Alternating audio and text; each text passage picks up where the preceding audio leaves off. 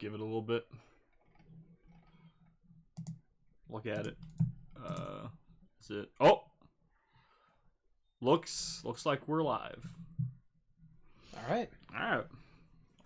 Welcome. We are going to be tier listing all the gym leaders and kahunas and trial captains. Yep. So a couple. What was it? A week ago? It was. We did couple weeks ago. We did one for the rivals, which took us a bit of time. I think like 2 hours. Oh, sure, it's more than 2 hours. It felt like about 2 hours to me, anyway. We had some disagreements, so we figured, you know what would be even more ridiculous if we did one for the gym leaders, because there's way too many of these. Rivals is sometimes only one per game. Most of the time. Most of the time, it's only one per game. Sometimes a couple, and then you got Gen 6. So, I mean, it was fairly easy. This one, though, minimum 8 per generation, and often there's more than that.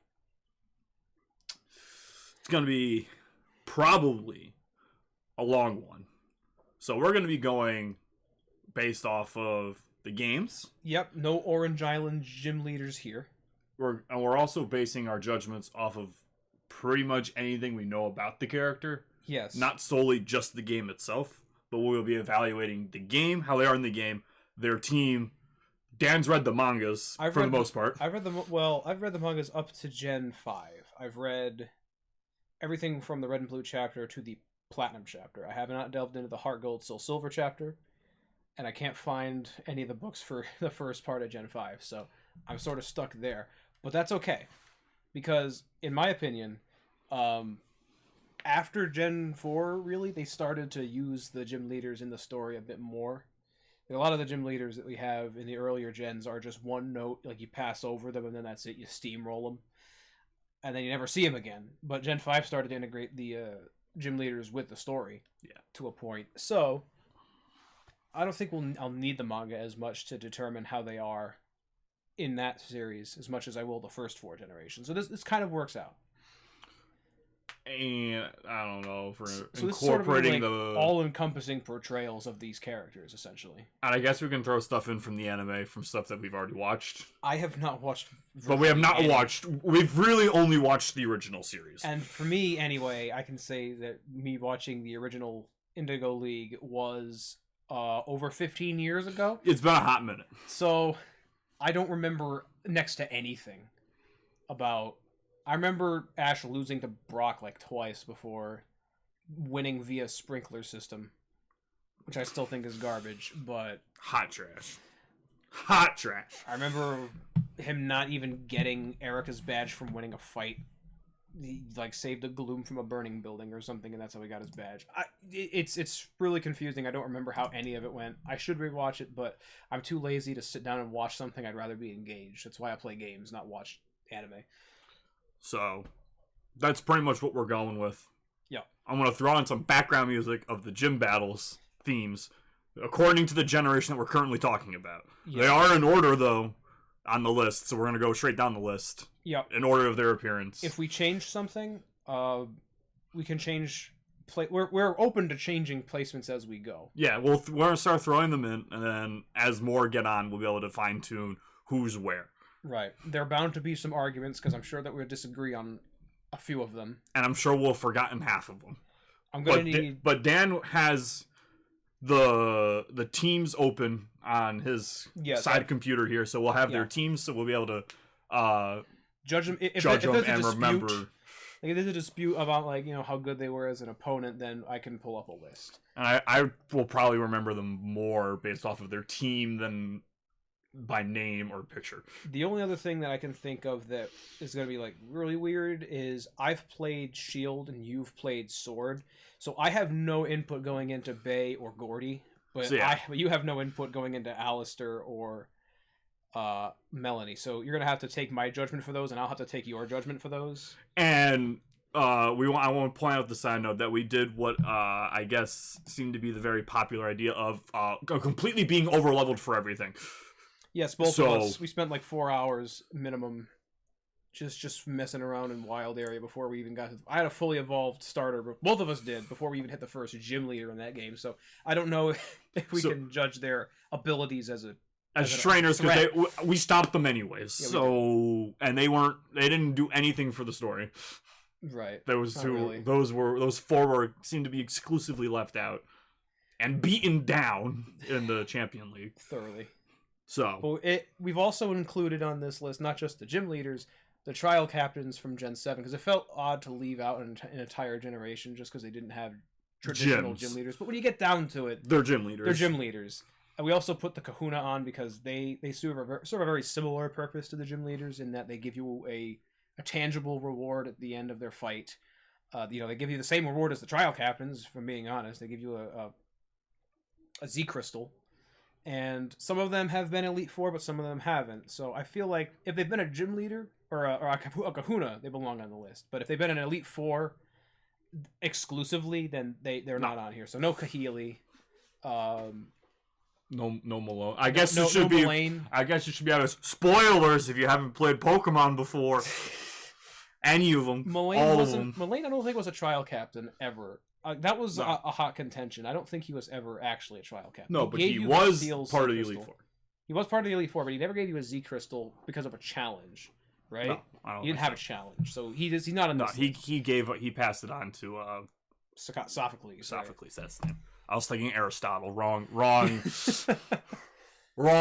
philosopher. All right.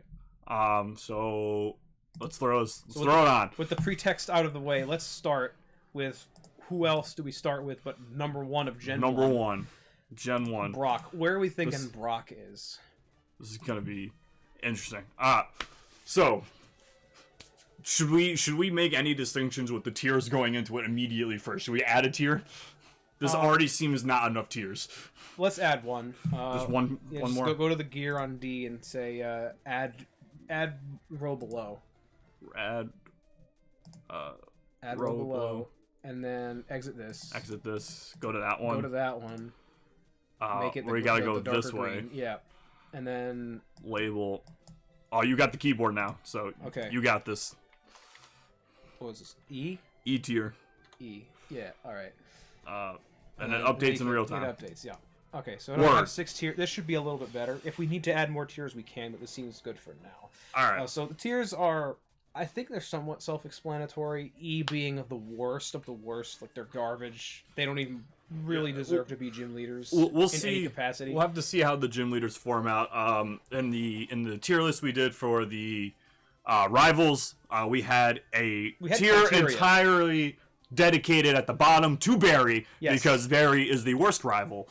Bar none, fight me. All right. So don't at me. He is the worst one. So Barry had his own tier. I don't think the gym leaders are going to end up with their own tier, but we might get there. I can think of 2 that might belong in a bottom tier all to themselves, but I don't think there'll be any single one in their own tier. We'll have to figure that out later once we start slapping these people. My bottom choice might belong in his own tier, but we'll get to that. We'll get to that relatively soon, actually. So we're starting off Brock. Start out with Brock. Immediately, I want to state that yes, Brock is one of the main characters of the original Pokemon series. Yeah, he is the mainstay, and he came back. He came back, yeah. But let me ask you this: Brock is the first gym leader you fight in the first game. He's a chump. So you can chump him out super hard with 2 of the 3 starter choices alone. You don't even have to catch anything between then and Viridian Forest. Bulbasaur and Squirtle wreck this man. And if you're playing the remakes, you can raise up a Charmander to have Metal Claw to chump him out with that too. So theoretically, when it comes to teams, in his initial appearance, chump. He is super chump, but he does have some redeeming qualities. He has a Fortress. Dan's a Fortress guy. I love Fortress. It's my second favorite Pokemon of all time. He's looking much more squished. It's good. He's looking better. He's got the whole comic relief thing going on with his horn dog status. I think that gives him some points, personally. Not many, but a lot of those points, though, are dragged out of him immediately by the fact that he was a travel companion for Ash Ketchum. So I think automatically anybody on this list that's been an Ash Ketchum travel companion loses a point. Like, loses a tier. I don't know about that drastic, but I do not think that Brock is going to be placed highly. But I believe Brock is a solid mid. Somewhere. Are you thinking? I'm thinking C would be like the highest he could go. I think for now we could place him at C. Hold on. Okay. Here's what I'm thinking. Right. I'm gonna look at Brock's team because he does have both a Pokemon World Tournament team and a rebattle team in Heart Gold, Soul Silver. So if either of those are exceptionally well made, we can bump him up to like low B tier, I think. So I know originally he has the Geodude and the Onix, right? Yeah, that's his. Doesn't he eventually get a Steelix though in like one of the rebattles somewhere? Well, let's find his rematch team in Heart Gold and Soul Silver. He's got a Rampardos. He's got a Rampardos. Ooh. Highest attack up to that point. He's still repping the Onix. He's got a lot of fossil. He's got a lot of fossil. Some fossil that shouldn't even be fossil, but should be fossil, but it isn't fossil. We're talking about Relicanth. Yeah, Relicanth. Relicanth. Pronunciation is not my strong suit. So his expert team looking like Aerodactyl, looking mostly the same, other than Rampardos to Aerodactyl. And then his expert world tournament. Well, it's looking a lot of the same, but T-Tar. But T-Tar, and we know T-Tar is good. So and he's got a Rhyperior. Yeah, Rhyperior. So the man ups himself over time. But let's be real about this. Look at this team. You can still chump this with water. Except for like Kabutops, but Kabutops ain't that great himself. No. It's a cool design, but it's like it's still neutral, and his defenses aren't there. I haven't seen, besides like T-Tar and Rampardo, a couple of one-note things. I don't necessarily see too much that bumps him. Would take him out of C. I think he's a C. I think he's solid C. Even in the show, he was still an okay character. I think he becomes overplayed just simply because he's there all the time. Yeah. Which is to no fault of his own. Obviously, he can't choose that. Right. He was. How much can you really help being written that way? But as I think we were talking about before, with how the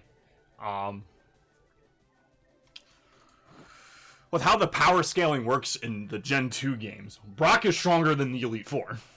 Or someone from the Elite Four is what you were saying. Because Indigo League is shared between Kanto and Johto, and the first couple, I'm pretty sure anyway. I can check that. If I go to his gold and silver stuff, right? Wait, where is he in gold silver? Oh, there it is. Gold, silver, crystal. 41. Already, his weakest Pokemon is stronger than the first Elite Four, and he's just Brock. He's just Brock. When we get to the later, even in Gen 2, that's not bad. That's not a bad team. I mean, obviously his big faults are not evolving the Graveler or the Rhyhorn, so I still maintain C. C. Well, we're starting Brock off. I don't know where in C he'll be because he's bound to get some company in there. Oh yeah, well he might get docked. That's where this reevaluation thing happens. Couple tiers, probably. We might add one or two more tiers into this, I'm sure. Who knows? Who knows what can happen? There's a lot of gym leaders. There's a lot to go through. So next up, Misty. So Misty suffers a lot of problems. The same with Brock. She's a traveling companion for Ash Ketchum, and that's not good. It doesn't look good on your resume. But it's hard because the first two people almost none of these people are Ash Ketchum traveling companions. There's a few. Silent is. You do get like Clemont one so often. Iris is. I'm pretty sure. I didn't watch the Gen 5 anime. Yeah, I believe she did. We'll get one from like every gen pretty much, but except the beginning. Nope. Gen 3 has none of them. Gen 2 has none of them. Gen 2 and the Gen 1 Gen 4 has none of them. They went from... Yeah. Gen 1 had 2 gym leaders follow around Ash, and then they didn't do that crap again until Gen 5. That's nuts. Well, then we had one for 5 and 6. Yeah. So. Misty. Second gym. Water. Also chumped by a starter. Also, yes. But she cannot be chumped very easily if you decided to plow through the game with just Charmander. No. She still wrecks you. And Squirtle doesn't give you an advantage. It just sort of makes the whole fight a slog. So, from typing alone, as an obstruction to the story, she's already more of a challenge than Brock by quite a bit. And let's not forget, she's a Gen 1 gym leader. She uses Starmie. Starmie was very OU. Starmie was broken. Starmie was really good, and Starmie's still good to this day. One of the few Gen 1 Pokemon whose kit hasn't really fallen out of favor. True. And I don't believe Starmie's even gotten a buff in stats like a lot of other. I don't think Starmie did. So Starmie's just good for this, just good on the face of it. So she's got good taste in water types at that, and she didn't even have very many. Yep. One of the two choices she picked one of the best things. Doesn't she have to Staryu too? Isn't it Staryu Starmie? She's got a Staryu and a Starmie. I think she might have one other thing. Is it a Goldeen or Seed King or something? I don't think she has the Psyduck in the game, right? Goldeen sounds kind of... No, she doesn't have the Psyduck in the games. At least not straight away. That's her entire team. Staryu, Starmie. That's it. But she can't fourth move either of them. That looks bad on her. Oh, Yellow does. And Yellow she did. Gold, Silver, Crystal. She's getting the water ground. She already knows. All right, so she gets plus from Dan for the Quagsire because Dan's a Swampert man. But if you look down two more next Pokemon, she's got a Lapras. Stop. And if any of you know anything about us, we do not like Lapras on the stream. Okay. Can we? I'll concede to Lapras nullifying the Quagsire points. Okay, nullify. We have a bad relationship with Lapras right now. But Game Misty is already scoring points above Anime Misty because this implies that she at one point had a Psyduck and she has a Gold. She has She has a Golduck in her Gold, Silver, Crystal team. Now, if we look at her rematch team, Milotic in Gen 4, you know she's good. Bulky Water. That's the name of the game in Gen 4. She's got two Bulky Water types. And pretty decent levels on her. And a Floatzel, which is interesting. Ooh! And she reps Stoys. She reps Stoys in the World Tournament? World Tournament, yeah. Ooh. That's the Kanto Leaders Tournament. And then she goes straight Jellicent for the expert. She's got some good taste. Caracosta! I don't even know what this is. Gathered Gym Leader? What is that? What are you? Oh, it was a Japanese exclusive download tournament for PWT. It's fine. But that would mean she implies she had a Caracosta at one point. I guess. Were those the Let's Go games? Yeah, it was Let's Go. Let's not worry about that. Hey, it's a game. It's a part of it. Yeah.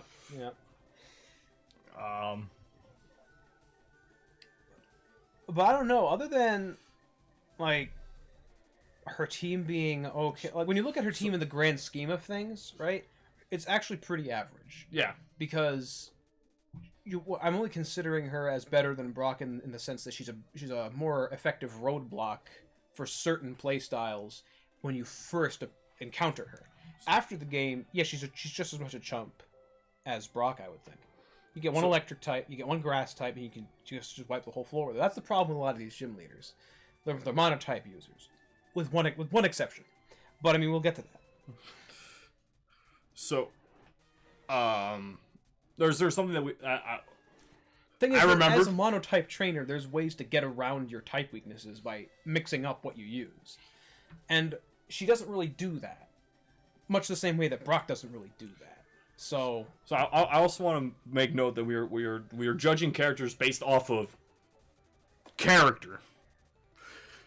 Yes. I don't remember how much of it's from the show or how much of it is from the game, and we forgot. We didn't mention it with Brock, but Misty is also trying. She has the pressure of her sisters or whatever. Sure.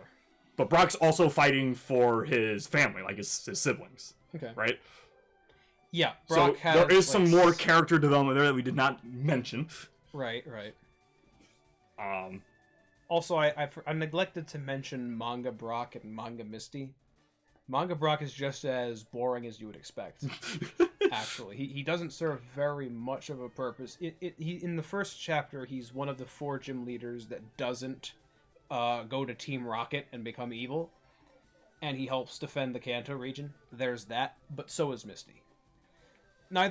Misty has the distinction of also being. She was never a travel companion really for Red, but she did hang around Red for a little bit. They had They had a little mini arc, and she's actually the reason that Red was able to go forward in his journey, because she let him use her Gyarados to travel the ocean of Kanto. So she's partially Cantonian Ocean. She's partially responsible for Red's success in that chapter. So there's a little bit there. I would say personally C tier as well, but above Brock. I would say slide her in right above. How do we do this? It'll just move him like that. Oh, okay. I think this is good. Okay. For right now. I'm trying to think if there's anything else that might distinguish them. I don't know if we're going to get anything that will be tier defining at this point. No, not yet. Not yet. All right, let's move on to Surge. Let's get some more in there, yeah.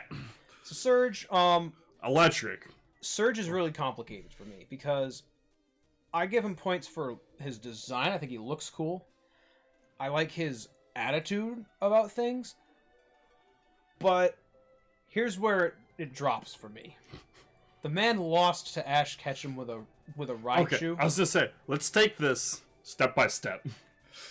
Because we have Game Surge, we have Manga Surge, which I remember you saying is very different. Manga Surge is very different. And then we have Anime Surge, which really is they're three very different surges. So Game Surge is kind of like one of those gym leaders that I mentioned before, where you beat them and then that's it. Yeah. There's no build up to his fight. There's nothing after his fight. He's just kind of there. His gym is cool though. His gym is neat. I'm sure it gave a lot of people stress, because you got to find the first switch and then it's a 50-50 unless you get an edge. But there's really not a whole lot to Game Surge. Even his team, like his team was made in the days where levitating and or flying electric types did not exist yet. So his team is comprised of everything in it you can destroy with a ground type. Any ground type. And they have in his town, like right next to his town, a cave full of nothing but ground types. Diglett Cave. And I'm sure by then you probably would have found some other ground type. I can't remember everything that appears along the way to Vermilion, but even if you didn't, you can just take a quick pit stop to Diglett Cave and find something that's just as fast as his electric types that can wallop him. And can't do anything to you because ground is immune. So then it's really just comparing Anime Surge to Manga Surge. So at this point, Game Surge is like D. D. Manga Surge, I'd probably put at a B.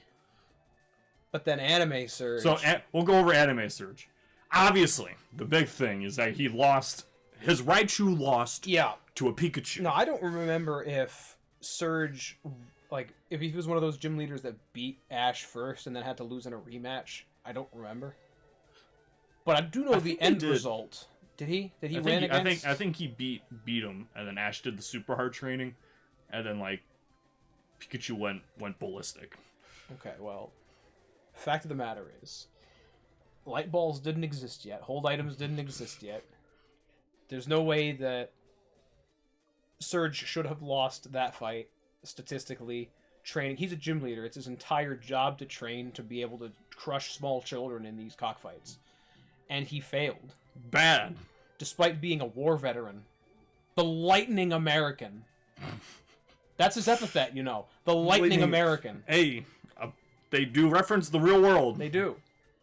Those Vikings. I don't know what war he fought in. It really sucks for me to put a literal war veteran and American this low on the list.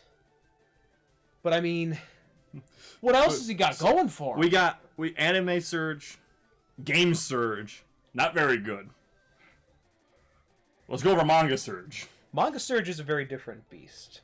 So, Manga Surge kind of falls into what you would expect a character with his sort of overall design to be. He's a villain. And more than that, he's a Team Rocket, executive almost. He's essentially an executive. Him and Sabrina and Koga are bad guys, working directly under Giovanni. And that's pretty damn cool. It was really awesome for me reading that Red and Blue chapter to see these gym leaders flipped completely on their head. Not so much Brock, but an awful lot of them are taken, because you kind of got the feeling, we'll get to Sabrina later, but I'm just going to, you kind of get the feeling that Sabrina could be evil, given the stuff that they say about her, like NPCs say about her. And to see that actually come to fruition, it gives Surge a different light, too, because war veteran, you'd think a good guy. It's like your implicit reaction. Oh, he's fighting for my country. He's a good... But no, straight up bad guy, has no problem harming children if the situation demands it. The guy really doesn't care. And it seems, in a lot of instances, like he has a great time being bad, too. Like he just enjoys it. And I like that. I like non-apologetic villains. And he really was. At least for the first chapter. But then after that, he develops, which is something that not a whole lot of villains typically do. Especially in this series. They're usually one-trick ponies. Villains in the manga do tend to develop, on average, more than the ones in the games. The only villain from the games I can think of that even came remotely close to developing was Cyrus. Cyrus and even in Diamond Pearl Platinum came in. Like, he started realizing some stuff, I believe. Yeah, in the games. And then, he had a short change of heart. And then in the Rainbow Rocket episode, he's just like, what? What am I doing? he like, completely just, like, turned face and was just like, yeah, I'm done with this. Yeah, Surge has a similar sort of thing. He never really stopped being bad until, I think, super late. I'd have to pull one of my books out from 2 floors away right now. But I think, because he did help. In chapter 3, was it 3? He helped the good guys of that chapter, but only because, like, the Team Rocket had been usurped by a different person.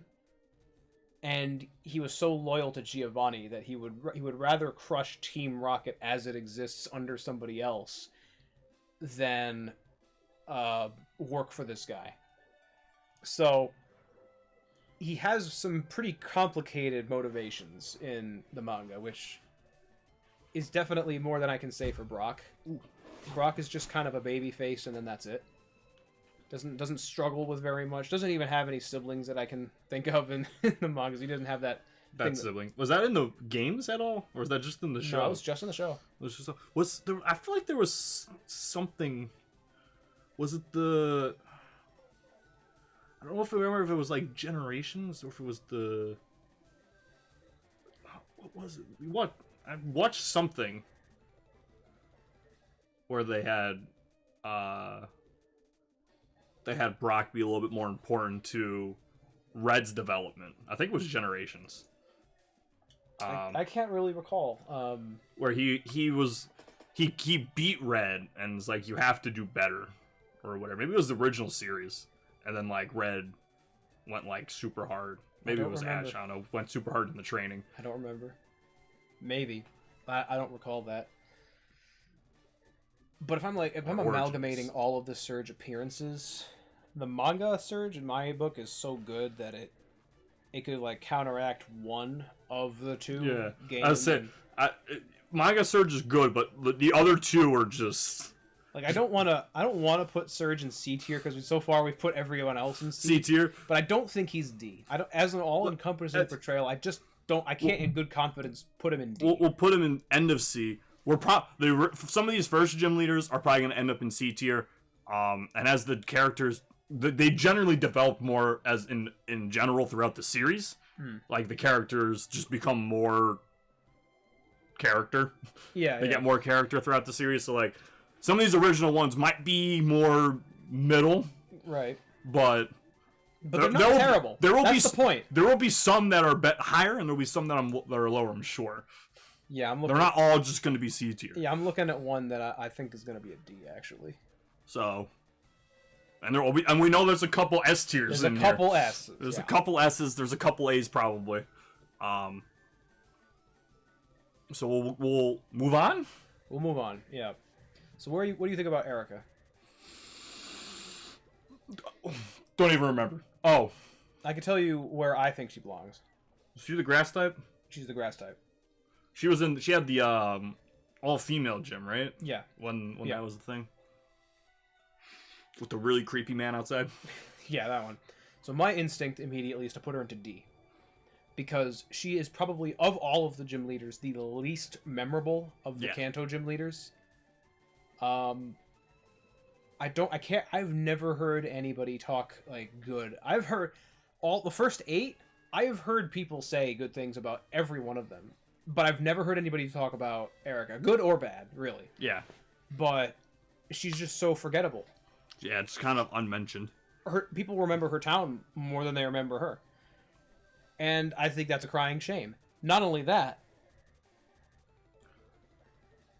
she uses a Vileplume. There it is. Dan's... If you couldn't figure it out, since Dan likes Swampert, Dan don't like grass types. Vileplume, the big bad of the grass. Vileplume represents everything I despise about grass types. And Erika... uses Vileplume. Using Vileplume as her ace just really rubs me the wrong way. But no, yeah, I don't think she's very memorable. I don't remember anything from the show. If it were up to me, like, just because of the Vileplume, I put her into E. But I know that's not fair. There will be some times where we subjectively put a character somewhere. I mean, this whole thing is subjective, but there are times where we're objectively trying to put people places. Yeah. So we might subjectively put them somewhere, but we might objectively move them later. That's fair. But I think she's D. I think she's like, when the D tier bloats up a bit, because I think it will. I think she'd be in like the middle of the D tier personally. Yeah, we'll slap her in D for right now. I can't remember anything about the show with her at all. Literally nothing. Nope, I remember nothing except her giving Ash the badge because he saved a gloom from a burning building. That was it. Manga? In the manga, she is also one of the gym leaders that stays on the side of good. She's the only 3 that doesn't have anything to do with Team Rocket at the beginning. The others being Brock and Misty. Blaine ends up switching allegiances later, but he's one of the 4 good ones as well. And she takes up the role of sort of leading the good gym leaders in the efforts against the Team Rocket insurgent. So there's that. She has some, but it's like, I don't really... Her development in that doesn't really feel genuine to me, if that makes sense. Like, she has... it doesn't feel like she earns the weight that the story wants to put on her. It just feels like she has it because she was there, and she stepped up. I mean, good on her for stepping up, but I mean... Why couldn't Brock have been the one that the story dictated to be the leader? You know, why couldn't it have been Misty? It was just Erika because I guess she is a stronger gym leader at the time. I mean, let's be honest. If it's those 3, Erika swamps both of them. So, just because of typing. That might have been. Is it stated anywhere in the manga the gyms are in Kanto are organized by strength? No. There's nothing that says that overtly. Although Red takes the same path that... you take in the games, and he has sort of equal amounts of struggle with a lot of them, so it's kind of implied that they are tiered in terms of difficulty, but nothing is explicitly said that way. Because I think when the show, they all have teams for whatever strength your Pokemon are. Yeah. And they adapt to who the challenger is rather than how far into the challenge they are. Or whatever. Makes me wonder why Brock even had to use the Onix then. What? Oh! Can you just cheese the entire thing by using low-level Pokemon the entire time? Like in the show? Could you just cheese your way through all of L8 gyms? Obviously, the Elite Four is going to give you a pounding because that's the actual, people tournament first. Still, most Elite Four are Monotype users, but I mean... But in the show, at least, they had the championship rounds before they got to the Elite Four, right? It depended on the league. Every league did it a little different. Some of them were tournament style, some of them were traditional, like you fight before Elite Four, but... most of them were like round-robin eliminations or some crap. Yeah. We'll leave this here. Should we keep doing team analysis? We'll do it if there's a contention. Alright. Koga! The Poison Ninja. Koga, my immediate reaction is to put him in B. because Koga's never been Surge. Surge has got the design unlock, but Koga's got the design unlock as well. But unlike Surge, Koga's never really had a bad moment, as far as I can remember. I don't remember what... Obviously, Ash has the badge, so he must have lost to Ash at some point. But I don't remember it being as embarrassing as losing to the same... like a lower species in the same evolution line as the Pokemon you're using. I don't know how Koga lost to Ash, so it couldn't have been that bad. It was just a standard in and out procedure. Maybe. But, yeah, he is a ninja. He's a ninja. And let's not forget... And he becomes Elite Four. He becomes an Elite Four. Which means he is strong. In both the games and the manga, he becomes an Elite Four. So this is a consistent thing. Koga's good. Koga's so good that despite only being like the 5th gym leader, he becomes an Elite Four later. Not even gym leaders that are technically stronger than him get up to that point. Sabrina maintains her position as a gym leader. Blaine maintains his position. So Koga has to have had some quick growth. Yeah. In order to get up on the same tier with Bruno. You know what I mean? So I'm inclined to put Koga in the B tier because he's pretty cool in the games. He has accomplishments in the games. His manga counterpart's pretty damn cool too. His Arbok has the ability to regenerate if it gets dismembered. Was that the Arbok that got cut in half? Yeah, that was it. Which is a very unique trait among Arbok. Which sounds like a very non-canon Arbok trait. But it's canon to the manga. Yeah, the manga has its own canon, its own canon. So I'm inclined to put, like, my initial reaction is to put Koga somewhere in high B tier, low A tier. High B, low A. That's where I put him. What about you? I'm inclined to agree, but we'll throw him in B. Okay. Just to kind of get this good T going here. All right. And then as B fills up more, we be able to dictate A, B more. Okay. Because there was a point for the rival tier list that we made that there became a significant gap between one tier and another. Yeah. And we were having trouble finding how to place. Who was it? Was it Hao? It was Hao. We didn't know if we should. Like there was because the biggest gap there was like between him and Brendan. Yeah. And we couldn't justify putting Hao in the same tier with Brendan because the gap was so huge. But then not putting him in that B tier would have stretched out the C tier more, but it's just the only way it worked out. Yeah. So, well, I'm gonna be tweeting out probably later, maybe sometime halfway through the stream or something. If we get halfway there, the tier list that we came up with for the rivals or whatever. This goes on YouTube. I'll put in like the description too or whatever. I'll throw the tweet up in there. I don't think that list is going to be changing very much. No, I think that list pretty much nailed where everything. I think we nailed it down to what we think, and I think it's a very solid list for people in general. Yeah, I've shared it around to a couple people that I know, and most people agree.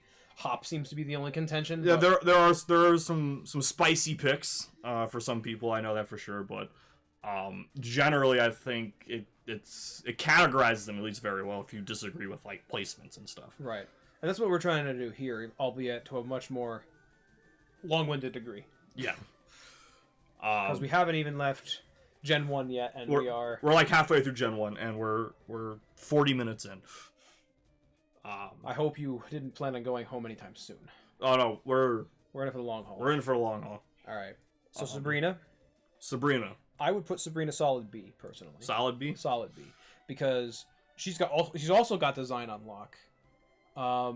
She had that part in the anime where she was memorable in the anime. I don't remember dick about Koga. She had some kind of like mind control, like Alakazam thing going on. Yeah, or something. She was doing some crap where she was turning people into dolls and keeping them trapped. And Alakazam 4 billion IQ, big brain. Well, like 4,000, I think, but that doesn't matter. Big brain. The important part is she uses an Alakazam, probably the most broken Pokemon in Gen 1 meta besides Mewtwo. Yeah, and Mew. You can't ignore that. Yeah, Big Zam was biggest Zam. Yeah. In Gen 1. And even if she, like as a gym leader, might not have been too difficult, you got to think in lore she must be something special. She was the 6th gym leader. And yeah, it was said that she had psychic powers. Yeah, she's a psychic too. That's cool. Yeah. And again, she was one of these Team Rocket villains in the manga. She has some growth too. Not a whole lot. Not a whole lot, but it feels organic with how they built her up. She never really switches to the good side like Koga does. Or like Surge does temporarily. But she stays consistent, but like internally.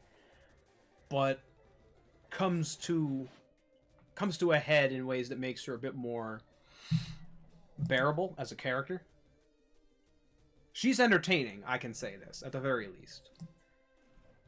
She's consistently entertaining throughout the manga whenever she's on screen. I don't really care for how much Green does her dirty throughout a couple of the chapters, but that's neither here nor there. I don't think that says anything bad about Sabrina. That just props up Green a lot. So I would put her in B. I'd put her like below Koga. Below Koga? Below Koga. Because I'm pretty sure that Koga has a chance of going up to A it's like, so right, you don't remember anything about Koga from the show. From the show. But we do remember stuff about Sabrina from the show. Yes.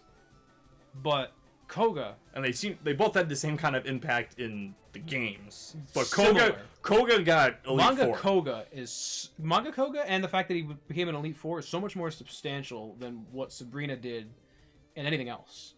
So that's why Koga is above her. And I would wager to say that there could be an argument to be made for Koga to be bumped up to A. And you know what that is? This Gen 2 team has a fortress. You gotta believe. Oh yes, the poison type trainer with the non-poison type Pokemon that's immune to poison types because it's a steel type. Of course. Koga's gotta be skilled if he managed to become an Elite Four with his ace being a muck. Okay, there's something more to this man than meets the eye. Hey man, didn't Ash use his muck in the champion tournament or whatever in the Elite Four battle thing? I don't remember. And it didn't do anything because the muck just wanted to hug people. The muck is the reason it didn't do anything is because it was Ash's muck. That says nothing about muck as a species. That has to do with Ash. Alright, moving on. Oops. I still think Koga can get moved up, but let's go to Blaine. Blaine. All right. A. I want to establish something here. A. And that is, we're gonna separate everything. So we still got the games, we still got the manga, we still got the show. But I'm gonna separate a subsection of game to Let's Go. Because Blaine and Let's Go was actually really cool. Yes, Blaine and Let's Go was, if you're basing it on Let's Go Blaine exclusively, instant A. Like probably even low S. But I would say A. As an all-encompassing Blaine, because let's look at Blaine. What we're gonna dissect Blaine. Let's because Blaine. I just wanted to put that point in because we haven't mentioned Let's Go, and every single one of these characters has been in Let's Go. Well, all of them up to this point have been forgettable in Let's Go. They haven't brought anything new to the table in Let's Go. Not really. But Blaine's Let's Go appearance was vastly different. Blaine brings that epithet of hot-headed quizmaster to a full circle. It brings it in. Finally, after all this time. I've never understood the hot-headed quizmaster thing. I never understood it. Now I do. Now I do. And it makes sense. This Gerald Robotnik-looking son of a bitch. He's got talent. He's got swagger. And in the manga, he's got Mewtwo. Yeah. So come on. He's on Cinnabar Island, right? Yeah. Where you find out about Mewtwo escaping the mansion, right? Escape the mansion. Was that him? Was he? I don't remember. Was he like researcher of the team? In the games? Yeah, or in whatever. In the games, it's hinted at in subtext that him and Mr. Fuji had a heavy hand in developing Mewtwo. In the movie, Mr. Fuji wasn't even Mr. Fuji, it was Dr. Fuji, and he created Mewtwo, and Blaine had nothing to do with it. But that's different. That's not even canon. That's not even canon. So thanks, Game Freak. But it is somewhat implied that Blaine had a hand in Mewtwo's creation in a couple different forms of media. And that in and of itself is something amazing. At least I feel. Or slide him up. But you want I want him an A. Blaine in the manga said he had Mewtwo. He had Mewtwo. He was bonded to Mewtwo. Alright, I remember you telling me about this. Yes. He had to use his own DNA to stabilize Mewtwo, otherwise it was going to fall apart. But in doing so, psychically linked Mewtwo to himself.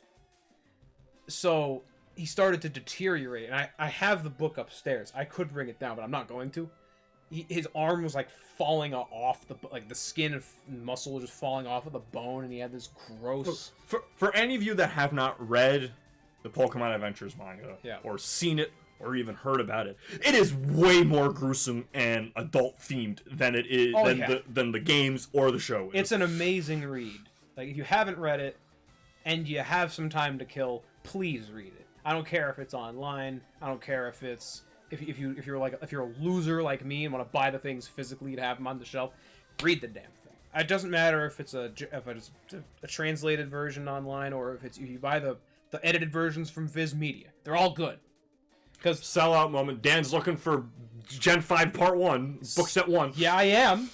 Because I want to reasonable continue. Pricing. I want to continue. I don't want to just jump to Gen 6. If you have that and are selling it, and it's in good condition. Sorry, it's not happening. I understand this. I've come to grips with that. But Blaine, kind of like Sabrina, doesn't have a super weak moment, but his strong moments are stronger than all of Sabrina's. So Blaine is instant A in my book, and I don't think he's going to change. He has a tiny, really tiny chance of moving up to low S, I feel, but I think A is his home. He's got a smaller chance of moving up to S than Koga does of moving up to A. I promise you that. Yeah. This S tier is gonna be very cutthroat. Yes, it is. We already know some of these trainers that are going into S tier, and it's gonna be cutthroat. Yeah. And speaking of S tier, let's move on to our next. Okay. Giovanni is S tier. Giovanni is absolute S tier. Anybody who debates me on this it's not really even an opinion thing. You're just wrong. So we'll go up the ramp. We'll ramp up Giovanni. All right. Anime Giovanni. Anime Giovanni. Leader of Team Rocket. Of course. In every opinion. Creator of Mewtwo. Yes. Funded project or funded it. Mewtwo, armored Mewtwo. Successfully had Mewtwo under his command for a while. Crushed Gary with it. He excellent taste in suits. Excellent suits.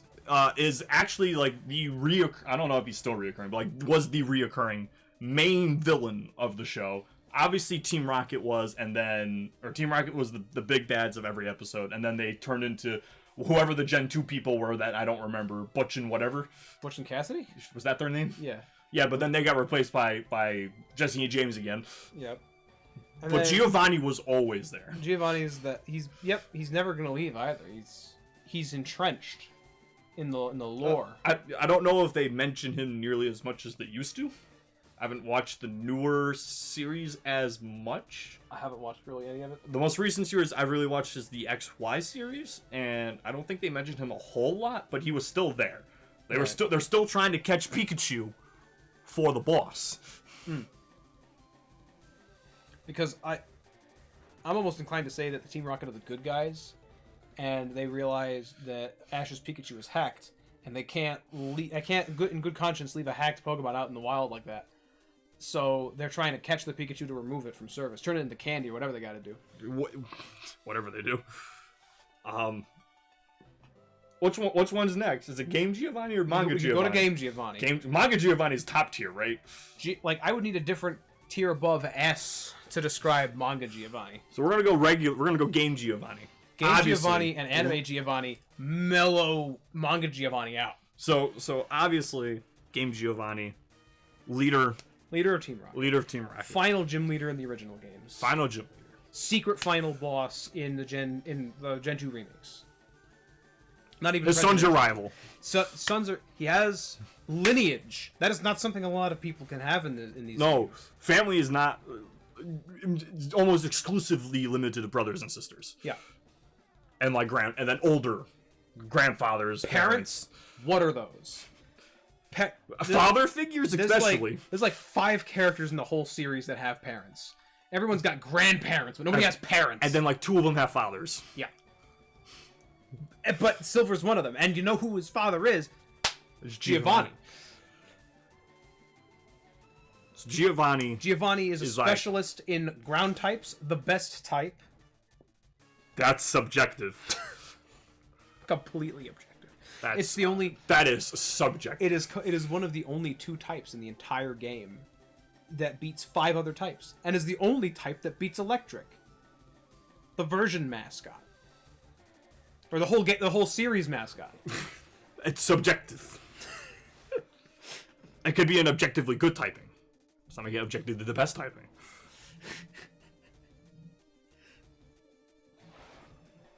But ground is good. Ground is great. The secret 8th gym leader of Viridian City. Who was this gym leader the whole time? Oh, hey, it's me, Giovanni. Oh, by the way, I'm outie now because you beat me. Yeah, he does. Team Rocket, go away. He leaves to do some soul searching, and then canonically, when's the next time we see him? Rainbow Rocket. Oh yeah, and Rainbow Rocket Giovanni. Rainbow Rocket. Literally interdimensional Giovanni.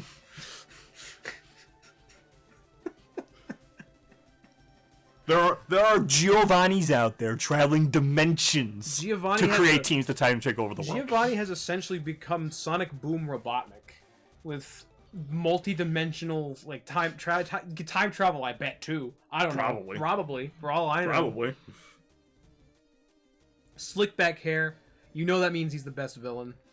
One of the best villains out there. Suit, great taste. No matter what version of Giovanni you're talking, he's got great taste in suits. Giovanni. Now. Giovanni. Manga Giovanni. Giovanni. Dan is going to probably gush for probably the next 5 to 10 minutes about Manga Giovanni.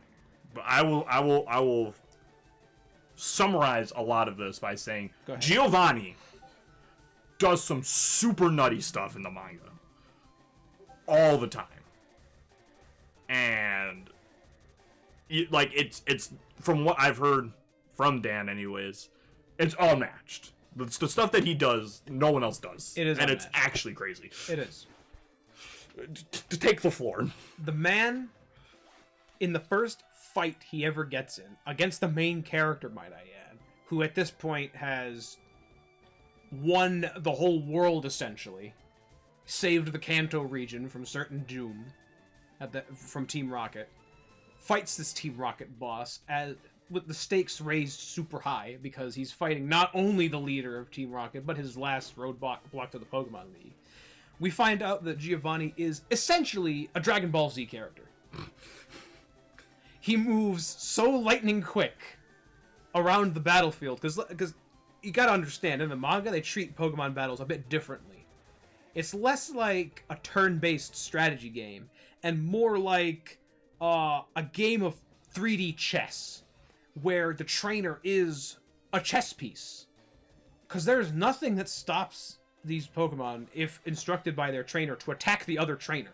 In fact, in the first couple chapters, they do that quite often.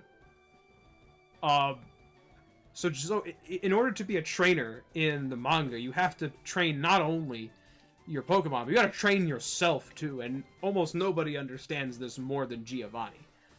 The man's got reflexes like nobody else. The man's physically ridiculously strong on top of that. He is a strategist with no equal. Because even though a lot of his harebrained schemes seem harebrained and they might fail at the end of the day, they're not failing really due to anything Giovanni has control over. They fail because Red has plot armor, or they fail because he's got some sort of disease that's keeping him from being at 100%. Oh, spoiler. We already put the spoiler warning up. It turns out Giovanni's got some life-threatening illness. What a surprise. But even with the life-threatening illness, he's still dicking on anybody that isn't Red. or blue sometimes. I can't think of any instance where Giovanni and blue had a confrontation. It's pretty much just been red versus Giovanni. But regardless, Giovanni in chapter 2 in the yellow chapter just strolls on in when Lance is having this big, because the Elite Four in chapter 2 are the main enemies. That was pretty cool too, just putting that out there. So Giovanni just strolls on in out of nowhere. And because Yellow is built up as this child of prophecy that's the only one that can beat Lance. And then Giovanni just comes in and stomps a mud hole into Lance. Despite being an Elite Four, the leader of the Elite Four, Giovanni just goes, "Get out of here!" I want to make the point because Dan brought up this prophecy. Yeah, it was what do you say? Someone from Viridian, born in Viridian Forest. Yeah, only somebody from Viridian Forest with a Pokemon from Viridian Forest. It will be like the chosen one. Will be the yeah. And guess who fits all that? And so obviously it's supposed to be Yellow. Yeah, obviously. But Giovanni comes in and is like, "Yeah, I'm born from Viridian, and you know what? I got this Beedrill from Viridian Forest." And even though I haven't read it yet, I do know that in the X and Y chapter, he comes back and Mega Evolves his Beedrill. Because of course he does. So this man is out here using Beedrill as his... to fill his spot in trying to fulfill the prophecy. He's not even he's a ground trainer. But he's going out of his type comfort zone just to stomp people with this low-tier bug garbage. Type. I'm a Beedrill man. I like Beedrill more than Butterfree. But even you can Beedrill admit, is trash. Even you can admit though, it's trash. Beedrill is trash. But this man out here making it work. And making it look convincing. Making Beedrill look good. Making it look like a valid option. Putting respect on that name. Giovanni comes in chapter 5 and gets Deoxys. He just gets it. He just gets it. He just gets this. Oh, he's not in this list. No, he's not. We're gonna have to do that list too at some point. Oh, a villain head. Villain list. Well, you know who's gonna be S tier there too? Giovanni. You know who's gonna have their own tier? Chairman Rose. We were gonna put Barry like 2 tiers down. I have an entire empty tier. Have 2 empty tiers. Just show how bad he was. Dr. Rose or Chairman Rose is getting. Dr. Rose is getting way too much credit. Is getting the 3-tier treatment. This is the worst villain I've seen ever. This man is literal Garbodor tier. He's mad that they didn't want to talk about saving energy for 1,000 years now because of you didn't want to wait a day. So he was going to throw the whole world into chaos. A day. Give me a break. It was so ham-fisted and thrown out of nowhere. Okay, but we're getting off topic. Giovanni. He just gets the Deoxys. And yeah, he might lose it at the end. But he had it. And then saves his son from a burning plane crash. With one hand. Just lifts his son up.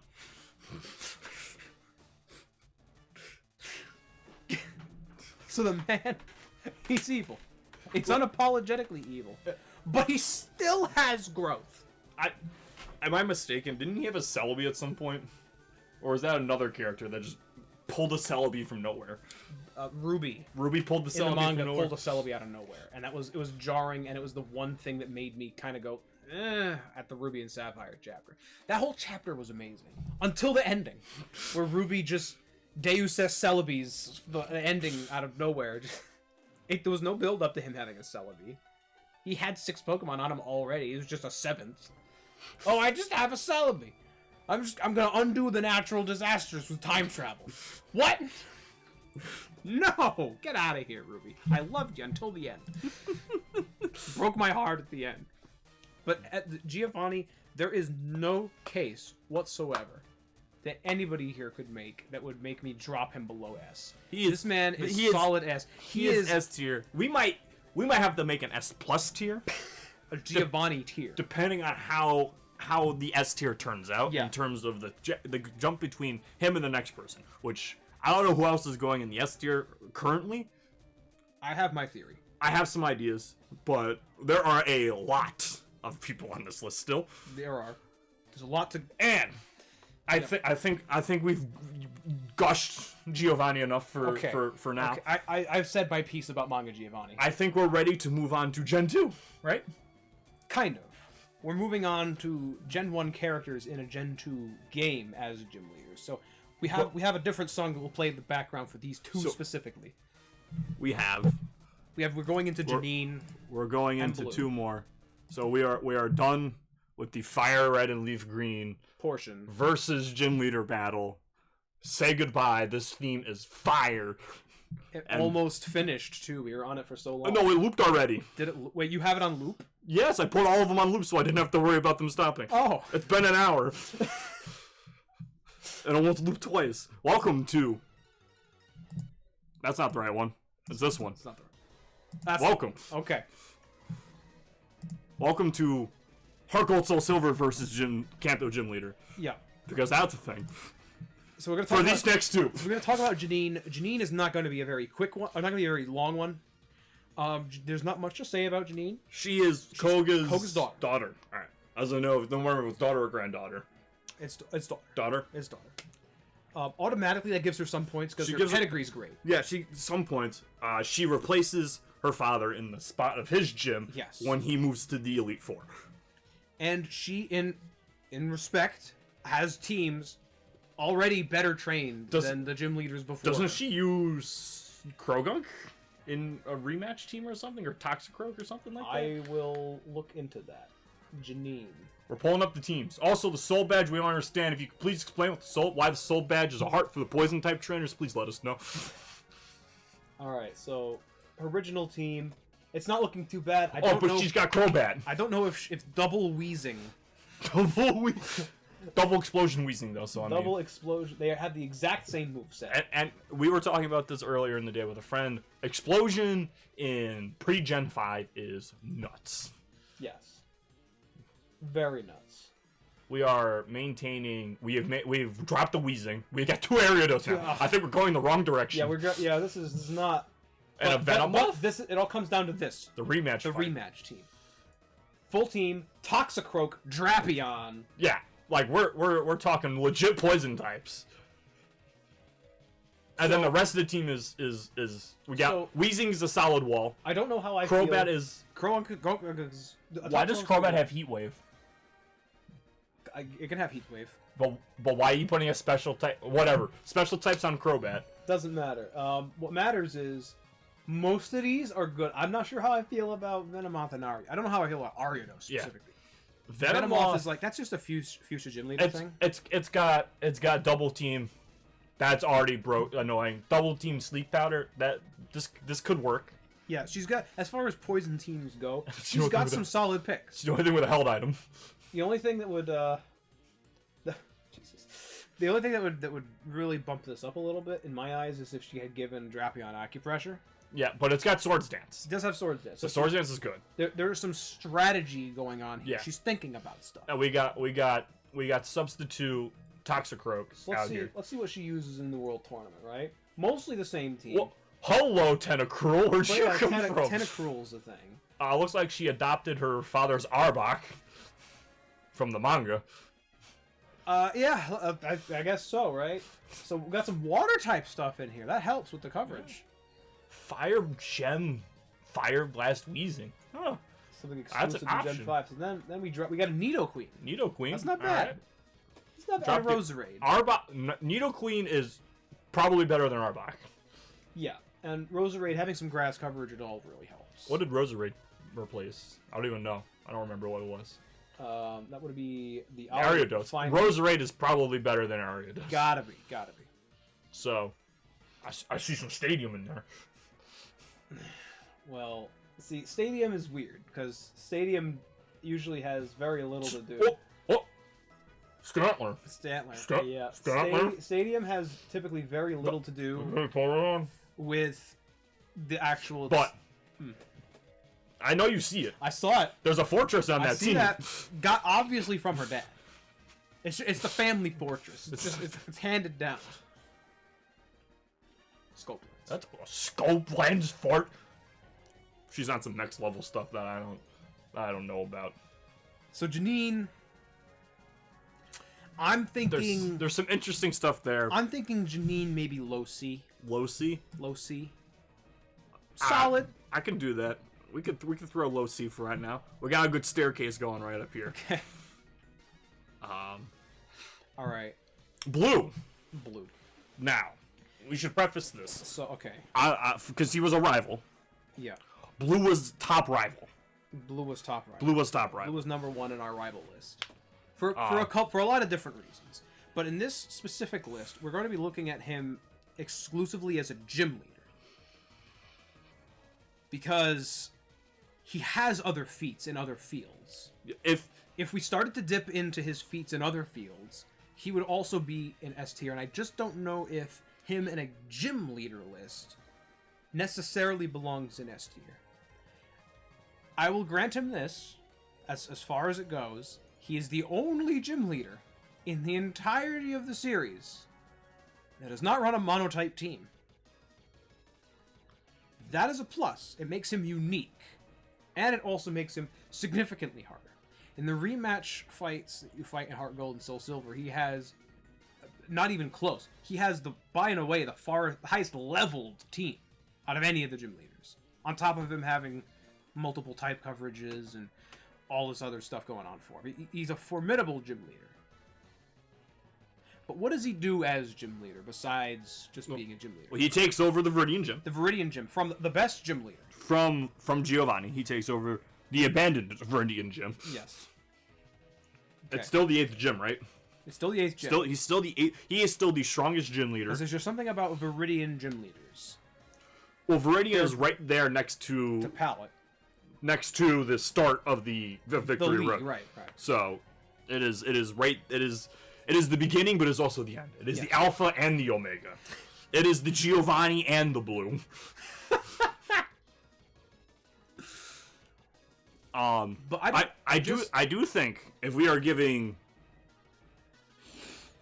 some of these gym leaders credit for being leaders and or have a insignificant part of Team Rocket, okay, we should take into some consideration stuff that Blue has done outside of gym leaders. Okay, we should give it some merit. So my argument for why I brought up the Elite Four thing with Koga was because Koga was introduced to us in the series as a gym leader. That was his primary function, and then he moved up. Blue started as a rival, got to champion for 5 minutes, and then got demoted to gym leader. Doesn't look as good. So, he's still the strongest gym leader, but he suffered a demotion. He didn't even go from champion to Elite Four. He just went from champion, drops down to gym leader. So the Indigo League leaves you in an interesting place after Red and Blue, though. Because Blue wins, Red beats Blue. Red's new champion. Sure. Red leaves champion. Leaves spot kind of vacant, and then Lance takes over. Lance takes it. He's the strongest Elite Four. But there is also... But that's the implication, though, that if Lance takes over the position as the Elite Four, that's a champion, that he supersedes Blue. Because Blue isn't in that club anymore. Blue is no longer anything. Right. And it's usually the strongest of the Elite Four would be the next one to move on. Right. To be the champion. If there was no champion slot, which there was at that point. Blue had it for a couple minutes. Red took it. Red didn't want it. Red left it. And so that by default left Lance. But if Blue really wanted to assert his dominance, he'd have just gone right back around to the Elite Four that he knows he can beat because he just did, and snagged the champion spot, and that would have been who Ethan would have had to fight in his bout with the Indigo League. And Will, we would have never even heard of Will. So maybe Will would have been the gym leader, and we've had two psychic gym leaders in the same region. Area. Who knows? But after Giovanni left, the 8th gym became, I guess technically the 8th gym became vacant before the champion spot. It was never vacant. He was just gone. He was still the gym leader of Iridian, It was just he wasn't there. That happens. It's like sort of like a world building thing. Oh, the gym leader isn't here. Just mechanically, it's to give you to let you move on to Pewter, but I don't know. No, afterwards. After you beat Giovanni and then he leaves. Yeah, then it's vacant. But then it's vacant before you even take on the Elite Four. It becomes vacant. With the gap in time, I don't know if there's any time for Blue to have known that it was vacant. Probably not, but they go on. Blue gets his badge first, obviously. Yeah. Red gets his badge second. Mm-hmm. Giovanni leaves. Blue's taking the Elite Four on. Red takes the Elite Four on and beats Blue after Blue became champion. Sure. 8th gym is now vacant. Red is now champion. Red leaves. Maybe Blue called dibs on the gym before Red decided to leave. You can do that? Just call dibs? He's not even from Viridian, though. I don't think that... Do they even say Giovanni's from Viridian in the game? Yes. I don't Yes, he's from Viridian. He is from... Both in the manga and in the games, he's said to be from Viridian. Why would... It doesn't have to be important that they have to be from there to be the gym leader. There's nothing saying you have to be from that town. I mean, just look at people like Norman or Kabu. They're obviously not from the regions that they came from. So, but there's no rule, obviously, but even if Red took champion from Blue, there is still a vacant 8th gym spot. Yeah. And Blue is currently the next strongest trainer in the region. Yeah, but how do you think that went down? Do you think he volunteered for it, or do you think he was assigned it? I think he volunteered for it. I think they mentioned that.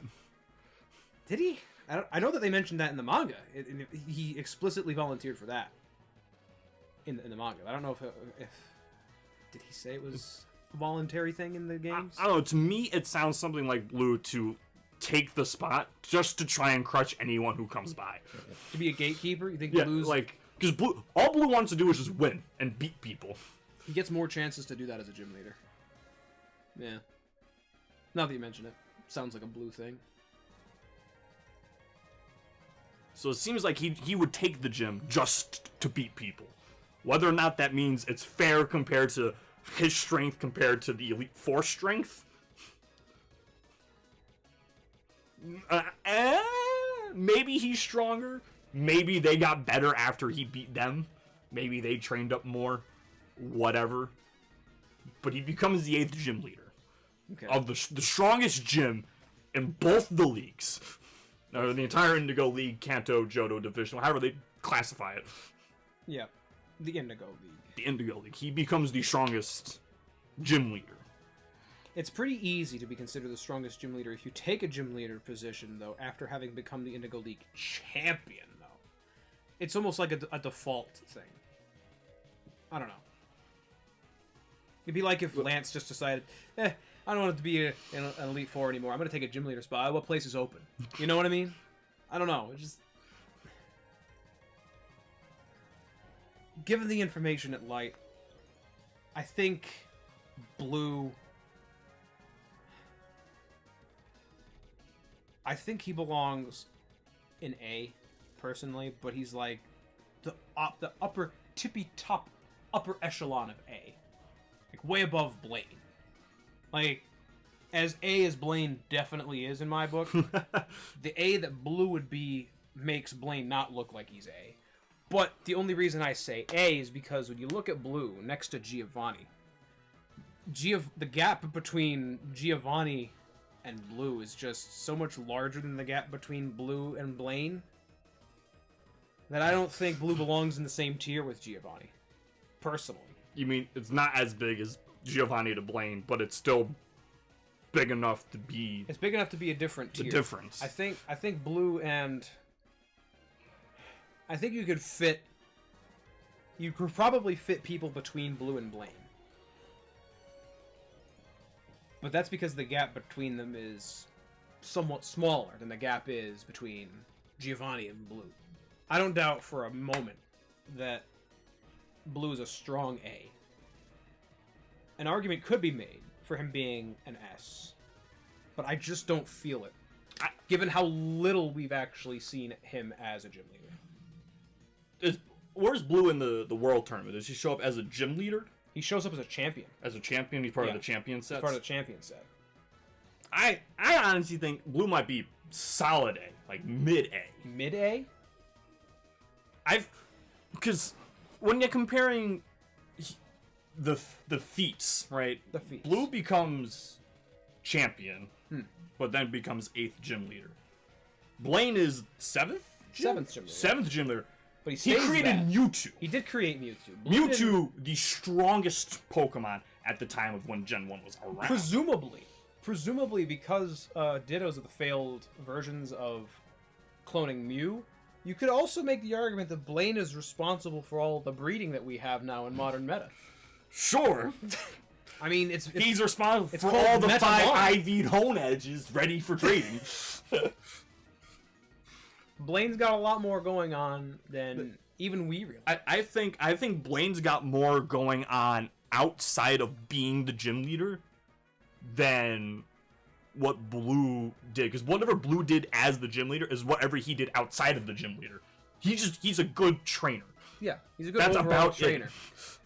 But I don't get the feeling that as a gym leader he's very, like, I don't think he's doing a whole lot for Viridian, other than being the gym leader. Gym. Blaine, on the other hand, blew up half his island. A volcano just erupted there. It wasn't his fault. But then when it did happen, guess what? Blaine just opened the thing up again. He had everyone evacuated to somewhere else. But then this crazy son of a bitch, he just reopened the gym inside a smoldering pile of mountain. Why not? Because he's Blaine. No one else on Cinnabar anymore except for Blaine. He just runs the gym. He doesn't even have a trainer in there to gatekeep people to him. He just, come on, fire gym leader, here I am. I read the 20 tips on making a Robotnik mustache. I read that book. I bought it. I co-authored it. I published it. You know what? You put Blue in A, but put him below Blaine. I think Blaine's got a little bit more going on in the gym leader list. Yeah. Than Blue's got going for him in the gym leader. In the rival list, there's no comparison. Blue is upper echelon. But S tier. That's as a rival. Yeah. This is as a gym leader.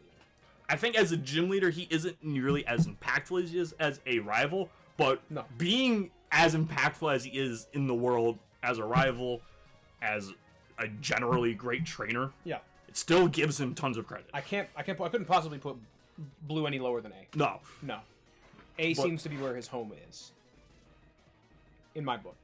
I would have put him maybe a little higher just because of the fact that he doesn't have a monotype team. But this still feels okay to me. We can reorganize as we see who comes after where Blue currently is, and who becomes maybe slips in before Blaine.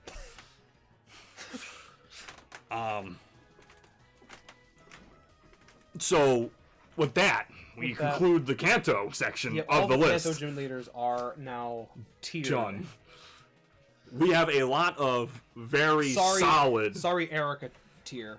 Sorry, Erica team, if you're out there. But Team Erica, we're sorry. Your gym leader's trash. But not as trash as it could be. But it is not E tier. There is a spot for worse. There is. So let's ceremoniously change our music. We're moving on. Goodbye versus Kanto gym leader. Hello to what you got a sneak peek of a half a second of the Johto gym leaders. As we move on to the Johto section. All right. So first up we have. I wanna preface this with, me and Dan, when I come over to this place, we go for walks or whatever, just talk and play Pokemon Go for me. And I mentioned to him that Gen 2 seems to be one of the. It is a highly regarded gen, but not a very memorable. People don't tend to remember as much as they do about other gens. They just say it was a good gen. And I'm guilty of that myself. I am going to be not as insightful on these 8 gym leaders. Yeah, there's only 8 this time. 8 gym leaders, as I would be on probably every other gym leader from here on out, and the 10 we had before. But we will get through it.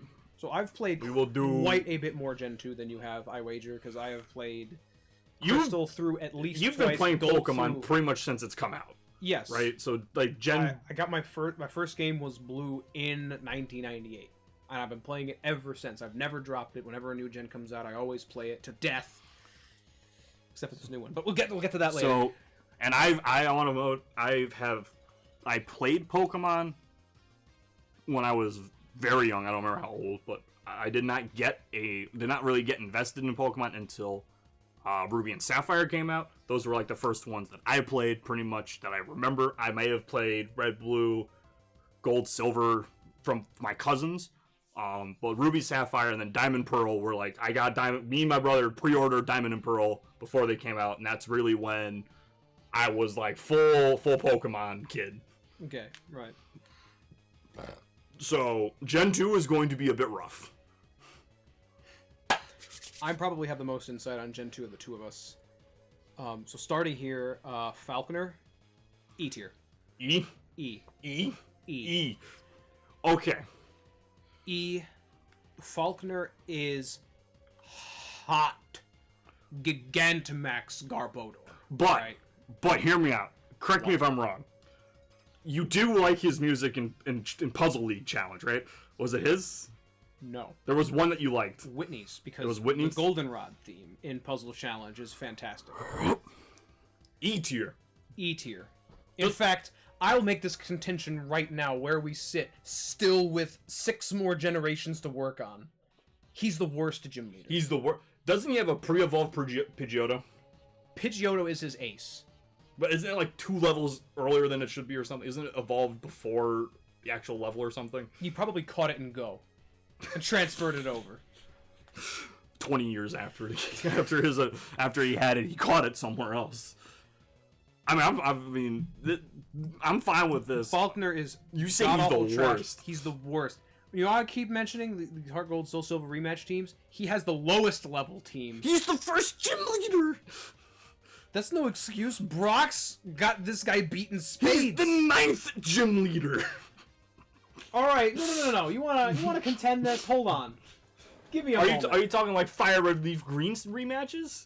I'm talking. Or the Heart Gold Soul Silver rematch. I'm talking this man. Oh, he doesn't. You don't hear any music in the background. That's interesting. Maybe this one's quieter. Oh, this one's quieter. I tried. I turned it up a little bit on the other one. Okay. There we go. Music is quiet. Hopefully that doesn't mess anything up too badly. So there we go. I will have to adjust. Please let me know, if all right in chat or whatever if the noise is not right. Give me Falconer's page here. Look at this hot garbage. This is how he presents himself as a gym leader. A level 9 Pidgeotto as an ace. The man couldn't even do like a hoot.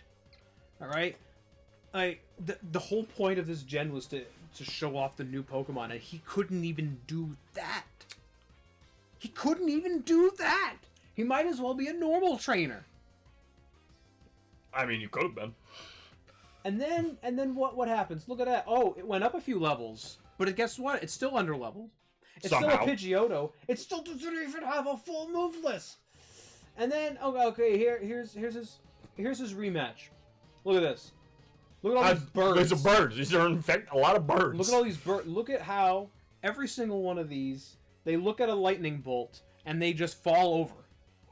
Brock looks at a blade of grass or a stream and falls over. No, but look at these choices though. These, other than Staraptor, all these are garbage. What kind of Swellow is he running? Is he running the good or bad Swellow? He's running the Guts Flame Orb. Is that the bad Swellow? Because Swellow changed to a special attacker, right? In Gen 5? Its stats have always been, always made it look like a special attacker, but it never had a move pool for it.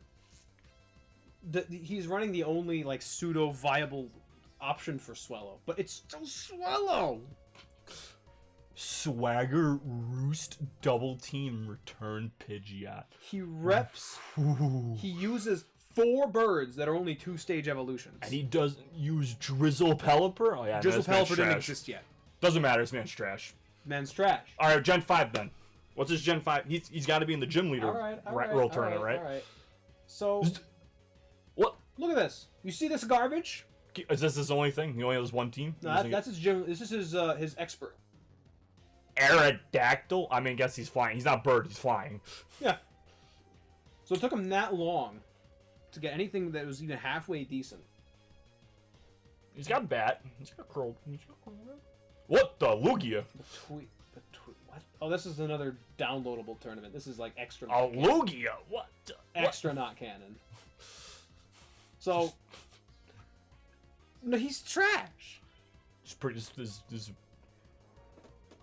Roost store powered Calm Mind Psyshock. This man's trash. This man's trash. He's trash. I mean, I wasn't saying he wasn't trash. But you needed to see. But the worst. The worst. The worst. The worst. You're already preordaining the worst. The worst. And when we have like 60 more characters to go through. The worst. The worst. The worst. The worst. The worst. I think Dan's. I don't think Dan's budging on this one. Where he's. All right. The worst. Moving on. Bugsy. Where do you think? You want to know where I think? E tier. Hold on. Got it. You got it. You got it. Very similar reasons. Although in Bugsy's case, not because I didn't use some fully evolved thing. He's a bug trainer. Bug that existed before Galissopod. Yeah, so bug types. Unfortunately, Guzma was not. Is he on this? He's not on the list, right? No, he's not a gym leader. So he gives you a Z crystal, but he's not a gym leader, or he's not a trial captain. So unfortunately, Guzma is not on the list. No, because Guzma would be S tier too. Guzma would be on our villain team list, though. You'll be on the villain team, and he will be S tier. Probably.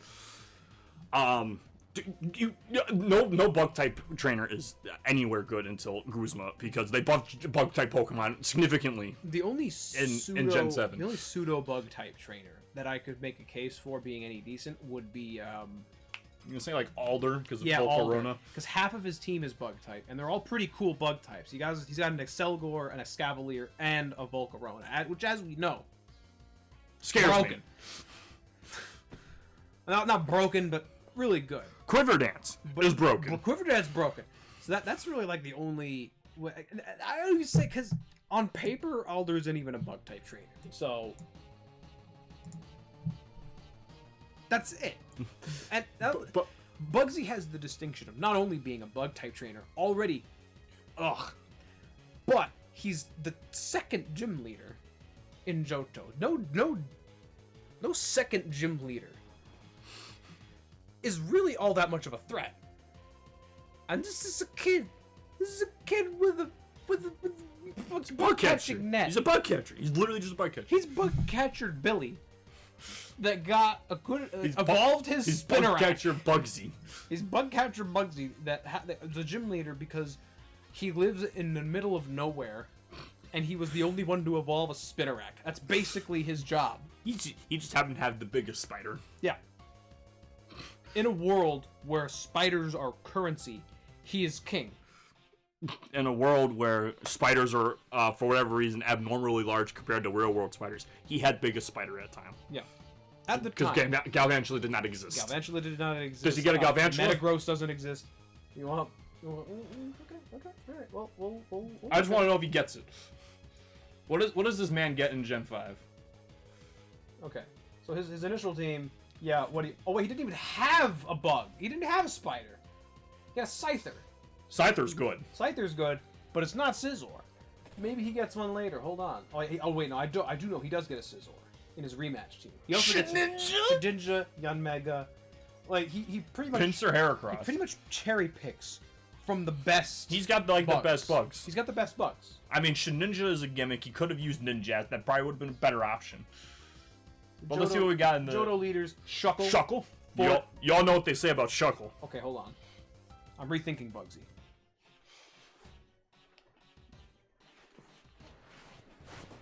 I'm reconsidering Bugsy. You're reconsidering? I see why. He's got a fortress.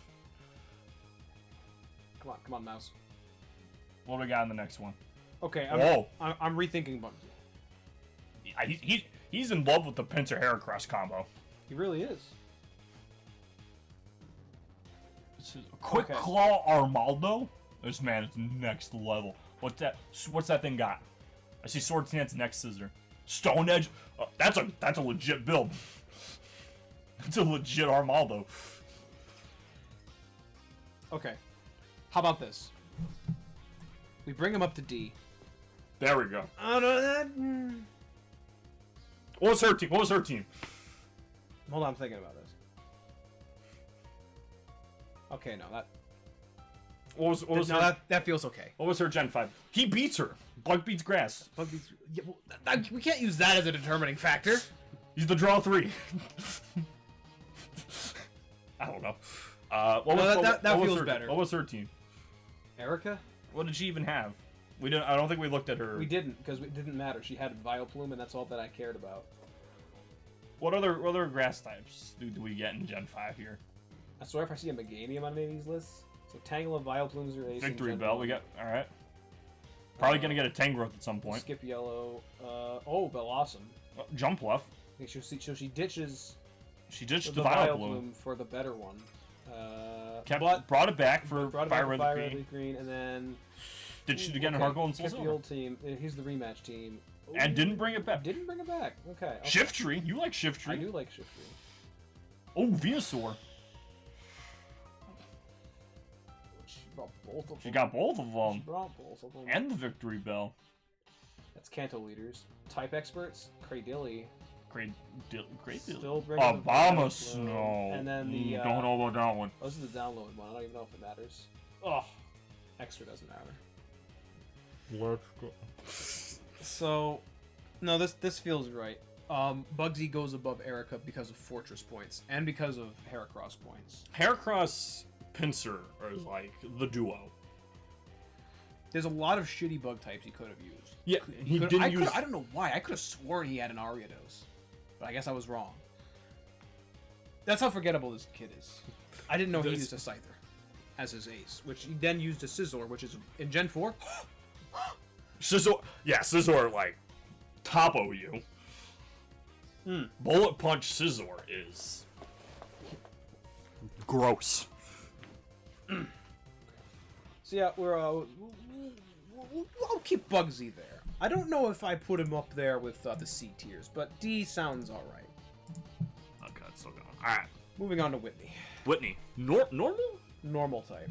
Now, she's famous for having the Miltank that stops a lot of people. I don't get that. I've personally never had a problem with her Miltank.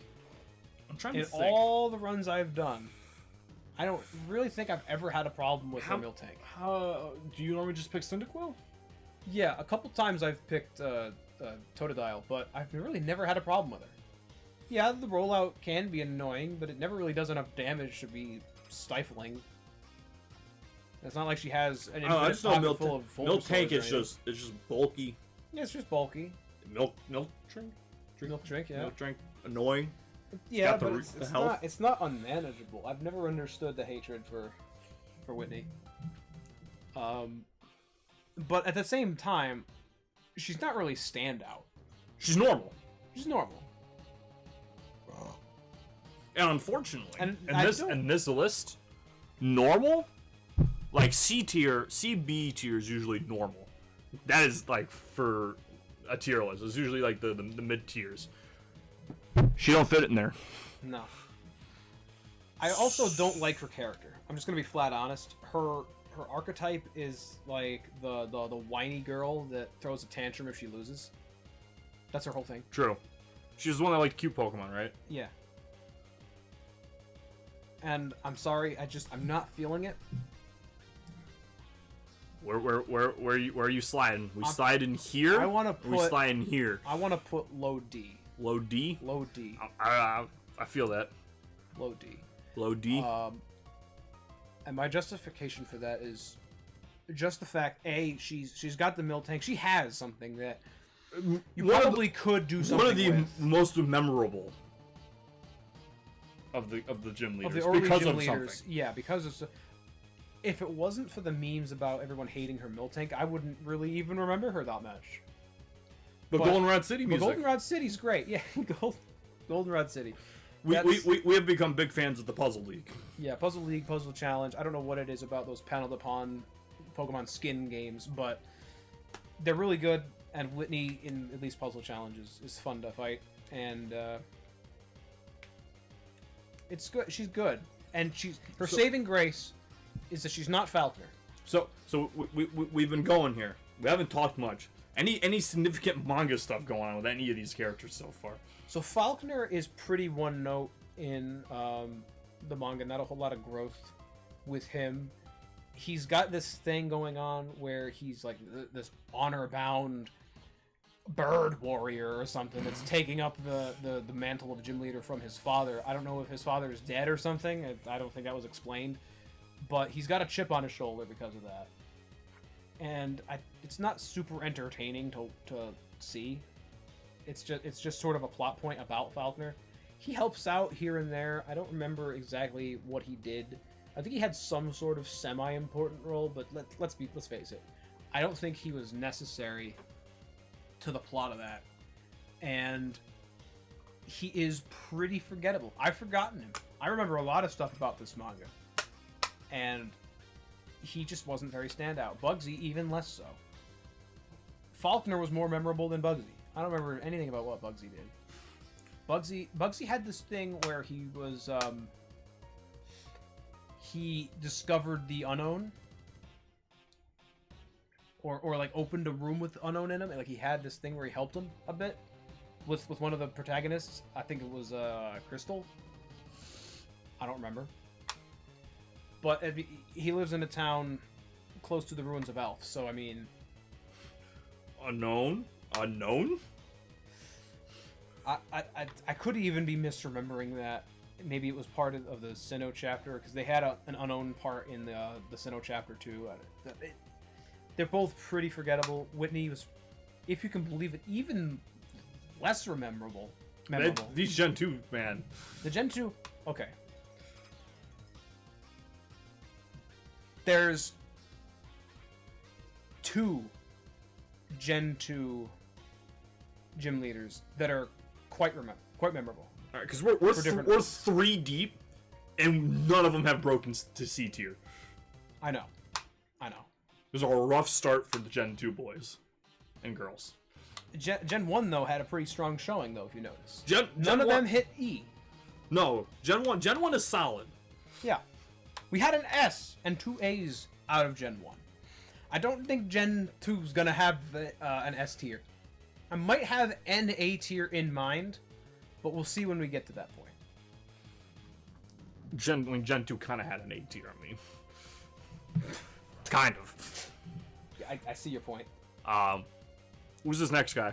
I don't know his name. Morty? You don't remember Morty? I don't know. Well, Morty's the ghost type trainer. There you go. Exactly.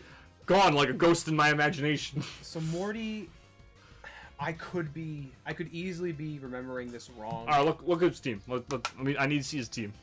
I can base this. I think I remember Morty's team being pretty lackluster. Like I think Gengar is his. Now Gengar's still the go-to ghost at this point. Mischievous, probably. Yeah, he's got a Mischievous. I'm pretty confident, but Gengar is his ace. Oh no! Mischievous. Gengar double Haunter. Ghastly. Yeah, what does this guy think he is? Agatha? Oh, wait, go back to that. That Gengar build is like the most stereotypical Gen 1-2 nonsensical Gengar build. Yep. And he didn't change for the remake, but the rematch. So he's Dusknoir. Double Gengar. So I do believe he's one of the only gym leader who in a rematch team uses a double. Now it's not his fault.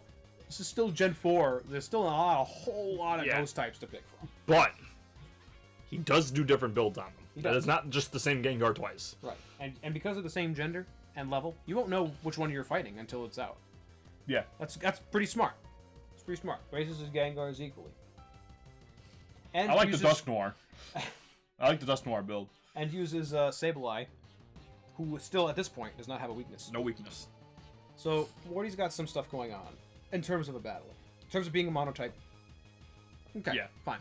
But now, as a gym leader, he's the gym leader of Ecruteak. That's the one with the towers in him? That's the tower one. Yeah.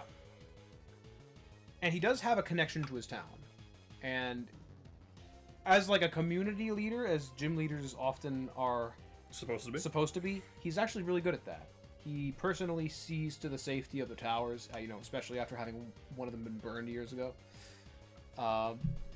He does good work in that front. He's not very shady guy, but ghosts. He does have some notable moments in the manga. In the manga, he's more of a fortune teller as well. Okay, all right. And he actively helps people with his fortune telling ability. Like he can tell if somebody's lost somebody, or if somebody is lost, he can like divine exactly where they are, and he do that. He can even see a little bit into the future and prevent certain disasters from happening if he has the power to do so. And he does. He uses that power not super frequently, but enough. I believe he was integral in the third chapter for helping find Red when he went missing. All right. So Morty is pretty important in terms of lore in the manga, unlike these first three gym leaders that we just went through. Who you literally just breezed over and said none of these people are significant at all. E-D-D done. Morty, I could I could probably see Morty just because of how he is portrayed and behaves as a gym leader, probably about low B to high C. Oh, low B, high C. Low B, high C. You haven't read the manga, so you don't know exactly what Morty's capable of. Scroll up a bit, but I promise, Morty's pretty good. I want to see the remake. Let me see the hard gold, just for the first one. Oh, the first one? I mean, it's the same as both of them. Sure. Same as the first one. What level are we at? 20s? 20s, 25. It's a pretty identical build to his original. Yeah. But he's a cool guy. He's the first gym leader that I don't immediately want to just dismiss, drop off of a bridge, you know? Falconer, I mean, he'll be fine. He can fly, right? And then Bugsy, I mean, who cares? And then Whitney... Scyther flies. Scyther's a flying type. Yeah, it can, yeah. It is. And then Whitney, I mean, ugh. I don't like her attitude. I just don't. Morty, though, he seems like a cool guy. I don't drink coffee, but he's the kind of guy he can have a cup of coffee with. Learn your fortune. Yeah, fortune. He can divine you a little bit. We'll throw him in C. Throw him in C? All right, that's fair. Above Misty, I think. There we go. Yeah. All right. So Chuck. Chuck is one of the two that I said had quite a bit of memorable moments in the manga. We'll shelve that for a moment. As a gym leader, all right. So first of all, he's the gym leader of Canewood, island in the middle of nowhere, but it oversees Whirl Islands, which is where you find Lugia. Okay. That had nothing to do with Chuck. Just want to throw that out there. Oversees the island that oversees the island of Lugia. Okay. As a gym leader in the games, he's one of those one-note gym leaders that you beat, and then that's kind of it. You never see him again. And he's not really connected to any sort of event that happens outside of anything on his island. So, it's pretty easy to write him off. Don't know anything about Chuck in the anime. Really don't know anything about anybody past Giovanni in the anime, except for maybe a couple scenes in the Gen 3 stuff. But I think we've pretty much hit a point where we're going to stop talking about anime. So now it's become... I will bring up some points in the anime for X and Y for sure. Yeah, you know, because I know more about the anime. I know a bit more about the manga. So... Although, looking at this for Gen 3, 4, and 5... not too sure about. So,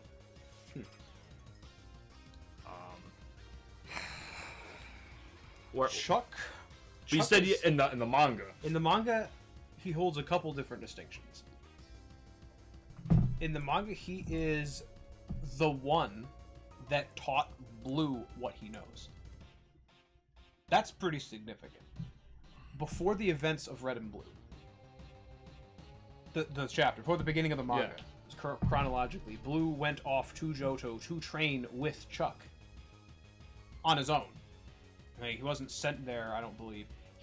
He went there because he didn't want to live in his grandfather's shadow. He didn't want to be compared to his grandfather all the time. Because, I mean, his grandfather's Professor Oak, and Oak's a badass in the manga just as well. He was a former champion of the league. So he wanted to grow his own style, become his own person. So he had Chuck train him. And Chuck's another one of those characters that's like almost a Dragon Ball Z character. Yeah. Not to the extent of Giovanni. Oh, no.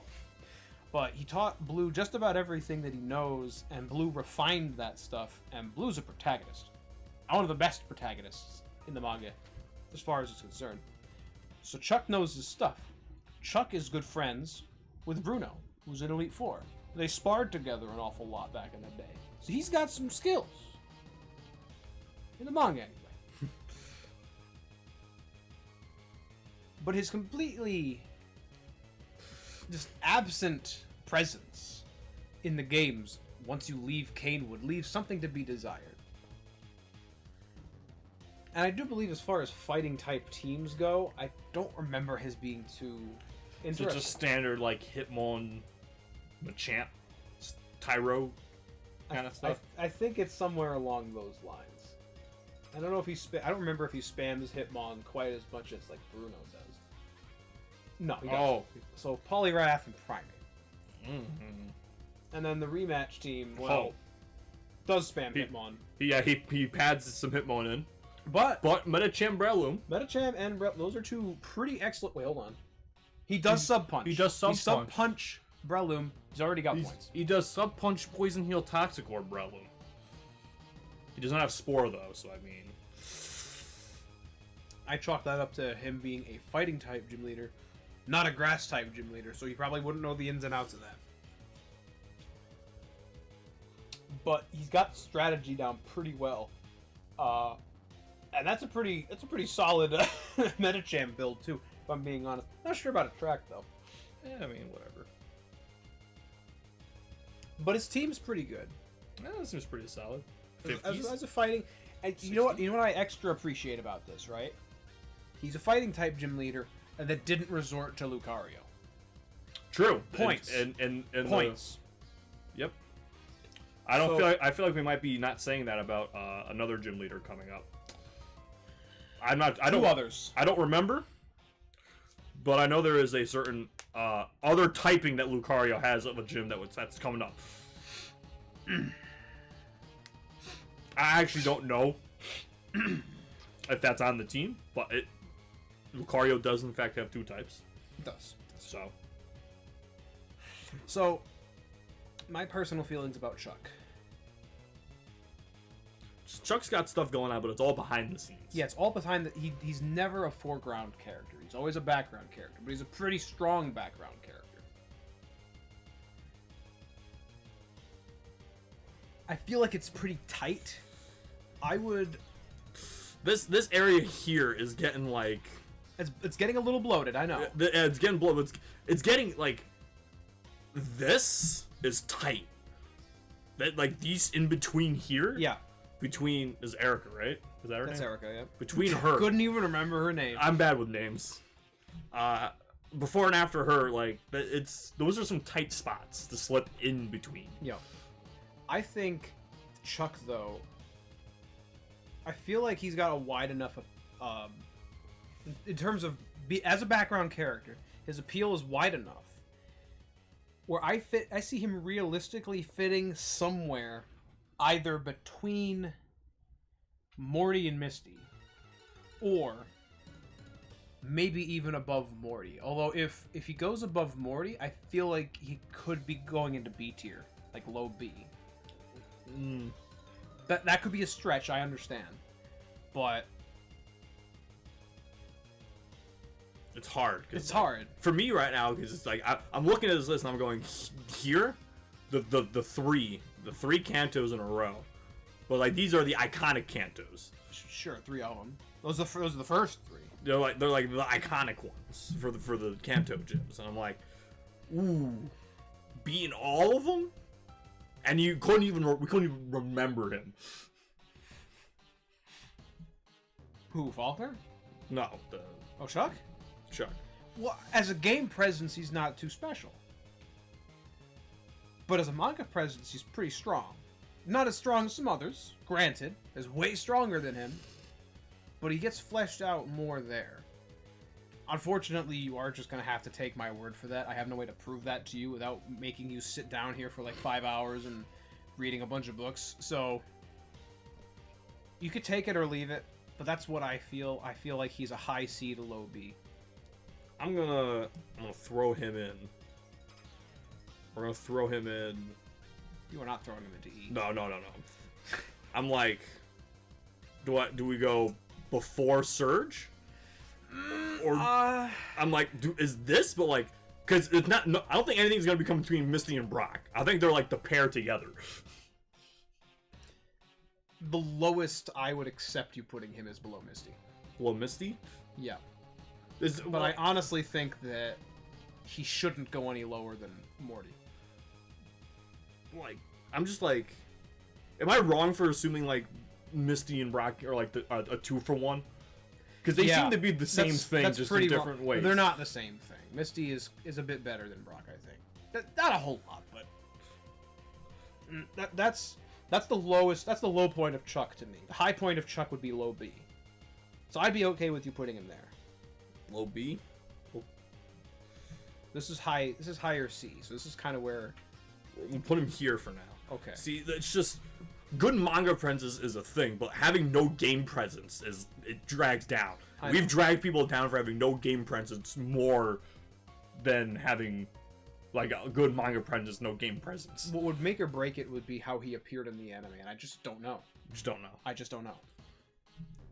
He gets that spot mainly for me because he doesn't have a cop-out fighting. It's really easy to make a cop-out fighting team, and he didn't. He does not have Machamp. He doesn't have Machamp. No, he didn't do any of the typical cop-outs. He doesn't have. He's got the Hitmons. He's got the Hitmons, but I mean, fighting types before, especially before during Gen 2. Gen 5 is where the big fighting types really started to come around. Even in Gen 4 or Gen 3 into 4, he got the Metachamp. He's got the Breloom. What are the Gen 4 fighting types other than Lucario? So this is what he works with in Gen 5. Infernape. I'm a little sad that he didn't go with. Okay, now we're talking. We got Conkeldurr and all 3 Hitmons. I'm surprised he picked Lee and Chan instead of Top, considering Top was the Gen 2. Right. That was a little surprising. Here's the thing. Still no Lucario. And that gives him points for me. Extra points. He definitely goes bulked fighting. Yeah. Yeah. And that's fine. I think that's fine. The Metacham and the Breloom builds, though, sell a lot for me. So, like Gen 4, right? Yeah. For the remakes. Mm-hmm. What Gen 4 Pokemon are fighting type other than Lucario and Infernape? Are there even Galate? Toxicroak. Well, she already got that one. Yeah. Sure, there's others. I don't think Galade's definitely more psychic. Gonna be on a psychic team than a fighting team. Yeah, probably. In fact, I think Sabrina uses one. That's not coming to me. Is that it? No, there's gotta be more. It's just not coming to me. Infernape.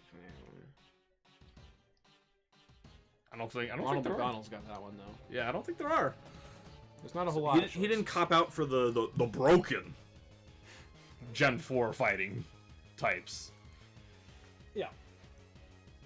Or Gallade. Yep. I think that's he'll be in flux, but that's a good place to leave him for now. Well, we can adjust that.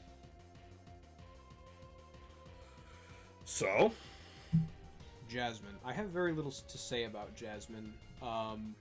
She's the steel type trainer, She's the steel type trainer. Out here repping the new type. Steelix, right? Steelix is the signature. The only moment I know that she was in the manga for a bit, but I don't remember her doing a whole hell of a lot. Her most memorable moment was when they did this collaborative Indigo Championship League. They had all the Kanto trainers or gym leaders and all the Johto gym leaders doing an exhibition tournament. Jasmine had to fight Brock, and Jasmine had disguised her Steelix as an Onix. Yeah, I was just saying. It just covered her Steelix in rocks, and I don't remember if Brock's Onix broke through the rocks or something to reveal the Steelix underneath. But needless to say, it did come out that Onix had an evolution. Brock was in awe about it. It's like, what is that? Like, I don't want people to make a big deal out of it, so I disguised it.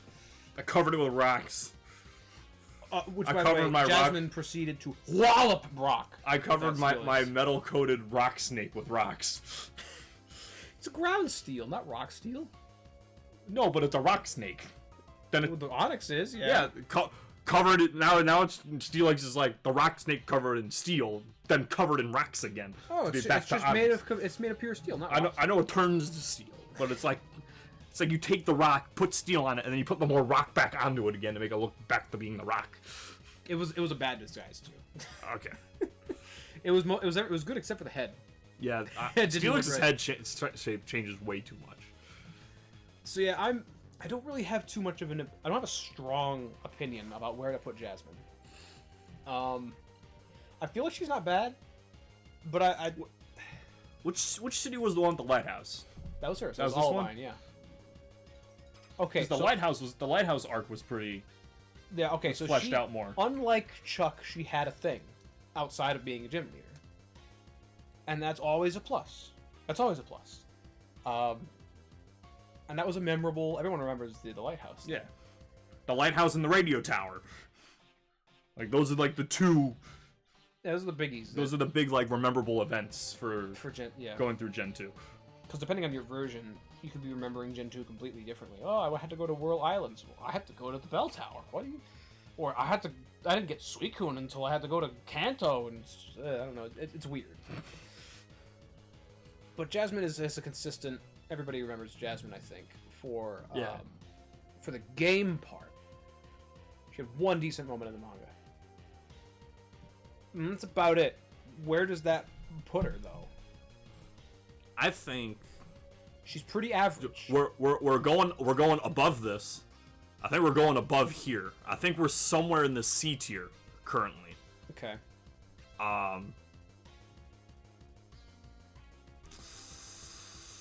don't know where. I don't know where we're falling right now. More than here. At least here. Yeah, at least there. Maybe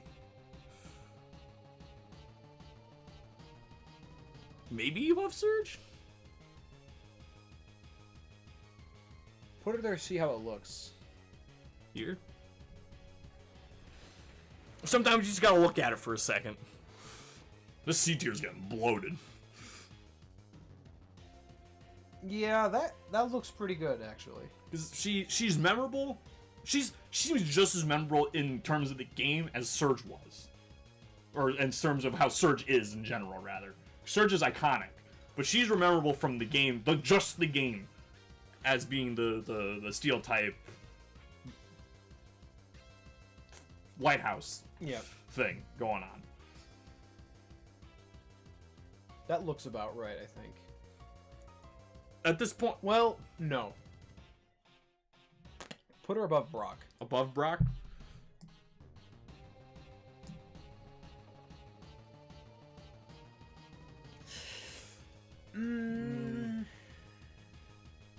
It looks better. I mean, I was kind of honestly thinking a little bit about above Misty, but I don't know if I could justify it. Because being about with Chuck seems kind of alright to me. Because right, Chuck is the sleeper hit right now. Yeah. But she's the noticeable like sleeper hit. Yeah. See what it looks like. We're going just above Missy? Yeah. Okay. That still feels good. That feels alright. Yeah, I think that's where she's gonna stay for the time being. So, I wanna go over. I wanna try it. We got 2 more of the gen left. Yeah, 2 more Gen 2s. I wanna go through these 2, and maybe we can add a tier to get some of these C tiers down a little bit, or up a little bit or something. Either that, or we take some C's and put them up into B. The C tier is getting a little bloated, but I think we can get through the Gen first and then figure it out. All right. Before we get to before we assess Gen 3. Before we start throwing Gen 3s in, because we're Gen 3 guys. Gen 3 is probably going to get some good reps, but there are some Gen 3 picks. There's weak Gen 3 ones. I promise you. There are some weak but there are some strong Gen 3s. There's some super strong Gen 3s.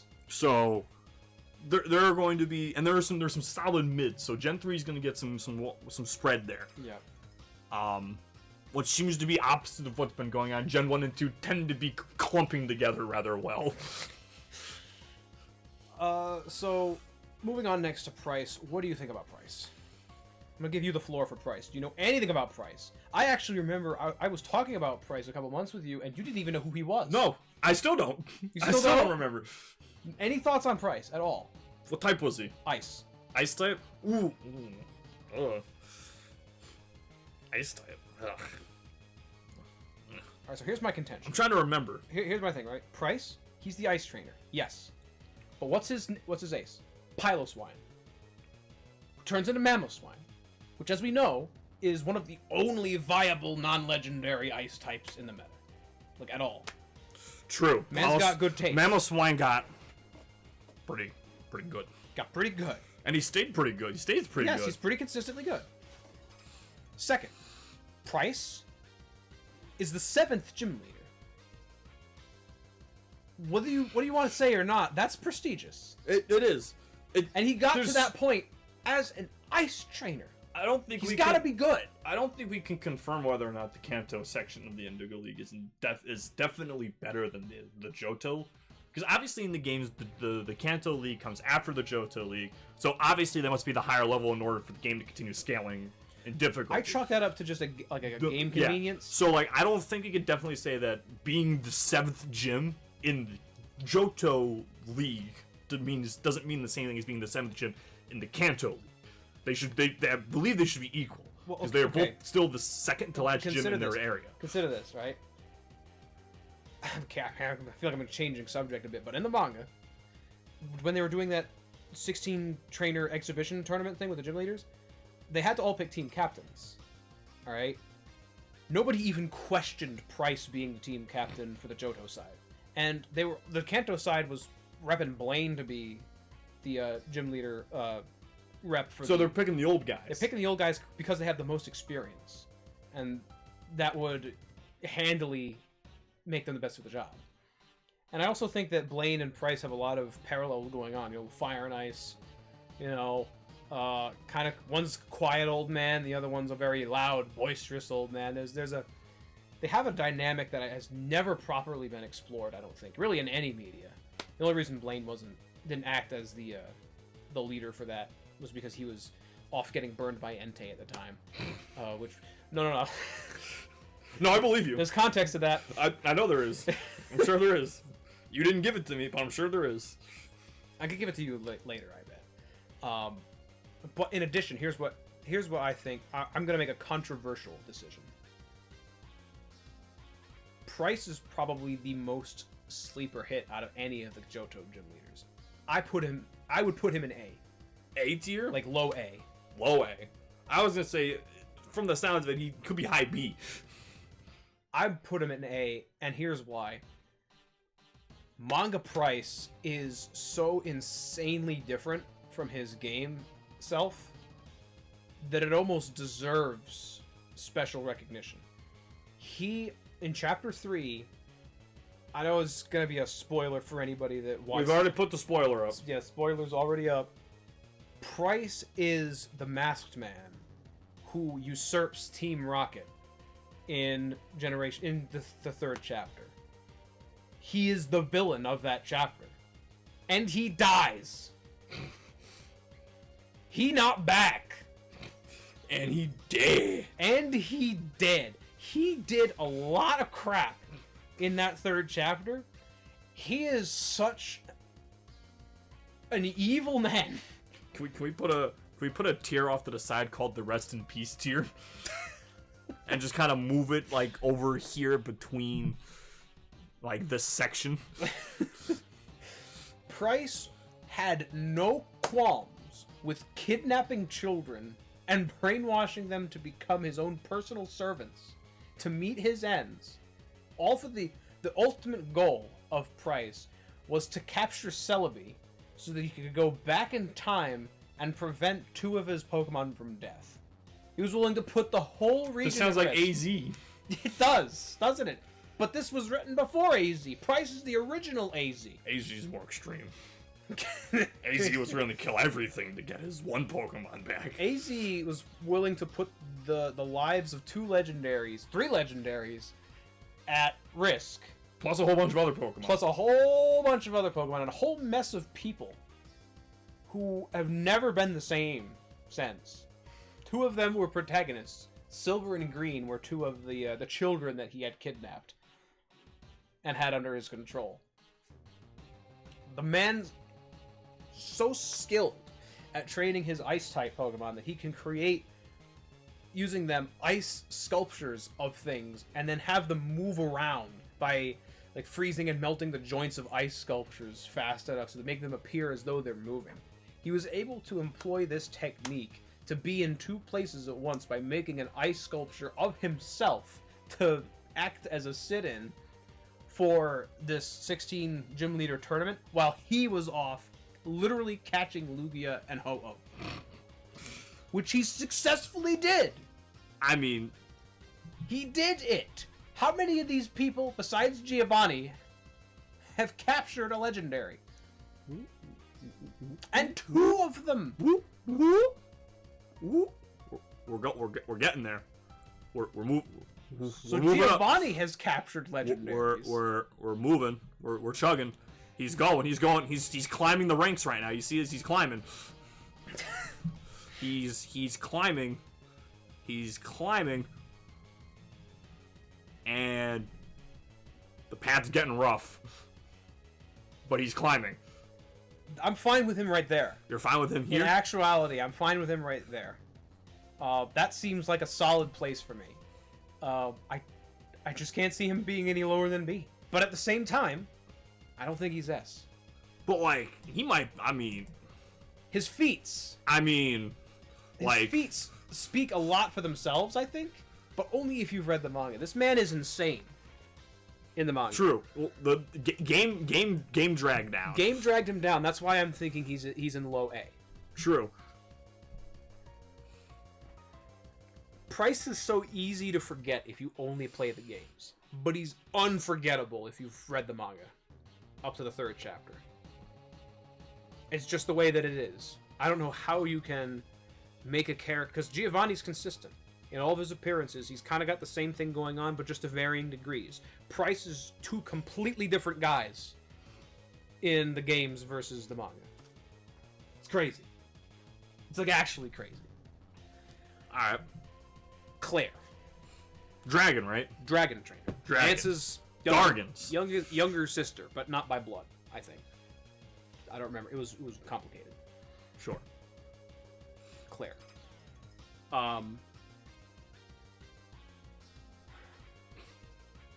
Dargans are good. I'm inclined to say B. I don't know where in B. So this is where they brought in the whole Dragon Clan thing, right? Yes. That like only people of the Dragon Clan can use Dragonite or something like Dragon's that? Den. Dragon's Den? I think, yeah. So the reason I say B is because she's really only, I think, notable because of her brother. Lance is memorable. You're not gonna forget Lance. Just as I forget her name. Janine. Janine's got the Koga. Yeah, the Koga connection. The Koga Claire's got the Lance connection, and it's a very similar connection. They're both gym leaders who have a family member as an Elite Four. Although nobody replaced. Claire doesn't replace anybody, from what I know. I don't think Lance was ever a Blackthorn City gym leader, but. He might have been, for all I know. Might have been at some point, but... For all I know, him and his 3 Dragonites. And Charizard. See, Claire gets an extra out because she's unique in that she didn't just resort... She does have a Dragonair, but I don't believe that's her ace. But, like... It's definitely her Kingdra. So, like, Gen 2, Dragon pickings are tight. They're slim. They're very slim pickings. The only thing you really have is the Dratini line and Kingdra. But she uses that Kingdra, and she doesn't run Charizard, right? No. So, no, we're not using these fake dragons. Fake, so fake. What is Lance doing with himself? He has on his team an Aerodactyl. That's not even a dragon. Not even close. He's got a Charizard. It's a dragon. He's got a Gyarados. That's also a dragon in quotations, by the way. In his rematch team, he's got a Mence. That's Mence is a dragon. He's got the Dragonite. That's his ace though. He's got like 5 of them. Okay, they're just all on deck, ready to go whenever. Yeah. In the Gen 1 games, his team was comprised of 2 Dragonites and a Dragonair. Come on. I mean, it was the only dragon Pokemon. I don't think you could make a type specialist that only has 1 family. I think that's ridiculous. That's why Agatha shouldn't have been calling herself a ghost trainer.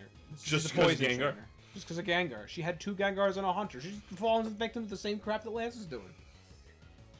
We're not talking about Elite Four, though. Not yet. Talking about gym leaders. And this is the problem that I run into with Claire. Because she is memorable, but the things that she's memorable for are pretty superficial. She's the 8th gym leader. Every 8th gym leader is memorable. I remember Wolfric from Gen 6. Not because of anything special that he did. It's because he's the 8th gym leader. I liked Wolfric. I thought he was cool. Too.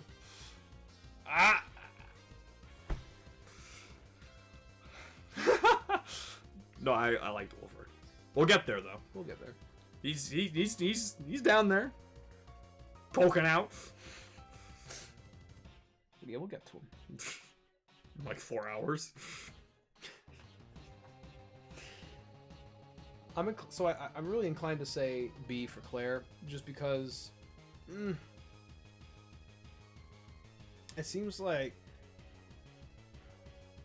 every moment that she has, like as an opportunity to shine, it's not utilized to the fullest, and that's even true in the manga too. She's cool, she's important, but she doesn't really. Is she a villain? She's not a villain. Lance was a villain. Lance was a villain. Lance was the villain of main villain of Chapter 2. Claire, not a villain.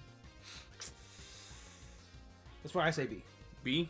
I say B. I say either. I can only in good conscience say either between Koga and Sabrina or below Sabrina. I think below Sabrina. Potential, but not used. Squandered. Definitely B. I think I can't put her in C. There's no way. No, this He's got too much writing on her. Too much. I don't even care about how bloated the C tier has become right now. No, yeah, I'm just saying, like, on merits, on... You look at here, like, the top 3 of C, and, like, this doesn't compare. Like... No. There's more here. Yeah. So now... We have completed the Gen 2 section of the list. Pause the music. Before we start Gen 3, let's take a look at this. Let's recap what we got going on so far. Okay. We're 2 gens in.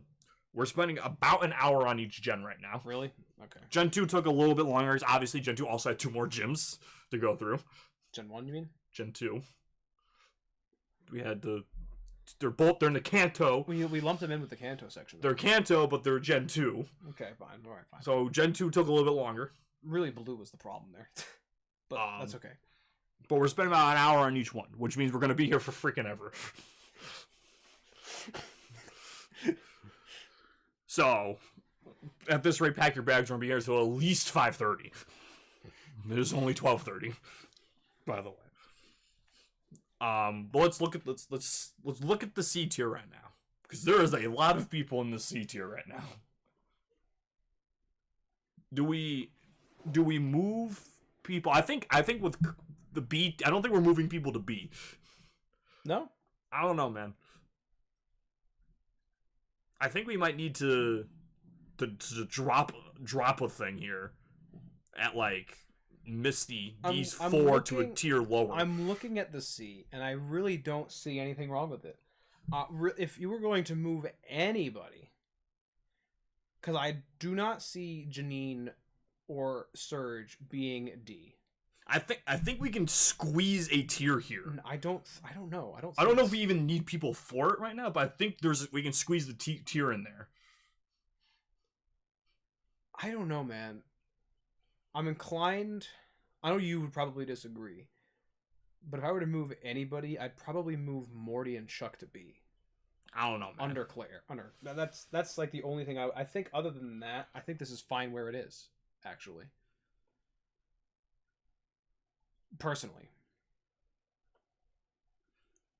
I don't know what would be what would be the argument for the gap between Jasmine and Misty being so large that I got to drop 4 people to a new tier. What makes Misty so much more worse than Jasmine? Let's hear this. Sell me. Make a case. I'm just looking at this tier and I'm going. I'm not going to just arbitrarily make a new tier just to make it look nicer, because that's not fair to the characters on this list. No, I'm looking at it and I go, the first 3 seem closer to get like these first 3 seem close together. They seem to be there for the same kind of reasons, same kind of thing going on. A little bit of one thing, not so much the other. But the bottom 4 seem to be there for a different reason than the top 3. But like some of their reasons are, I don't know, it's like we got the first 2 gym leaders in the entire series. Sure. We got technically the first 3 all right next to each other. They're literally all in the line. Not in order, but they're all in the line. Mm-hmm. And we got a trainer here whose father was the big shot. We might have been giving her too much credit for Koga. We gave her credit because she's got a decent team. Crobat, Toxicroak. That's what saved her from D tier. Because what does Erica got? This here, I think there's something here. I'm not gonna recolor all of them yet. I think there's something here that I feel like these can be fleshed out as to being separate, whether it's with these characters or not. I feel like there can be like a C and a C minus or whatever, or a C plus C minus, because C I'm feeling is probably gonna be one of the biggest tiers, but I feel like we can distinguish between high C and low C by doing different tiers. So like there could be the difference between D and C minus can be a certain level, but then the difference between C minus and C plus can be a different amount without having them be clumped into the same tier as each other. All right. I'm gonna let you do this for 3 reasons. 1, because this brings us up to having 7 tiers, and I personally really like a 7-tier structure. I like scales of 1 to 7. 2, because having an additional tier makes Giovanni look even better. And 3, if you rename them in correct order, our final tier becomes F tier, F for Faulkner. So, I'll let you do this, but you'll have to recolor them. Yeah, I got you. This one is now this color, and this is now... That is now E. Wait, no, it's... This is now D tier. That's D. This is now D tier. This one is now E tier. And now this is now F tier. Perfect for, he's also blue. Now he's on the blue tier. Perfect. Matches his blue. All right. Because he's a sad gym leader. Very sad. And so let's see what happens if we slip Janine in there. Down here? Yeah. I feel like Surge could go with her. Yeah, slip Surge in with her. Even this feels better. I don't know if Brock and Misty need to go down there, or Brock or Misty, but this, it feels like we can flesh out some more good C's and not have to clump them in with some of the low C's that we were having. Okay. No, this works. This is fine. It's fine. good because I feel like Gen 3 is gonna pad some stuff out here too.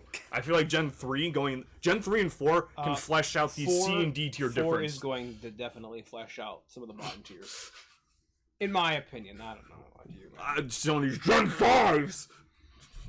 Hey man, Gen 5, in my opinion, is super polarizing. In my personal opinion, there aren't any middles in Gen 5. They're either really good or terrible. I'm going to be inclined to agree with you on that one. So are we ready to go to Gen 3? Ready to go to Gen 3. All right, let's go. We're booing up. We got 9 people to go. Well, 10 people to go through, but one of them's consolidated. Gen 3. There we go. Okay. So Roxanne. Right off the bat, I think she goes in that brand new D tier. The brand new D tier? The brand new D tier. Where exactly? I'm thinking between Surge and Janine. We got first gym leader. We got rock type. Correct? Rock type. Now you could say that this is just a rehash of Gen 1. This is just Brock with a new Brock skin. 2.0. But here's the thing, right? Now this is something rare instance. We're going to jump back to the anime. Oh, Dan's referencing the anime now. So, yes, this is pretty rare. Dan has watched like 7 episodes of the Gen 3, yeah. Gen 3 season. But in those episodes, Roxanne is the entire reason that Pikachu in today's world has Iron Tail. Because no, it's true. They needed something to beat Rock. Yes. Ash and his Pikachu was not capable of beating Roxanne in the same way that he was able to cheese out a win against Brock. Unfortunately, Steel type wasn't there in Gen 1 for him to cheese Iron Tail back then. No. But the difference was so stark that it forced Ash to have to teach the Pikachu a brand new move with a typing that could beat Rock type. A move that it doesn't learn. Right? It does learn that now. Now it does, but I don't think it did Gen 3. I don't think it or Ruby did. Sapphire, maybe an Emerald. I can't remember if it did or not. But that's the point. Roxanne is responsible for Pikachu's nowadays having Iron Tail. Essentially. It's the reason. So that I think saves her from E tier, from being like a complete Brock clone. But the fact of the matter remains, she's not Brock. She's not Brock. Brock's the travel companion. Brock's the OG. In terms of rock trainers, every other rock trainer from here on out is going to be compared to Brock. That's just inevitable, especially if they're an early game. The early rocks. Especially if they're an early game rock. Which there are a lot of. There are a couple. There's a couple more. Wow, actually, there's a surprising amount. Right? Rock? Oh no, she's a normal type. Normal? Well, Rock. That one's Rock. And then Gym Leader 2 and Gen 6 is Rock. Yeah, there he is. And then it says there's several early game Rock Gym Leaders. It's a hard type to master. Nothing. No. There's one other Rock trainer, but he's kind of hiding right now. Wait, she's Rock, right? Yeah, but she's a Kahuna. I was gonna say she's not an early. Sorry, I was thinking double ground, and I'm like, what? No. Okay, so that's pretty comfortable. I'm comfortable. I'm fine with Roxanne there. Brawly now. Brawly, fighting trainer. Now Ace is Makuhita. He's got a similar problem going on with Faulkner. His Ace is a non-fully evolved Pokemon. But he's the second. He's still early. Still early, yeah. What I like is that, not from what I know, no starter inherently has type advantage against him. No. Like no one, Brock 2.0, right? Mm-hmm. Trico, Mudkip, Stomp Brock. Stomp, yeah. Torchic, all you have to do is get it to evolve in Combustion, learns Double Kick. Done. Double Kick trashes it. Mm-hmm. But other than I think maybe Torchic learns Peck by that point, or Combustion learns Peck at that point, which Peck not only is it not a stab, it's also not a very strong move. No. Doesn't do much, and normally you get rid of Peck pretty early. Unless you seriously just want flying. Unless you just want the flying coverage. But that's still very situational, and you wouldn't use it really very much after. I kept Peck on my Blaziken in Emerald. I can tell you, it don't do much. After mid game, it really don't do anything. I also like this gym having to use like get. Oh, he had two very distinct gyms. His original gym with the light puzzle thing, that was pretty cool. It was a unique demonstration of what the GBA was capable of now with this new hardware, having more dynamic light circles as opposed to just the two that we had in Gen 1 and 2. It's a cool introduction to Flash as well for the cave right after. Yeah. I think that the whole Dewford area is kind of well put together from a progression standpoint. And you don't even need to do Dewford. No. You can do Dewford Cave in either order. Well, either order, I think that's how it goes. But Brawley himself, not a bad character. Oh, I didn't mention his... you remember his remake gym? How it's literally an actual gym? A gymnasium? I do. It sounds familiar. It's been a hot minute. It's still got the light gimmick, but it's a gym. It's like it's got treadmills and shit. Yeah. I think he deserves points for that. Yes. Yeah. I think he's a very good early gym, which is hard. Yeah. Early gyms are hard to do right. Now, there's a case to be made that because the word Brawlin is in his name. This isn't a Smash Bros tier list, okay? In fact, I don't think any of these characters appear in Smash Bros. Maybe one of them's a sticker. A sticker, yes. Wow, that's crazy. Because red and green aren't on this list. They weren't gym leaders. So I'm thinking he might be solid C. Yeah, I can agree to that. I think put him on bottom for now. He might be able to sneak up a bit. If we reassess, yeah. We might be able to reassess and... No, put him above Misty. Put him above? Because they get this is the... We're back with the starting gyms again. Yeah. But his is more interesting than theirs. If you compare Brawley as an early gym to these other two early gyms, yeah, Brawley beats them. Yep. That seems good. Okay. Watson? Watson's cool. Watson's cool. Watson he's unique among the Gen 3 gym leaders, at least in Ruby and Sapphire, as having something to do outside of being a gym leader. Yeah. He's... I mean, it's not much, but actually he has a lot more to do in ORAS. Yeah. New Mauville, right? Yeah, the C Mauville stuff. C Mauville, is that what it is? New Mauville, C Mauville, one of them. He's got some lasting appeal. He's a great character. He's very jovial. Yeah. Good to be around. He's got the same kind of thing going on with Blaine and Price, and that they're jolly old. Well, maybe not Price isn't jolly, but the jolly old dude that has been around. It's very confusing to me that he's as old as he is. Most likely very experienced, but only the third gym leader. Third gym. Well, as you can probably remember from the manga, he literally gave a badge out to a kid. Yes. For no reason. Not just Sapphire. He was giving them out to children who didn't even battle him. Yeah, he literally just giving them out. He doesn't care. Watson is the I don't care gym leader. He does not take his job very seriously. But that's the way he doesn't care is almost endearing. It's friendly and it's different for a gym leader because usually they're very serious. Yeah, a lot of them take their jobs very seriously, and it's a pretty nice change of pace to see one that doesn't. I think the only other gym leader that we've ranked so far that doesn't take his job very seriously is Blue. Yeah, well, Blue is serious within himself. He's just a serious character.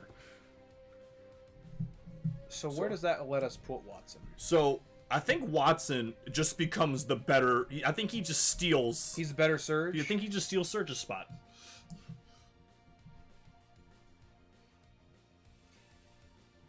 Yeah, alright.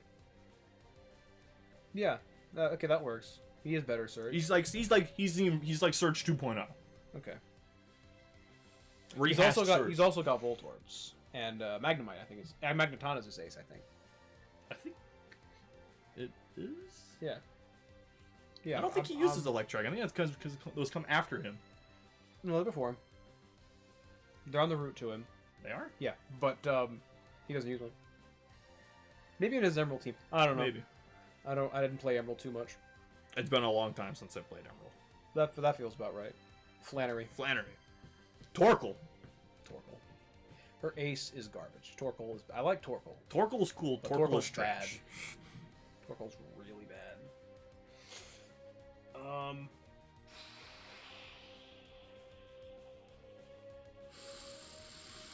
So Flannery takes over the gym from her father, right? Or grandfather? Grandfather, I think. Grandfather?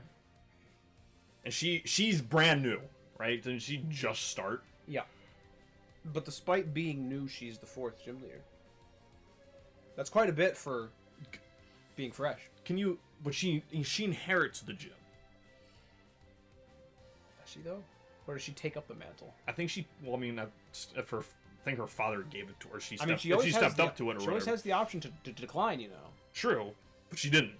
She didn't.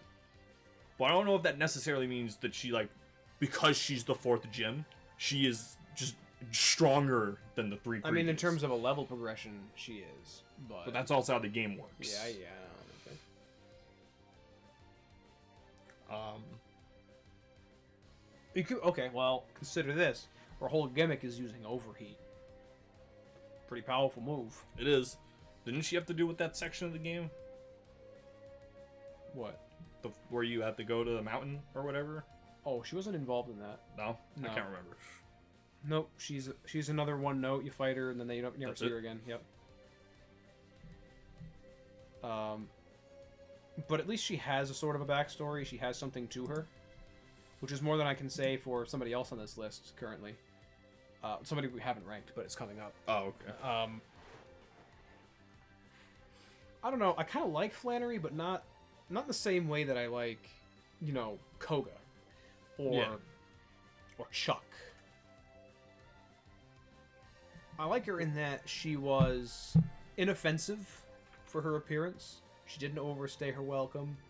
What was her team? What does she end up She picking? had a Slugma. I know she's and got a this Torkoal. Slugma. What did she get in the Oh, later on? We'll be talking ORAS rematches and Gen 5 and stuff. I don't think gym leaders got rematches or whatever, or Gen 5 stuff, as in the gym, the World Tournament. So her team, if I'm not mistaken, was 2 Slugmas and two Slugmas and a Torkoal. Yeah. And then her Emerald team, I think she evolved. No, she got a Numble. And I got a Camera. She swapped over a bit. Okay. Look, wait, a lot of rematches. Oh, right. What's the final rematch? Final. Full team. Ooh, Arcanine. Hello. Legendary. The legendary Pokemon. And Houndoom, Rapidash. These are all pretty standard. Fire. These are all bad though. They're all bad. Houndoom is the best one here. Yeah. That's not saying much.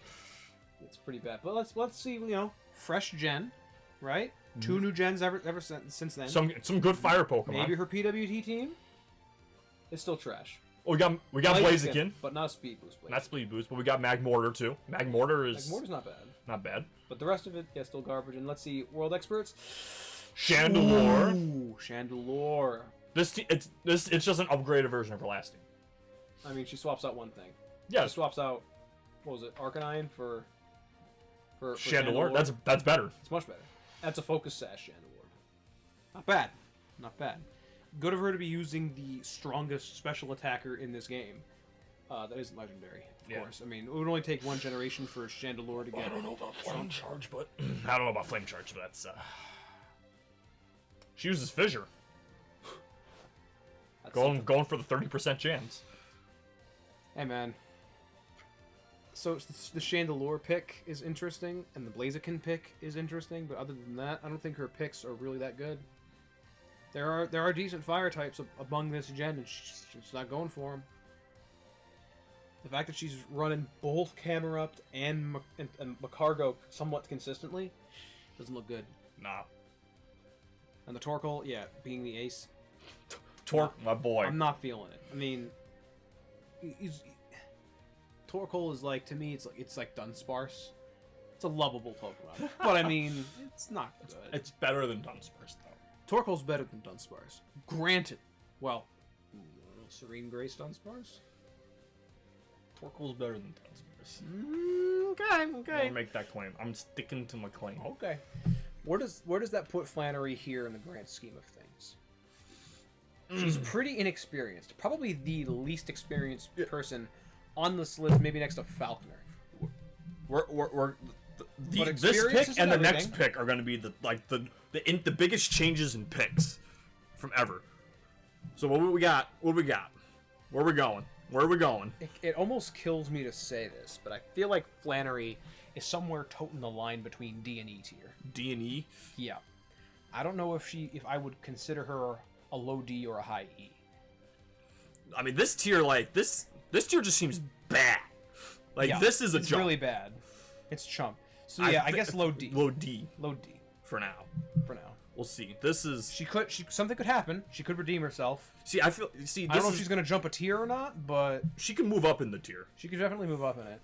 Or maybe have some people come after her. The CD jump is not as significant as the DE jump. This is a significant jump. Yeah.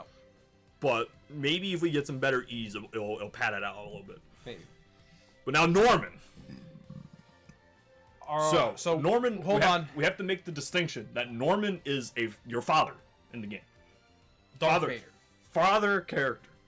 First father. Only father. And he's a gym leader.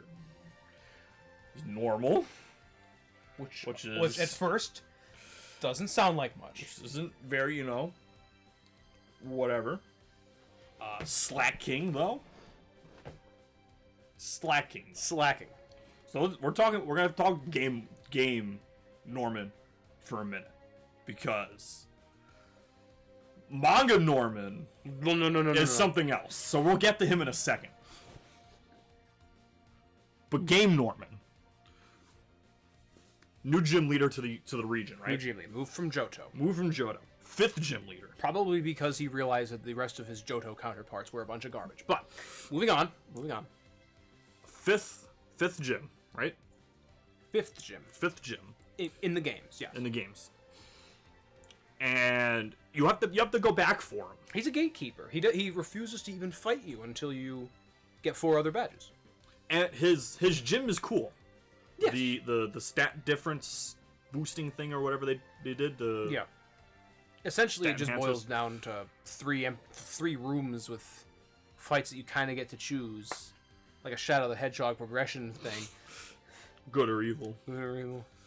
Crit or attack. So he does give you it is a cooler gym. It hasn't something like that hasn't really been done. It's right. No, nothing like that has been done since. But on the surface, it looks pretty basic, which is fitting because he's a normal. It's normal, but his gym is boring. It's interesting, but it's boring. The idea is boring. The execution's boring. But that's the point. He's normal. He's normal. He's Norman. He's Norman the normal. At least you think he's normal. So, if we were to throw game Norman... Don't move him. We're just talking game Norman. If we're talking game Norman, he's probably I would say D. He's probably below Flannery. Maybe. Because I think even Flannery had a more interesting gym in terms of execution. But he is the father, so maybe he gets the spot. The father. But maybe he gets put him here most. Yeah, but maybe above Roxanne is the absolute highest I'd put him if it were just talking game. But put him back down. But we're putting him back down because this man, if he can, there he goes. Snap back to his spot. Norman's a beast. All right, Norman is he's a coin. Do you mind if I real quick take the mouse and put where I believe Norman should be? So, and we can talk about that. Do you want to talk? You want to put him there? I want to put him there first. You want to put him there and first. Then we discuss. Are you ready? I think you know where I'm going to put him. Well, we've already discussed this. Not in super depth. Not in super depth. We already kind of know. So God will guide Dan's hand from the bottom of the screen to where's he going? To he's going up. He's going to the top of the screen. This is where I personally believe Norman to be, and the reason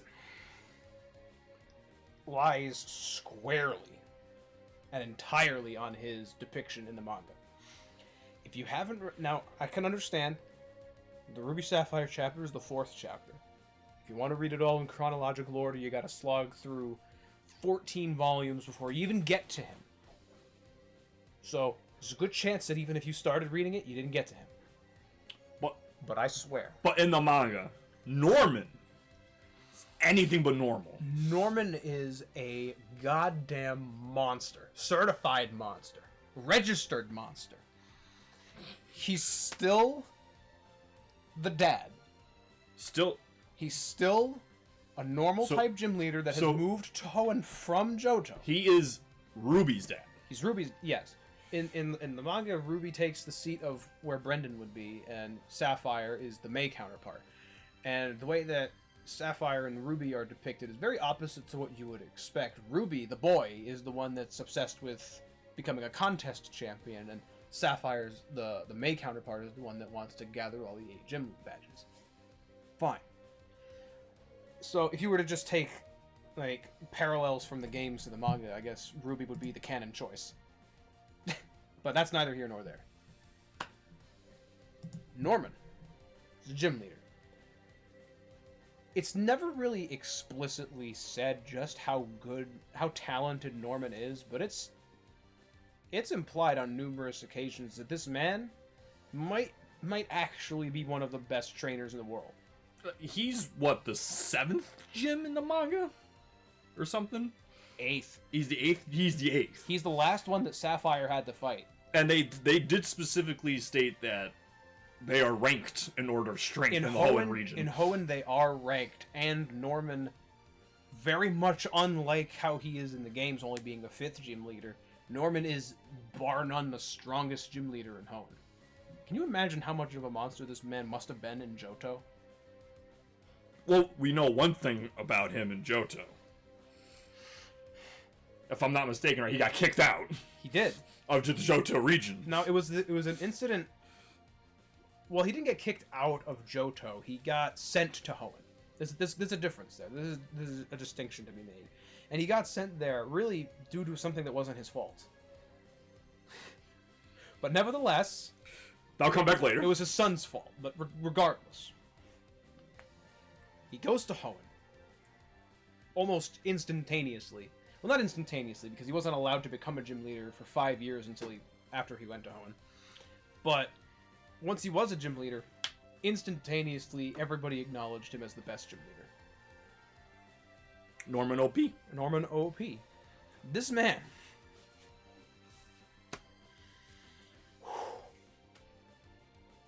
They move to Hoenn. Ruby runs off because he wants to become a contest champion and doesn't think his father would allow it. Because he's big bad trainer guy. Yeah, Norman is top tier, literally. Up echelon trainer. Higher echelon trainer. He is a master, and he's taught Ruby most of what he knows, even from a young age. And his son is a prodigy too. But we don't see that until like halfway through, and then it's not even brought into full encompassment until the end of it. But yeah, he's super talented. It's in the genes. His son is super talented at battling. He just doesn't like to, because it'll make his contest Pokemon dirty or some shit. Whatever.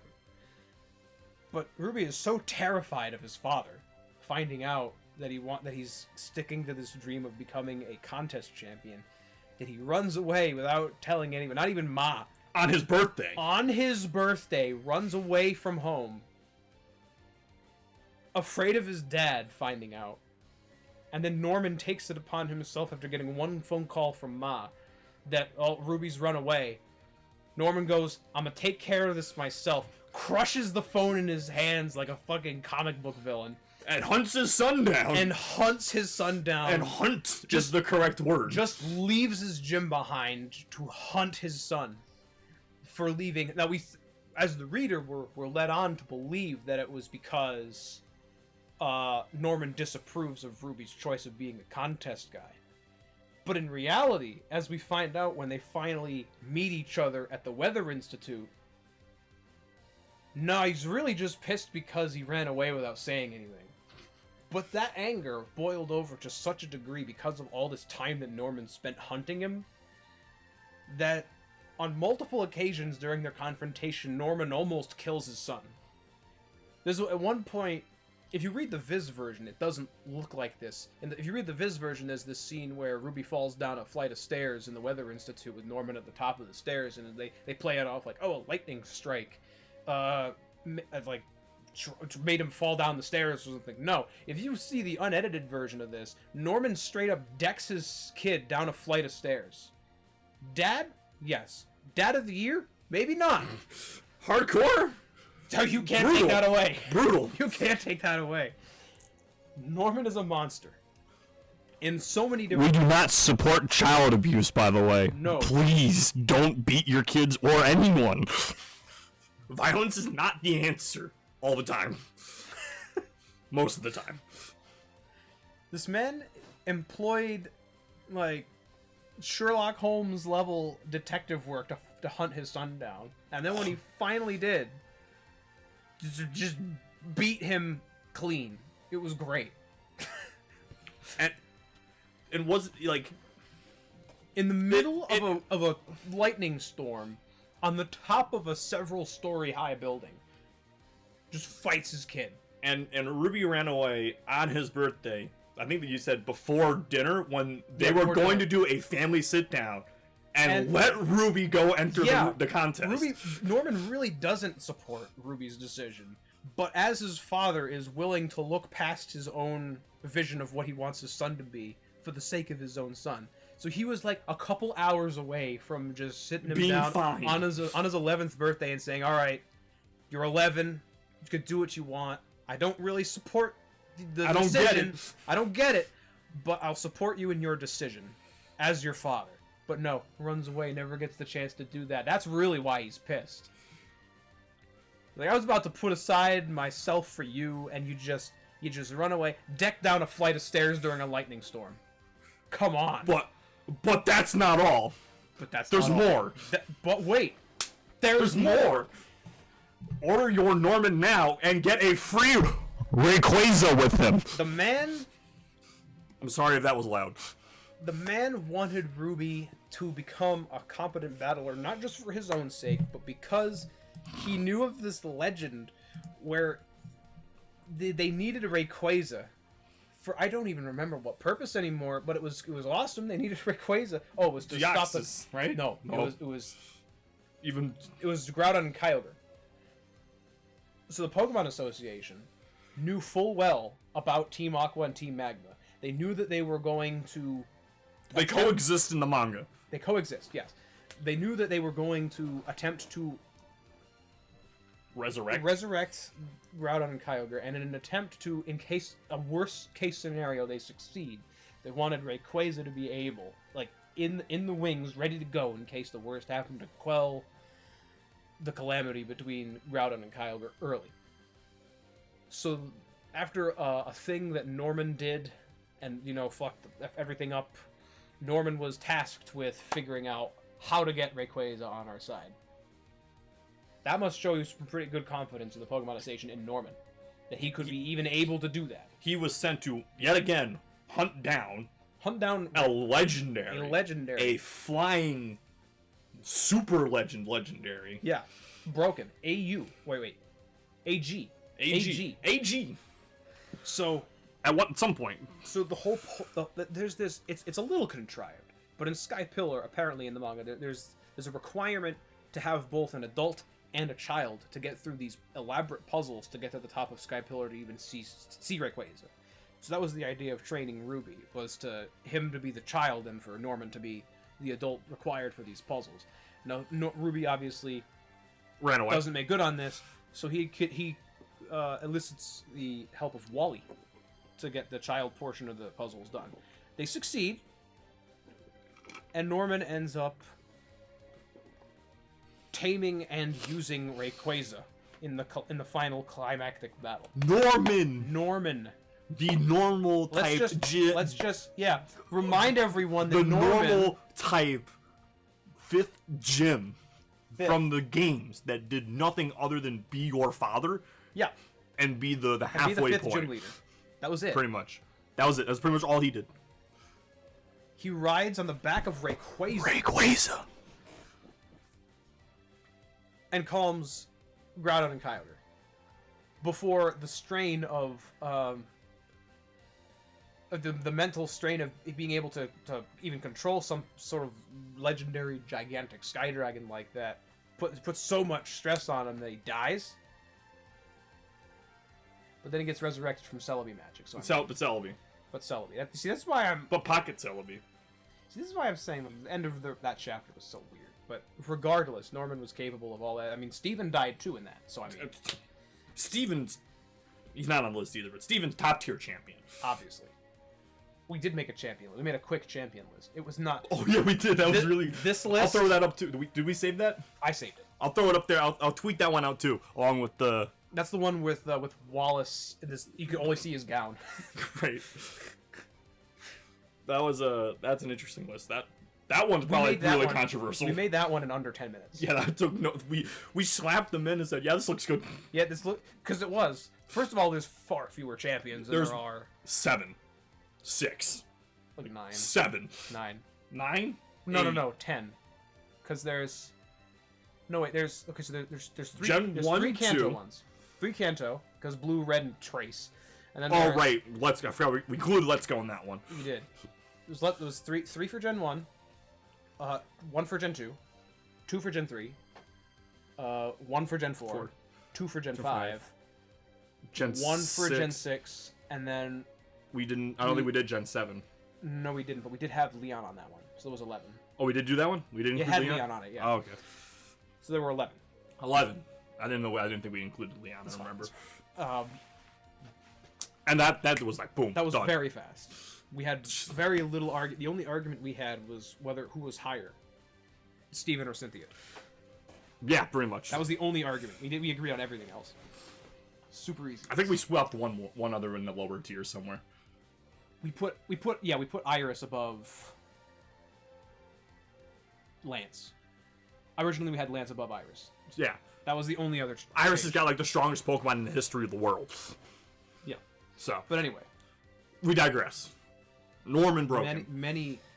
I think I've said just about all I have to about Norman to justify this S. If you do not believe this pick, read the manga yourself and then tell me, tweet me that you disagree. If the lowest that Norman is allowed to go is like 1 or 2 spots as the top of A tier. That is it. That is the lowest he can go. In fact, the game drags him down, but the manga version of him puts him so far ahead of what his game counterpart is. They're completely different characters. There is no character on this list with a manga counterpart that is boosted as much as Norman, and I don't think anybody could. Like if I look at Chuck, right? Chuck had a pretty decent manga showing, but his game showing was really weak. But as good as his manga showing was, he only got up like... He got halfway there. He's like halfway. Yeah. But Norman, I just put into perspective how ridiculously insane Norman is to take this otherwise pretty innocuous gym leader in Gen 3 to sitting next to Giovanni. Hands are up right now. You can't see it, but hands are up. I've said my piece. Yeah, all of us. Both of us have our hands up. I've said my piece. It's insane. I don't know. I had to justify it to you a little bit. I had to send you screenshots of this. When he first was reading the manga, he had to send me screenshots when he read these panels. This shit. Norman is nuts. And I sent him like 4 or 5 panels. And yeah, he's nuts. You can glean just from those panels alone that I sent him that this is nuts. Norman is a completely different person, and for the better. Yes. He's one step shy of being a villain himself, and it's amazing. With that, Norman is top tier. I think I spent more time on Norman than I did on Giovanni. I think we spent more time on Norman than we did on Giovanni and Blue combined. We were approaching the 3-hour mark. So Winona. Winona is another character. In fact, Winona is, in my opinion, and you might disagree, but I think Winona is the most throwaway gym leader in the first 5 generations. The most throwaway? Yeah, there's no build up to her whatsoever. She's the 6th gym leader in Gen 3. She's the flying one. Is it Moss? It's after the Fortree. Fortree, that's it. That was it. After the Weather Institute. After the Weather Institute. With the Kecleons. With the Kecleons. There's zero build up to her. And she does nothing afterwards. And she does nothing out. In fact, you don't even have to do her gym to get to Evergrande. The only thing that requires you... There's actually special text, because they knew that Winona was so skippable. They put special text in the game that tells you, oh, hey, you don't have the feather badge. If you get to Evergrande and don't have her badge. Like, there's nothing like that for any of the other badges. If you don't have the feather badge, she's like a requirement because they knew that she was so throwaway. However, she's not Faulkner. Manga Winona. Oh, are we popping off? Manga Winona is a different beast, similar to Norman. Now, not to the same degree. So are we moving like? Are we going somewhere over here? Are we getting in this area? Yes. This general area somewhere. So I would make the argument that Winona is high, just based on manga,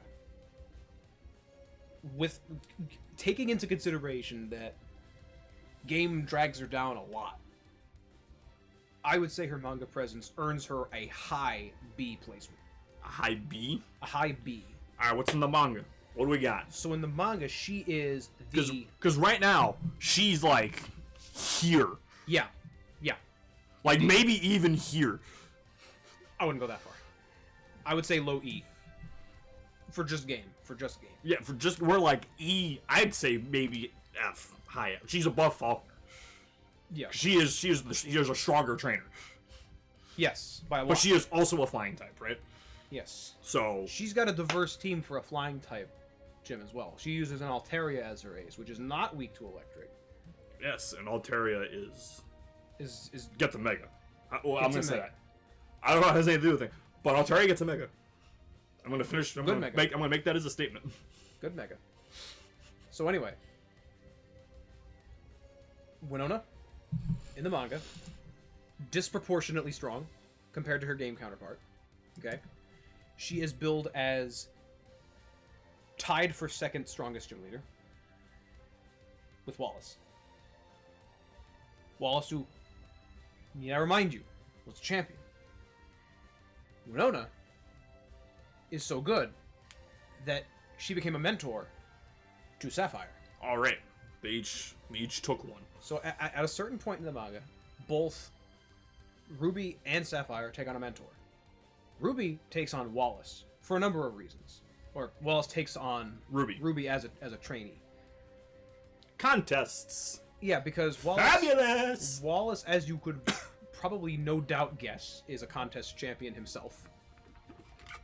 Both in the manga and in the games too. You don't think you played very much of the contest. No. But in Oras in the contests, he is a secret final enemy that you can fight, along with the idol character that they made, Alicia, I think her name is.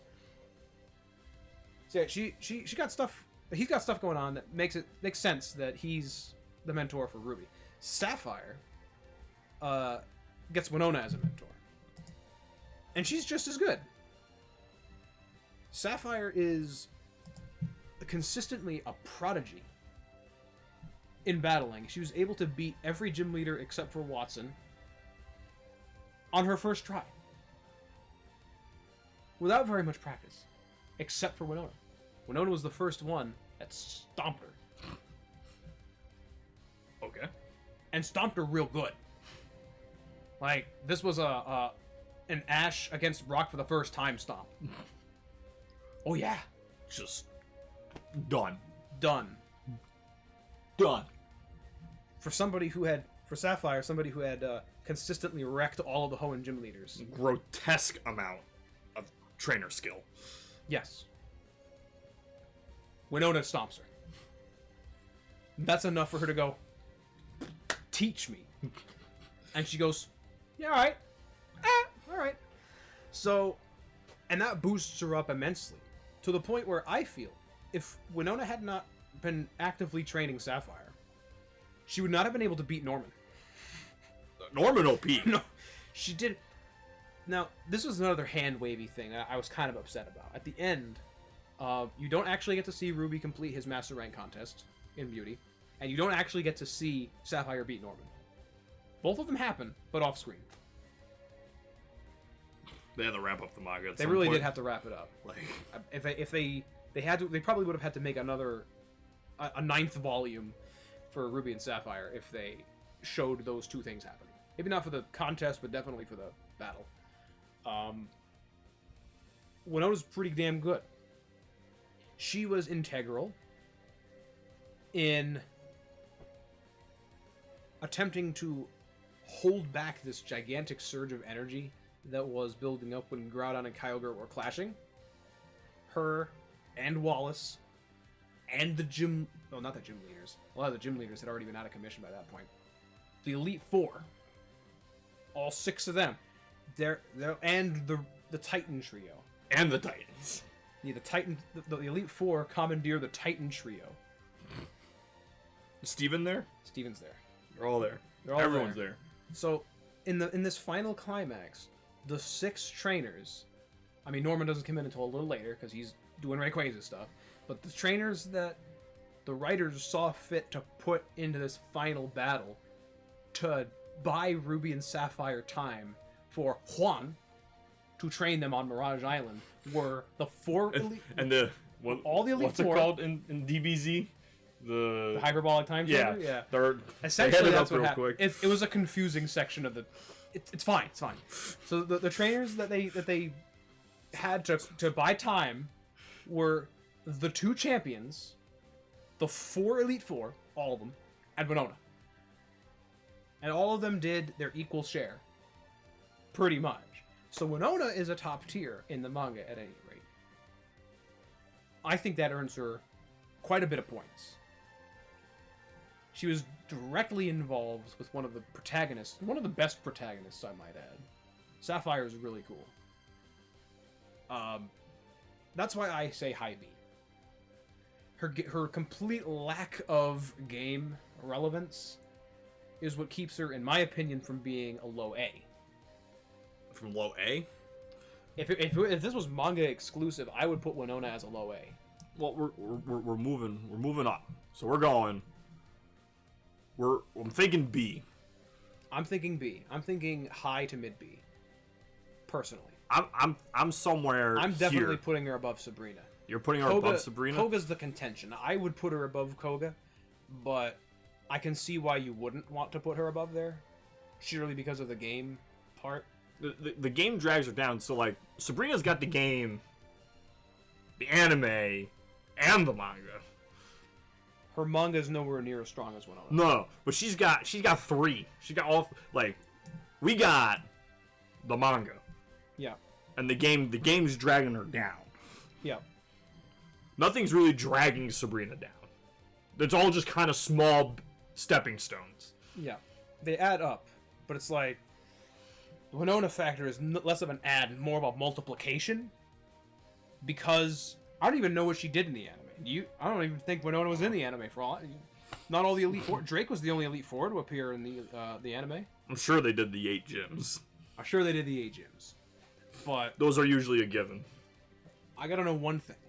If I look up Winona, are we looking up teams? No, okay. I'm looking up if she beat Ash once in the anime. In the manga. In the anime. Number 3. There you go. As far as it's learned, Skarmory. Beat to battle Ash. Suddenly, Team Rocket struck the festival, and Winona was showing the group the gym's battlefield. Winona flew onto the scene on her Skarmory. And she went on the rescue stolen Pokemon before saying Ash and Winona had their gym battle following, but they managed to defeat Winona's Altaria. You want the final paragraph. Ash sent up Pikachu.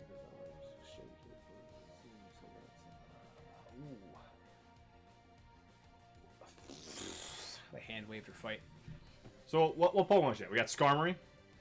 Well, let's see what the anime team's got. So we got Skarm, Skarmory, Altaria, Pelipper. Those are a shiny Swellow? Those are all of the... Yeah, she does have a shiny Swellow. So, that's the exact same team she has in the games. She have a shiny Swellow? Not the shiny Swellow part, but... Everything else is fine.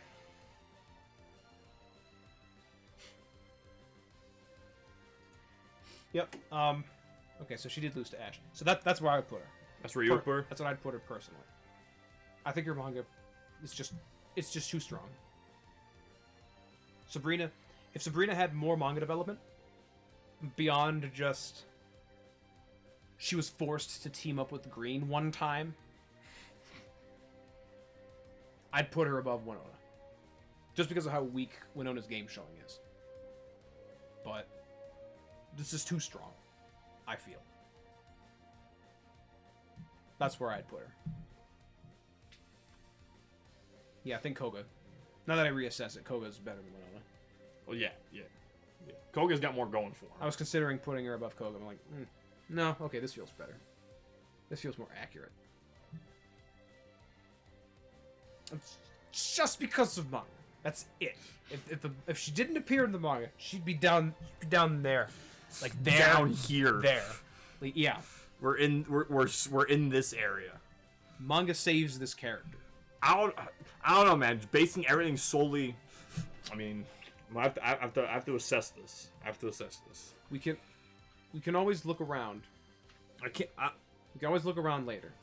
I can't say solely basing a character off the manga is good enough to get someone into high spots. This is because no. No, look at this. So I can't take a step back and admit for a moment that these middle 3 tiers are basically middle tier. High tier is S and A. True. This is high mid tier. Yeah, she's a high mid. That's essentially where I put her. It only looks like she's really high because the middle's really bloated. The middle's super bloated. But we got high, mid, and low. The mid is the important section for high and low. What this is essentially a traditional bell curve. All right. Yeah. It's almost perfect. The bad and good are really thin, and that's typical of bell curves. I don't know if that's typical of tier lists, but it's typical of bell curves. She only looks higher because there's so many other people in the middle, like with her, kind of. But that's it. In reality, I'm really not giving her a whole lot of credit. I'm not jerking her off or anything. This is like where she should be if she was above average. She's above average. That's what she is. True. You have to classifying it into the high, the mid, and then the low. Yeah, she's an upper mid tier. That's essentially what I did for her. I'm looking at. There's so much here. It's diluting what's up here and down here at this point. It tricks your eyes. Your eyes are going like. Yeah, you look at it in the grand scheme. That's why I agreed to the 7-tier structure, because seven is like the Dawkins scale. It's a 7-tier structure, and it works. The mid, so having high and low tier is good, and then having high and low high tier and high and low tier is fine. You need like a mid tier. Yeah. With the high and low, you need something that is these are good, these are bad, but these straight run of the mill. Yep. All right. You feel okay with this now? We're all right. It's getting there. Feeling better. All right. I'm ready to throw the twins. Are they twins? Yeah, they're twins. Twins in. All right, so Tate and Liza. So I have to state, because it's close to my heart, I love dubs. Double battles are my thing. I love doubles. And this is the doubles. It's clearly his favorite format.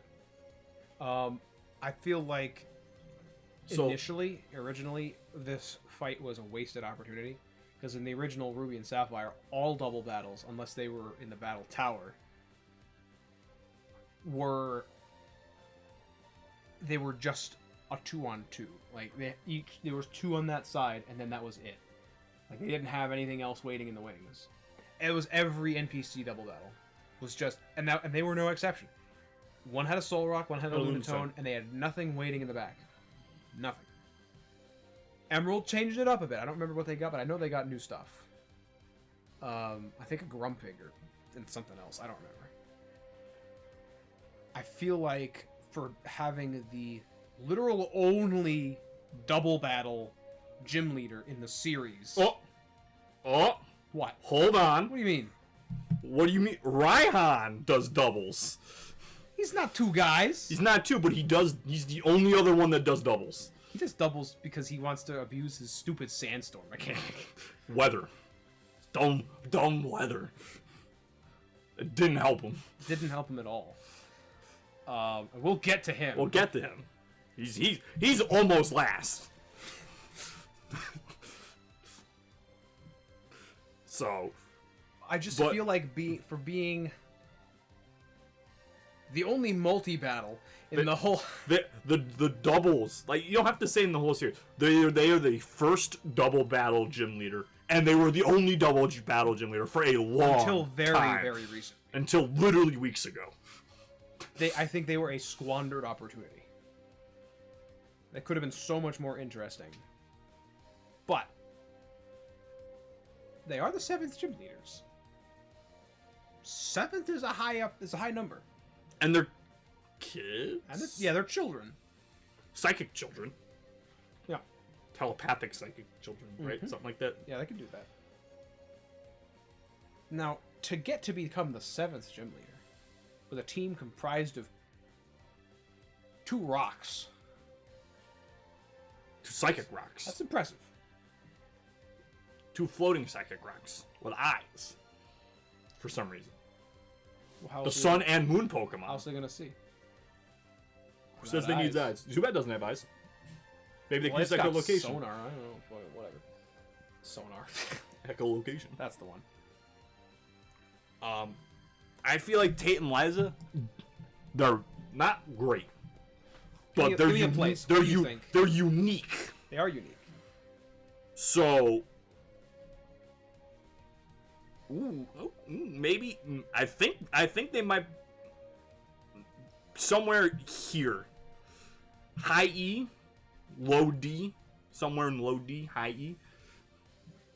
Because they're not good. But they're different. And unfortunately they get split up in the World League, right? Yeah, they do. Maybe my placement low includes like this. My placement would be between Janine and Flannery. Here? I'm fine with that. Yeah.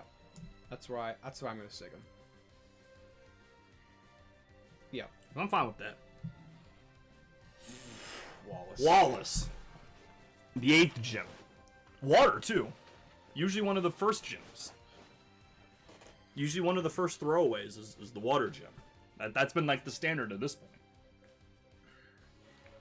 But he's the 8th gym. 8th gym. And he becomes the champion. He is the only one in this list that started as a gym leader and then moved to becoming a champion. So there shows a clear... what? Depending on your... Iris, depending on the game. It depends on your version. Wallace is consistent. Wallace is consistent. Wallace is always does that. But Iris does become champion. Iris does become a champion, but she's not always a gym leader. That's not a guarantee. If you play White, yes, Drayden is the gym leader. But yeah, Black, she's the 8th gym leader, I think. Might be. I think it's the other way. I played Black. I fought Dragon. They're both Dragon type. They're both Dragon type, but I don't think I haven't played White too much. But I think he's in Black, and she's in White. Yeah, he's in Black. She's in White. Okay, fine. But then she's just the champion in Black 2, White 2. Yep. Which is cool. We'll get there. Sort of like she transcends timelines. I don't know. We'll get there. And after we finish Gen 3 and 4 and 5 pretty much. She's at the end, pretty much, towards the end. Okay, so Wallace though. Wallace. The Wailord. So Wallace, I'm a big Wailord fan. Wallace is unique. He's got more character than I think most of the Hoenn gym leaders in the games anyway. But he's No, I can't say he's one note because he does stuff in Cave of Origin too. He exists outside of his gym. Yeah, which is always a plus. He takes part in Stuopolis and he's Sutopolis thing with calming around. Yeah. Is that in Ruby and Sapphire, or is that just in Emerald? He does. He's involved in that. And that's pretty big. That's pretty big. His team's not that bad, I guess, as far as a water type. Wailord. A Whiscash. Whiscash, yep. You know what I'm bringing up? I don't remember. I just remember the Wailord because Wailord hits like a truck on first turn. If you're not faster than it, Heavy Slam. Heavy Slam Wailord. Curse Heavy Slam. All right, Celia. Whiscash. Right? There's no Wailord here. Champion. Oh, I'm used to Emerald, so I'm used to his champion. I'm more used to seeing a... But yes, the Milotic. How could I forget the Milotic? Wailord. Milotic's his ace. It's always been. I forgot about that. So I remember the Whiscash. Whiscash. I don't remember the Whiscash and nothing else. The he got a Ludicolo? Got a Ludicolo. Interesting picks. So as far as... He's got some interesting water Love Disc pick is... His gym team... not as strong as his champion team. Right. I have a feeling that the only reason he doesn't have a Walrein is because he's already got 3 fully evolves. They probably didn't want to stack him too much, and they wanted to give you something to look forward to with Glacia. And he's had some... And he's got bulky types. He's got bulky waters. Oh, yeah. Like Milotic, Wailord, and Walrein would be Wally. That'd be Wall. That's a wall. I mean, maybe that's why he's called Wallace. Probably. Could be. Maybe he's just living up to his name. Maybe he had a name change after deciding what he wanted to do. Maybe he was supposed to be Wally. No. No. What's he get though? What water types does he pick up for later? Okay, so Black 2, White 2. This is him in the. I think this is him in the champion stuff. See, I still keep him. He picks up Sharpedo and a Swampert. And a Starmie. And he gets the Walrein. Dan's gonna give him, like, plus infinite points for Swampert. That was become nullified at that point, Dan.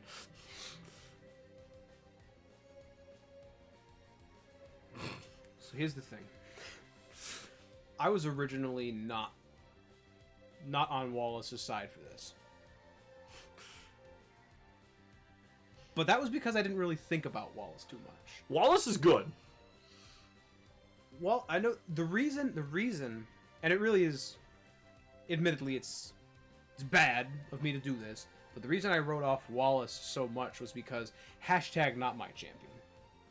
Wallace in the champion list was what? Bottom? Was he bottom? Yes, he was the last one. He was the worst one. Not my champion. Steven is the Gen 3 Steven is the Hoenn champion, and even Nintendo knows it. Where's Wallace in ORAS? Where is he? Oh, he's back in his rightful place. He's a gym leader. Where's he in Generations? Not Generations. Not Origins. The Legendary episodes. I didn't see that. If I did, I followed the guy. I forget his name. He showed up in the manga. Looker? No, Looker's part of it. He shows up in the show, in the anime, a couple times. He's got the Mega Charizard X. Who comes in because he goes from region to region, I think, to try and battle the strongest trainers. When he gets to Hoenn, what does he do? There's Steven with the shiny Metagross. Oh, that's what that series was. Okay, I don't know which one you were talking about. The shiny Metagross that can Mega. The Mega shiny Metagross that they then go on to fight the legendaries in later in that section. Steven is the champion. He gets his butt kicked because Primals and Mega Rayquaza are, Well, it takes Ubers. Broken. It takes Ubers and AGs to get Steven down. I mean, something else. But he's the champion there. He's the one that's there, not Wallace. But Wallace is still a good gym leader. He's only been a champion in one game. He got a champion in the Retcon game. And then he was part of the champion tournament for PWT, but literally because they had no other option at that point. So, I think in the manga they write it off very cleverly. They write it off like Wallace, like Steven was the champion, and then Wallace beats Steven for the championship, but then Wallace refuses to take the role as champion and lets Steven continue doing it. And the reason for that was because he had this love thing going on with Winona, and she was a gym leader, so he wanted to be a gym leader so that he could be closer to her. That was literally it. I think this guy is like... In terms of manga land, Wallace and Steven are about even in terms of power. Which is weird for me to think about, but... Steven gets some nutty power curves in every other form. Yeah. Well, I think we're talking somewhere in this area. Yeah. Strange as it might seem for me to say, given that he has such a strong connection with Winona in the manga, I would say he's like right next to Winona. Right next? Yeah. Above? Because it seemed like what you were saying, he was right there with her at the end. They're the counterparts. But he's got more game influence than she does. Yeah, he does. You know what I'm going to say? Controversial opinion. Put him above Koga. Even further? I can see it. And Koga, as cool as he was, he never moved up to champion. He moved up from gym leader to Elite Four. Wallace moved up from gym leader to champion. He skipped that whole Elite Four nonsense. Skipped. True. He did. Skipped it. How did he do it? How did Wallace beat Glacia with a water team? So, how far is Wallace going? Is this it? Does he sneak to A? He literally beat the champion and said, "No, I'm good." He did. Put Wallace in A. I think he's A. I think he gets A. This is surprising. I didn't think he'd sneak. Hold on.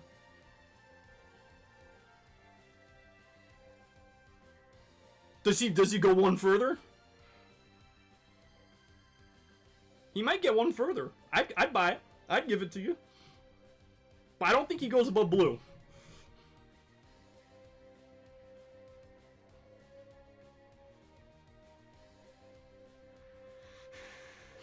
He's thinking. He's think-thonking real hard. He's strong. In both terms of the game and the manga. And I'm pretty sure he's strong in the anime. He is the 8th gym.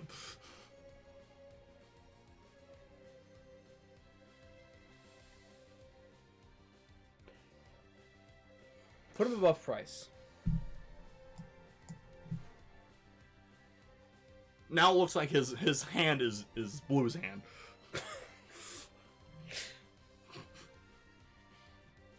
I think this works. I'll give you this.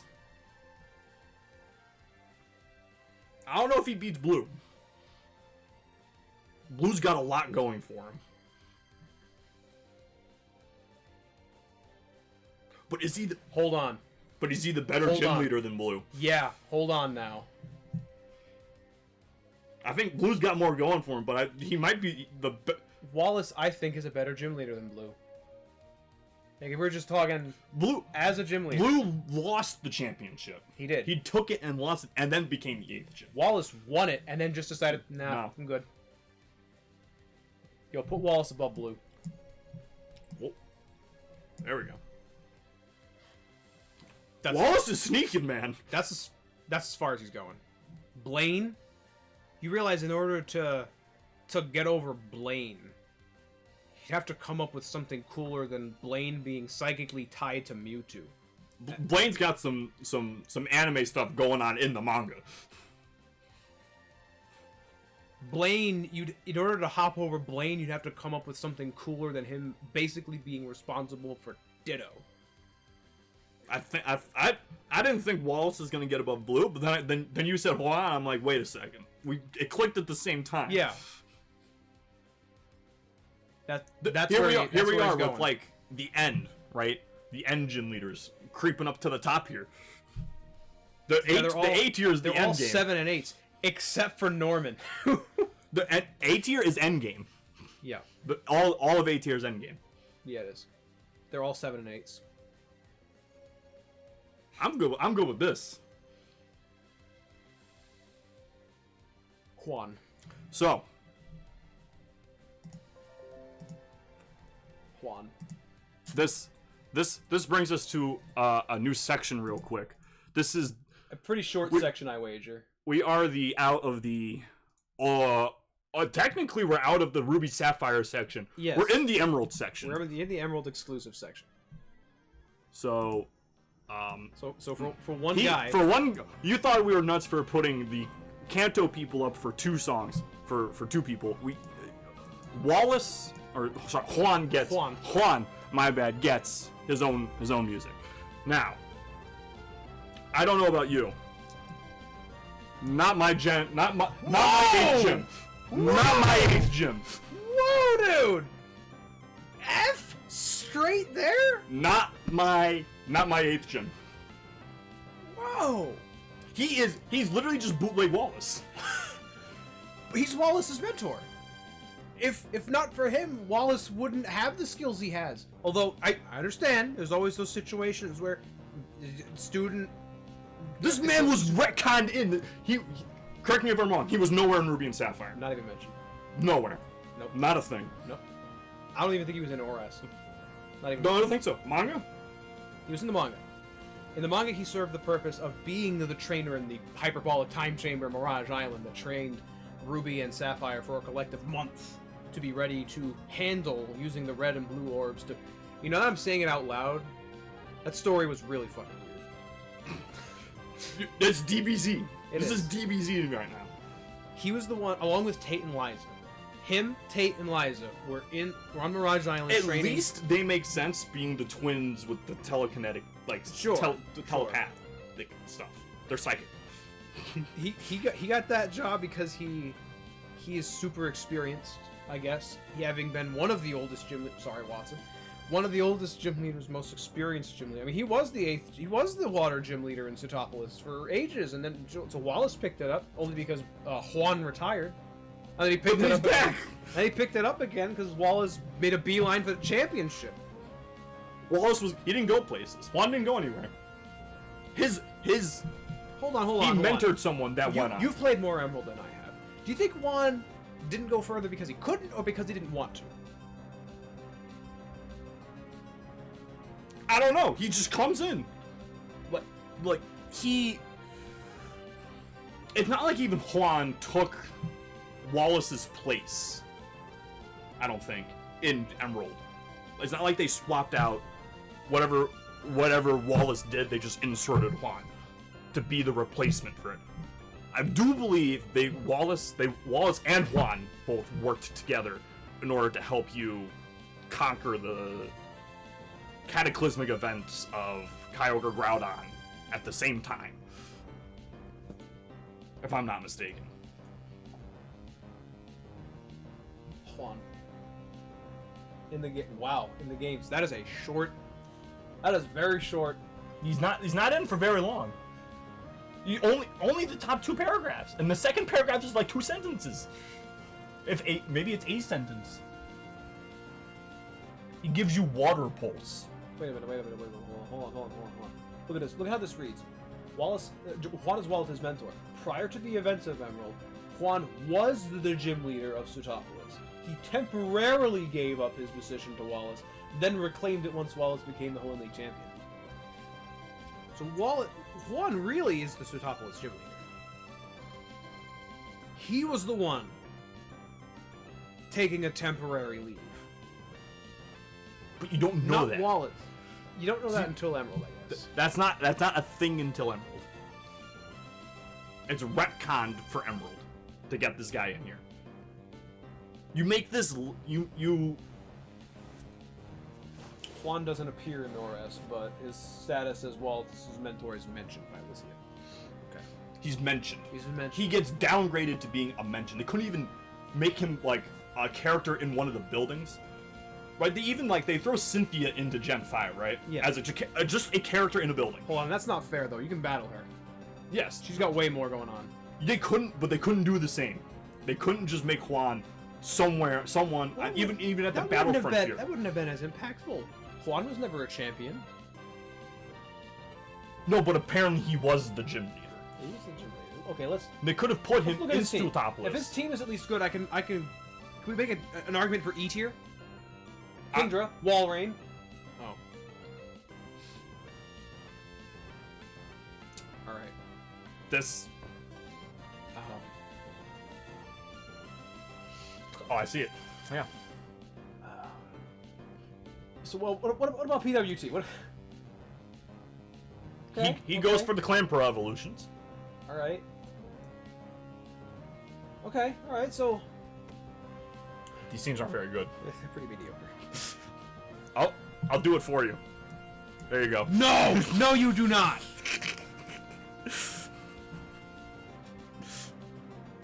He can move up. You can move up, but he is like this. He's other than helping in the manga, he's almost non-impactful to the storyline because everything that he does do in the games, Wallace already did in Ruby and Sapphire. Like he's not needed. You could have cut him. They could have kept Wallace as the gym leader and kept Steven as the champion, and it would have made no difference.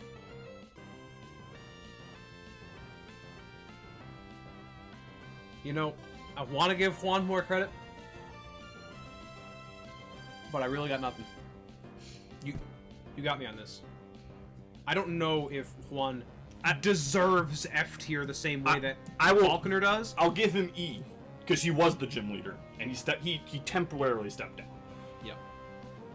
But he's also not memorable. No, even his manga appearance isn't super. It's impactful, but it's not super memorable. Is he other than that one section, is he mentioned before? No, he's actually shoehorned in at the last minute. So probably around when Emerald came out, I'm assuming. Probably. Or when Emerald was done or whatever. Yeah. It had to be like that. Because by that point, toward the last couple volumes of the Ruby and Sapphire chapter, that's when Ruby and Sapphire get their Emerald outfits. So yeah, they had to have had those designs in mind in advance, and Juan was shoehorned in because of that to tie it all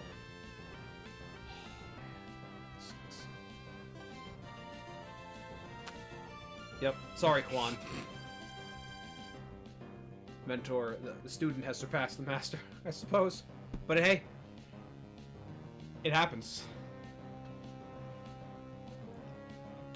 Doesn't even if you haven't looked up the team, he's got a Palpitoad. And none of his Palpitoads have Drizzle. Palpitoad? Where? Politoed, my bad. My bad. Politoed. Well, okay. Oh, yeah, hold on. That's not fair. This was Gen 5. This is the first time Politoed had Drizzle. And that was a Dream World hidden ability. You really think they're going to stick a gym leader in the PWT with a hidden ability Pokemon that broken? Come on, man. Nothing on his team even makes use of that except for the Relicanth. Ooh. And the Kingdra. He's got nothing. And it's not a guarantee. Those things can either have a Rockhead or Sniper, respectively. He's got nothing on any of his team with Drizzle. There was Drizzle beforehand. What do you mean it was Drizzle beforehand? He could have Pelipper. Pelipper just gets Drizzle. Pelipper didn't get Drizzle till Gen 7. What are you talking about? This was 2 generations after this guy even made an appearance. I feel like 4 generations since he made an impact in anything. What gets Drizzle? The only things that get Drizzle are Kyogre, Pelipper, and Politoed. That's it. Those 3? That's it. Pelipper got it as a secondary ability starting in Gen 7. Politoed gets it as a hidden, and Kyogre banned. Yeah, the legendary. Do any of them have any legendaries? Is there anyone in the World Tournament get a legendary? No. Okay. Legendaries aren't allowed. It's kind of like Battle Tower rules for what you can bring in. So none of them have legendaries. The birds, beasts. No, nothing like that. Not even the bad ones. Not even the bad ones. No. Rest in peace. All right. As much as I don't think poor Juan deserves this, I can't make a case against it. So. And you're the one that always shit talks Emerald. And you're the one trying to find the case for the Emerald guy. I was, because I kind of like Juan from like a design perspective, but yeah, he's got nothing. In terms of feats, he's got nothing. He doesn't even pass in the coolness factor, and he has no significant manga stuff to talk about. 10 minutes. It took us 10 minutes to get through Juan. I really just want to keep listening to the. I know. This, but we do unfortunately have to move on to the next section, which we're on to Gen 4. You can get rid of some of these tabs, you know. I could. You're right. I could have. But we're here now. All right. This is loud. There we go. Rourke, huh?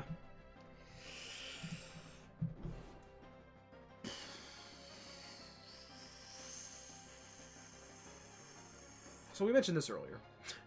I'm just looking at the Gen 4 lineup in general. I'm just looking at it. I'm looking at it. You know what I see a lot of that? Do I see a lot of those? I see a lot of weak gym leaders. I think our E and D tier is gonna get padded out. I'm waiting to see if anyone's gonna get F tier at some point. Are there any F tiers in here? There might be another F tier. F tier? I mean, I don't know this section very well.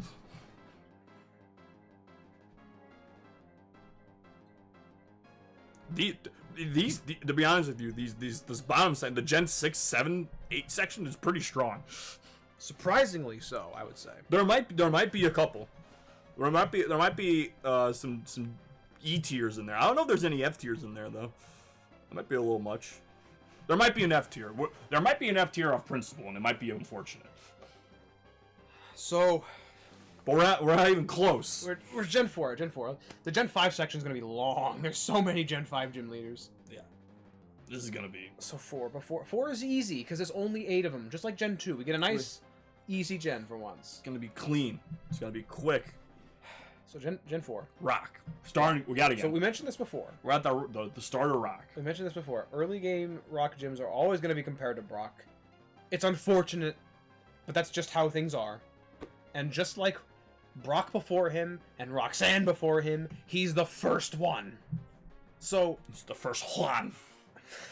So let's look at this objectively. We put Roxanne as a low mid tier. Yes. We put Brock as a mid tier. Rock gym leaders don't seem to fare very well in this list. Now, why is that? Let me see his team. Yeah, we compare. Let's. This is probably unfair to do, but let's compare Roxanne's team. So we already know what Brock has. Brock's rocking the rock ground. He's loving the rock ground, which is not a good typing. No. So Roxanne's team was very simple. Geodude, Nosepass. It's essentially Brock's team, but swap of an Onix with a Nosepass.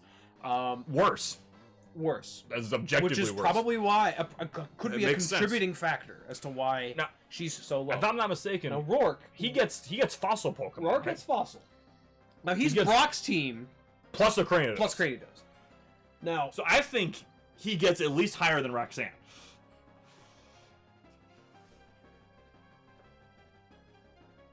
Yes. In terms of the game. In terms of game. Right now he's better Brock. Yes. But Brock's got more going for him. Brock's got more going for him. Now, does Brock have more going for him just because of nostalgia? Because let's try to remove ourselves from the idea that Brock was the first gym leader, first Rock gym leader, an iconic character because of the anime. Let's just remove ourselves from that. And let's try to compare Roxanne to Brock to Rourke. I still think Brock's got the better team of... Roxanne's got the worst team. Brock's got mid-tier because... Hold on. Bring up Brock... What levels was Brock at? What levels were Brock's? Okay. Is Rourke just better Brock? Does he actually just have the same Pokemon at higher levels? Because he does have an extra Pokemon, which would typically lead you to believe they're lower leveled, because he's got more of them. That's a pretty safe assumption. You might be able to close out some of these tabs, too.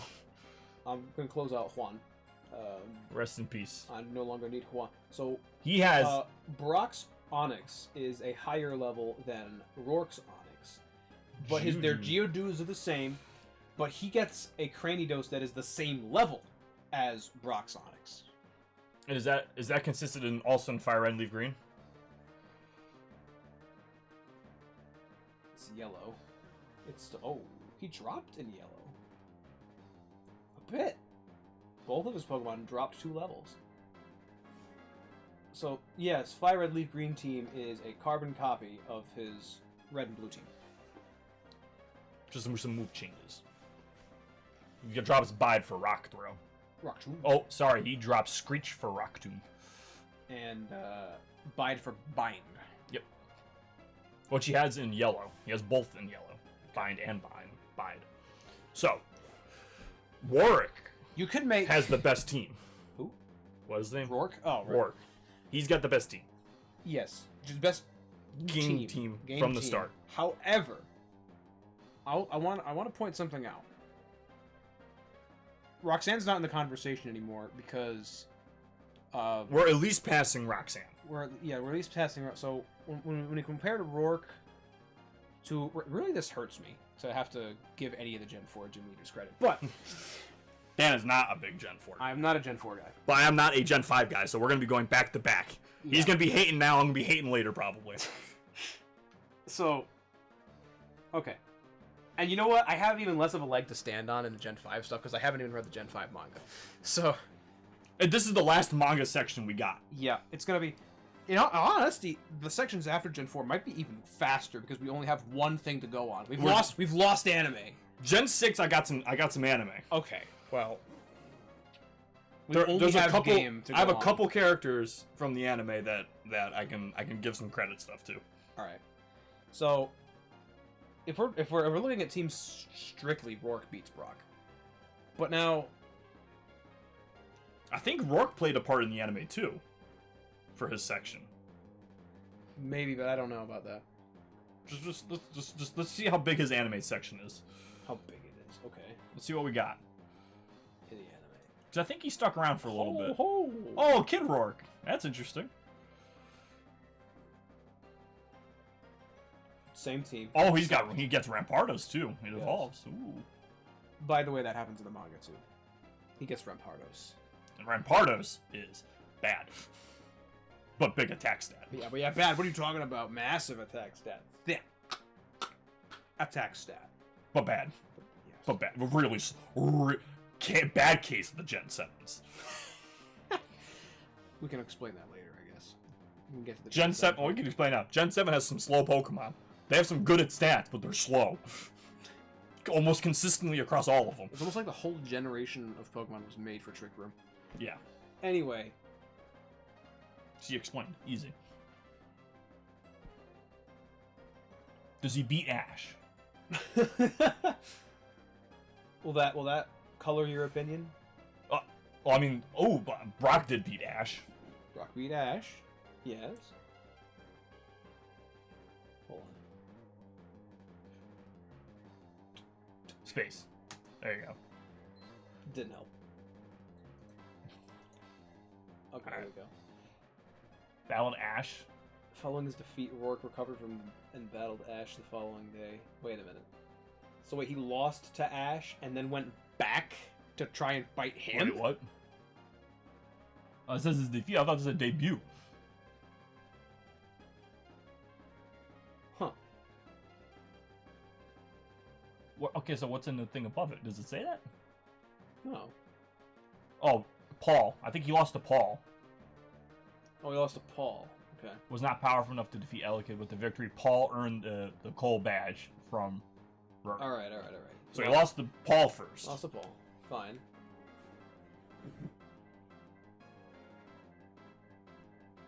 Ash was defeated. Okay, so he beat Ash. Okay. Ash does not have a good record against the first gym leaders. Always a weak start with him. Yeah. So, they both beat Ash, and they both lost to him afterwards. Yeah. I mean, for story's sake, they're all going to lose to Ash at some point. I mean, not really. You can just get their badge for some other means. Doesn't necessarily have to beat them. You gotta be a pretty lame gym leader to just give away your badge to Ash Ketchum. Looking at you, Erica. See, this is why you're an E tier. This is why you gotta hobnob with the likes of Bugsy. The Erica tier. And Juan. You have such disdain now for Juan. You can't find the redeeming qualities. I wanted to find some, but I couldn't. Really, what it was, I didn't want a Gen 3 gym leader to be any lower than D. But this is the world we live in now. Yeah. More forgotten than the Gen 2 forgotten gym leaders. Love this music. So, I'm gonna throw him here. He's at least here. We're at least looking from here up. Put him above Surge. Put him above Surge? I'm basing that on his presence in the manga. Let's say, how's his manga look? So he gets quite a bit more development than any of the other first gym leaders up to this point. And I think part of that has to do with his father also being a gym leader, because Byron's pretty neat too in that show. In that manga. But we'll get up to that. He has genuine development that you can see him becoming better as not just a person, but as a trainer.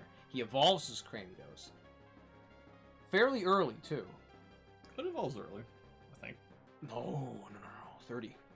Cranidos Really? is 30. Yeah. Might be 40. No, it's 30. Yeah. But anyway, he evolves his Cranidos and then assists in the effort at the top of Spear Pillar. I mean, I guess you could probably chalk that up to all the Gen 4 gym leaders except for Volkner, because they all help out except for Volkner with that Spear Pillar thing. Volkner's kind of a douche. We'll get to that. Rourke is interesting. I have a hard time describing it, but Rourke is actually interesting.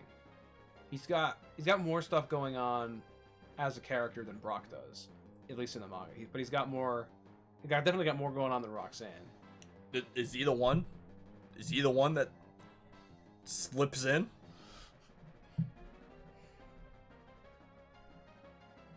Brock's character.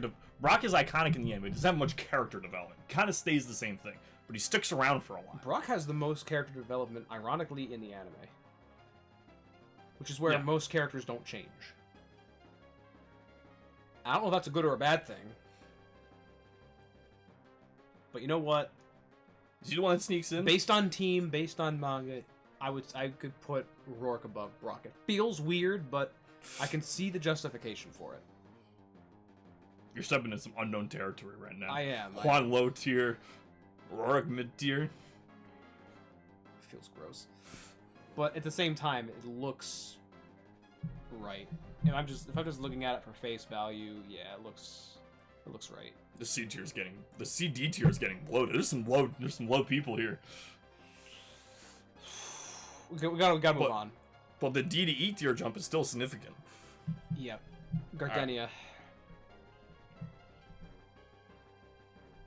D. D? No. E. E? E. She's a Vileplume? Oh, okay. Put her above Erica, but below Bugsy. But below Bugsy? Yeah.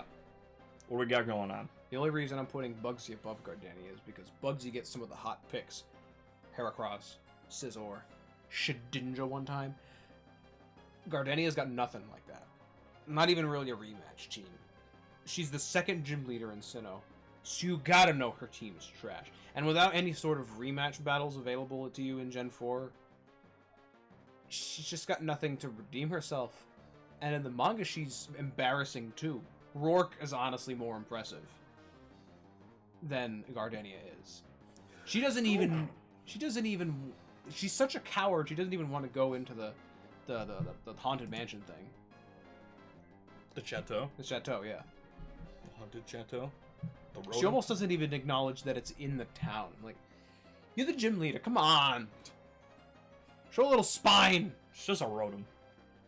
It's just a Rotom. Gardenia is garbage. Garbdenia. Garbdenia, that's what it is. I'm going with that. Maylene, next time. Fighting. So, here's the thing. Here we go. He's busting it out. Have we finally reached the obligatory Lucario mention? Sounds like a yes. She got Lucario. She's got 3 hot picks here. She's repping some gens. One of them in particular, though. Spirit Animal. Busting the meme out, I didn't think you'd do it. I was gonna refrain. Got Lucario on the team.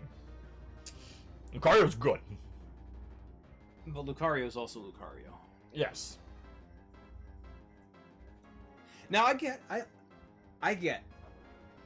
that Lucario was a new face this gen, and they're really trying to push Lucario as a face. So I get why they did it. Dan will never forgive Lucario for taking Mewtwo's spot in Smash.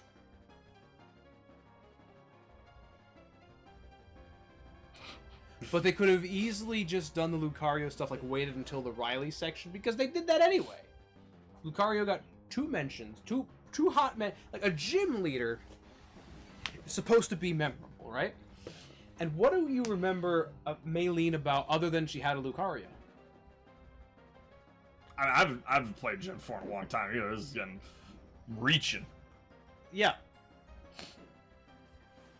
So, Maylene has got nothing. She's another one of these, doesn't do anything else. Well, we got in Plat. Think she changes that much? Nope. Rematch? What would you look at that? Looking like a Chuck copy to me. Looking like just some basic upgrades. Looking like a Chuck copy plus Lucario to me. Doesn't even do the... Look at that. Look at that. Effect Spore. Guaranteed. Doesn't even have the Poison Heal version. Doesn't use Sub Punch. Does use Spore. So this person, she's using this Breloom just to be annoying. Sounds like your Breloom. Oh, is that where we're going here? Yeah. Is that where we're going? Spore Sub Punch? Spore Sub Punch? Yeah. She didn't even do that. She doesn't even do it. And let me guess. Oh, no. Infernape! Oh, sellout mode. Sellout! We gotta sell out. Give me this. Bam! Still better than what? Well, because Toxicroak and Breloom. That's really it. That's my entire... Glade's cool. Oh, I forgot about her manga appearance. It's lame. Moving on. This is Crasher Wake, right? Crasher Wake, yeah. You could just call her Wake if you want. Call him Wake if you want. Wake's cool. Wake's cool. How are the water types actually stacking up here? We got some. They're The around. water types are all over the place. All right. We got an A tier water. C tier. We got a C tier water. We got an E tier water. They're dispersed pretty evenly. So Wake's got some stuff going on in the games. I don't remember too thoroughly. Is this thing the Weasel or the Floats? Yeah, he uses the Floatzel and I forget what the other Gastrodon. No, yeah, not Gastrodon. I don't know. Why am I wondering about it? I have this resource right here. Yeah. I don't.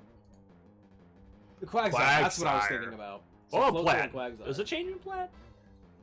Quagsire doesn't sound too familiar. Maybe I'm just crazy. No, it's Quagsire. Oh god, that Quagsire sprite. Oh, he gets Ludicolo. Okay, so he puts Focus Miss on Ludicolo. What a legend! Do you see this? He's got four physicals in a Ludicolo. It's his only special. He's got mad sweet. Look at him flexing his sprite too. I like his sprite. He's cool. He's cool. He's right. Energetic.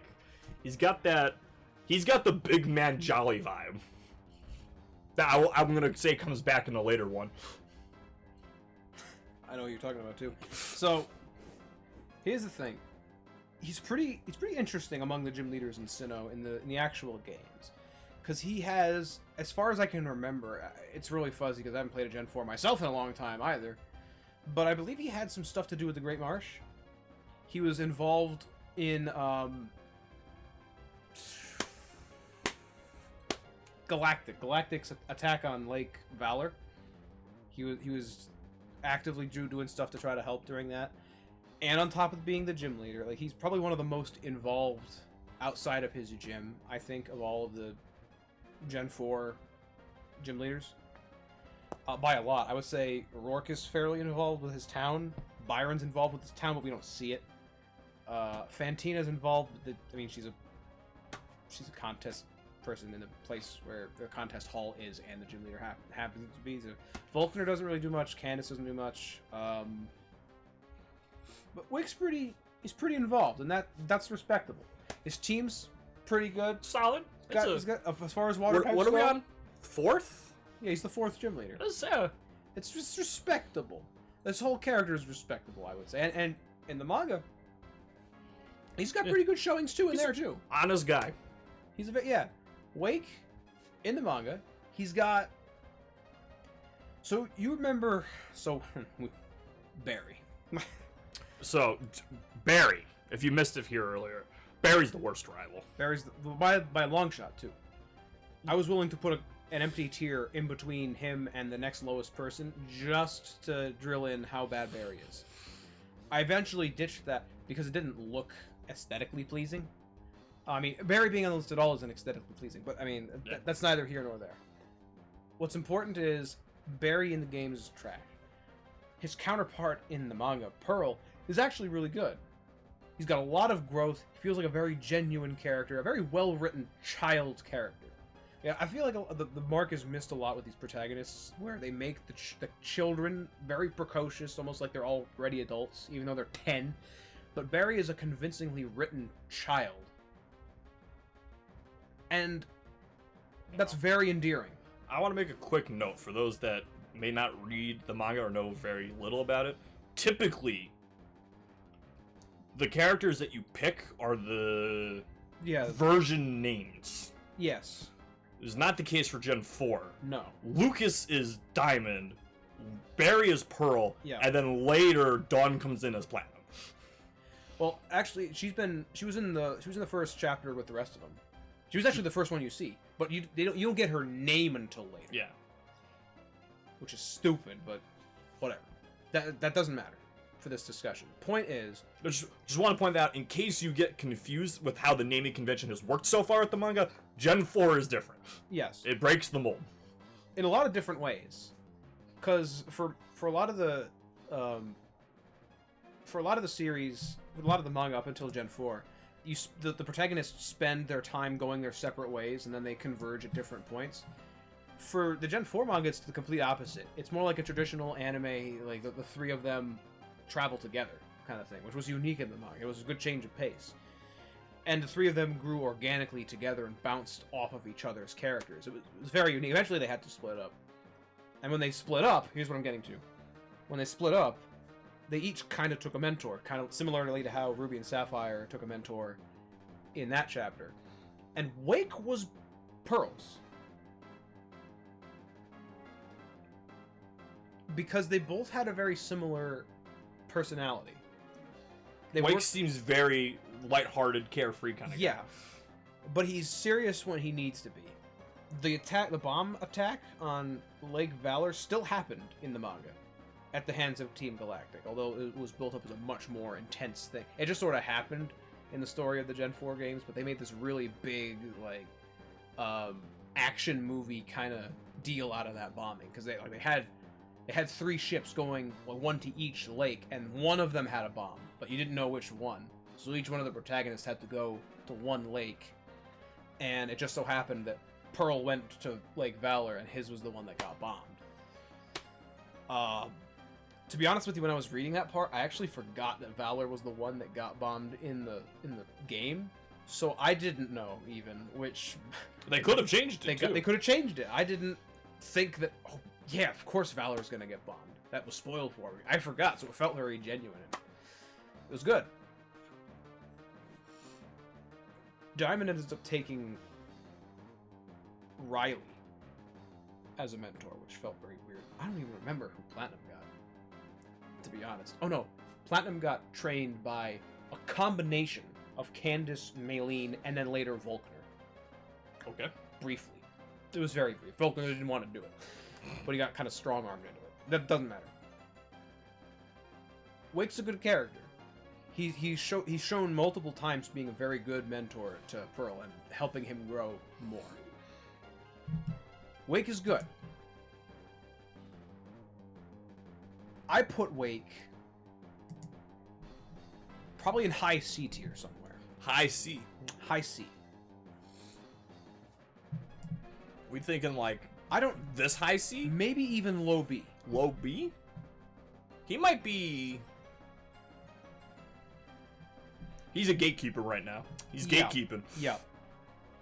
I say high... I say low B. Let's see. Yeah. How's it look? This he still just feels a little odd to me. I don't know if it's just his character portrait in relation to what's around him. Because he is surrounded by some manly men. Some big guys. Just in the general, like, what is in the vicinity of him. And then... Watson, Chuck, Surge, and Wake would be above him if we put him in high C. This looks about right. I might... I think there might be an argument for putting him above Claire even, but... No, this don't seem right. What, putting Wake in C? Yeah, this seems better. You say it maybe up here? Maybe that... Ooh, I don't know. Yeah. I don't know about that one. That looks better. This seems good. Okay. Okay, that's Wake. I feel comfortable with that placement for Wake. Fantina. I'm gonna let you take the reins on this one. Fantina's probably the... No, I can't say that. Candace is the most forgettable gym leader in Sinnoh. Fantina... Different. Different. Very different. I personally hate her manga portrayal. For a lot of different reasons. First and foremost, it was very annoying. I had to spend extra time reading her dialogue compared to other characters because they decided to write her to have this really over-the-top, thick French accent. Fancy. Very, very fancy. And unless you know... They did a similar thing with Juan. Juan has a very thick Spanish accent. And he speaks some Spanish words. If you don't know some Spanish going into that, you might not be able to even understand what Juan is saying. Fantina's got the same problem with French. Is Fantina a French name? I don't know. Juan is a Spanish name. Juan is a... We're even going the extra mile to put that little H in Juan. That's how you say the name. You don't go Juan. You don't go Juan. Yeah. Some people will do that. Some people will be that lazy. But no, we respect it. Juan. Despite he's in E tier, we respect him enough to say his name right. We may not be good at pronouncing some of these things, especially because some of the Pokemon names are a little unpronounceable. But when it's an actual name, it's a person. It's an actual name. Gotta respect it. That you can say. Like, Juan.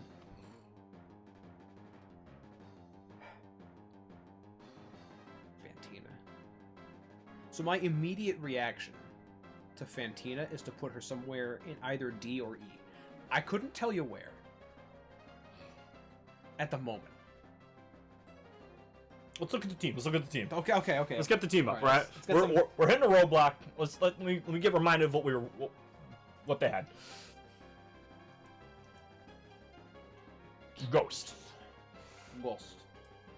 If I remember correctly, her ace is a Drifblim, which is odd. Drifblim? I think you're right on that one.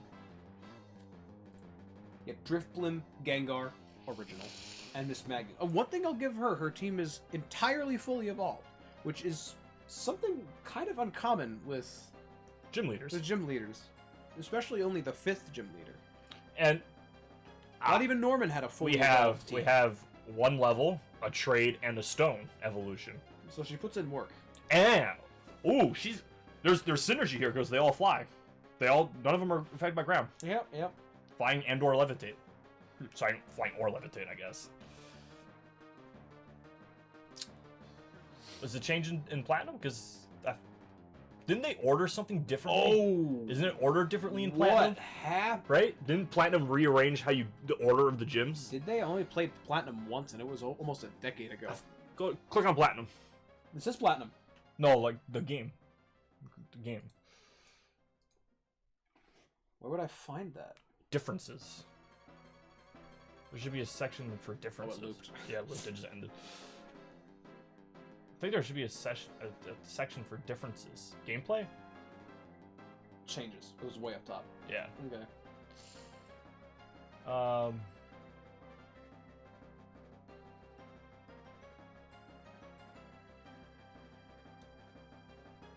we're gonna just do gym.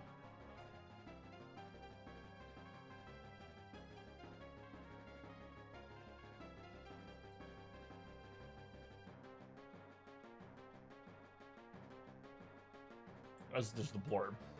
Alright. Reordered. Have been reordered. Fantine is now the 3rd gym leader, and Maylene the 4th. Wake's the 5th. Okay. So should we? So that would explain why she's grossly nerfed here in the platinum team. Well, let's look at. We haven't. Did we reach the? We've done Wake. Did we do the other one already? Who? I forget who you mentioned. Maylene? Yeah. Yeah, she's already there. She's low. All right. She's above Juan. What are their platinum teams? Because they're different. They're going to be in different strengths. Let's revisit for a quick second, because these 3 are different. They're unique. So Wake's DP team. Is that Gyarados, Quagsire, Floatzel. Platinum team. Identical but stronger. Alright. Maylene's team. Is that. Metatite, Machoke, Lucario. And her platinum team is that Metatite, same thing, Machoke, but weaker. But weaker. Wait, no. The stronger, because she was the 3rd gym leader, now she's the 4th. Fantine is the only one that gets a significant nerf, because she drops 2 places. Although she didn't have a member of the Duskull family before. And Crash is... Wake's the 5th gym leader now. Wake took Fantina's old spot. But all of his stuff is just stronger. Yep. Because he already had fully evolved. Yep.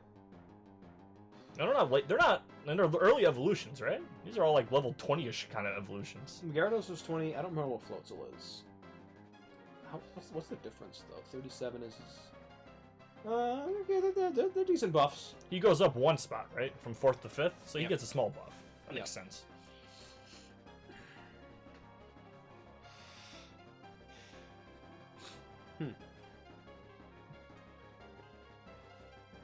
So she gets the biggest changes in the team, and they're not good changes. So really, you gotta, if you want to like appreciate her team, you gotta look at her best appearance in Diamond and Pearl.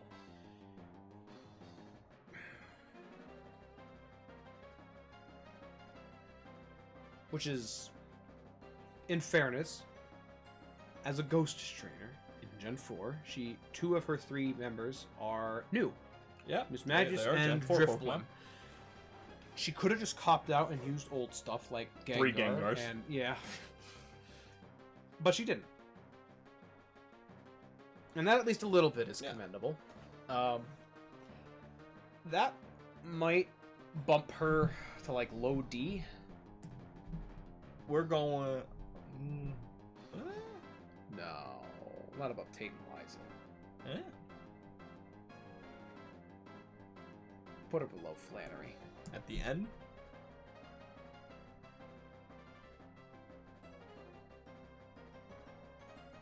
Put her above Bugsy. Above, you're going high E? This E tier really got... When did this E tier get so thick? When we started doing Gen 4. Whew! I started with Juan. Once Juan got in here. Okay, no. No, put her below Flannery. That's where she belongs, I think. Okay. Byron.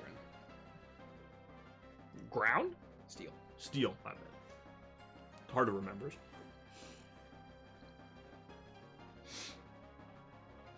So his, I don't have to look it up to remember this one. His ace is a Bastiodon. Sounds about right. Pretty cool. Bastiodon's I like cool. Bastiodon. I like dinosaurs. Dinosaurs are cool. I like most of the fossil Pokemon in the games. The Gen 8, little odd. So Byron is probably, I would say, the least involved in his town. So okay, see, the thing with Gen 4, I've noticed, pointed out to me as well as I've noticed it myself. The Gen 4 gym leaders, in comparison to just about all the other regions, are really heavily involved in their town. Because Sinnoh seems to be more of a trade community. Or like every town seems to have a trade that they're built around, whether that be Orberg with mining, or Canalave with shipping. You know, like it's a harbor town. They even had the statue thing or whatever, right? Yeah, with tourism. Slacion is like a ranch. Celestic is for history, lore keeping. Snowpoint was also a harbor, and it's also, you know, for history because it's got monuments and stuff. Well, really just one, but that's fine. Sunyshore is like a power plant, seemingly. It's a very earthy kind of trade-oriented region where everybody sort of pitches in and does things to help everybody else out. Except with Floroma. I don't know what the hell you do in Floroma. Just make flowers. Flowers are cool. I guess that's a trade. Florist. Yeah, that's a trade. Okay. That's a trade. So, in that sense, you could make arguments for all of the gym leaders being related to their town. Byron probably does the least. Well, maybe not. No, because he's steel. He makes steel girders. Somewhat, it's construction. I get shipyard. Okay, never mind. I mentally shot down my own point. You don't ever see him doing anything like that though. When you encounter, you were saying before when we were on, when you encounter Rourke, yeah, you encounter him first in the mine. He ain't in the gym. He's working. Yeah, you said that. And a similar thing happens with Volkner too. You can't even go into Sunyshore. The whole place is having a power outage, and Volkner's figuring it out. As soon as it's fixed, you can battle him. You know, they do stuff like that. Gardania, I don't think you even find in her gym at first. I think she's in the forest. I could be mistaken about that, though. Byron, though, I think you only ever see him in the gym. I don't recall ever seeing him outside of the gym. You were saying that when we were talking about Rourke or whatever, that Byron does stuff, but it's mentioned. Yeah. It's always like it's behind the scenes. In the manga, though, he has a bit of a stronger presence. Because he sort of acts like the Winona of Gen 4, if that makes sense, in terms of manga. Like, Winona spearheaded the efforts to gather the gym leaders together and prepare for the calamity. Byron does the same kind of thing. A bit more of a background character, but like an important background character. He works pretty directly with the Berlitz and Professor Rowan to get stuff done behind the scenes. He seems more like the out of all the characters in this gen, or all the gym leaders, the older, experienced one. Yeah. Yeah. It seems like Wake could be older, but he's more light. He's more carefree. Yeah. He's not the down and serious. Byron's kind of like a. I don't think he never does it to the characters in the game because they're children, but he gives off that kind of a ballbuster vibe because he has an interesting relationship with his son in the manga anyway that shows off a little bit more of his character, and he's serious, but he's got like a sarcastic streak about him. I think they show that in the anime too. Do they? And it's interesting because he's very multi-layered. There's also many instances in the manga where he's shown off to be quite a dullard. Like, not Sonic Boom Knuckles level, but 2 Sonic Boom references in one video. He's like a very simple man with simple tastes. But then, when the chips are down, he really knows how to buckle down and get stuff done. And I guess you would have to be, given that all the other Sinnoh gym leaders are either incompetent... Gardenia. Fantina. Maylene. Got any more? You can go further than what's on the list if you want. Kansas.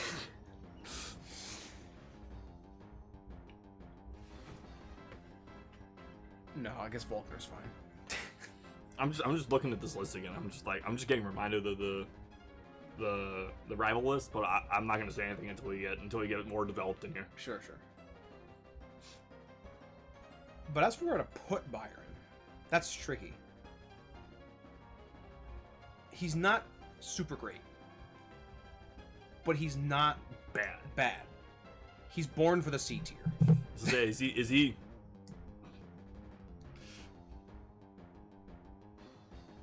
No. A little bit higher.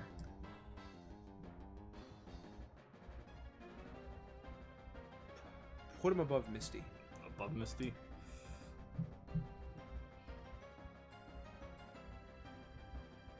Yeah.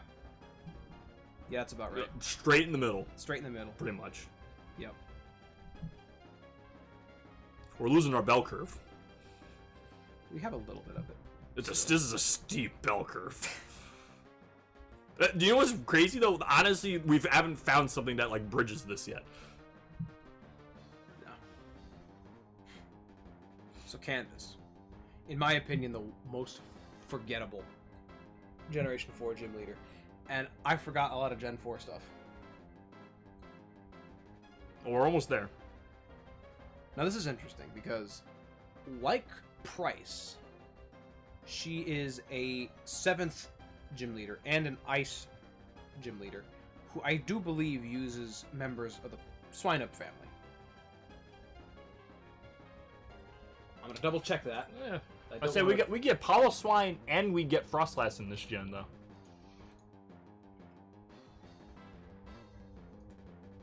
Okay, I was wrong. Oh yeah, I forgot the Abomasnow train. I was wrong. Oh wait, no I wasn't. Platinum Battle, she's got a Piloswine. And then keeps it. For the rematch. And she gets the Froslass, and she gets the Abomasnow. Okay. So I know in the manga... And we allow Gen 4? That's Gen 4. Yeah, it's Gen 4. Yeah. So... This is a Gen 4 team! The whole thing is Gen 4. Her team is comprised of nothing but Gen 4 ice types in the rematch. What? Why does she even have... What's the Medicham? I don't know. It's got Ice Punch, that's enough. It's got an Ice move. So... I want to see in the World Tournament. I just want to know if she brings this Medicham back from nowhere. Ooh, Glalie. Nope. Doesn't look like it. Next one. Nope, she kicks off the team that's gone for good. Okay, so... As far as ice types go, she's got Froslass. Good. She's got the Swine. Great. Yeah, pretty great. Got the Weavile. Situationally good, but good. Abomasnow. Yikes. Let's go with yikes. Glaceon is also a little rough. But we're 3 for 5. So, in terms of team comp, she's got some good stuff going on. Not the worst I've ever seen. Are we going... like... Oh, no. Not an E. Not an E? Wait, let me think about that. What do we got going on? Manga. Okay, so manga, she's like... Team's good. Team's pretty good. For a gym leader? Okay, so if we're going to put her in E, she's definitely higher than Maylene. That is bare bones minimum, because in the manga anyway, she is on par with Maylene. They're training partners. I don't know how that works with a 3rd gym leader and a 7th gym leader being on par training partners, but that's the fact. That's the reality. That's what it is. In stark contrast, the Gen 3 gym leaders are strictly ordered by rank of power. The Gen 4, it is not the case at all. They're all over the place in terms of power. The only consistent one is Volkner's the best by a lot. That's it. But Candace and Maylene spar regularly and go kind of back and forth. But other than that, she provides very little to the story that a lot of the other gym leaders don't already provide. She doesn't stand out, necessarily. But based on team comp, I'm willing to go as far as putting her at the top of E. Top of E? Yeah, like above Bugsy. Yeah. That feels about right. Alright. But never any lower than Maylene. She could wiggle anywhere between that, I think, depending on how the other ones end up stacking up. I think this is good because we need to find we need to get something between D and E tier, or D and Bugsy, that levels it a little bit more. Okay. That gives because it was a steep, like on a line graph, it's a steep incline. It needs something to kind of lower it a little bit, make it a little more gradual. Okay. I'm looking for that spot.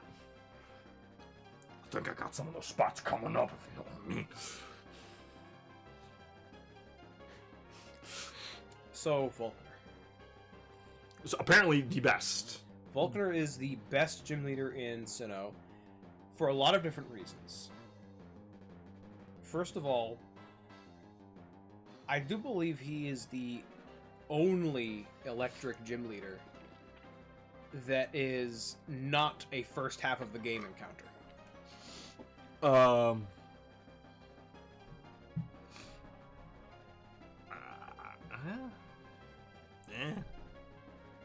Electric gym leader. But yeah, I think that's about it. I think every other electric gym leader is a third gym.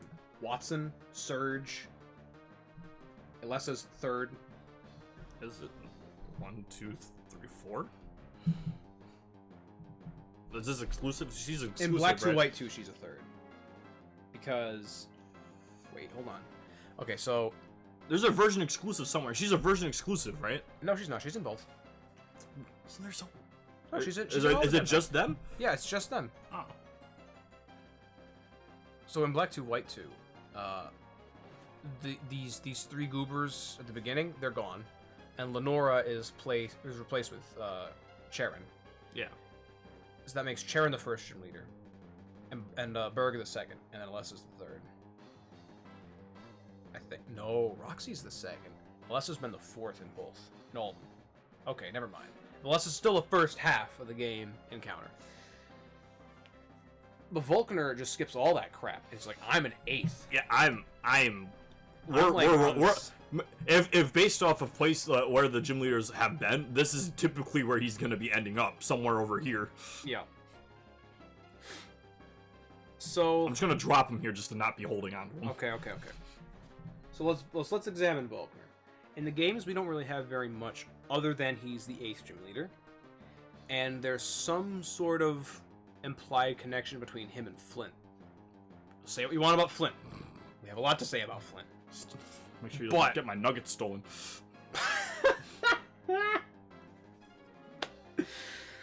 Oh, okay. So, say what you want about Flint, but he is an Elite Four. So if an Elite Four and this gym leader are palling around a lot, there's got to be something to this guy. And at least a little bit of it is evident in the fact that he is the 8th gym leader. This thing is the Luxray, right? Is it the Luxray?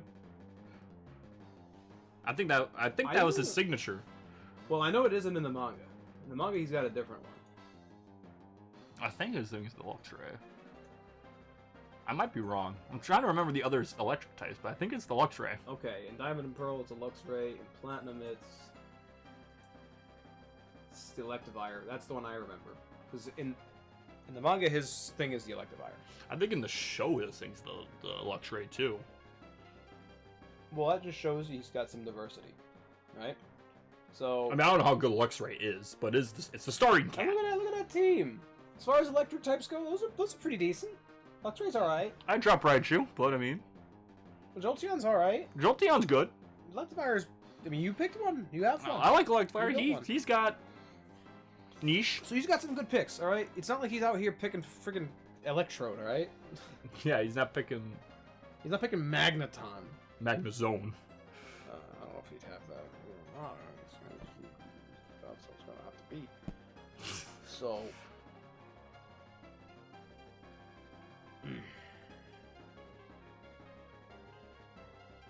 In the manga, they flesh him out by not fleshing him out, if that makes sense.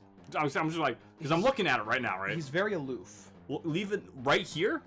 Yep. Wake's higher than. He's being beat out by one spot. All right. By one of the lower things. I'm just like, what? So what is going on? Just where I dropped him, like, this is his spot, but like, what's going on? What's his thing? What's his thing? Volkner is sort of like, and it's not even comparable, like, but in a way, Volkner is kind of the Gen 4, at least in the manga, the Gen 4 Norman. He's strong. He's crazy strong. To the point where really nobody wants to mess with him. Let me tell you how much of a monster he is. This guy is bored out of his skull because he can't find any opponents that he finds interesting.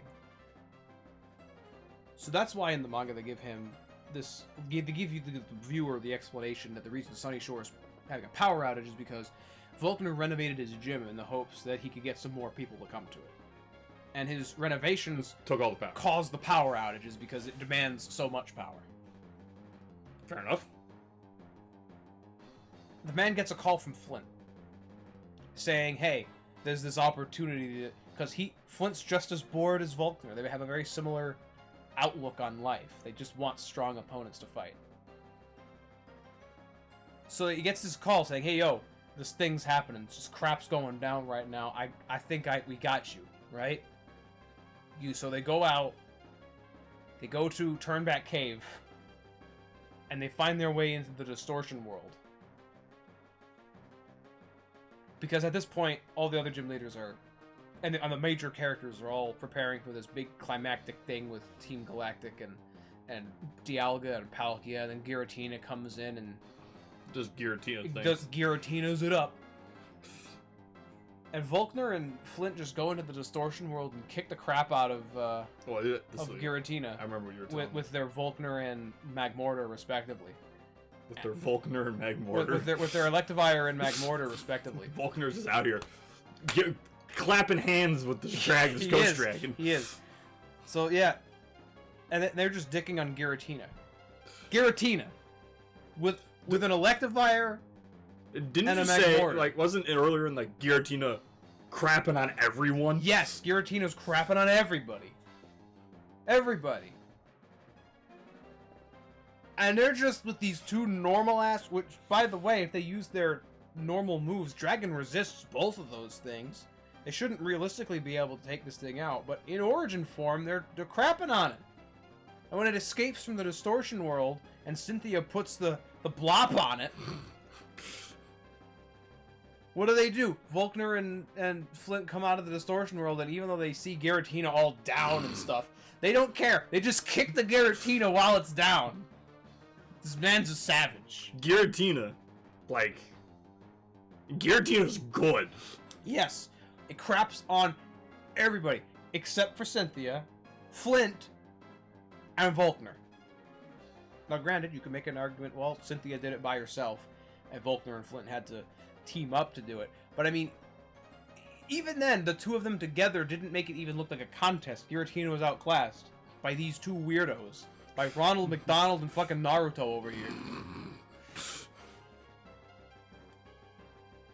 I think... You know, Volkner kind of looks like the edge of the game.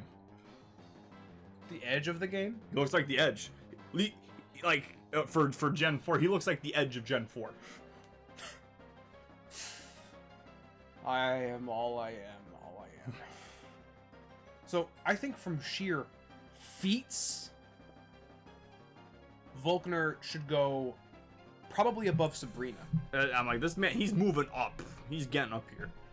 Now, as for above Winona, in terms of power creep, like Volkner I think is more powerful than Winona. But then you got to look at like feats, right? She's got no game feats. She's got tons of manga feats. He's got one manga feat basically. But it's a good one. But it's a real good one. That's a strong feat. That's a strong foot. That's a big foot. Origin form Giratina doesn't even have feet. No.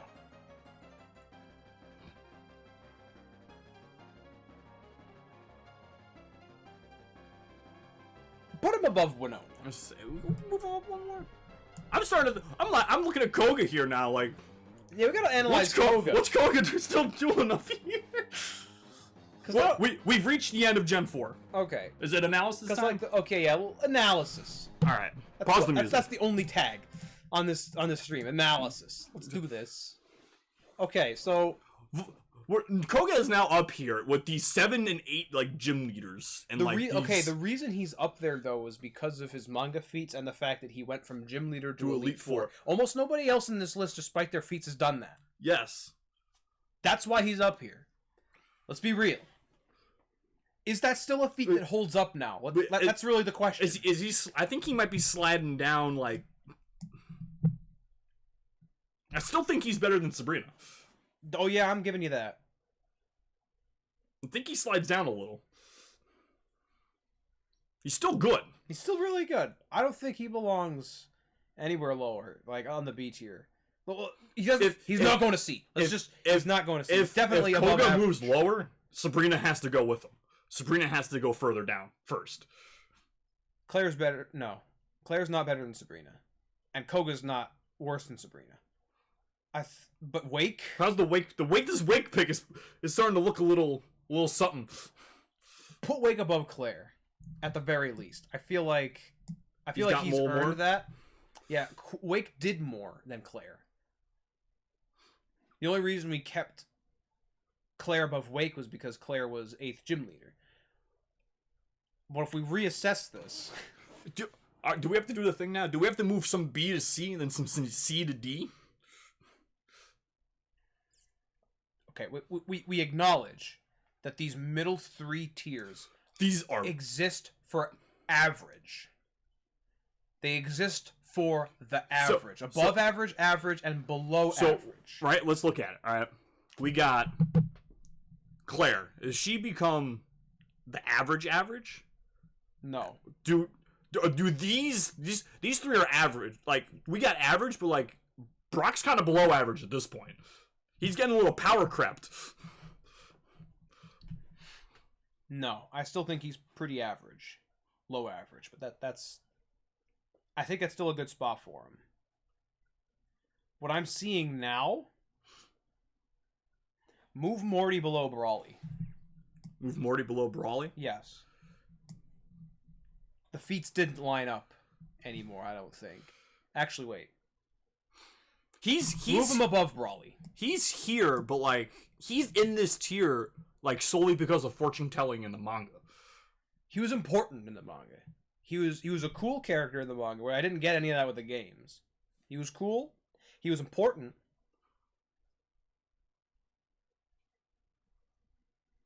And he fills a unique niche among being like one of the only Gen 2 I mean, Jasmine's in that group too, but she's one of the only gym leaders in Johto that interacts with his town on a regular basis.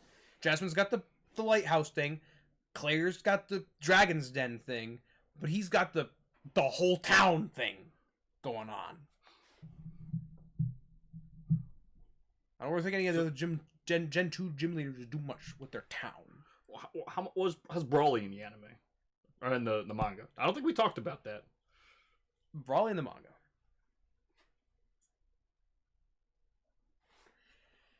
He wasn't too much more impressive than Roxanne in the manga. He was definitely more impressive than Roxanne in terms of like how he battled. And I forgot about this part. He knows who was it? Was it Bruno? He's got some fighting hookups. He has a connection with one of the other previous gym leaders that was pretty tenable.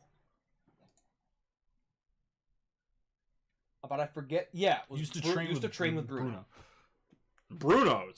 Bruno. I mean, OG. I think Brawley keeps a C tier just because of that. Does he get the solid? Does he become the new solid mid? Is he the new actual middle tier list?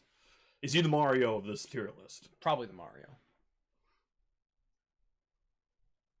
But I mean, he was there. He helped out with the whole Groudon Kyogre thing as well. Not directly, because he got wiped out by some of the Magma and Aqua admins, but so did most of the gym leaders. The only ones that got out of those experiences were Winona and Wallace.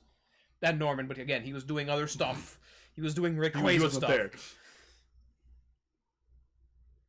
So that doesn't really count against him too much, because most of the gym leaders, 5 of the 8 fell. Yeah. There. 5 of the 7 that were involved fell. And then it took legendaries to really take out Wallace and Winona. So that's that. That's what that amounts to.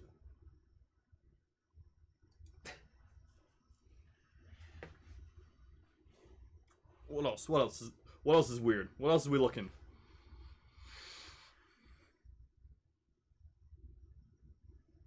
The beginning of the C tier, just this section, just like something, or like something, these 4, I don't know, something about C tier just, it's starting to rub me the wrong way. Why? I don't know. Explain. If you can, explain. It's just like, we got 3 Gen 2s in a row, right? Okay. I didn't even notice that, but we got 3 Gen 2s in a row. And they were still in a row beforehand. Just he was further up. But like, it's, their things are like, they have one thing in the manga, or they got one thing in the game, and that's about it. Average. So it makes them average. But are they high average? Blue, Chuck, yes, because he trained Blue. So we're at, this is high average. This is high average, yeah. C is average. Is Volkner high average? Yeah. He might even be A. He might be A. He might be A. I will easily I will listen for an argument for putting Volkner into A, because I'd be okay with that. Given him dicking on Giratina. Hold on. I look at Volkner. I look at what he did to poor Giratina. I look at the other people in B tier, and I ask myself, do I see any of those people doing a similar thing? And the answer, quite frankly, Koga? No. Sabrina? The closest thing is Winona. Yeah, because Winona had a genuine feat fending off Groudon and Kyogre. But that was with a group of people. That was with a group of people and other legendaries. Very strong group. Yes. Elite 4. Volkner with the assistance of one other Elite Four. Dick on an entire legendary. Yeah. With the earliest Elite Four. Not the earliest. Aaron was the earliest. Flint's number 3. Is he? Yeah. It goes Aaron, Bertha, Flint. It's a Tifru Platinum. Am I crazy? You might be right. I don't know. I just remember the crapping on all of them. The Gen 4 Elite Four is easy until you hit Cynthia, and she just kind of just poops on you a little. Yeah, I was right. Aaron, Bertha, Flint, Lucian. Alright. And Diamond, Pearl, and Platinum. Done. The teams are a little different depending on the version, but that's it. Yes, Steelix. Flint, what are you doing? What are you... Drift? Stop it! Driftlin? Stop it, Flint! Ronald, what are you doing? Run. Ronald, go home. You're drunk, go home. Those aren't fire types. They're not even close. That one beats fire types. He has 2 fire types. He's a Fire Elite 4. He's got 2 of them. One's a starter. Ugh. I almost feel like they added more Pokemon to Platinum just to give Flint more fire types. I'm looking at this as bugs. Yeah, that's just an upgraded bug team. Ground. That's an upgraded ground team. Psychic. That seems like just an upgraded Psychic. It only really changes out the Girafarig for an Espeon and then a Medicham for a Gallade. That's it. That seems better. It does. But then but Flint goes from having a team to having a fire team. That's crazy. We're not analyzing Flint. No, but that's crazy. I just noticed. I'm like, but how are the teams different between the games? Anywho, you know what? Put Volkner in A. I think Volkner gets A. Where does Volkner in A go though?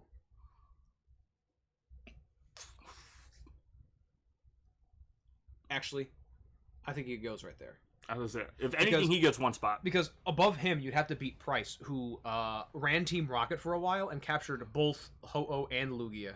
I was even thinking like, if he goes there, like Blue.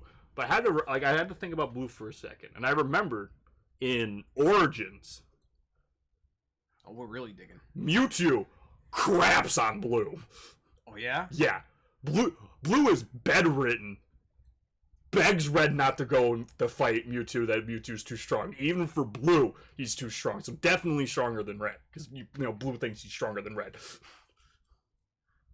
Hold on. Now I'm looking at A tier. And I'm looking at Blue, and I'm like, Blue doesn't even fit in this list anymore. Blue's getting a little power creep. Hold on. So, has Mewtwo for a long time. Blaine creates Mewtwo. Wallace becomes champion, says nah. Fends off Groudon Kyogre. Slash becomes champion and stays champion. Yeah. Like, is champion. Price becomes new Giovanni, essentially. Tricks the whole world. Catches Groudon and Kyogre. Doesn't give a crap. Volkner. Dicks on Giratina. What has Blue done? Does he have any run-ins with legendaries? Because then we look at the S tier and they both have stuff to do too. Norman. I think Red caught all the Blue. I think Blue's only encounter with the legendary was in Origins, and he got crapped on. Because in the game, game, Mewtwo crapped on him. In the game, Blue has nothing to do with legendaries. In the manga, he doesn't have anything to do with legendaries, as far as I can remember. I don't think Gary had anything to do with the Gary's anime. Gary. We're talking about Gary now. Ha! Gary. Who's Gary? Gary's good comic relief. Yeah, Gary's. Move Blue below Volkner. I think Blue goes here. Whoa! No, here, top of B. I think he gets top of B. This status has become like legendary level. This is echelon, like yeah, because Blue. Okay, let's think. Why did we put Blue in A to begin with? What was our reasoning back then? All those hours ago. Those 3 hours, 4 hours ago, it probably. Why did we put him in A? He's a good trainer. Okay. Just completely overall. Yes. 8th gym. All right. Takes up 8th gym. Did become champion. He did beat D-Leaf. Yep. He became champion, but then he went down. He went down. All these people have only ever moved up, or they've stayed the same.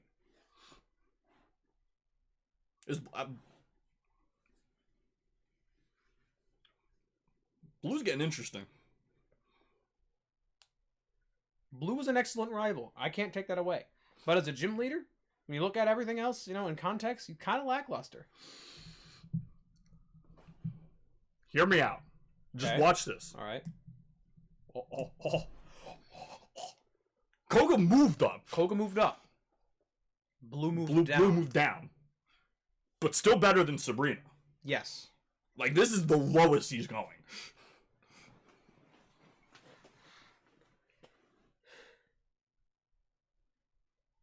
Champion run to the 8th, then comes 8th gym leader.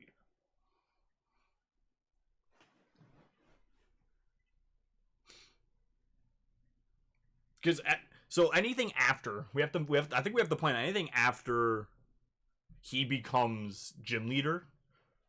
Because he's in the champions tournament for the world tournament, right? He's in the champions section. He's not in the gym leader section. That's what you said earlier, right? He's in the champions section. Yeah. He's not in the losing the champions section. The gym leaders. So like I don't think we can count anything after Heart Gold and Soul Silver. Because after that, anything after that point, he's no longer doing the gym stuff. Like even the Battle Tree, you can't be running the gym in a different region. No. Red obviously doesn't have any responsibilities to Kanto anymore because he goes off to Alola too. Blue had to either step down or have someone take his place while he's gone, similar to what Juan did. He stepped down to have Wallace take the gym. Maybe Blue stepped down for a bit to go travel the world a little bit, try and get stronger perhaps, and have someone take the gym for him. That might be negatively indicative on how Blue's skills developed, too, if you think about it. Blue, admittedly, in terms of when we get to Gen 7, Blue probably fell. Power Creep hit those Gen 1 Pokemon hard. Yeah. And Mega Pidgeot ain't that good. But in the greater context of this list now we have placed Blue to being essentially what is considered above average. You know what? As a gym leader, he's probably above average. As a gym leader, above average. Does he sneak back up over Koga? Does Blue have a Fortress? I guess not. Is Koga supposed to be a poison type trainer? No, but he's still recognized the good that is Fortress. Snuck it in anyway. You know what? I can accept this. I think we're looking better. I think it's forming up a little bit. This mid tier needs to be. There was too much, like. The mid tier should be more even as it is right now. There's a lot of high low tiers though. Still haven't. I think we're about to. I think we're about to hit some F tiers. I don't know about you.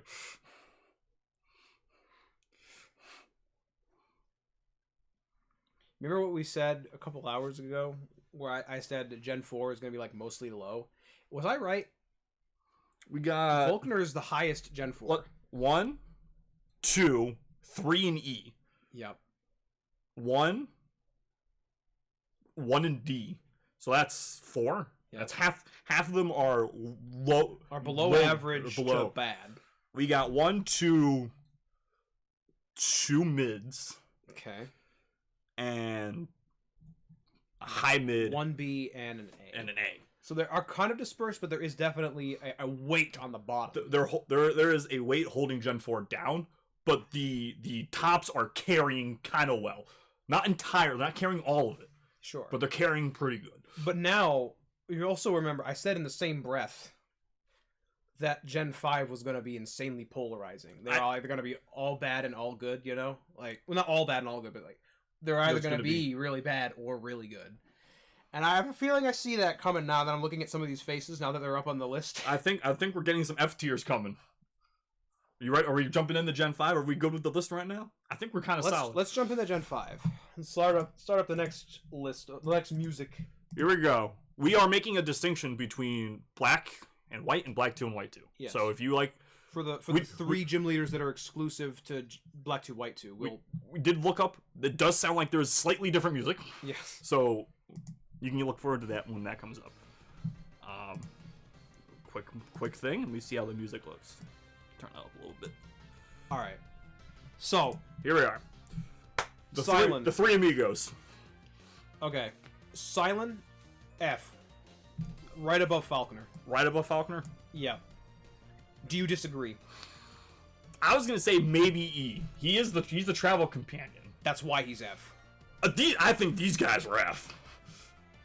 But I have to see, the problem is, it's a cool gym. The idea is there. That there is a gym that no matter which type you start with, the first gym should always be a challenge to you. Yep. That is a cool idea. These guys are just schmucks. Chili, put an F. Above Which one's Silent. that? This one? Yeah. You don't know? You couldn't tell? I don't know their name. Chili, Colt. Chili. Blue Colt. No. His name is Cress.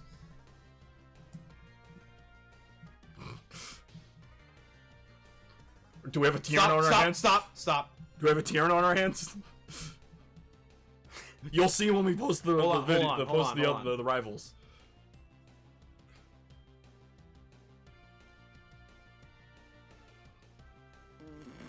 Put him.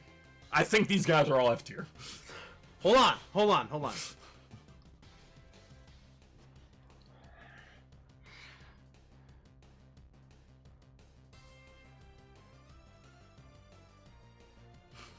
He's thinking. Put him below Juan. Put him below. Why does he get that? His haircut's not as bad, and I'm giving him the sole credit for the cool idea of the gym. You're telling me we're now currently also basing it off of looks. We were doing that partially. I'd said the only other person you said that with was Giovanni. No, that is not true. There have been several characters I said I like the aesthetics of. I like the idea behind them. You know, I said that about Brawly. I said that about Janine. I said that about what was it? Another one. It's Koga. I said that about Koga, and I said that about Blaine. And yeah, Giovanni too. 5 out of what? The 30 and people? Chuck. I said about Chuck too. 6 of the what? The 37th characters on here right now? So what? Oh, I also said it about Juan. Yes, but Juan is bottom tier, so it didn't help. I tried. I tried. It didn't move him up one space. It wasn't good enough. His aesthetics can't carry him that hard. It didn't. He's still F. Look at E. Look at him. Look at Cress. He's still in E. I had to give the credit to somebody for the cool gym idea, and Cress got it because he's the water type. Done. I don't know, man. I've actually never fought Cress in my life because I've never picked Tepig. Not one time. All right, let's think about this. Let's think about this in terms of which starter you choose compared to how you can fight the other person, right? Also, hold on. What are the order of the monkeys you're in? What do you like mean? Monkey see, monkey here, monkey see, monkey do. Is that what it is? Like, because cover their eyes, cover their ears, cover their mouth, right? Sure. Which ones? What's the order of the monkeys? In the actual saying. Oh, I think it was hear no evil, see no evil, speak no evil. Let's put them in that order. F tier in that order. Okay, fine. Put Cress in F, but put him above Chili at the very least. There. No. Yeah. What? Why? I understand he is the travel companion. Why Chili below Silent? And make that case. And to you, fight me on that. And to you, that is lore. But that is important. We are giving credit to some of these people for being travel companions. What? I said at the very beginning that Brock loses points for being the travel companion. I said that I said that to Misty too. I said that to both of them. I said that hanging out with Ash Ketchum means that you lose points. It is not their fault he is terrible. No, but it's their fault for deciding to continue associating with him. Iris is in deep shit too because of that. And I like her.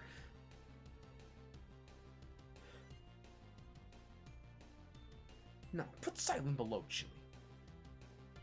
I don't know anything about Chili, but even he's better than Silent. Come on. Why would you make that argument that Silent is important? At all? None of them are important. They're all terrible. Then put Silent below. It doesn't matter to you. Apparently it matters to you. Yes, it matters to me. That doesn't matter to you, though. Because if it doesn't matter to you... Yes, because it's mattering so much to you, it matters to me. Why? If it doesn't matter to you, you're just trying to... come on. Put Silent below. Okay, fine. You know what? Yeah, I'm going to use your logic. I don't like his hair. The fire is stupid. It is stupid. But he was never a traveling companion for Silent. Or for Ash. Silent, on the other hand, goofball, goober, terrible. Also terrible hair. What is that? They all have bad hair. Does he think he's a YouTuber or something? What is with that hair? They all have bad hair. His Cressus ain't too bad. Pretty bad. It's not that bad. It's not that bad. It's better than Fantina's. I mean... This is going to be the most divisive Gen 5 ranking of all of them, I can already tell. We're going to be slapping these other ones. Why are we arguing about an F tier choice anyway? Just put Silent lower than Chili. Do you care about Chili so much that you would... What are you doing? Oh, what is this? No, you're going to mess everything up. It does that. I don't like that.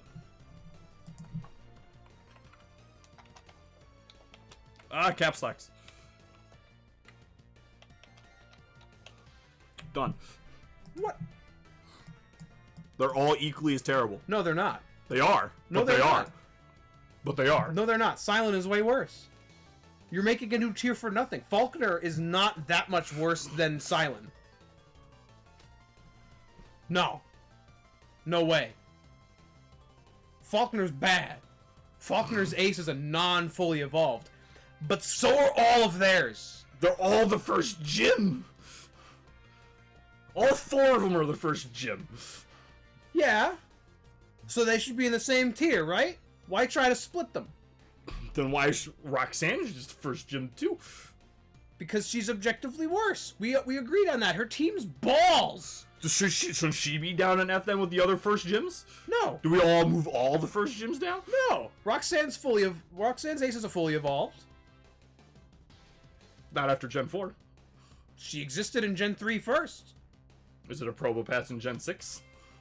No, because she's the first gym leader. Would you expect... First of all... Okay. Would you expect the Pidgeot in the first gym? I would expect a Noctowl in the first gym. And he couldn't even go that far. He didn't even have... Level 20 in the first gym. So what? He's got a level... What is it?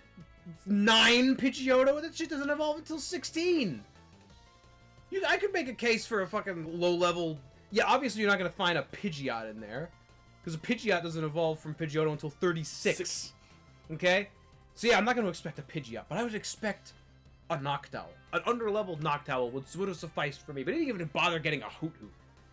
He went to some Route 1-ass bullcrap, got himself 2 Pidgeys, gave one, like, a rare candy with an action replay, and then called that a gym battle.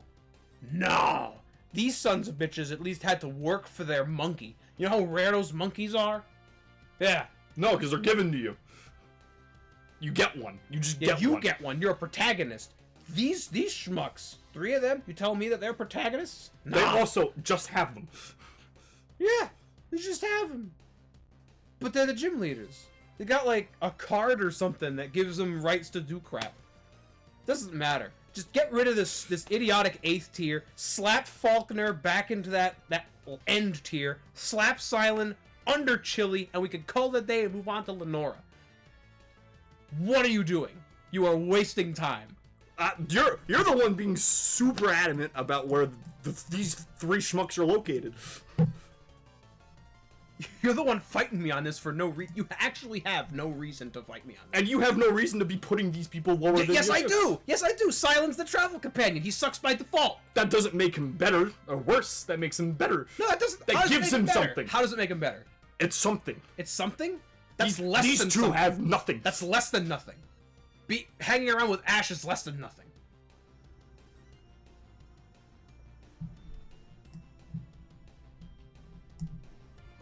Now you're just now you're actually being obstinate for no reason. Yes. Yeah. Just put him where he belongs, above Falconer. He is above Falconer. And below Chili. I don't know about that one. Yeah. I still don't know. I still don't think. I think that I can give you the water one. I think that argument has no weight to it. Because he's with Ash. He gets above. If it has no weight for bonus, it has no weight for negative either. I think it does. I absolutely think it does. Because if a character like... Who was it?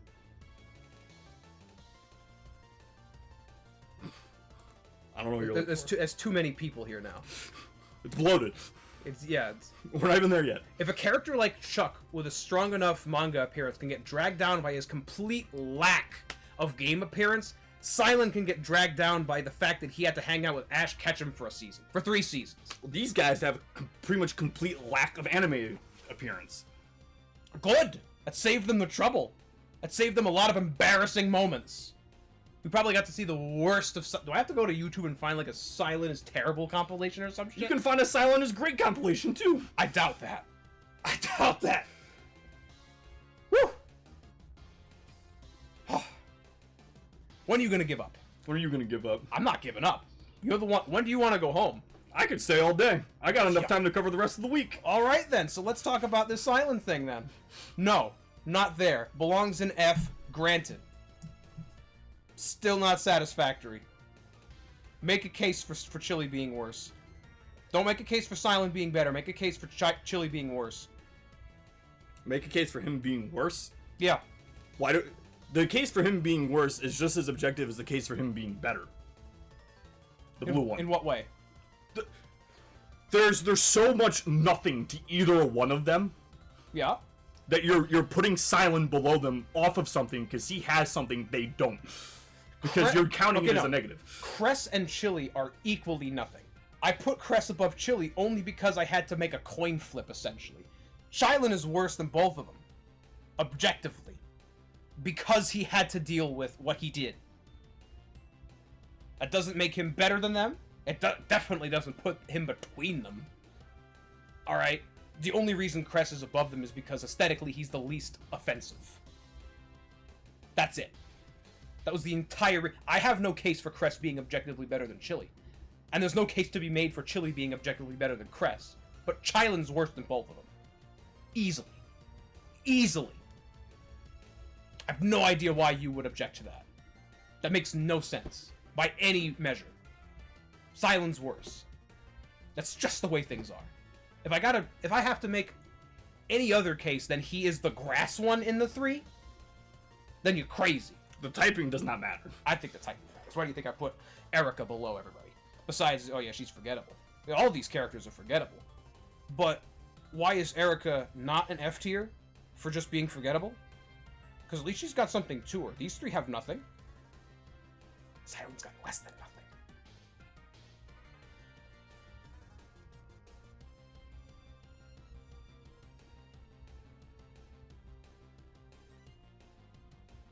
There's no way he's between them. That much is for certain. He's definitely lower than Chili. Oh yes. Oh yes.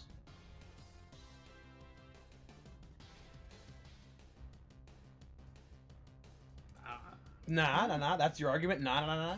No. Our arguments are literally just as invalid as the other ones. How's mine invalid? You're saying just because he's in the anime, that's a minus. No, I'm not saying because he's in the anime. I'm saying because he's with Ash. Ash is like a talent black hole.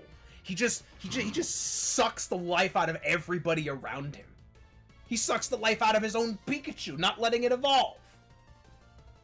That Pikachu, with as hacked as it obviously is, could be great if it was allowed to evolve into a Raichu. But he doesn't. Any Pokemon that kid evolves, either he ends up releasing, or they leave him because they realize how much of a fucking chump he is. Only a stooge like Silent wouldn't cut Ash right off at the beginning. And yes, I'm implying Misty and Brock for the same reasons are stooges. For not cutting this kid off at the very beginning. Brock has to know how much of a chump this kid is because he beat him twice. I mean, Misty did try to cut him off. That didn't work. Brock lost to a sprinkler system, not to Ash. Worked. No, it still shouldn't have worked. It still shouldn't have worked. That's not how that works. Silent, if we can agree that all 3 of these mooks are useless, hanging out with Ash just depleted nothing that he already had to negative nothing. But he's still better than Faulkner. Because Faulkner can't evolve anything. I'm surprised he even has a full team for his rematch team. Just looking it up.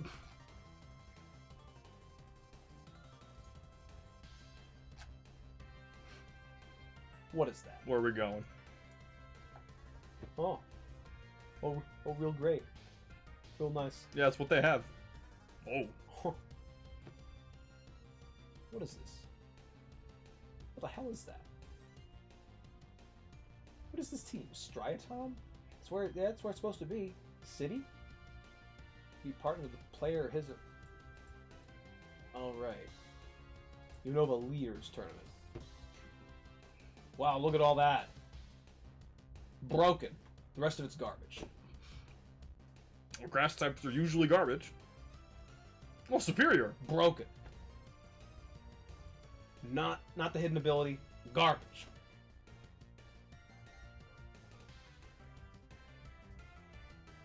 A banded Ferrothorn.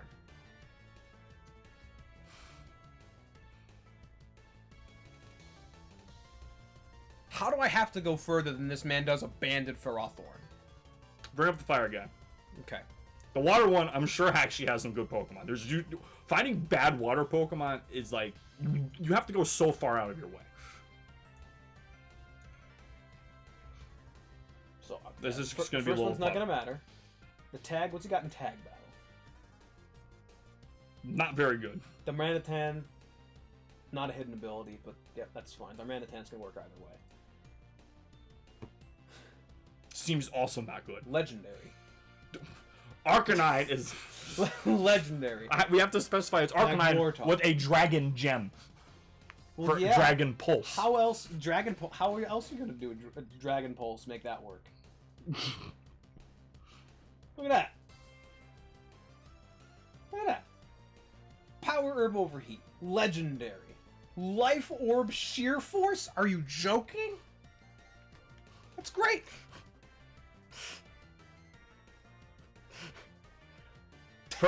Person in chat, I don't know how to pronounce your name.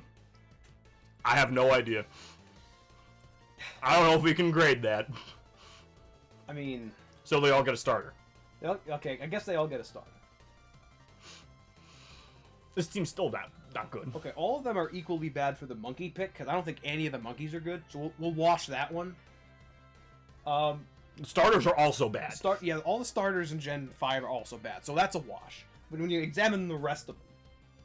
So... Silent, I mean, Whimsicott can't really do anything. He doesn't even use... it's not fairy type yet.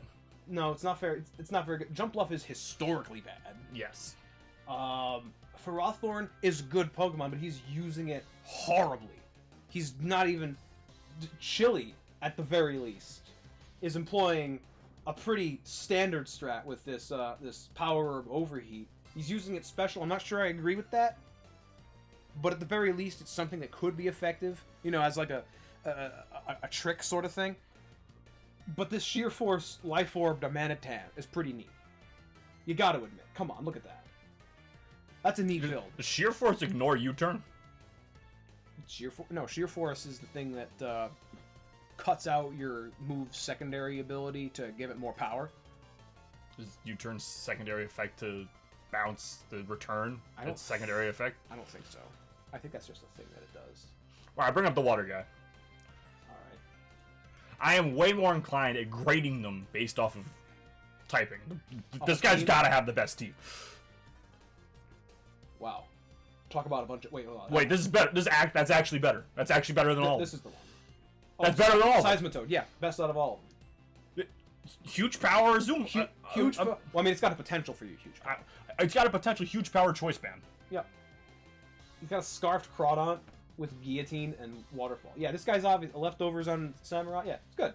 Does he have leftovers on... This guy doesn't have leftovers at all for that team. This guy's got... Leftovers on the wrong item. Wrong Pokemon. Thing. Should be on Ferrothorn. Yeah, Cress is clearly the best one out of these three goobers. Yeah. But I still say Silent's worse. Silent's team is worse. Silent's team is worse. Look, I mean... I will give you the team. The team... Really. Look at that Ferrothorn. I am disgusted by that Ferrothorn. I mean, you're disgusted at Ferrothorn in general. If this guy was using Ferrothorn even halfway decently, I could go, okay, fine. Because Chili's Arcanine build is questionable. That is very questionable. But Chili's Darmanitan is really neat. I'm questioning his Camerupt's explosion too. His I also like his heat more, focus miss, ballsy, sucker punch. It's not good. It's not good. It's not good. Focus sash to get a sunny day out. Actually, his Simisear isn't bad. Because if I don't always got acrobatics. Yeah. I've only had a flying gem. Fire. Yeah, but he's got. I mean, it's for the fire coverage. It's for the overheat, and that's his only special move. The rest of it, he's really just all or nothing the overheat, which I can respect. You know what? I wrote off the Simisear. Simisear's actually got a decent build. All right, let's look at the monkeys then. Let's look at the monkey build. Let's look at the monkeys. Hydro. It's basically the same thing going on. It is the same thing. It's the exact same thing. Oh, go back. That's not the right one. It's the exact same thing. No, not but quite. Seed Bomb is not as good. Seed Bomb is the weakest move out of all of those. But Seed oh, it's all physical. He's got a full physical set. And Seed Bomb is not as strong as Hydro Pump, right? Or Overheat. Seed Bomb is not as powerful. The Overheat's the strongest move. But it drops a special attack, but that's okay. He planned on that. That's why he's got all the physical moves. He's doing the same thing. Hydro Pump's got an accuracy check. Yeah, so this thing could just blow up in his face. It could eat the gem and then not do anything. Why is this still in my hands? Chili's Silent's got the worst team. Cress is the best. Chili's is still pretty bad, but it's better than Silent. Yeah, marginally. Marginally. Just be. I don't care if it's marginal. The difference. So, Silent's team could have been better. Unfortunately, he chose the worst grass types in the game. Yes. There are plenty of good grass types to pick from. He could have picked. There are decent grass types pre-Gen 6. Even excluding the starters. Yeah. Even excluding... If he... As much as I hate it, Vileplume would have been better on this team. You replace Jumpluff with Vileplume. Yeah. You even keep... Literally, you just swap out the Pokemon. You keep everything else on it the same. And you know how many people we've talked about in this thing ranking that have had Brelooms? Breloom's a great grass type. This guy could have done with a good grass type, but no! He went with Jumpluff. I want to see how many monotypes do they got on their teams. I just want to see this real quick.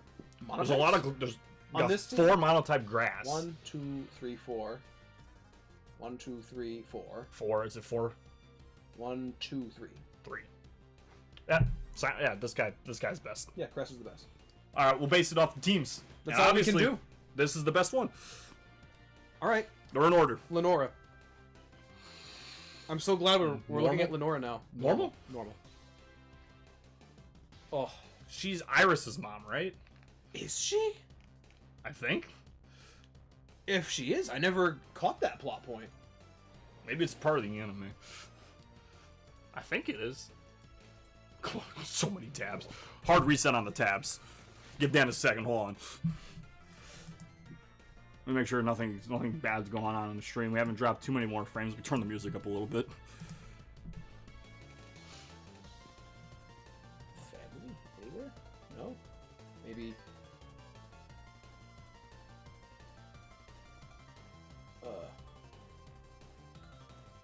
Okay, nothing there. No? Maybe I'm crazy. Hold on. Nothing there, nothing there. Okay, no, it does not mention her being Iris's mother. Oh, okay. No. God, that would have been... You would have blown my mind just there. I would have. I thought I had one. I got nothing. I believed you a little bit. It sounds right. Yeah. I could see that. But nope, that is not to be. Huh. So Lenora, So all right. Now that we're in the actual Gen 5 gym leaders. Yes, because that last one was a preamble. Most of these come back later in the games, right? Like towards the end. Like there's that big fight with Team Plasma. Most of the gym leaders come back. Right? Actually, I think that all but them. The Scrub Trio doesn't. They just tend to the restaurant. I think it's all but them. Yeah. So another reason for them to be F. Now we're in the actual Gen 5, and if there's anything important to Gen 5, it's the story. Yes. And kind of similar to Gen 4, a lot of these gym leaders have a profession as well, which is it's a good take. It gives them a chance to flesh themselves out. Lenora is an archaeologist, which in and of itself is pretty cool. I like archaeology. You like archaeology? Yeah, that's pretty cool. That's pretty cool. And by the looks of it, she's good at it. She's converted her museum into a gym. Pretty cool. Pretty cool. Although I guess that's something with all of them. Yeah, they all do that. Except for Drayden. Drayden's profession does not match what his gym is. Oh. Actually, I don't think Bryson's does either. But everybody else, everyone else does. Lenora. Lenora is kind of hard to gauge because she's normal types, man. Normal. She's. It's not that you compare him to Norman. No, you can't. Right, you don't. But like, Norman in the manga had something cool. Like the normal gym leaders typically don't end up getting anything cool. No, not really.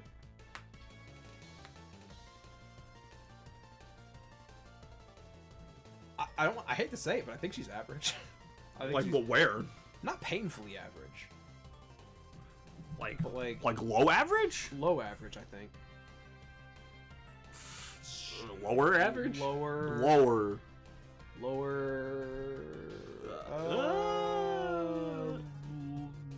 Janine and Tate, I think. Here? Yeah. Let's say it's somewhere. It's on it's one side of Janine. It's one or the other. Yeah. I think that's about right. Berg. Bug, right? Bottom. F. F. Above Cress. That here? Yeah. Top of the F. Top of the F. F nonetheless. Do you object? Bug, right? Bug. Beginning. Is he second gym leader? Wait, third gym leader. Excuse me. Is he in the? He's in the Nimbus? Castilia. He's Castilia, the big city. Yeah. Bug trainer. Sure. Whatever. Okay. Art. You're the art guy, He's right? The artist. Yeah, we're good. Alessa. All right. Here we go. I'm ready. All right. So. Okay. I give big props, even though she is super annoying, because you go in, electric gym, ground types, yeah, and then there's Emolga. All right, Emolga is super annoying, but I give props because that is, you don't expect that the first time. You don't expect there to be a flying electric type just like that. It might not be the strongest, but it's still there, and it can cause problems if you're not prepared for it. Like, you need a rock type to be able to beat that. And the rock types in Gen 5 early game are not good. No. If there are any. I don't think you can get any. I don't know. I don't think Roggenrola is available straight away. I think you'd have to find something that can learn a rock move. And even then, I think it's slim pickings. Yeah. There's a fair amount of rock types in Gen 5, but I think they're all, like, second half of the game. Yeah, they're all later. Alessa? Her gym is really cool. And the gym's cool.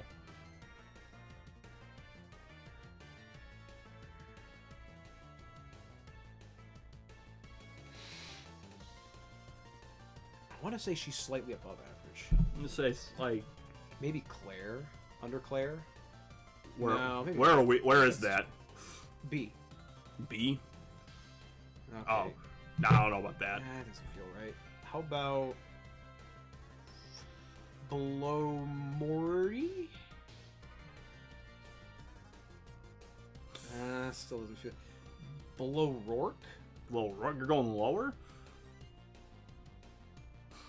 Wait. I don't know, man. I feel like we're getting too low. Put her below Brawley. See what that looks like. It's finicky.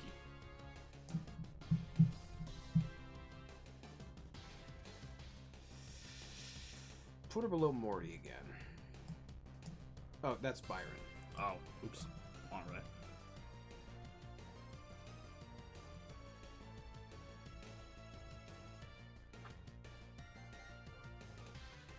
I feel more comfortable with this one. How about you? See, it's hard because now it's for Gen 5. It is going to be literally just the games. Yeah, I have no manga to go on. I have no anime to go on, other than Simon and a little bit of Iris. So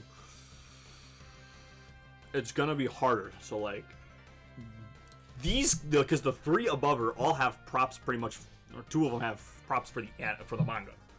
Yep. And it's like the manga to game comparison without comparing them, like both, gonna be harder. See, I have nothing. It's just game now. But fortunately, like I said at the beginning, this is fortunately for us. I've read everything from Gen 1 to 4 in the manga. But starting with Gen 5 was when they really started to use the games to flesh out their characters more, their gym leaders more. Yeah. So I feel like we're not as in the dark as maybe we could have been. I think we get one more.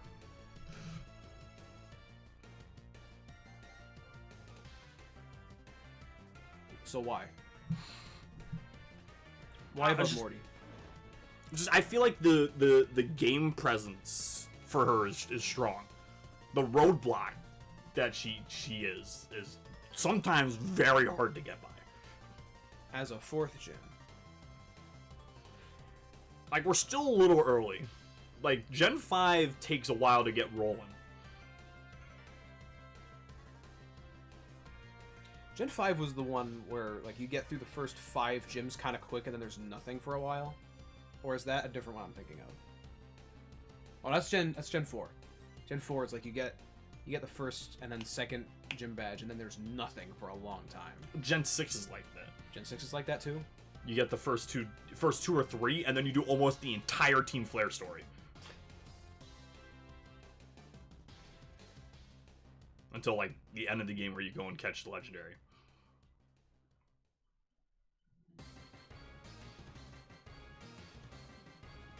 Because she kind of gives you, like, a pretense of, like... Because Gen 5 is different. They do different things. Yeah. She's, like, the first one. Like, so far it's been, like, kind of standard. Kind of gym things. So you're basing her position above Morty on her presence as a curveball. Yeah. She's a strong curve, and, like, it continues after that. So if you pick up on it, like, you can be more prepared, because, like, I feel like these later things, like, the game takes twists that you normally, like, you might not be fully prepared for. There's some weird Pokemon every so often in these weird areas. Some of these Gen 5, as we all know, Gen 5 is the power creep gen.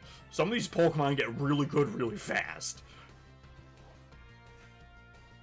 Or really good really late. Oh, poor Hydreigon. Larvesta. Hydreigon takes longer. Yeah, but Larvesta, you get the A. Unless you're out here black 2, white 2 catching the Volcarona straight away. You could do that in black and white, I think. Oh wait, that's not till later. Never mind. Got confusing a little bit. One of them you get the A, one of them you can catch the Volcarona, I think.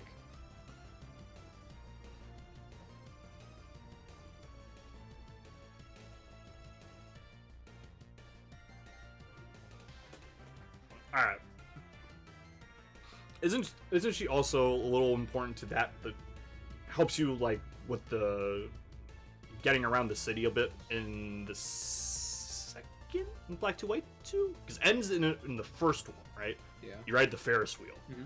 Isn't it her that does something? She renovates the gym in the second one, right? Yeah. It's completely different. Yeah. I think it's a catwalk in the first one, but then it's this roller coaster thing in the second. Or maybe I have it backwards. I don't remember. I feel like she plays a role in the city when you get there. A bit. I can't or say I like remember. she like talks to you or whatever, and is like, "Oh yeah, I'm the gym leader." I don't feel like you can go you can't go straight to the gym right at the start. I don't remember. I can't say I remember. I'll agree to leave Alessa there for now. If something happens or something, we've reassessed in the past. Look at that, we knocked Blue down here. Blue dropped hard. So it's possible that we could reassess Alessa at a different point. Let's move on to Clay. So right off the bat, Clay, really cool. Clay's cool. Clay is the gym leader of the town with probably the best music in the game. I know that shouldn't matter, but Clay is also just pointing it out. Clay is also a ground trainer. Shouldn't matter, but pointing it out. We have to point out the type. Typing is important. Clay is at the initial release of of White and Black, not Black 2 White 2. Clay is probably the wealthiest gym leader. Doesn't mean anything, doesn't matter, just pointing that out. Clay's also got a sweet hat. Isn't his town the one where Zora is, like, or in Black? Is that Black 2 White 2? You get Black one. 2 White. Yeah, in Black 2 White 2, you get Ends Zora. Ends. Isn't that in his town? In Driftveil, yeah. But Zora in the first one. That was Castelia, but that didn't help Berg out any. Apparently not. I might have gotten him. Don't you dare! Not below Falconer. I'll openly hear a case if you want to throw Berg below Silent, but he's not below Falconer. I'm sorry. I don't know. I got nothing for him. Got nothing. At least we argued the other three. Wait, hold on. Wait, hold on. I said I'd hear a case. I said I did. I wouldn't want you to just do it straight away. We argued about the other three. He's got. We were just like, yeah, sure. I said I'd hear a case. You want? That's my case. What's your case for Berg? Why is he so much worse than those three goons? At least we argued about their placement. We argued about him, but he's a third gym leader. He's got stuff going on. Yeah, he's a bug trainer, but I mean, at least he had a cool gym. What the hell are these three doing? Yeah, he did. You go up and down the elevators with the spider silk and shit. It looked really cool. I don't remember. You don't remember that? I remember the Gen 6 bug one where you walk on the spider web. That was cool. Yeah, that was neat too. Berg did it first, and Berg did it cooler. But that's it though. His team's hot. Wait, what is his team anyway? I forgot. Let's look him up real quick. All right. I don't even remember Berg. All right. Well, this will be the judgment. If his team is worse than Silence in the Pokemon tournament. Oh, in the tournament. Okay. In the tournament. If he's better, he gets above all three. If he's worse, then he's below all of them. Heracross, tough to beat. Yeah, but he's got Durant. Ugh. It's not like it's not a Truant Durant. No, Durant Levani? Selgor? Oh, that's a cancerous Selgor. Yo, but Crustle. Salicberry Crustle? This man's got balls putting Salicberry on a Crustle. That's the priority one, right? Wait, Shell Smash? Oh, I see the build now. Yo. Yo. All right, he's back. We've made your point. Okay. Let's get rid of Berg. I don't want to look at him anymore. Three Pokemon, hot trash. The other three, not so bad. Yeah, maybe. There might have been 4 trash. Clay though. Clay. Clay's cool. I would call him above average on aesthetics, gym, team, because he has an Excadrill, and as we know, Excadrill is actually Gen 5 is good. Broken. Is good. Yes, you're right.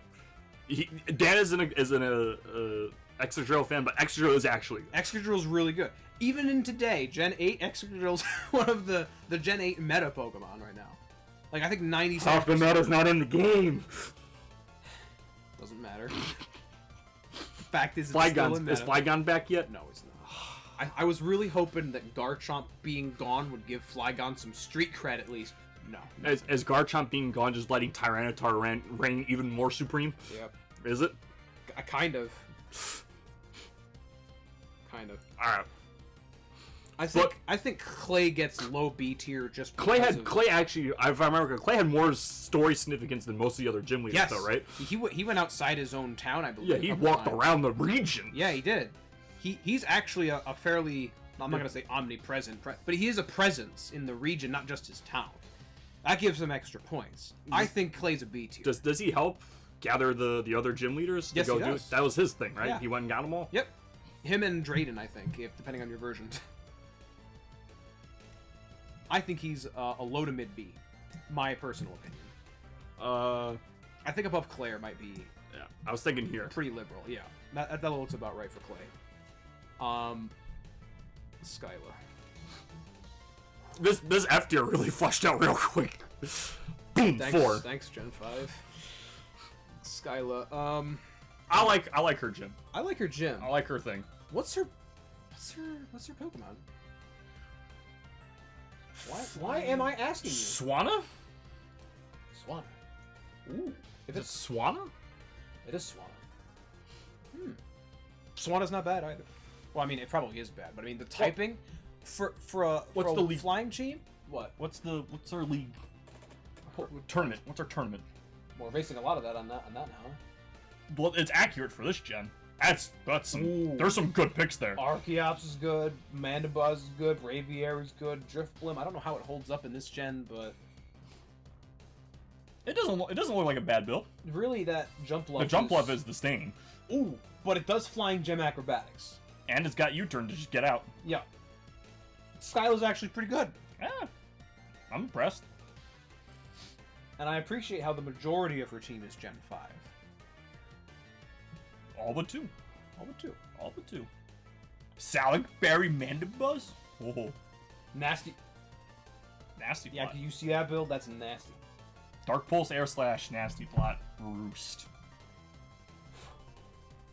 Superpower on Braviary. I didn't It's have got Scald. Swanna's got Scald. Scald good. Scald and Ice Beam. And Hurricane. Tailwind. Tailwind's gonna be good. It's a great build. Yeah. Skyla's got some stuff. Skyla's making flying type work. Jeez. And the gen that introduced the first pure flying type. What flying type ours? It's normal type. I didn't have much of an opinion on Skyla. I was going to dock her points for being not too memorable, but then I remembered, oh yeah, Airport. The Airport was significant. Oh, she's the one that gets you in Black 2 and White 2 to that shiny Haxorus. Shiny Haxorus is pretty good! B tier minimum, I'm thinking. I don't know where in B tier. I wouldn't put her in A. I think Clay's still more important. Yeah. He's got the presence, but I think she's more presence than Claire. Yeah, that works as a place for Skyla, I think.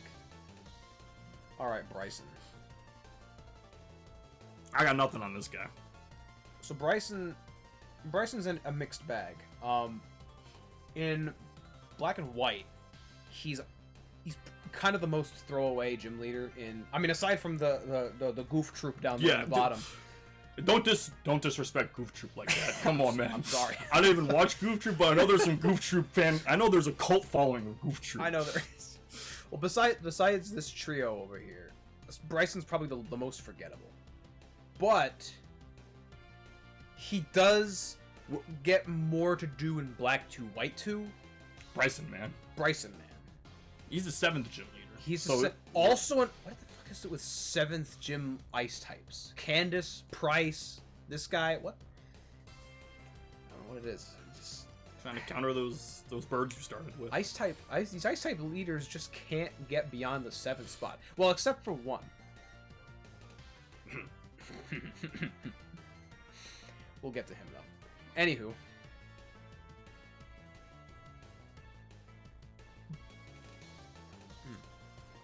So Bryson, if we look at Bryson as a gym leader though, because after Black and White, he's no longer a gym leader. He's a movie star. True. Oh. But he does participate in the gym leader tournament, I think. Well, all right, what's he got? Oh, the hand. He's giving us the hand. Bryson, man. Oh, this here it is. Unova League tournament. Hey, come on, mouse. Oh, ooh, that's. Oh.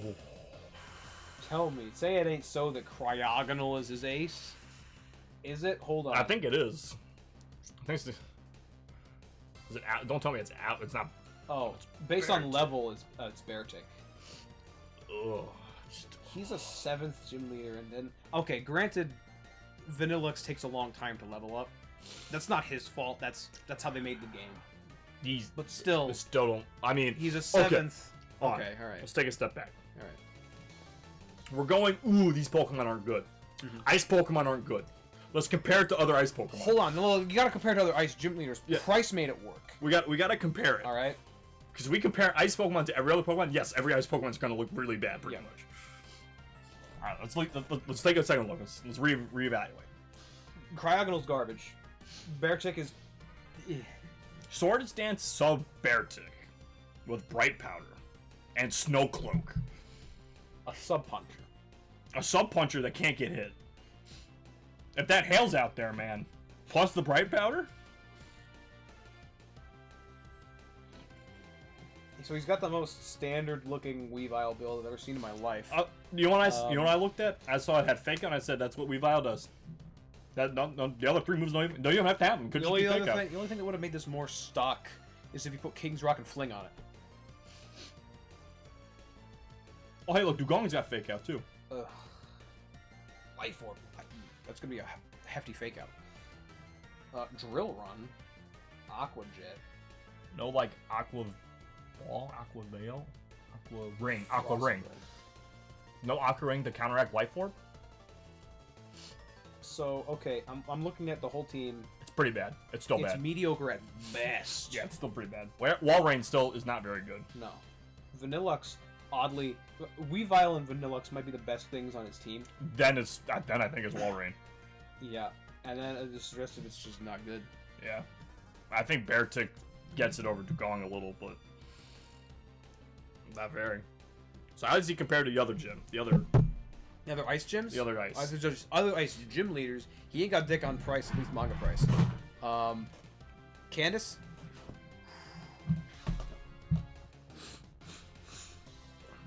Where are we looking? Here we are. Candace is E. So we got some ice. Where's the other one? Well, price is way up in A. There we are. That's it? Just these two? And there haven't been any other ice trainers, I don't think. Not yet.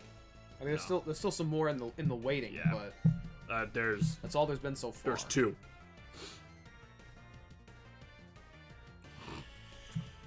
It's rough out here for the ice types. I mean, it's a hard type to get right. It is. The Pokemon suck. A lot. Yeah, a lot. All right, let's. Where are we plopping them? What tier do you think? I'm thinking he's below average. I'm thinking D, possibly even E. Even E? No, I'm thinking D just because like he managed to move on, right? He became a movie star, and that's pretty cool. And as Bryson, man, he's pretty neat. I'm thinking.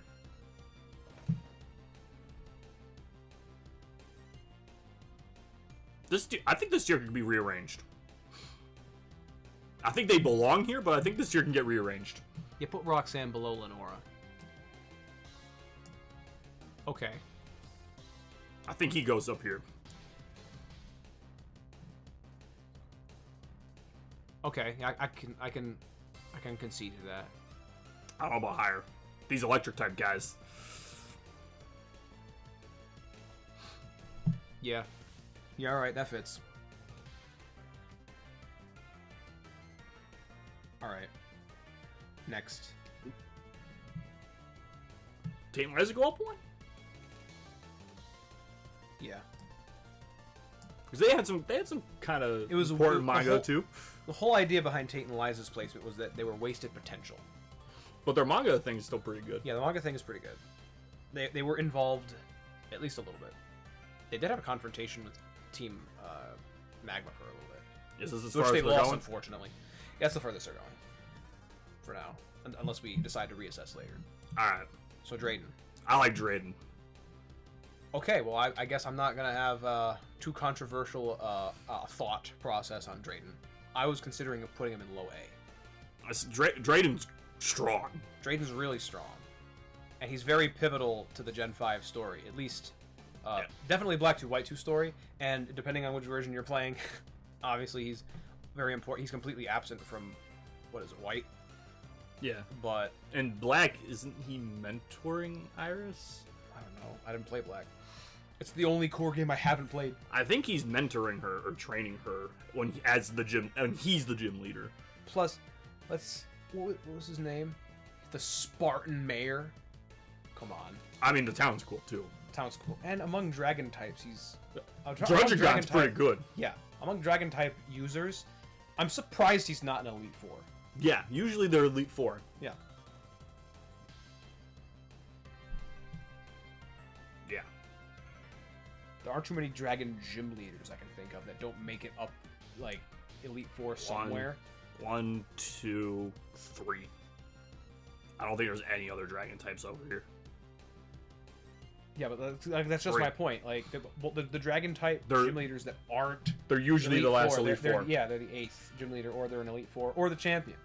In Iris's case. And I mean, I'm jumping ahead, but Raihan is like top competitor. Yeah, he is. So he's practically the Elite Four. Yeah, you fight him. You're forced to fight him twice in the game. Once as a gym leader, and then again, no matter what in the tournament. But yeah, we are jumping ahead. I like Drayden a lot. Drayden, as far as feats go, I do not think can put him above Volkner. But he's probably the most active besides Clay in the background of all the gym leaders. So I have to admit, again, I had side notes here. Generations. So in Generations, in the Black 2 and White 2, Colress freezes. I don't know what town he freezes. Yeah, whatever. It's Appaloosa, I'm pretty sure. And in Generations, it is. I forget his name now. Oh my god. Drayden and his Drotagon that are defending the DNA splicer from getting to Colress. I don't know if that's how it is in the game. I don't remember that.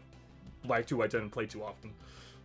I don't remember, but but it's a cool scene. I seem to remember some sort of plot point like that. But it's a cool scene. It looks really cool. Also, I like his design. We're gonna throw. I'm throwing the design. I don't know. I don't particularly like having design impact, but I am going to point out designs I like. He looks cool. Yes, I fully agree with that. With whatever this beard thing is. Yeah, this beard plate armor thing. It's cool. Yeah. Duralaudin would be his new signature if he was a Gen 7 or 8 character. You think? It matches it's got the thing. All right. It's got the knight armor thing. It's a shame that Raihan exists so that Duraludon can't be Duraludon. That's it. Can't be Drayden's thing. Or but Drudgegon still fits because it's got the Drudgegon jaw. Yeah. Thing. So I'm surprised we didn't. I thought I was gonna have to fight you on Drayden. No, Drayden's cool. Drayden's the boy. All right, so Iris. Iris is also cool. So we have to point out. Iris becomes. She is the 8th gym in White. White. And the champion in Black 2 and White 2. Yeah, she's a consistent champion. Something I can't say for Wallace. But can we put Iris in A as well? I think her and she becomes champion. She becomes champion, but she also hangs out with Ash. Yeah, I was saying, is that you're gonna knock her down that one? I'm gonna knock her down below Dre. I think she's still A tier. I think her feats in games are so strong. But Haxorus. That Haxorus though. But challenge mode Haxorus. Okay. Yeah. Put him above Drayden. The highest level Pokemon of any trainer when the game was out, right? Something like that. That wasn't red, yes. That wasn't red? That wasn't red. Yeah. And it's good. Haxorus is good. It's really good. Red's Pokemon aren't particularly good anymore. No. They've been crapped quite a bit. But that Focus Sash Haxorus. Oh! That Dragon Dance Focus Sash Haxorus. It gets a free Dragon Dance no matter what. And it tries to plow you. Yeah. Haxorus can steam roll. Haxorus as an ace is mighty fine. And even not as an ace, she's also got a high dragon. Ouch! It's not a early evolved high dragon, like Gestus. Let's see. But I think this works. Yeah. On to Black 2, White 2. So, music change time. Whoop. Slight difference.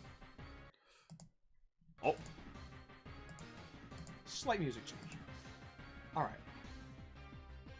Okay, so shorter section, not as short as one. We got is it 3? It's 3. Okay. I don't know who this guy is. Sharon, Roxy, and Marlon. You don't remember Marlon? I haven't played Black 2 White 2 that really? much. I think are they version exclusives? No.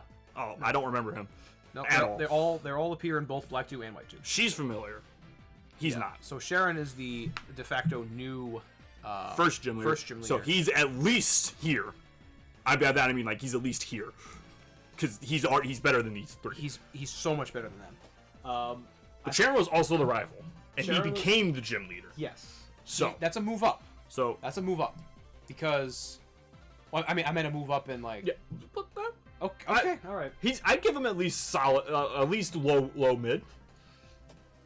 All right. So Sharon's team. Let's look at this. Let's look at Sharon has character development. This is gonna be a long time to scroll down. Right. Jesus. Route 10. Gotta be. There we go. Okay. So Aspersia as a. Okay. It's not a very easy normal. What about challenge? Oh, still not very good. It's not okay. Tournament. Right. He's a gym leader now. He should be in the gym leader section. Let's see what he does with normal types later. Okay. Oh, ooh, there's some stuff here. Hold on, wait. Bouffalant? Licky. Just looking at it. Porygon Z. You look at it and you go, what? But like, I don't think there's synergy here. No. But each one of these could be something. Rock Blast King's Rock. That Licky is very interesting. That is a very interesting Licky. That is looking out for exclusively defined type coverage anywhere it can. Oh wait, there is some synergy. That Castform's got Rain Dance. Rain Dance Thunder. Ooh. I mean, there's three Thunders. Oh yeah, okay. There's some synergy here. So he's making Castform of all things work. At least try to work. Lumberry. Okay, keeps it safe. All right. There's some stuff here. Okay. Bouffalant's pretty interesting, right? He's a. Yeah. I mean, Reckless prevents. Is that prevent damage? No, that increases. No, increases damage, but increases power. So head charge. Head charge is hurting. Yeah. Head charge is hurting everyone involved with that conflict. Sharon's pretty good. Yeah. We put Sharon pretty damn high up on our rival list as well. Yes, he is a good rival for becoming a gym leader. That's a lot. Not a whole lot of people who were rivals at one point became gym leaders. There've been a few more recently, but somewhere in C. Because as a gym leader, he's still kind of run of the mill. Yeah. But he's got some predating things that help build him a little bit more than some of these other people. His climb to it. Yeah, his final teams as a rival in Black and White are, if I were to guess, pretty good. He's the actual rival. Yeah, he's the rival that's supposed to be. Woo! This is the victory post-game rematches. He gets a Haxorus too. He gets a Dragon Gem Outrage Haxorus. Gigalith. Okay. So, in Pheasant, so it's not Haxorus, Gigalith, Liepard, the monkey and the starter. He took on the role of the gym leader. But clearly you can see from here he is capable. This is a diverse team. Of making a diverse team. This has coverage. There's a lot of coverage here. Yep. An awful lot. So, I think Sharon... But yeah, this is as a gym leader, though. So Rising Up is good. Rising Up shows a lot.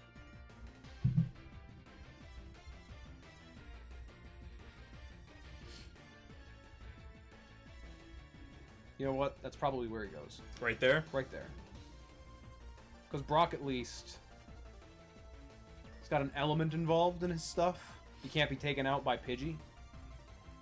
Necessarily. He takes out Pidgey. This guy, on the other hand, Brock, you know what I didn't even consider until right now? Pretty much the only things that you find up until Pewter are normal type stuff, bug stuff, and Pikachu if you're lucky. None of those things beat Brock. The only thing that really beats Brock are the starters. Yeah. Sharon, on the other hand, could be beat by literally anything that you run into. Not super effectively, mind you, but neutral. And you know what? When you think about it, that kind of does give you a better sense for how to play the game than Brock's does. Because if everything's just neutral, you can get more used to the mechanics and stuff, as opposed to throwing you right in with the. That was probably, now that I think about it, it's probably the idea of better than Brock, but better than Brock 2.0. Let me think about that one.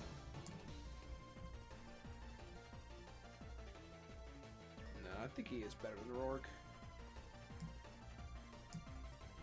Going over Misty?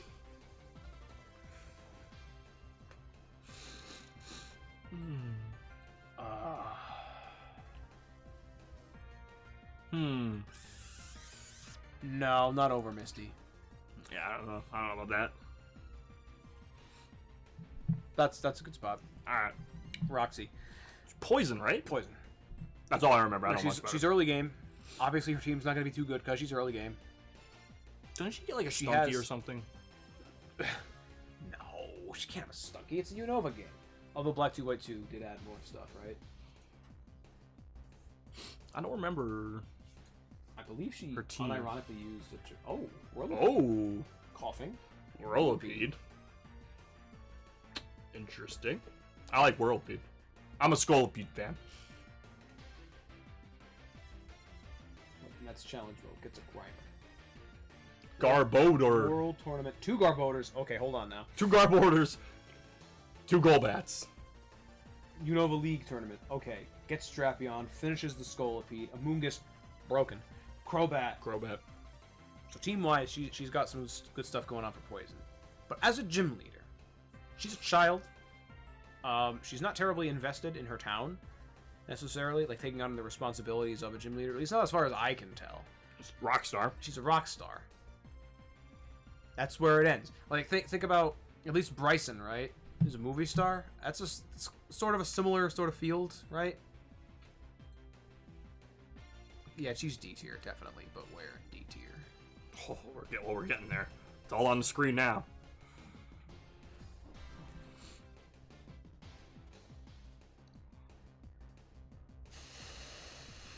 Put her one spot higher, above Roxy. Alright, that's her. That's it? Do you object?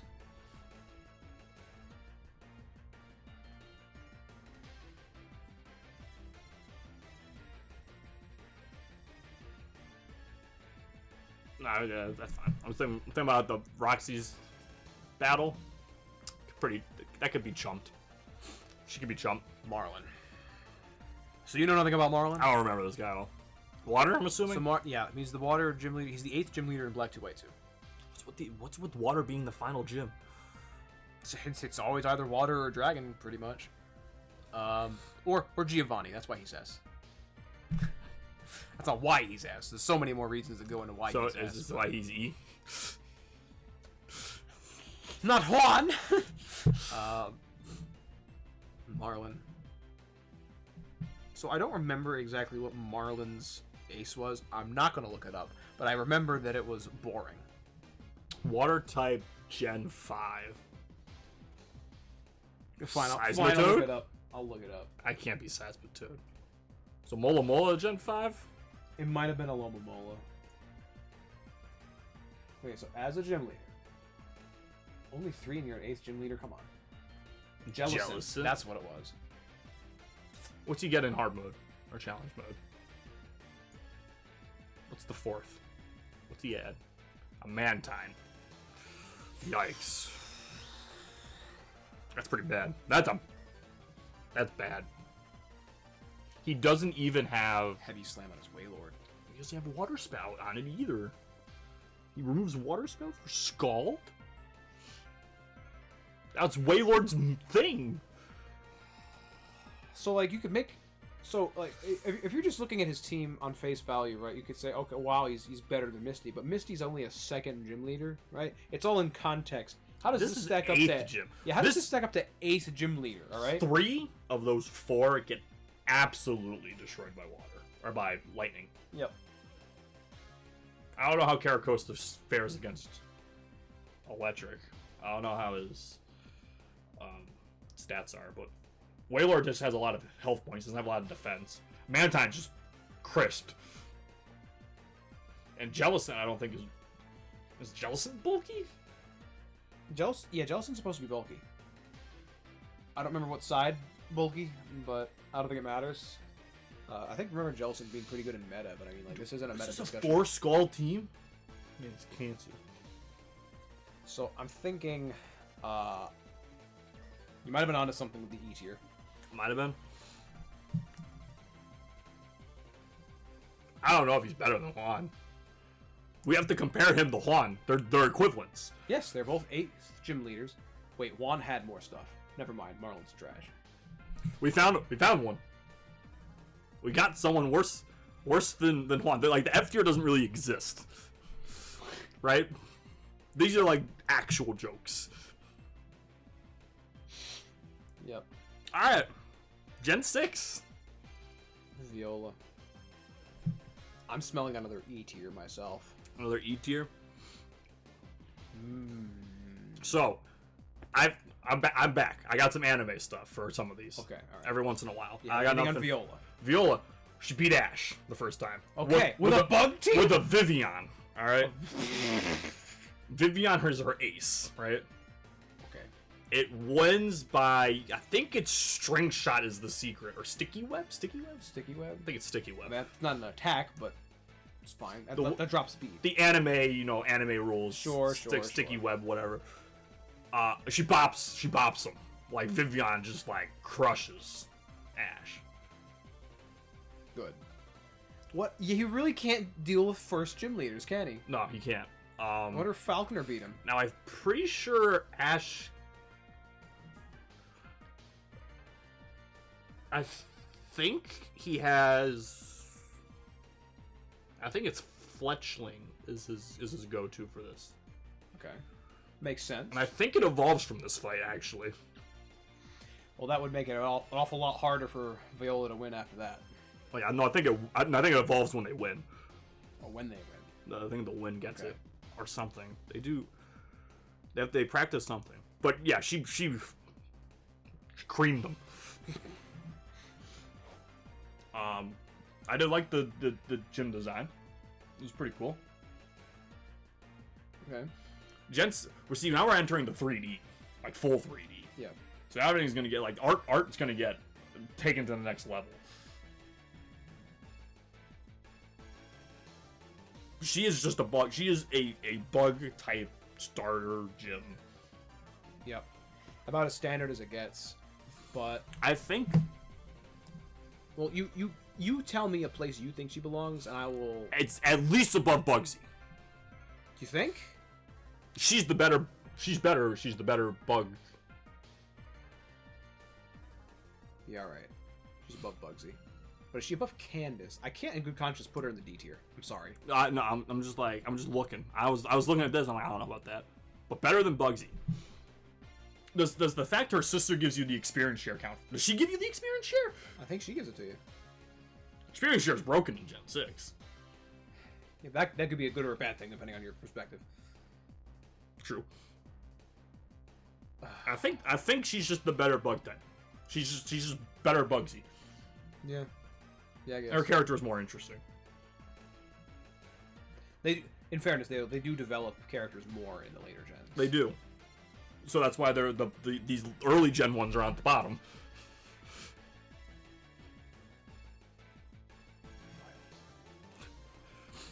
What's this guy? What's his name? Clint? I actually forgot his name. Is it Cliff? Grant. We were both wrong. Because that was the other guy. That was the Gen 5 guy. Who? Clint, right? Clay? Clay? I don't know. Yeah, Clay's the ground gym leader from Gen 5. This guy did something in the anime I don't remember. I've got nothing on Grant. Like, I'm going to end up saying that for a lot of these characters, I feel, in Gen 6, because I've only played X once. I've played Y 3 times. You are more of an authority on Gen 6 than I am. I'll trust your judgment for a couple of... I'm only going to probably contest, like, 2 of these, but they haven't come up yet. But for the time being, I'm going to trust your judgment with a lot of these. If I'm correct, you get the bike? Yes, you get the bike in the town that his is in. Because it has all the roads on it. I don't remember if he has anything to do with your acquisition of the bike. No, I'm just remembering the town. Yeah. Rock climbing is cool. That gym was cool. I remember you get a Mega Stone in that gym. I don't remember which one. Yes, you do. I do remember that. After you beat the game. Yeah, it's post game obviously, but you do Post-game. get one in there. I don't remember which one it is though. Doesn't matter. Oh.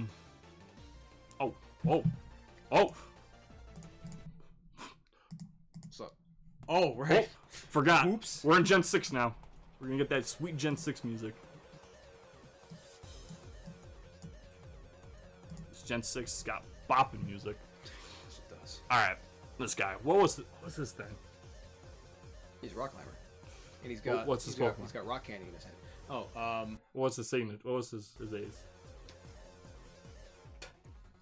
trying to think of rocks. You got me. I hope it's not the fossils. That'd be such a cop-out. It's the fossils. The fossils were pretty cool, though. Yeah, these aren't particular good. ones are pretty cool. Not very good, but they're cool. I mean... Wait a minute. What? Shadow Chateau. He just evolves them. I see 2 Pokemon across the board. They just get stronger. He sticks with them. Sticks with them. Now, I guess in fairness, Tyrantrum can be dangerous, depending on who it's fighting, and Aurorus has Freeze Dry. And Freeze Dry is broken. So his Pokemon are pretty solid. Oh, but that's all he has, man. He never diversifies. Even Brock gets other stuff later on. But can I chalk that up to him being bad, or can I chalk that up to Gen 6 being underdeveloped in that respect? Gen 6 does not have very many Pokemon. Yeah, I know. Is he an E? Is he a D? I don't know if he's... Look in context, right? He's the second gym leader, and he's a rock trainer. Because it's so early, we can kind of compare him to the other rock trainers. He's definitely worse than Brock. So that means, is he better than Roxanne? I think his Pokemon are better than hers. When you fight him, though, in context, they're unevolved. Like, I say that good stuff about, Tyrantrum's dangerous, Aurorus has got Freeze Dry, but he doesn't just do that. No, but Geodude Nose Pass is not very good. At least he can't just be swept by like water and grass types, like the other rocks can. Yes, he can, right? Is Tyrant? Okay, no, it is Dragon. Yeah. Okay, all right. Yeah. Well, Amora can be swept by Steel. You would not have Steel that early, would you? Maybe Fletchling gets Stealing. Or Fletchinder gets Stealing. Maybe. But that bird gets hit by a rock? Wait, level 25, what? Okay, that actually ain't too bad for a second gym leader. Just because he only has 2 Pokemon. Like, usually there's like a third one by now, right? Yeah, like an Ace and then 2 weaker ones, usually. He doubles down on Ace. Okay, so I guess he is better than Roxanne. But not by like a whole lot, I don't think. Is he better than whatever her name was, the next one? Better than Roxy? See, Roxy's got character, but I don't know shit about Grant.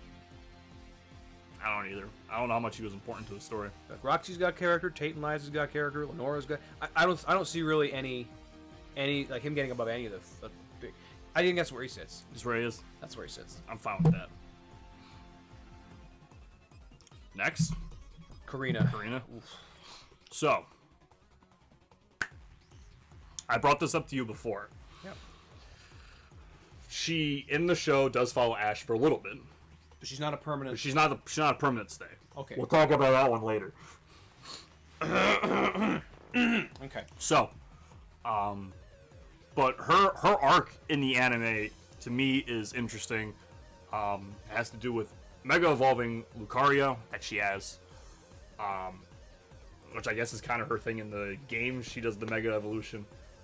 They make it a bigger deal that Mega Evolution is a more impactful thing on the Pokemon in the show than they do in the game. Because they have that free will. Okay. They can do that. So the whole point is that Mega Lucario, or her grandfather has a Mega Lucario, or Lucario like Mega Evolve.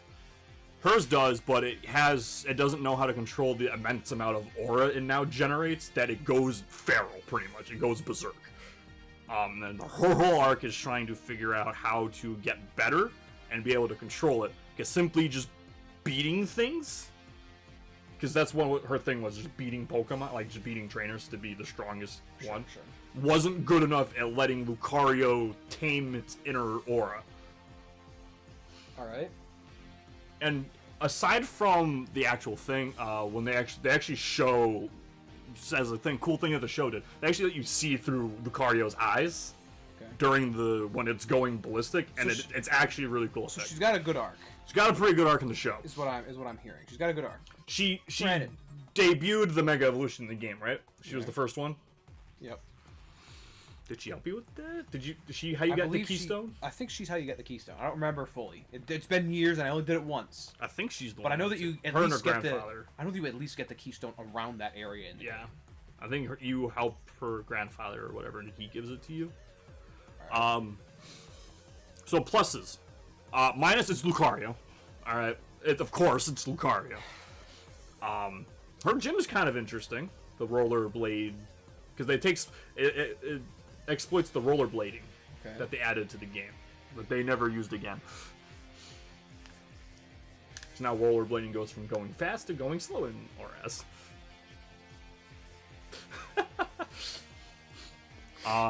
So I think what was her team other than the Lucario? Is it just 2 Lucarios? I don't think it matters. She has Lucario. I think that invalidates the rest of her team. I think it was 2 Lucarios actually.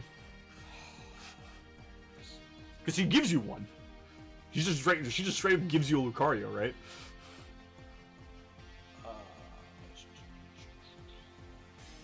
Yeah, it's just 2 Lucarios. And they're at the same level as Grant. What's going on? And they're the same. They're the exact same build. So, when we're looking at it, I think she'd be better than Grant. I think she might be somewhere up here, but the double Lucario pulls it back. Pulls her back a bit, I think. Double Lucario. I wouldn't put her any higher than below Roxanne, personally. The double Lucario drags her down to maybe high E for me. Somewhere between Grant and Candace is where I'd put her. Look at a little objective. Above Grant. Alright. I can live with that. I think she might be able to sneak one. Not too sure. It is. Okay, you know what? We don't like Lucario because Lucario, the fan service Lucario get is disproportional. It's disproportional and it's for annoying. No reason. It's annoying. But Lucario is a good Pokemon. Sure. Whether they've got curated that way, whatever. Charizard gets curated, and Charizard's still a bad Pokemon. I'm actually, now that I'm evaluating it, looking at the D tier right now. This D tier is getting big. I'm willing to allow Korrina to go above Roxy for the sake of her anime arc. Because Roxy didn't have really an arc as far as... If I read the manga, and I find out Roxy had something really cool going on, my mind might change. But I don't think it beats Tate and Liza's involvement in the manga. No. Nor does it beat Tate and Liza's concept as a double battles gym. No. So, that's where Korrina's sitting. Ramos. Okay. I have nothing. He's a grass type. I have nothing. Give me a spot that you think fits, and I will think about that.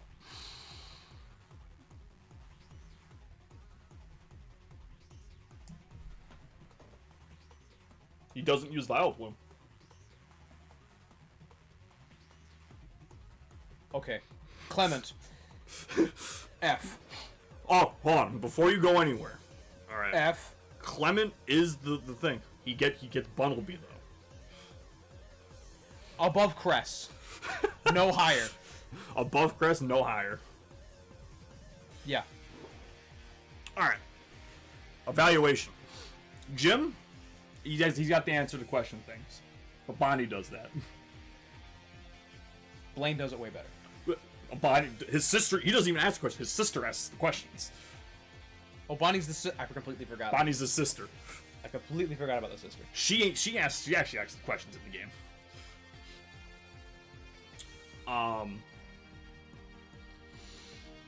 He is the travel partner with Ash. He gets Bunnelby. Diggersby though. But he's the electric type. Somehow they managed to get all the way to his gym without another gym leader recognizing him as a gym leader. I don't believe Ash knew he was a gym leader until they got to his gym. The 5th gym. Which is... what? Like... Who was at the gym when he was gone? Who was running the gym while he was gone? he created a robot to do it. He created a Clembot to run the gym, and apparently it went a little berserk. And instead of it's supposed to, it's the 5th gym, right? So it's supposed to be like the midway. It was just crushing everyone. Like no one could beat the gym anymore. So then the whole thing is that he has to beat the bot so that he can take back the gym. So Ash can battle him for the badge. Sounds really dumb. Honestly, he takes Brock's spot. He is the cook. He is the cook. He comes up with the wacky inventions. I don't know if like leaving Brock. He comes up with he's the classic. Comes up with the wacky. He's the Tails of Sonic Boom. Comes up with wacky crap, and it never works. It always literally blows up in their face. Literally explodes. Is he a horn dog? No.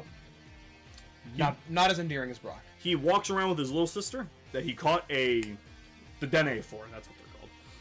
They found a wild Dene and he caught it and gave it to her. The sister comes with them too? Yeah, the sister travels with them. How big is this crew? Ash, Clement, Bonnie, Serena. Serena's with them too? Yeah. She's doing the contest thing while Ash is doing the badge thing. Oh.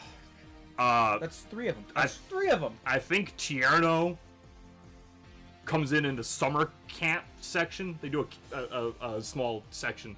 I think he comes in. I don't know if Trevor's there. I think Tierno's the only one of the squad that comes in other than... Oshana? Yeah, no, I don't think so. So... I hold my position. Above Crest, no higher. Was that here? Yeah. I'll give it to you. He's honestly just so stereotypical of characters that it's not interesting. Valerie.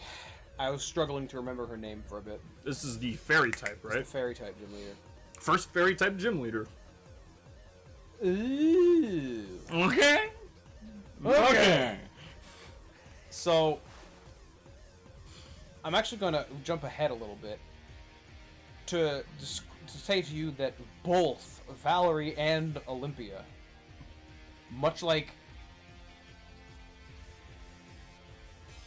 Ramos, I have no thoughts on whatsoever. I concur.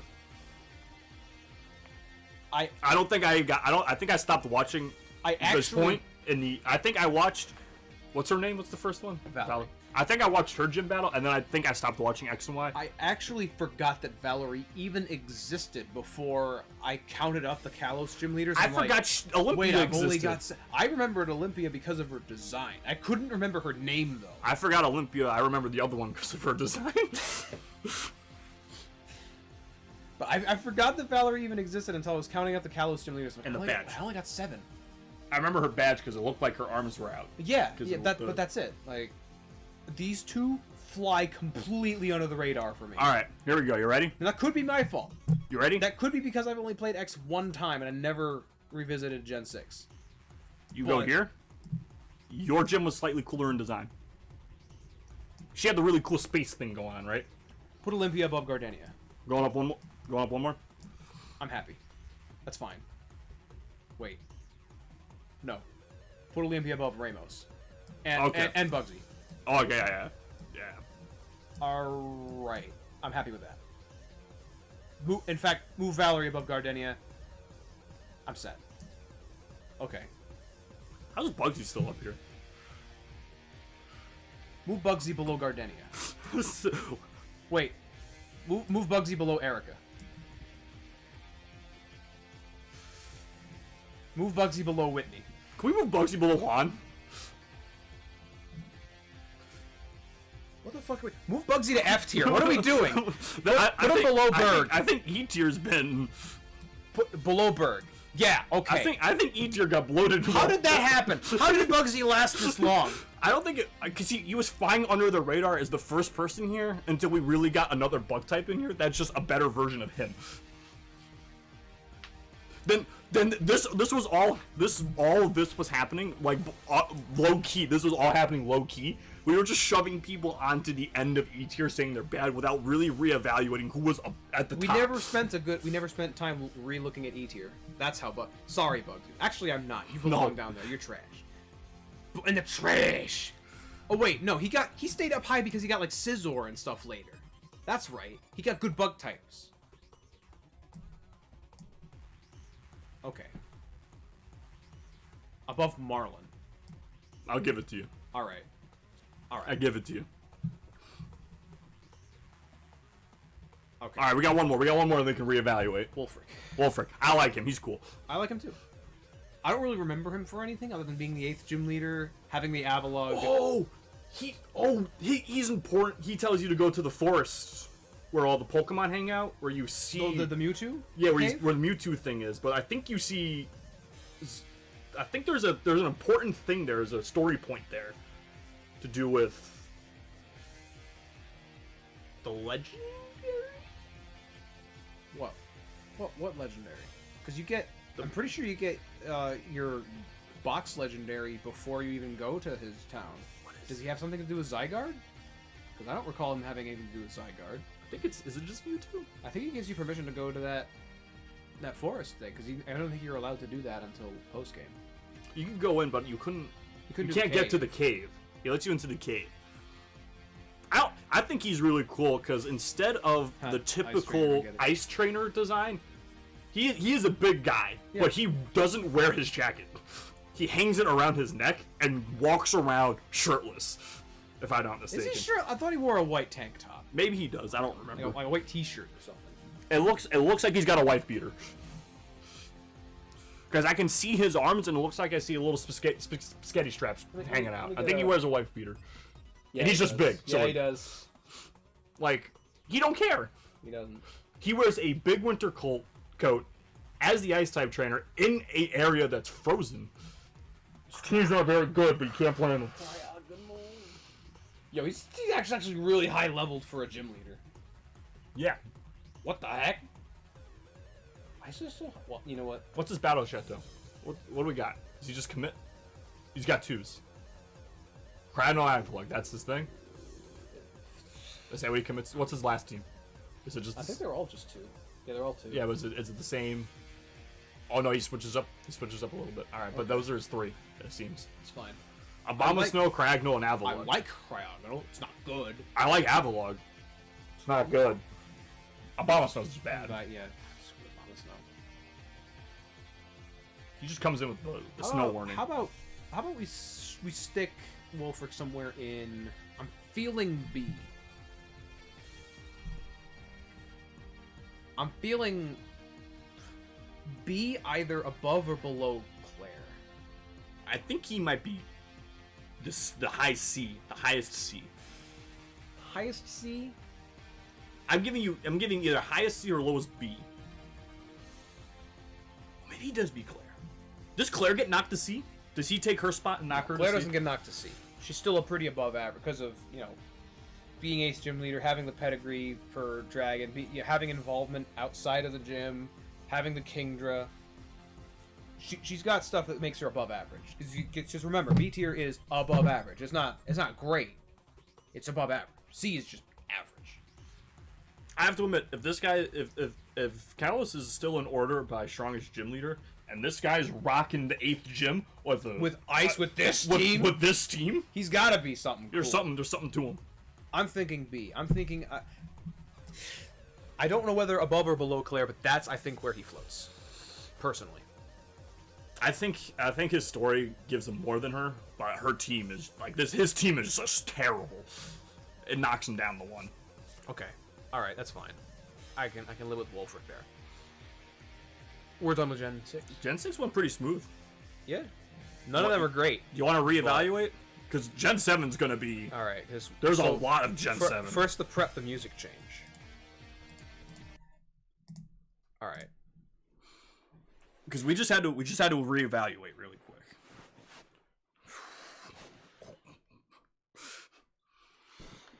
So, we by the way, we've hit this is 6 hours and 18 minutes Thank you. If you're somehow still here watching this. If you're watching this on the YouTube, thank you. If you're watching this on the live stream, welcome. Thank you. Hello. We are ranking these mostly objectively. There's some subjectiveness in here. Yep. That's the nature of these lists. By almost every form of media that these people come in that we know about. Yep. We have just finished Gen 6. Obviously, it's not 100% comprehensive, but it's pretty... like, as far as Pokemon nerds go, we're pretty up there. So... We've just finished Gen 6. We're going to relook at our thing, our tier list here real quick before I move on to 7. Because there's some big changes. Bugsy held on for quite a while in high E tier. For some reason. No idea how. We just overlooked him so much. I forgot that he was up there because of his Pokemon, but I didn't question that why he was up there. Right. Sometimes you gotta rethink about why some of these people are here. Like, why did we did our opinions change before and after? You know, F tier. I'm still thinking F tier is. I think F tier is still good. You could. I'm willing to hear an argument for why Clement should go above Berg, but I don't think Clement escapes the F tier. I see. I know I understand. You're dragging him down because of companionness. But how much does the Bunnelby? Did he get Diggersby? If he evolved that Bunnelby, I'll move him above Berg. I know he got the Bunnelby. I don't know if it hit Diggersby. I think it might have. I should be able to find that on Clement's page in the anime. Does he have his own page for the anime? He might. Oh, he is a major character, isn't he? Yep. Damn it. Okay. We'll find out on this page. Oh yeah, he looks completely different. Of course. Team. Okay. At Lumiose chip. Oh. Nope, Bunnelby. Bunnelby. Nope. It would have been a Diggersby on this page if he had evolved it. Luxio looks right. That ain't electric. No, but he gets the Chespin starter. Okay. Okay, ignore the Malamars. Ignore the Braixens. It's all temporary anyway. Yeah. And he's got a couple electric types back at the gym. Nope, got a Bunnelby, but I didn't bother to do anything with it. Putz. Actually, I forgot. I think the Luxray actually died protecting him as a kid. I think it kept him warm in the ice, frozen. It says on hand. I think there was something with that. Maybe it didn't die. Maybe that was in the movie. Was that the movie? That was a movie watched in theaters. Oh, there's so many Luxrays, man. All three of them, they all blend together. All three of them. It was whatever his name was, Volkner. Yeah. Is his Luxray that saved them from the ice. All right, I think F tier is fine. Yep. E tier. Does anyone drop to F? If anything, Juan is the end of E tier. Yeah. Maybe these two go to F, but I don't know. These tiers are getting more bloated again, but there's not much we can do at this point. There's not much we can do at this point. 7-tier system, I think, is what we need to keep going. Don't worry. If you have too many people, it'll add another row on the tier. Okay. But I like Gen 7. Some of these Gen 7 people are going to go high. Some of them are going to go Gen 6, low. If you notice, Gen 6's best run was with Wolfric, and he made bottom of B. Gen 6 was pretty weak overall. But Gen 6 was a good game. It was a good game. That's the thing. It was just too short-lived. You know what? Move Bugsy and Marlin to F. They're going See what F. it looks like. In that order? Yeah. Keep them in this order. Okay. We're getting the bell curve back a bit. Ignoring the S tier. It's a little bottom heavy still, but I mean, I think that's just the nature of the game. Some of these, I can tell you, some of these are gonna be they're gonna get up there. I'm gonna tell you. There's a solid at least high A tier coming in. I know who it is, and we might not have to argue too much on him. No. All right, so E tier looks pretty. D is D. E is pretty.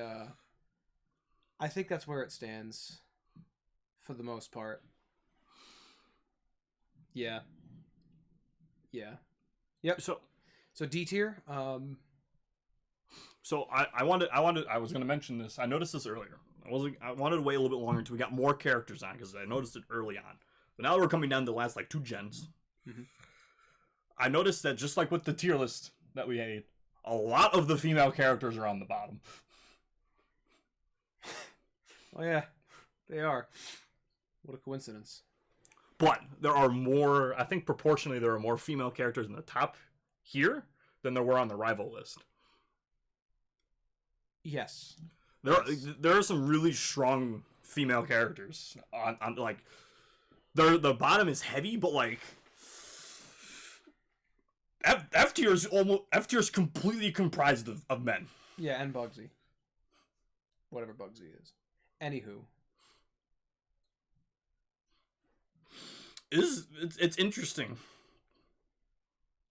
But you gotta love the exclusivity that is the S tier. I might try and get an S tier in there. I don't know. I have one S tier in mind. Out of the ones that we have, I have only one. I won't tell you who it is though. Actually, I have two. I have one like guaranteed I want an S, and then a second one that I will make a case for, but I understand if you shoot it down. I want to make a case for one an S. I don't know if I can make a case. But we'll see. I don't know if I have a case to make. We'll see. So Ilima, do we start or are we still evaluating? Are we still going up? I think okay. Here's one for me. All right. Would you be willing to? And I understand if you say no. Would you be willing to move Watson up to C? Watson up to C? Yeah. I was kind of thinking something like that.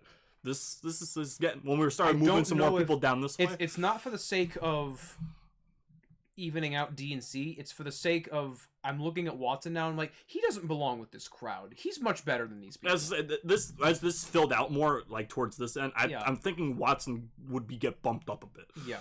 I don't know if I bump Surge up just yet. I might be able to justify it later. It's gonna be hard. But I think he's a contender for C. He's a contender, but the difference between the likability between Watson and Surge it's palpable. It's also subjective. In fact, I would also be willing even to move Watson up a spot or two, just because of likability. I understand that's a stretch, I know, but I think Watson looks better in C than he did in D. Yeah, I think this is a little bit better. And as for C, I'm still thinking that everybody's pretty much where they should be, except I would be remiss if I didn't mention the possibility of moving Chuck up to B. Because, again, B is just above average. That's what that means. C is like average. He is the top of average right now. He's the top of average. I get that. The case that I have for putting Chuck up to B is not as... Like, I'm not as compelled to want you to put Chuck into B as I was to put Watson into C. I feel like that's where Watson belongs. Watson's an easy move. I give you that one. The only thing I have for Chuck is like I feel like he's more of a B, but that's not evidence. I'm a little concerned about the A-B drop. Like,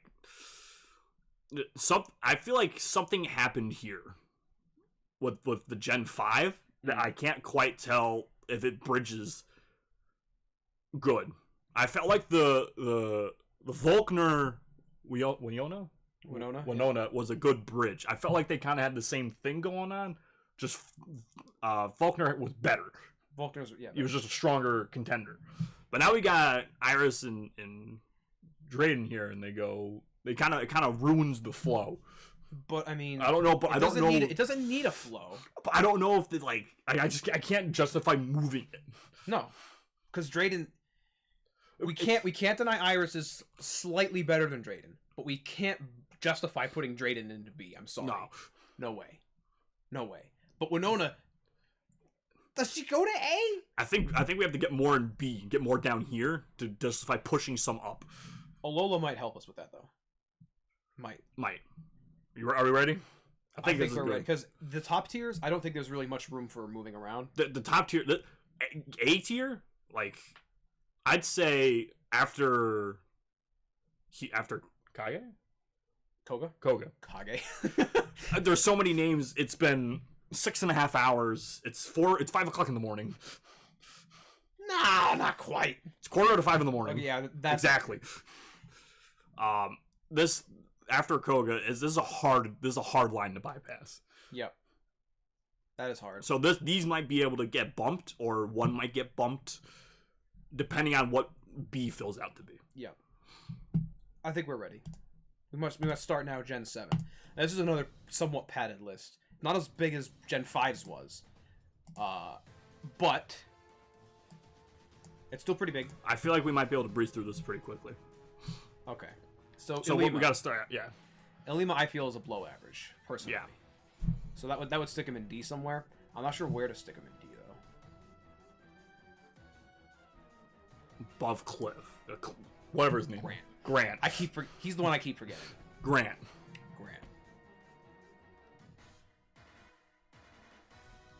Yeah, right. Hala. Hala. Easy B. This man is... I don't know where in B, but he's easy B. Maybe... Oh, hold on. Ooh. What side of Wake do you think?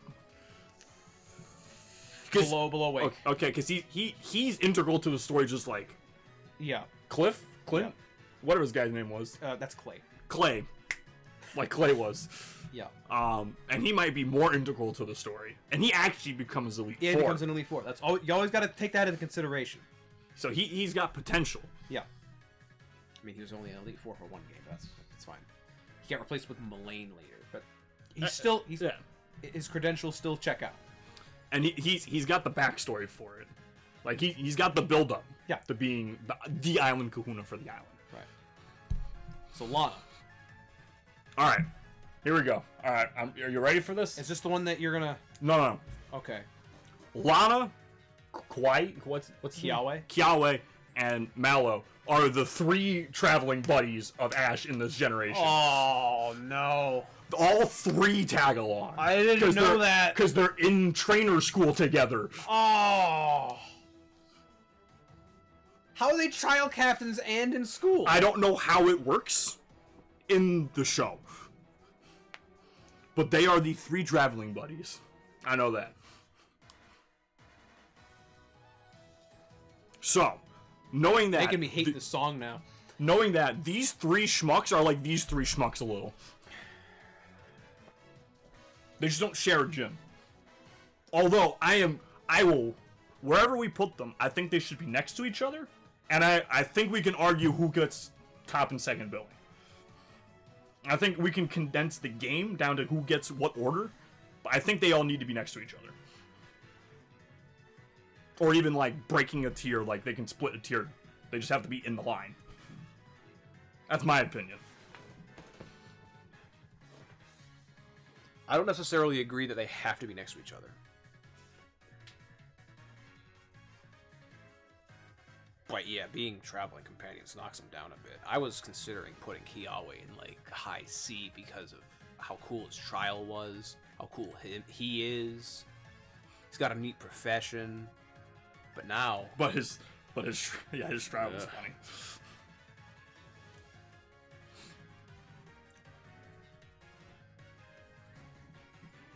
This new light that you have given to me is and I don't know who got what starter. I have no idea about that. I know Ash got Rowlet, right? I believe. Yeah. I don't know who got the other 2.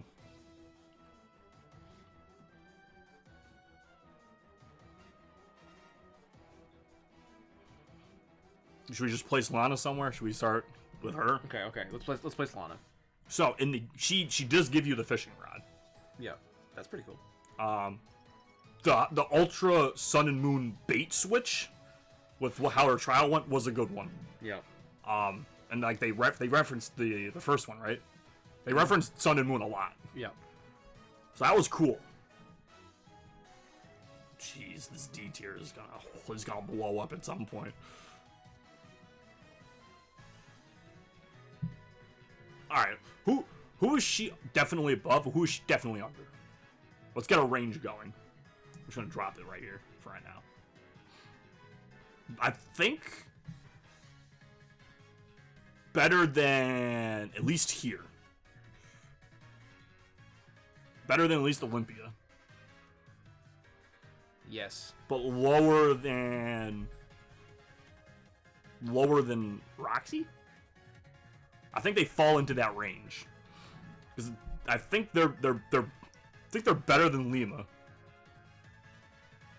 Yeah, they're better than Alima. We can't put them in E. Are they going D? Are they going right I don't know if here? they're all going D. Lana's going. Yeah, that actually looks like a good spot for her. We can base this off Lima Yeah. first. Kiawe's cool. He's probably above her. Yeah, he's definitely above her. Is he making it? How far is he making it though? Put her above Karina. There. That's where he is. Mallow. No. I think Mallow was the better character than Lana, in my opinion. You think? But like I could sell it for on like what grounds? I just liked her character more. I think the collecting the ingredients to cook the thing that apparently everyone, I don't know, no one liked it or whatever. I'm assuming, if I remember correctly. But yeah, everyone hated it. It was a cool trial more than just fish. Fish wishy-washy.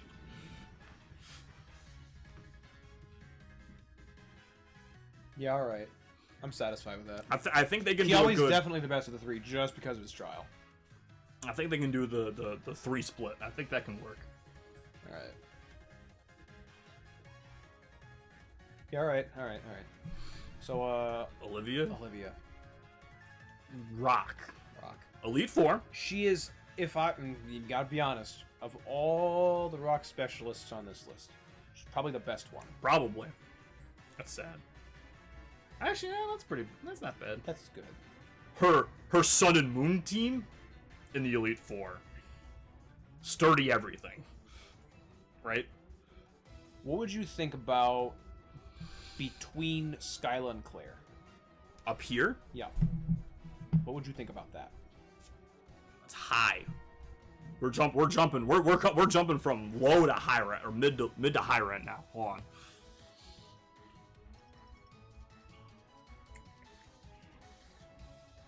What was her thing? Lycanroc. That's what it was. Was it? I think her signature thing was the Lycanroc. Midnight form Lycanroc? Oh, Midnight form. Okay, maybe. Wait, what? Oh yeah, trial. I gotta use a different set of tabs now. Trial captains. She's a Kahuna. Yeah. Right. The Island Kahuna. Okay, what's it like? I didn't remember. I just remembered the Gigalith for some reason. I remember the Gigalith, the Probopass, the grotesque amount of sturdies. Yeah, that's the team right there. Actually, no, that's not even. That's the not the team. The Ultra, that's the team. Whew. That's an Wait. interesting team. Somehow I thought it was more sturdy than that. I'm thinking of Mullane then, aren't I? One of them has a stupid amount of. Because they stopped the Sun and Moon. They had a lot of sturdy full restores Yeah. throughout the Elite Four. I think Skarmory had it too. Yeah. So.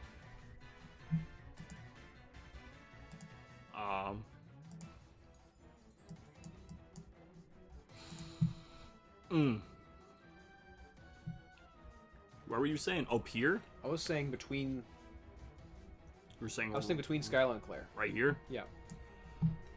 For the sheer fact, Olivia's been in Elite Four. Claire has not. But Skyla and Clay are still more involved with their respective areas, and Skyla is specifically above Olivia because Olivia never helped you get a shiny. Skyla did. Shiny Haxorus. Yep, it was a strong contender thing. I'm thinking. Because as cool as Claire and Wolfric are as 8th gym leaders, they have not been Elite Four. They do not have feats like Olivia does. Olivia was important too to the story for her island. Story important. Yeah, for her island. She didn't have very Mostly. much outside of that except for being, an Elite Four. All right. Sophocles. Should have been Vikavolt. That's hard to tell. Don't tell me. Is he a traveling companion too? Is he? I think he might be. I don't remember. E. E? Oops. Worse than the rest of them. Is what you're saying. Yeah. Well, where? Is he snagging high E? Because I don't think any of the island Kahuna or trial captains Kahunas get anywhere below Viola or later. Like I think they all beat Olympia. Yeah, I think once you get to Olympia, these are like the super forgotten characters, pretty much. Yeah. Some people would argue against the Whitney, but you know what? I don't care. That's a fine place for Sophocles, I think. All right. Acerola. I like Acerola. I do too. B? B? She got to be in Elite Four as well. She actually jumped too, because she went from trial captain to Elite Four. Hala and Olivia went from Kahuna to Elite Four. That was kind of a natural progression. Yeah. She jumped. She also was integral to the Aether Foundation story arc. Yep. Yeah. Do we go one more? I don't know, man. Clay? No, I think that's a fine spot for her. That? Yeah. Yeah. All right, Nanu. S tier. Hold on. Yeah. S tier. He was put him. I would put him below Norman. All right. Nanu's great. All right. All right. If you went, let's not spend much time on Nanu if we don't have to. If you went, why Nanu? I literally have no reason. Nanu's just phenomenal. Everything about him is great. Yeah, everything. His design, his character, his fight, his personality, everything about him is S tier. I can't in good conscience put him higher than Norman, but instant guaranteed, no questions asked, S tier from me. What do you think? What do you say? Yeah. Yeah. Yep. I fell in love with Nanu the first time I saw him. Yep. So did I. Everything about him. It's fine. It's great. Even in the end when they're doing their dances after you beat the game and he's out in the trees doing his Z pose way in the back with no one can see. Everything. It's great. Everything about Nanu's great. No contention here for me for Nanu. Moving on. Hapu. Yes, I see. I don't know what that is, but I'll see it. So, Hapu. She's got some character. Yeah, Hapu's pretty. Hapu's unique. You see her very early on, and then she keeps coming back. Like, Hala, you see him at the beginning, and then he doesn't really show up again until the end. Yeah, he's like, oh, hey, I'm part of the Elite Four now. Yeah. What up, by boy? the way, and Hapu doesn't go Elite Four, but she's fresh, Kahuna, which is nothing to scoff at because she wasn't a trial captain beforehand. So, I mean, to go from nothing to Kahuna is pretty impressive. You gotta admit. And she shares a type speciality with some pretty high tier people here. Yeah, I think the only other ground specialist here is Clay, and he's a B. He's above average. So I mean, ground type seems to be good company. I'm trying to think. Obviously it's not coming to me. The horse is. I know Mudbray's coming to me. I can't. Mudsdale. Obviously is the thing. Right, and that's not bad. Mudsdale can be pretty good. So good they brought it back to Gen 8. Mudsdale's interesting. Yep, I agree. I will read it when it's. I mean, it's Braille, isn't it? No, it's not Braille. Braille's got only 6 dots. How do you make those? What is that? ASCII keys. Stuff. I believe. Anyway.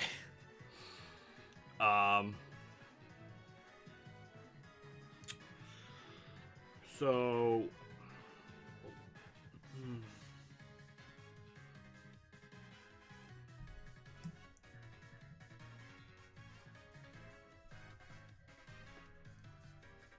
Yeah, I think she's better than Olivia, but I don't think her story was as good as Acerola. No, Acerola's.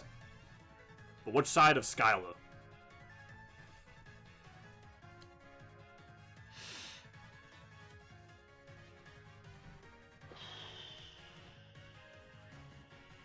I'll go above.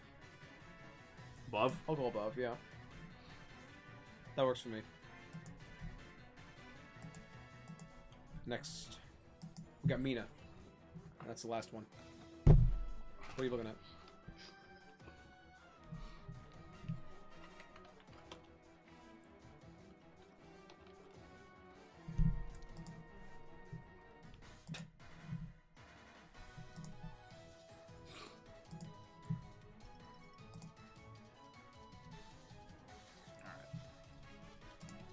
There we go. What's up? All right, Mina. Mina. Interesting, because in the first one, in Sun and Moon, She was not a trial captain. nothing. That's why I put her after everything else. Was she even in Sun and Moon? I thought she was, but she was just like a background character. Right? But then they gave her a trial. And it was pretty lazy. She just had you refight everyone, right? Yeah. Oh, that was pretty cool. It wasn't nothing spectacular, but No. Could have been done better, but definitely one of the weaker trial captains, I feel. Although, I hate to bring up Let's Go, but she is responsible for giving you daily bottle caps. Let's Go. Bottle Cap is pretty good. Bottle caps is pretty good. Does that affect gym leader stuff, though? Sure. That wasn't a duty that she had as a trial captain. She was just there. You know, in Alola.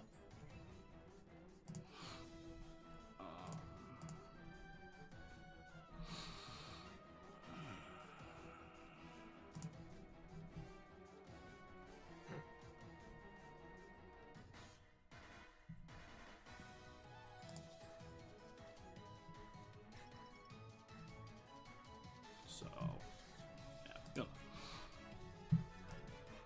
So, You definitely have to be low. D. Somewhere in D.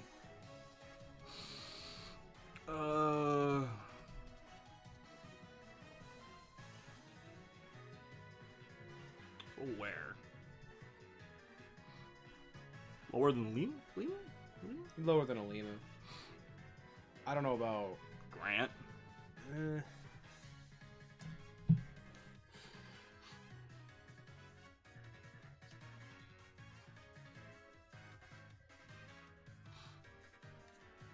So, I think that's right. I think that's good.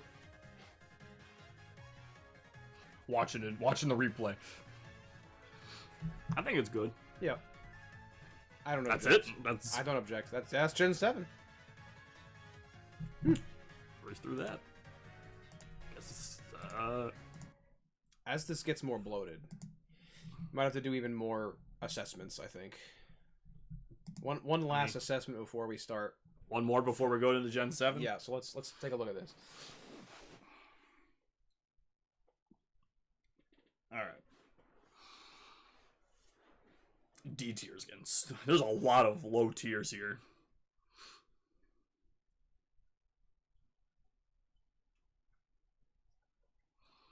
I think Surge gets. Move Surge through Janine to C tier.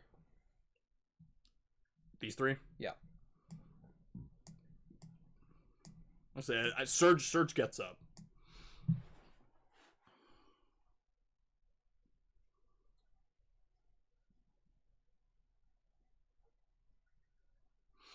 I don't know. How much is Janine riding on? Janine is riding on. Okay. So because this S tier now or this C tier is now pretty stacked. It's getting pretty stacked. Hold on. Here's the thing, right? Janine is riding on. You would think just the fact that she's the daughter of an Elite Four, and I guess she's in Kanto. That doesn't really do anything for her. But what you really gotta pay attention to is the fact that C tier means average. D tier means below average. Is Janine really below average? Because I don't think she is. I think she's average. It's also in comparison to everything else. Yeah.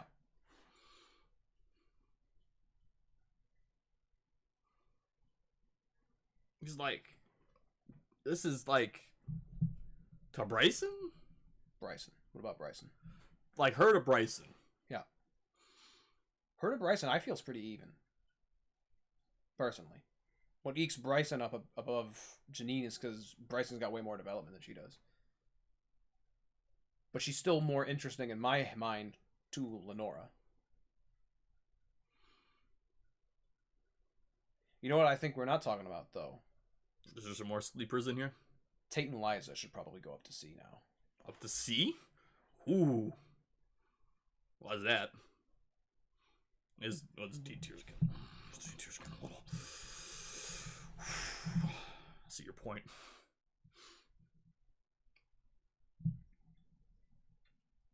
Is this still right? Is end of D still right? And while we're at it, move Tate and Liza above Janine. There. That feels better.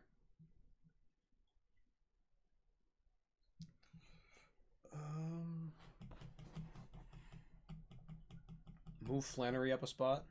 I say this ending seems a little. Move Flannery above Grant too.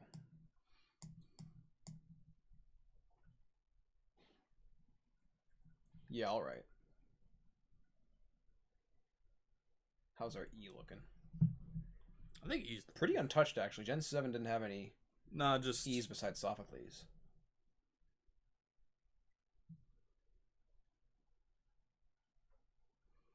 Gen 7 put a tear in D. Mostly. Yeah. No C's. Everyone's either high or low. We got another S after long last. After 4 generations. 4 generations later, we get another S tier. Okay. All right, let's move on to Gen 8. All right. Let's try to wrap this up. The last one.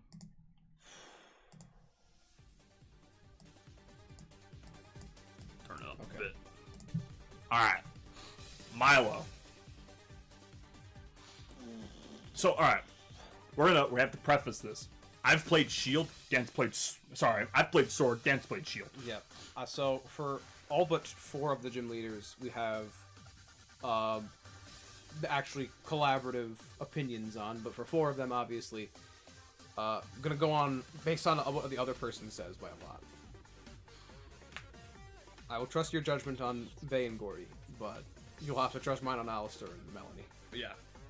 The rest of them were good. Milo. I know he's a first gym leader, so his team's not going to be too impressive. Alright. And it's extra not impressive because he was one of the only 2 gym leaders here that do Dynamax that don't do Gigantamax. Alright. So we have, I think we have to, we're going to point it out. I'm going to point it out. We're back to the grass, water, fire thing again. We got it with the last trials. Common thing. We got it with the trials, and we got it with the first Gen 5 gym. Yeah. So we are back to this staple again for another run. Really puts into perspective just how often they do this in Pokemon, don't they? So, and of course, Milo's the grass is the start. Yeah. So, trying to think of their. No, I feel Milo... I'm trying to think of also like just in general for these characters in terms of importance to the story as gym leaders. I find Milo below average, but not bad. I think he's another D. Personally. I think.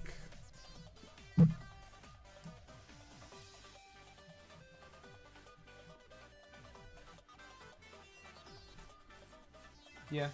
Right there? Yeah, that's satisfactory. I was going to put him up here, but that seemed a little too high. No, he's not better than Roxy. So, right between Lana and Lima seems pretty good. Nessa's definitely better. than Milo. She's no way she's D. She's got to be somewhere in C at minimum. I don't know if she's B though. Maybe B. If she was B, she'd be a low B. But I feel like maybe somewhere around Morty, Brawly, Byron sort of spot would be where Nessa goes.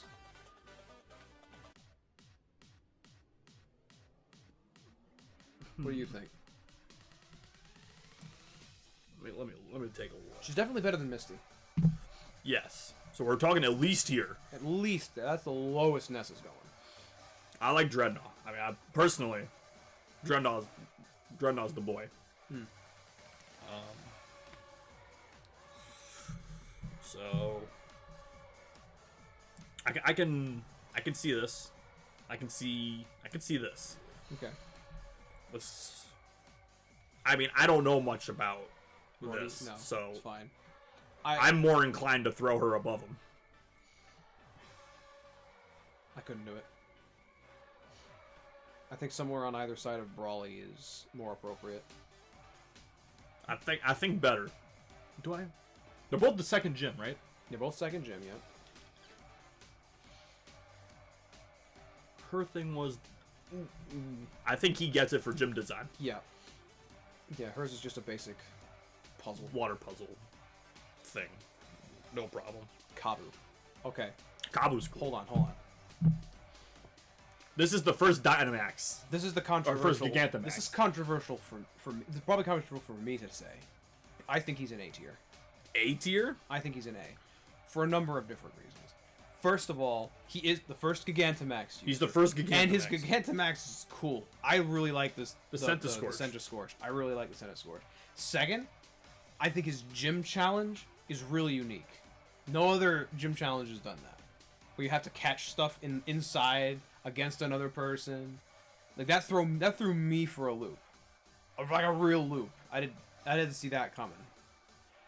Third, among fire gym leaders, he's probably got one of the best designs. Like I know the old man design has been done, but I think it works for him better than a lot of the other fire trainers. So alright, we got like Flannery, yeah, fire. This guy, fire. Right? These are blatantly fire. Like you can look at them and go, yeah, they're fire trainers. Yeah. We got there's got to be more. There's got to be more. No, than there's two. Blaine. Yeah, but Blaine's not really famous for his fire stuff. He's famous for a lot of other things. But Kabu, in terms of just being a fire Is that all trainer, of them? Just the three? I swear there's got to be. Yeah. Kawaii. Yeah, Kiawe. He's fine. But yeah. But I think Kabu works best with this new in combination with this stadium thing that they got going on with Gen 8. So also we should point out in the games they blatantly say that the gym leaders are ordered in terms of strength. Yes, they are. They fully acknowledge. So I can't really take too much away from Kabu because of that. Also, I'm also gonna, and you knew this was coming. I'm dancing around it intentionally. Yes, he's from the Hoenn region. Bonus points because Kabu is originally from Hoenn. Not enough bonus points to give you S tier, but I'm saying A. What do you say about Kabu? I don't know about A, man. Well, there's no way he's not at least B. Yeah, I'm thinking I'm stacking B. Because this up here, like I said, this is hard. This line, getting over blue, like past Koga, like this is hard. I think Sabrina might be getting a little too high at this point.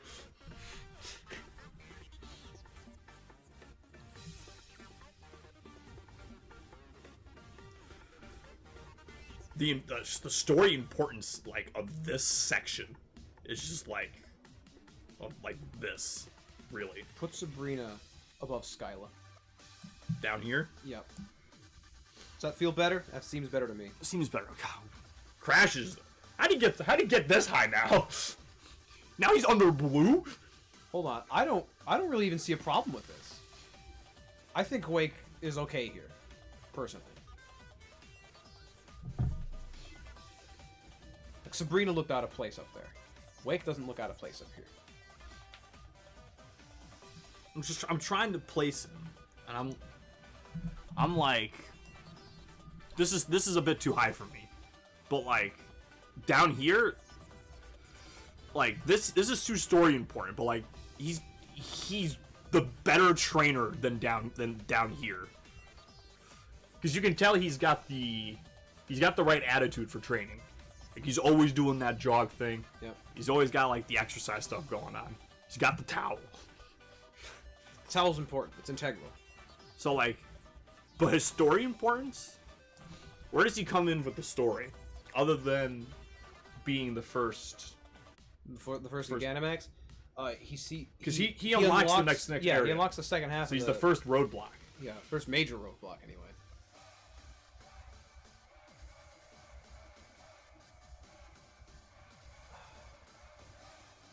I guess he doesn't really do much else other than see you off. He's the only gym leader that properly sees you off.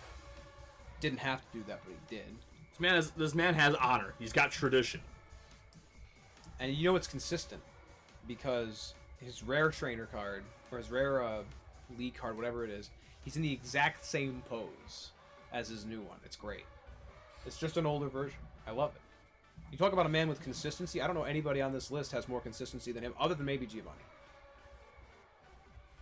and Nadu. Norman's somewhat inconsistent, but he's really good. I'm just looking at Lake and going, does he belong here? Does he get? I'm like, Hala. Does the Hala get knocked down one? Why would Hala get knocked down? I don't know. It's just. I think he's fine where he is. I think the B tier right now is fine where it is. It's crazy now. Now we're getting top heavy. The bottom is still very heavy. Because those. You gotta ignore C. The D and E tiers are heftier than the B and A tiers combined. And let's not mention how heavy our F is compared to our S. It's still a bottom heavy list. It's just deceptive because the B tier is bigger. It's getting there. This might be, there might be some room for some A's. Some more A's. That's what I'm saying, man. I think Winona and Koga could get thrown up to A. I think Winona can get A for sure. I want to see what else we add to this tier before we throw Koga in. Okay. Is this how are we looking on this? I'm okay with Kabu there. I might have put him like one more above Clay, but that's just me. That's just conjecture on my part. I think he's good. I think we're good for right now. All right. Bay. All right. So now we're gonna bounce back and forth. It's all you. So, I don't know how much was it Alistair. Alistair. Yeah. I don't think either Alistair, Bay, Gordy, or what's her name? Or Melanie. Melanie play anything significant in the story. I think they're literally just throwaway gym They leaders. are, yes. And in the case of Alistair and Melanie, they don't do anything.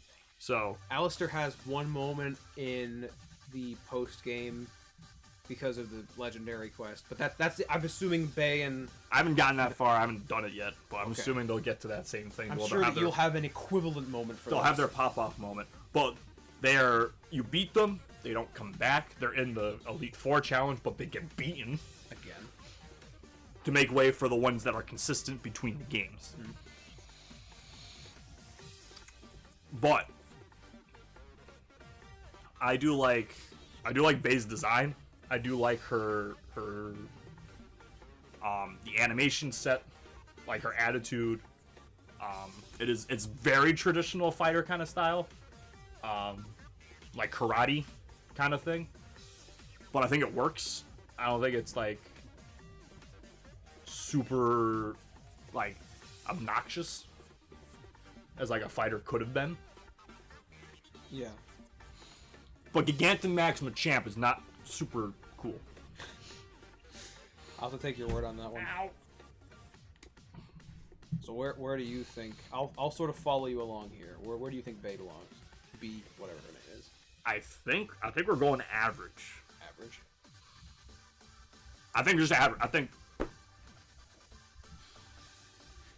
How does she stack this to Tate and Liza? Hold on. I like Tate and Liza's concept more. But Bei's just like she's just a good round character. Okay. She works in the encapsulated one gym battle pretty much. All right. I think it fits. All right. Alistair. Alistair, I really, really like Alistair. As a character, I think he works really well for what his archetype is. I'm a little disappointed that his Gigantamax is just Gengar. I feel like there's so many other ghost types you could have done that would have been more interesting than just throwing more Gen 1 fan service. What other ghost types are in the game? We got Frostlass. Frostlass. I would have loved to see. Frostlass is the Dynamax Pokemon you find in his thing in his stadium. God, why not give the man? Why not invent? You came up with a Mega Glalie. Why not come up with a Gigantamax Frostlass? Round out the set. Frostlass has got nothing now. Granted, what little Frostlass does have is still better than Mega Glalie, but that doesn't matter. Throwing bones here and there, you don't throw the bones where they need to be. There's Dusknoir, but I think Dusknoir is too high. I think it's too far of an evolution for... I don't think that matters. They give a Gigantamax to Machamp. And Machamp's already good. I guess. Dusknoir, Banette, right? Shuppet's in the game? Well, they give him a Mega... Well, I mean, they already gave him a Mega, so I mean... But that doesn't I'm just coming up with Charizard's ghost got two types. Megas, and... Just come up with the ghost types in the game. They could have given one to a new ghost type, like, fucking... New ghosts are there. Not the pseudo. Chandelure could have gotten one. They love the Gen 5 love. There's a lot of Gen 5 in this game. Gigantamax Golurk. Okay, that'd have been cool. That would have been cool. That'd have been cool. Give the man Gigantamax Golurk. I love saying that. Gigantamax Golurk. That hard G noise? That's good. But no, he got Gengar. Now the Gengar is kind of neat a little bit. I like the reference to the Goosebumps blob that ate everything. That was neat. But really, his team is not what's as important as the characters. I feel like most of these gym leaders have weaker teams until we get to the later ones. So, right, we should reiterate, it's unfair for us to be judging the Gen 7 teams because we were so vastly overleveled. Gen 8 teams. Whatever. Gen 8 teams, because we were so... Gen 7 too. Gen 8 teams, because we were so vastly overleveled. Yeah, it was gross. And Gen 8. It was disgusting. We got fully evolved starters before leaving the wild area to do the first gym. Yeah. It was gross. So... a lot of these teams were chumps. Yeah, Raihan. We'll get to the other gym leaders later, but Alistair, no, the first 4 gym leaders did not give me trouble. But Alistair is cool in that, at least I find, in that he's kind of like one of them silent characters. He doesn't say a whole lot. He's a boy of very few words. And I do gotta respect, he's clearly the youngest gym leader here. So you know he's got skills. And despite being young, he's better than as we mentioned, they're tiered by strength. He's stronger than Kabu even. Somehow. True. So the kid's got some style. Kid's got some skills. I wish that they hadn't have revealed what his face looked like. Granted, it was only in his rare league card. He never took his mask off physically in the game at any point in front of you. But I feel like there was like the mystery to him makes a lot of what is interesting about him there. And for that reason, I would put him in C as well.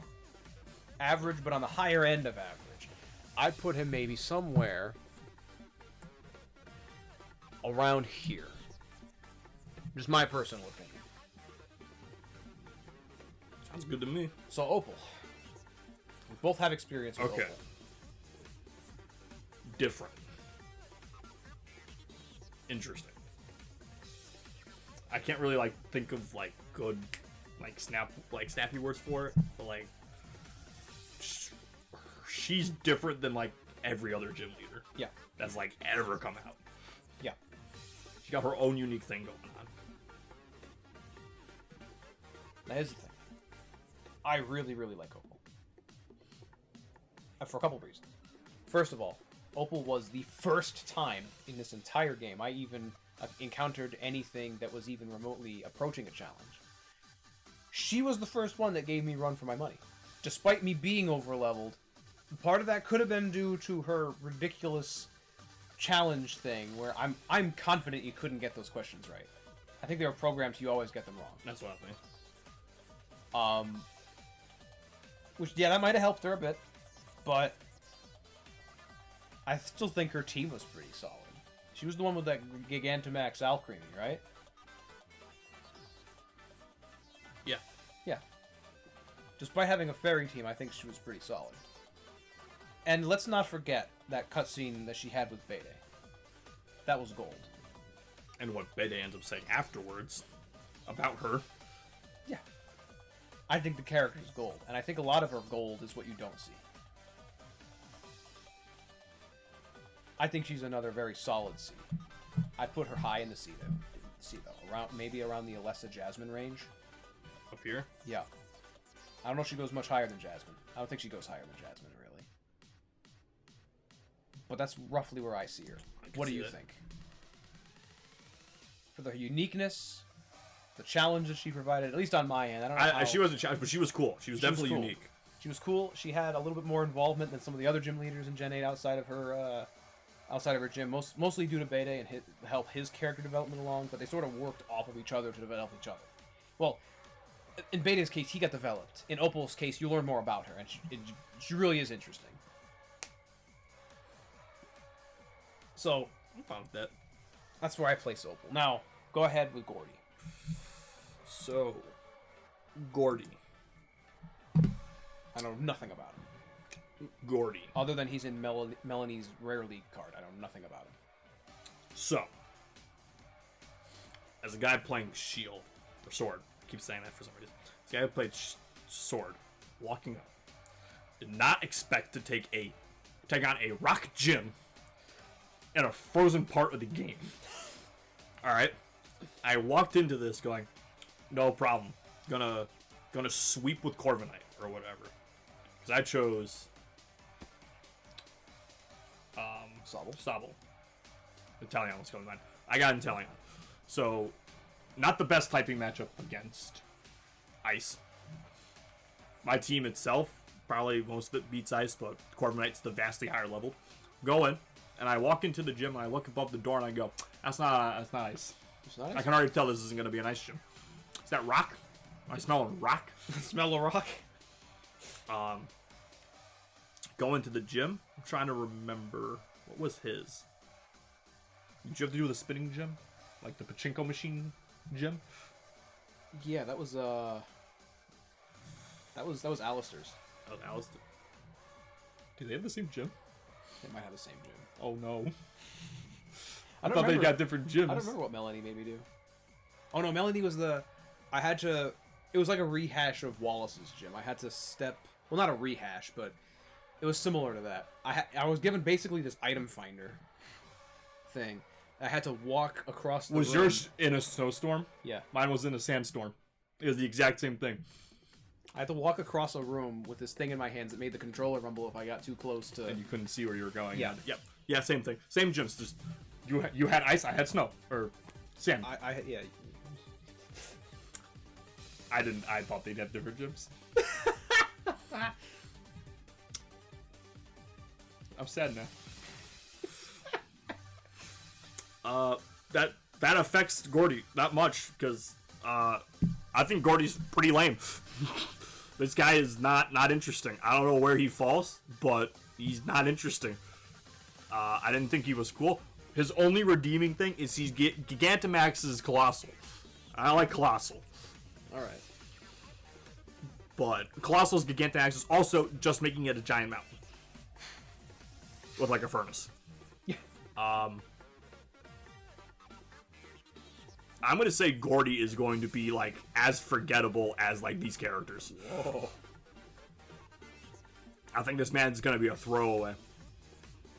Okay. I say he goes there. All right. So Melanie, I have a very similar. I don't know if I'd go that far with Melanie, but Melanie is definitely below average. I say she's a D tier rather. Yeah, she shares a gym, it seems, with Gordy. But she's a tiny bit more interesting. I wanted to know more about her from meeting her and letting her talk, but I feel like she was grossly underutilized, and most of that came from she's the version exclusive 6th gym leader. Like, I have a feeling they developed Bay and Alistair more because they figured that more people were going to get to them, and they kind of skipped out on Gordy and Melanie because of that. Now, you remember Gordy's Gigantamax as being colossal. I don't even remember what Melanie's Gigantamax was. I think it was Frostmoth, but I'm gonna check right now. I don't think it was Frostmoth. I don't know what it was, but I think it was Frostmoth. Are their badges the same thing too? I think it was Frostmoth. Was it? Because none of these other things Gigantamax. Lapras Gigantamax. Oh, it must have been Lapras then. I thought Frostmoth had... No, Frostmoth just has... What is it? Oh, it doesn't have a Gigantamax. I'm stupid. It just has a really good hit ability. That's right. That's why I was... It's in my head. It was sticking... It was a Lapras. So yeah, docked points for that. Also, Gordy had Stonehenger, I think. Who's had? No, you had the ice thing. Yeah, mine has ice. I think it was Stonehenger. That thing's cool, but it's pretty stupid. Ice Penguin, way better. Me like Penguin.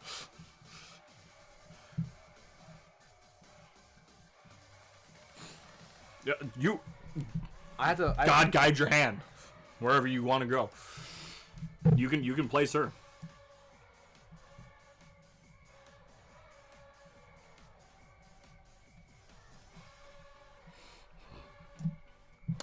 That's where I feel. Right there. Melanie. That's where I feel Melanie is. Alright. So, hold on. I have where I... Let's not say where, right away. I have my idea of where Piers should go. And I'm sure you have your idea of where Piers should go. I say... count down, and we'll say the tier that we want them to be in. Okay? Alright, let me get the placement of just the tier? Just the tier. Alright, not the placement. Let me think about it. I know where I want to put Piers.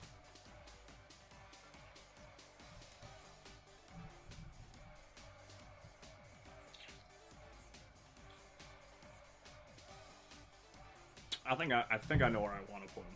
All right, so we'll go 3, 2, 1, and then say. Okay, ready? So, 3, 2, 1.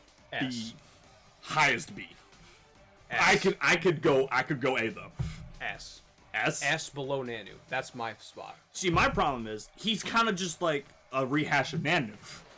But even a rehash doesn't take away from. Okay, first of all, Piers did more. Piers did more in the story and in the post game than Nanu did. Nanu didn't even want to be part of the Elite Four.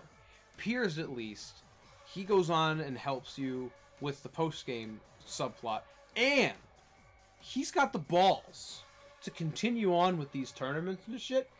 No Dynamax. Yeah, the no Dynamax easily puts him at least highest B tier. That means this man is actually just a really good trainer. Yeah, he's real. Raihan was going on about how he wants to have rematches with Piers more on the regular, and this man is doing Gigantamax nonsense, but he's still giving Raihan a run for his money with like what Obstagoon? Come on. So my thing is, why so low, honestly? Because I think he is an S. I think he's S material.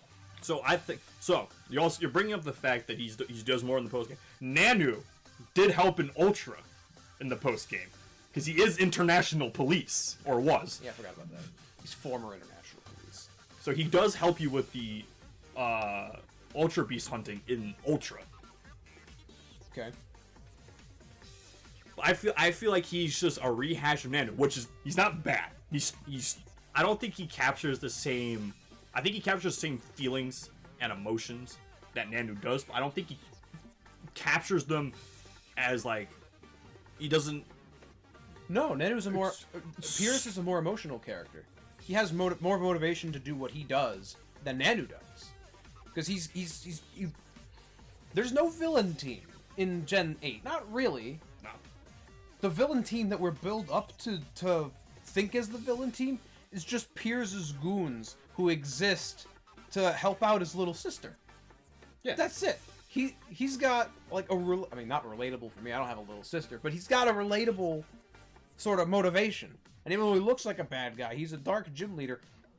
The first dark gym leader, by the way. He's got reasons to be there and reasons to stick around. Nanu really doesn't. He's just cool on the surface of it, and he's so cool that it propels him to S with no questions asked. So like Nanu, I think the word I'm looking for is elicits the same kind of emotions. They both elicit the same kind of emotions from me.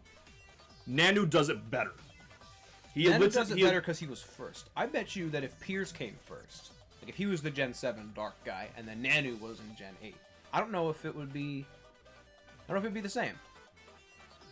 I don't know. Just the general lack of caring that Nanu has about anything is what captures me. Nanu in that respect, well, I guess maybe that's different for you and me. Both of them have a lot of not caring in their bones. Yes. But Piers cares about family, and that I find a more relatable trait in a person. Nanu doesn't have family. So for, like, to me, it's like Nanu's lack of anything just like it makes anytime that he tries to be funny way funnier. Because like he can just do something stupid, and it's just really funny. Yeah. But like Piers is more relatable. Yeah. So like, but he's ridiculous. But since he's more relatable, anytime he does something funny-ish, it's not as funny. I don't know. So, I thought he was really funny. He was a super funny character. Because whenever you haven't finished your post-game box legendary quest, have you? No, I'm still mid. Yeah, so you haven't seen everything that Piers says and does. He's really is a constant fountain of jokes throughout that end section. I don't think he ever appears again after that, though. Appears. I'm willing to compromise and say he's an A. I'd say highs B, low. I'm good for A. I don't know where in A, but I'm good for A.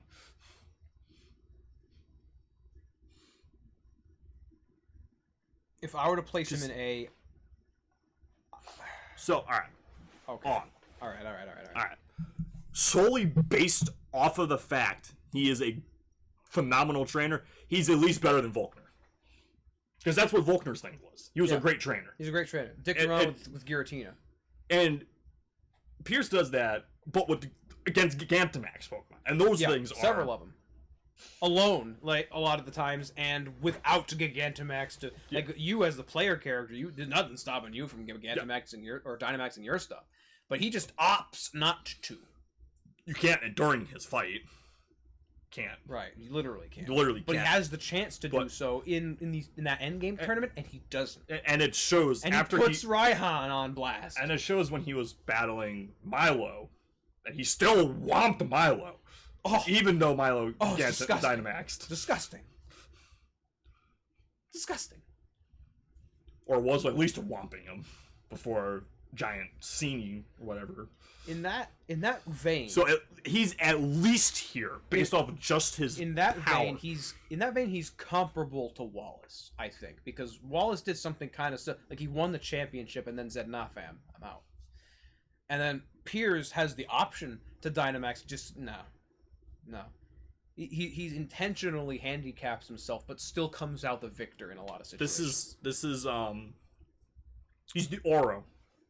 He's Oro. He's Oro from Street Fighter 3. Yeah. He's intentionally handicapped himself so he doesn't go ballistic. Yeah. This man with the Gigantamax and Dynamax probably might be like below Giovanni.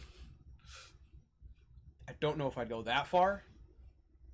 I don't think that anything that he does, even theoretically, could bump him up above Nanu. But I see your point. I see your point. If he did that, he might have the power to become champion.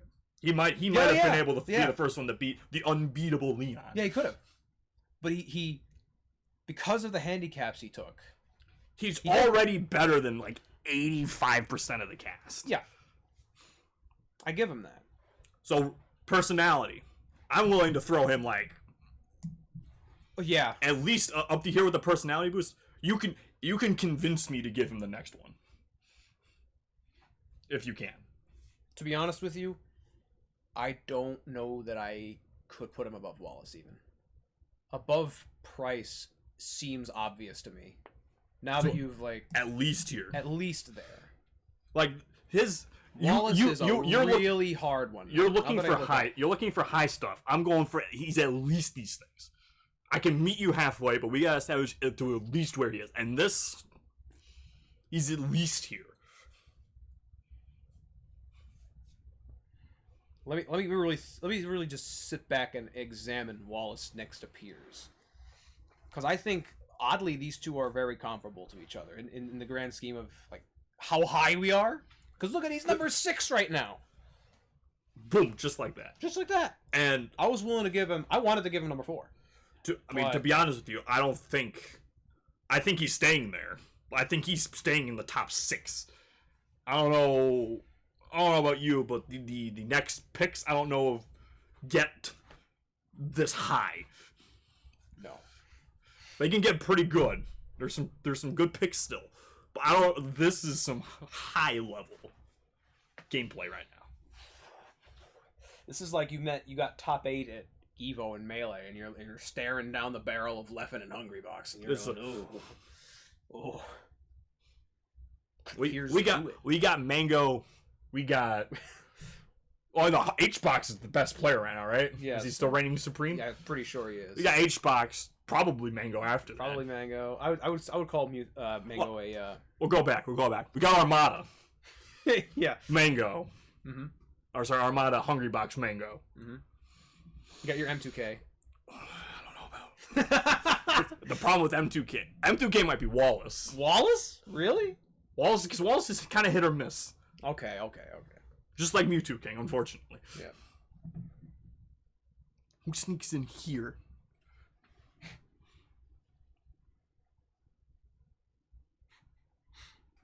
Leffen. It might be. I'm thinking the gods. I'm like, how many gods are left? Leffen the God Slayer? PPMD doesn't play anymore. Not really. Nah. I think that's it. Because he's the gatekeeper. Just like Leffen. You gotta beat Leffen. To get to the top. I mean, you had to. Everything's different. How did this turn into this conversation? You said Evo.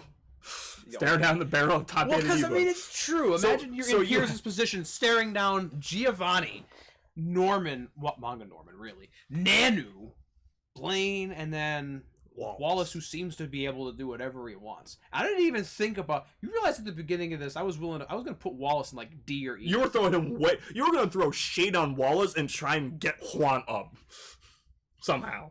I don't know what was crossing your mind. And now look where we are. We're almost done. See, the Wallace part was all his perspective, right? I wasn't looking at Wallace in the proper perspective.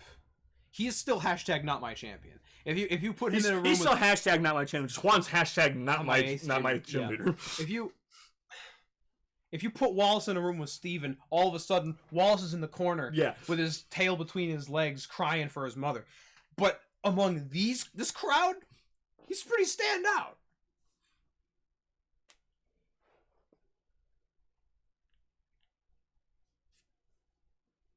You know what? I think I'm fine with Piers where he is. I don't think he can beat Wallace. With or without Dynamax. Because Wallace literally is a champion. A champion that I would wager to say better than Leon. You know why? Wailord beats Charizard. Gigantamax, Wailord, Water... Whatever the water move's called, I forget. Water Spout? No, it's Gigantamax. Whatever. Water Spout is based on hit points, right? Yeah. Water Spout, Wailord? It turns into the water move. I don't think it's like Z's. Oh right, god damn it! Can you imagine that power though? Yeah, I don't think it's like Z moves where the power kind of scales with the move a bit. I forgot the water spout disappears when so it becomes whatever the max water type move is. Right. But that's still a slap. Yeah. Yeah, Pierce is all set. We're down to the last three. Really, this is the last big one, and then these two are like. Bede just kind of comes in, and you say Marnie's there for the Elite Four whatever rematch. Yeah. In Pierce's place. Mm-hmm. So these are the last three. Raihan. I have very mixed feelings about Raihan. I don't think there's anything run-of-the-mill about Raihan to me. I think he's got really good points. I think he's got bad points. Yeah. I don't like that he's appears to be a social media pariah. The constantly having the Rotom phone out. The blatant like reference to how because he's like a teenager, right? Or like 20s. No, he's in his 20s. 20s? Yeah. People how that age group act now, like I don't like that. No. I don't like that being thrown in my face. As somebody who explicitly doesn't participate in that facet of my generation, I honestly wouldn't be as mad if that was like Nessa's thing or Bay's thing. If it was an earlier, he's the 8th gym leader. And he's pulling this crap. And he is scratching at champion. Yeah. Constantly scratching champion. And just can't make it. That is just his social media thing. Just It eeks me the wrong way. And that's a perfect eeks is just the word I wanted to use for that. Yeah. But at the same time. But his gym, the weather effects, cool. He uses dubs. In terms of the battle, the actual battle that you do against him, I only ever had problems with 2 gym leaders the whole game. One was Opal, and the other was Raihan. And that really only had to do with the fact that my team was not prepared for a sandstorm. My team didn't overtly beat his. I didn't really have that same. He was easier for me than I'm assuming he was for you, but I didn't anticipate the doubles going in. That threw me off quite a bit. I did not. I expected a quick one-on-one. I'm just gonna slap him up with Inteleon real quick. Dynamax, change his sandstorm to rain, and just wash him away. But then the dubs come out, and all of a sudden now I'm staring down with Inteleon and Corviknight. And Corviknight was honestly probably the bigger hit for me in that fight, just because of type coverage. He's like supposed to be the dragon trainer, but like doesn't have. He's not everything is dragon. No, but the big one that counts, the Duraludon. Yeah, the Skyscraper. That thing was nuts. It didn't hurt. It was just so bulky. It was the only one I wasted out. His was the only Dynamax or Gigantamax thing that ran out of time because I couldn't kill it in time. So I had... It was easy once it went small, but... I don't think I had that problem. My thing was, though, my Corviknight, I taught Body Press, does more damage based off of your defense. Okay. Corviknight's got a lot, and it's a fighting type move. Corviknight's got a lot of defense. I have Iron Defense, so I can beef it up. That counts. Okay. So I kind of slapped it because Steel typing. Okay. But yes, I do remember it being incredibly bulky still. So as like a character, he kind of falls flat. His character as a battle, he's got a pretty good battle. I do like his design. I don't like his actions. I don't like his shorts. I don't like that he wears shorts and a long sleeve hoodie. That doesn't make any sense to me. That should be like a fashion faux pas or something. I don't like Are you against socks and sandals too? No, a little bit. I don't usually bring up fashion, but I'm just like, that's something that skeeves me out about shorts and long sleeve shirts being worn at the same time. It just doesn't look right. Pants and short sleeve shirts, fine. You want to do short for both, long for both, I'm fine. There's just something wrong about not being able to see someone's arms, but being able to see their legs. Doesn't look right. Looks like a very top-heavy clothing selection, and it just... Yeah. That's very minor. It has nothing to do with me ranking him. But he had pseudo, right? What was it? I don't know, Dragon Bolt. He had the Dragon Bolt in the He had a pseudo, but I don't think it was fully evolved. It was. Oh, in the champion fight, or in the... He didn't have the pseudo in. He had the gym battle, no. But in the champion. Yeah, in the tournament thing, he had the Dragon Bolt. Wait, no, Leon had a Dragapult. Was it Leon? Leon had the Dragapult. Oh, I couldn't. Yeah. The dragons, they're kind of both dragon trainers. Well, yes and no. Just one of them uses a fake dragon. Pretty sure I one-shotted it. I didn't. I have type advantage. No, I didn't have type advantage. I do. I did not. I had type advantage and rain. I wasted him out. Like, just like the Duraludon. Like, I intentionally, just because I wanted to beat down a normal Charizard, I'm like, fine, I'll wait. I'm like, get this thing off my screen. It went off my screen in about 3 turns. So, but as for placing Raihan, he's also right. He is scraping at the unbeatable Leon. Yeah, all the time, which means he's the 8th gym. Which means he's very formidable. Which means he's opponent. Definitely capable.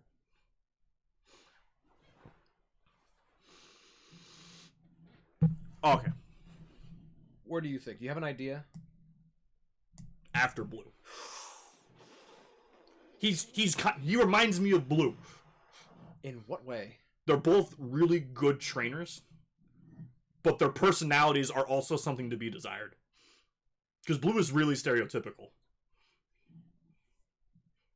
His stereotype fits the rival better than the gym leader role.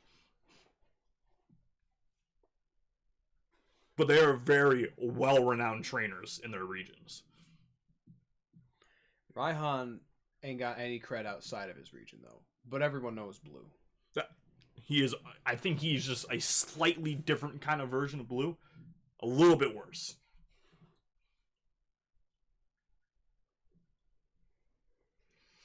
Where are you looking? Are you going lower? You going higher?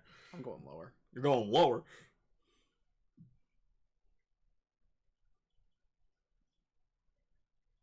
Because his power here is like these it's unmatched like when you go further down. Yeah, but it's not all about power. We're looking at things other than power here. Obviously, because why else would the friggin' Nanu be so high? Or Norman be so high? Because Norman's just a 5th gym leader. You look at the S and A tier, everyone here is either a 7th or 8th gym leader.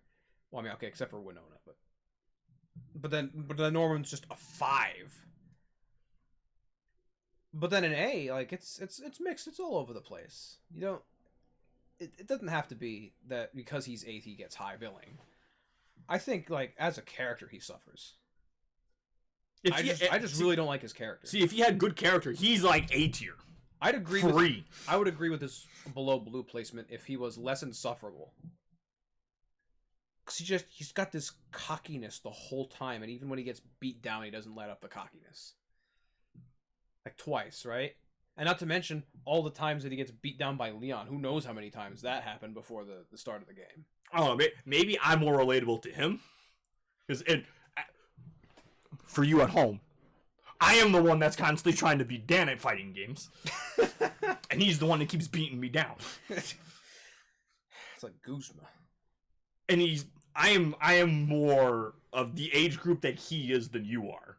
This is more my generational thing. I think I might be older than Raihan even. See, I identify more with a character like Piers. Even though I have no younger siblings, I feel like he's more relatable to me. I think Piers is a very relatable character. Piers, also just like Piers, I often, you know this, I often take the road less traveled. I do handicap myself a lot with a lot of different stuff, intentionally.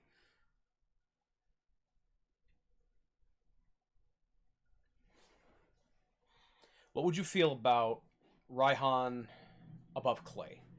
Above Clay? Yeah. Less 2 spaces lower. Lower than Hala? Lower than Hala.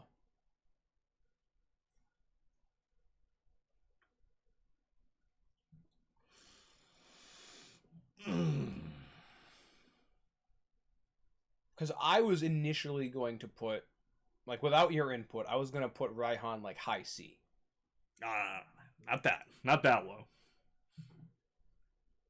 He is above average. He's a good trainer. The personality thing is going to be the difference for us, I'm sure. Because I find him annoying. You find him more insufferable. I do find him insufferable. I'm not going to take away his cred as a trainer. Obviously, he's the 8th gym leader in a region where they explicitly say that they are ranked, they're tiered in order of power. And yeah, he scratches that ceiling of champion all the time. But the fact that he's never gotten lucky, like even once, tells me there's a gap there between him and Leon. And Leon, I'm sorry, as a champion, he's a chump. Chump change. So if this guy keeps getting walloped by essentially a chump, I don't know, man. I think Galar as a whole has a bunch of weak trainers. I mean, yeah, but we're also it's the power scaling is different than it used to be. Yeah, it's more now. It seems like the power now is more in lore than in action, because we just wallop everything now. Yeah, I can meet you halfway. I can move him after Wake, just literally right in the middle.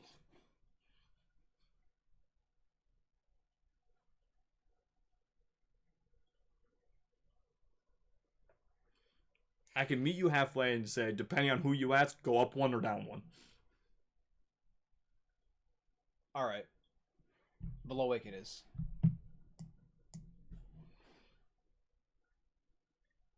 Okay. I can live with this. Beatty and Marnie. This might be quick. Bede. As a gym leader. As a gym leader. Because what he's done as a rival is irrelevant to... it's what got him. The fact that he was a rival and then moved up to gym leader is relevant. We've based a lot of decisions on other characters on those kinds of grounds. So he's got progression, which is always a plus. He's got a team that... It's a little one note, I got to admit. I think 3 of his 6 final Pokemon are Psychic Fairy, which does not look good. He went from the Psychic type to the Fairy type. And the Psychic didn't really leave. No. Which you can make an argument like it shows some consistency. You can have your own personality in your team as a gym leader, even though your team is typed. Yeah. You just have to meet the type, but you can still have your personality. Of course. I don't know what personality allows a Fire type Elite Four to have a Steelix, but we don't need to talk about that. Not straight away. It's a different video. It's a different video. It's a different tier list. One that I'm willing to make if we come down to it. I'm sure it'll happen. I'm sure it'll happen. Bede. It won't be as long as this one, though. So Bede was good on the rival list. Yeah, he ranked pretty high. Well, not high. He was mid. He was high mid. He was high mid in the rival list of ours. Maybe even low high. He might have been low high. He was the top of the D tier in that one. But there were only 6 tiers there. So he was like middle. But I guess the higher tiers were more scarce, so he was upper mid. He was pretty good. But as a gym leader... you only really encounter him 3 times. Once during the champion thing where he bursts in and challenges you out of nowhere as a gym leader. I don't know if he's de facto the gym leader yet. I think he said he's the gym leader. Okay, well, it must have been like his first act as gym leader. The second time you face off against him as a gym leader is in the post game story to get your legendary. When you go to his stadium, it turns out there were 3 Dynamax Pokemon in his stadium running amok, and he single-handedly took them all out. And when you get there, he's already done the deed, but challenges you to a fight anyway. Because that's Bede. Because that's Bede, because that's just what he does. And I'm fine with that. It's cool. and that he has a beefed up team. You get the sense that he's really been practicing at this. Shows progression. I like that. The third time, I haven't experienced it yet, but from what I understand, if you redo the champion thing in the post game, he's one of the potential opponents that you can fight because he reps the Bell and Leia gym at that point. No longer Opal. And I've only experienced 2 of those 3 fights because I haven't gone back to do the championship again. Don't know if I will. Not for a long time anyway. So I can say that at least I think the fact that he is a monotype... I mean, all these guys are monotype. Except for Blue. Yeah. But the fact that he's a monotype trainer really starts to shine through in his gym leader fights because they are so easy because of the typing of his Pokemon and that most of them are very slow. You can wipe him pretty quickly. And I don't know if that's befitting of a gym leader that late in the game. As a rival, above average. As a gym leader, probably below average. Probably below. Probably below average. Where are we in this below average section? Stick him. He's better than Milo. He's better than Milo. So we're going up. We're at least up here. I'd stick him. I would say above Mallow. I'll say he's at least up here. I'm looking at this. Okay, above Karina. That's where he sits, I think. We'll come back. Marnie. So, similar to Bede. Pretty much the same situation with Bede, except a little less emotional. Well, it depends on how you look at it. Bede's ascension from rival to gym leader was more of sort of a personal thing. Marnie's was more like a family thing.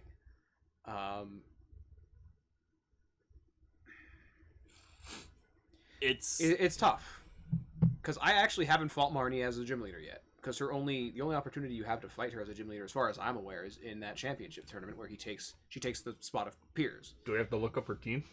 I guess I do. I don't know what she does. See, do we have to actually look to see what her team is at this point?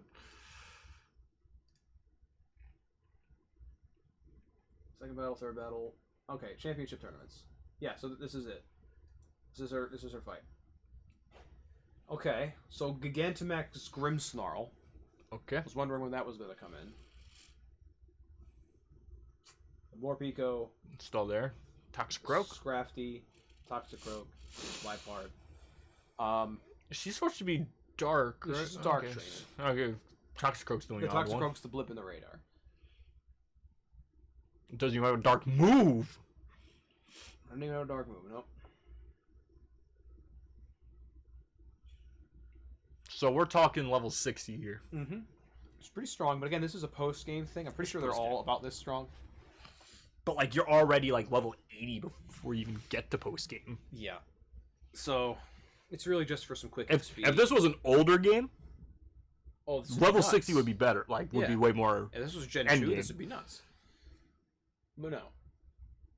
This is about par for the course in terms of like post-game stuff. I would think that she's also kind of below average as a gym leader. Yeah. Obviously, as a rival, she's got a little bit more to her. What this is lower than Milo? She don't really do much as a gym leader. No.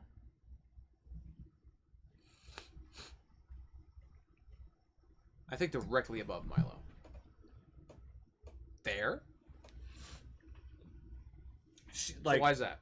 She seems to be like, I don't want to say, I'm gonna use shoehorn. I don't know if it's, don't really mean that in like the most strict ways, a little loosely termed, because she was shoehorned kind of like how Mino was in Sun and Moon.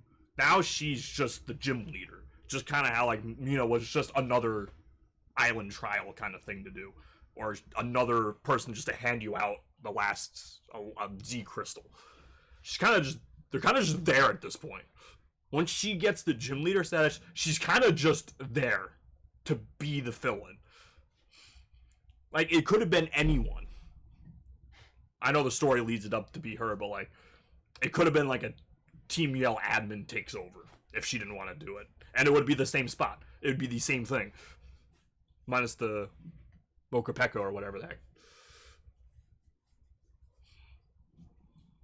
So what makes Marnie different is that she had build-up. And build-up is kind of important, especially when you're talking characters that move up in, like, a tier. Because when you move from rival to gym leader, that's a bit of a move for any character. Whether it be, like, Blue did the same thing, Beta did the same thing. You know, whoever it is, that Sharon did the same thing. Whoever it happens to, it's a big deal, and it helps their cred. Because it shows that there's a natural progression to their character, not just them as, like, a thing, like a speed bump in the game, in the progression. And the fact is, she's actually not a speed bump in the progression at all. She doesn't get gym leader status until post-game, and then you can rebattle her. You can't rebattle Mina. Unless you're playing Let's Go. Doesn't count. You brought up the bottle caps. I did bring up the bottle count thing. You're the one that brought up the bottle caps. I think Marnie goes above at least Alima. I think Alima might be a little high. She's a better trainer than Alima. I think Alima might just be high at this point. I don't think he's that much higher than he would need to be. I think the lowest you can drop Alima at now is, like, above Grant. I think Flannery is more memorable than Alima. Let's bring Flannery up a little. Let's bring her up above Milo. Above Milo? And then you said do this here? Is that what you were saying? I was say put him above Milo too. Him? No, Marnie. Oh, her. Her, excuse me. Sorry. Pronouns, 2019, I get it. We were talking about him and her, so... we were. And Lima confuses me sometimes.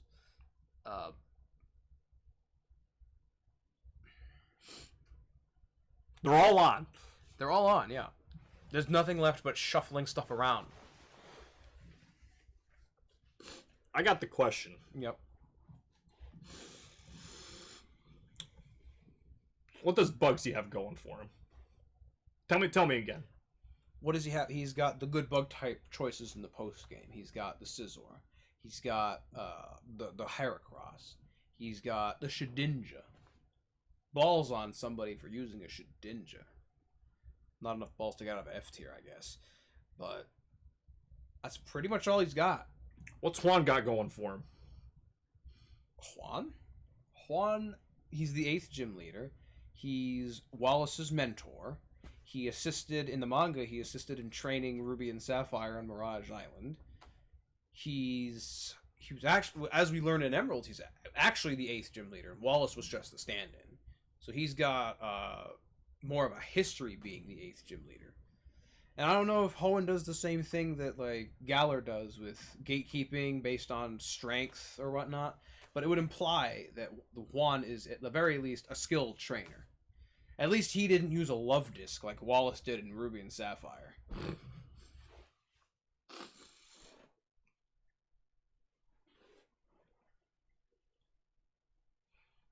I think Juan might get some spots. Juan might be able to move up.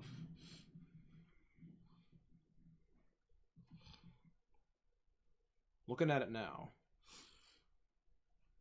I would say that puts him definitely above Maylene, definitely above Whitney, most likely above Erica, probably above Gardenia.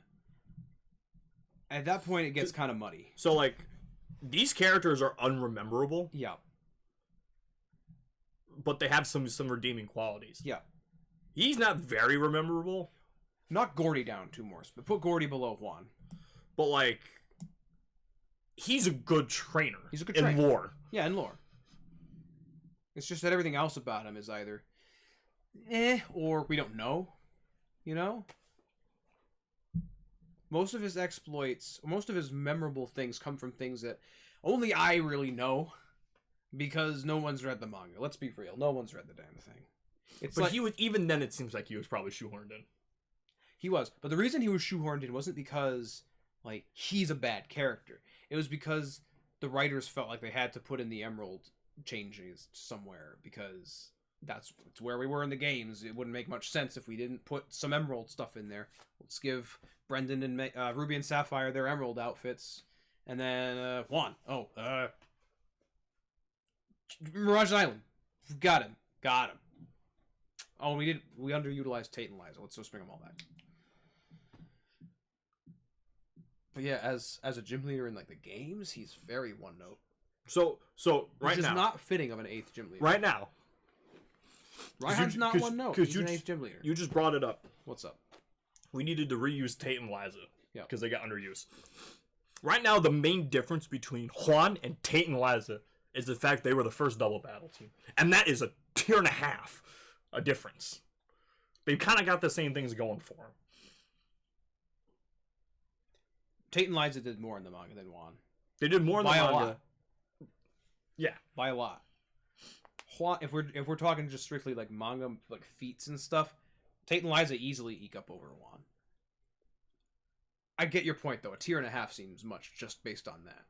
Because they have the first gym, double battle gym, but he is the 8th gym, and he mentored Mr. A tier.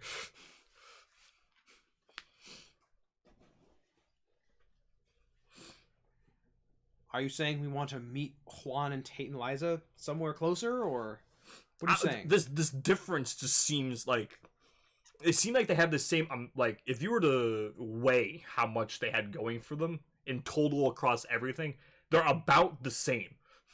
But Juan is in E tier. I think and Tate and Liza is in C tier. I think a lot of the reason that Juan is lower than Tate and Liza is strictly because of memorability. Juan is a one-note gym leader that pops up at the very end of Emerald. He's not even in Ruby and Sapphire. He's relegated down to a mention in ORAS. Tate and Liza have been consistently in every Gen 3 title, whether it's an old one, a new one, doesn't matter. They have some development. They have some backstory. Juan has backstory only if you read through the lines and like look into the cracks. Like, there's not a whole lot to him. Like we read his page. It's one like paragraph. 3 paragraphs.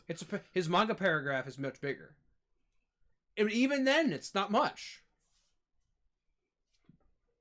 Hear me out. He's got skills, but it's all like you have to dig into subtext to find it. It's kind of like Yoda. You know Yoda's skilled, but you don't ever see it. Like, I'm talking original shows. Yeah. Obviously, you see it in prequels. Yeah. But Yoda just kind of does. He kind of just sits there. He kind of just sits there. But he's still, like, he's strong. You just don't see it. I guess it's not a fair comparison because you still see more of Yoda in the original trilogy. So, but in the original trilogy, even if it was just like one episode or whatever, Yoda in the tier list of that, if you were ranking those characters, would still be pretty high. Yeah, he'd be high, but for different reasons than why Juan is low. Ron. Well, hear me out. Okay. Here. He is... I think he might not... He's the same kind of memorable as some of these characters. Maybe not... Yoda might be a little more memorable than most of these other... This rest of the tier below her. But he's got actual battle prowess. More so than anyone in this tier. Yeah. By a lot. I don't know about Ramos. I mean, Ramos is old, but he's the 4th gym leader. Grass type? Wasting his life, I mean. I think... yeah, wasting his time on grass.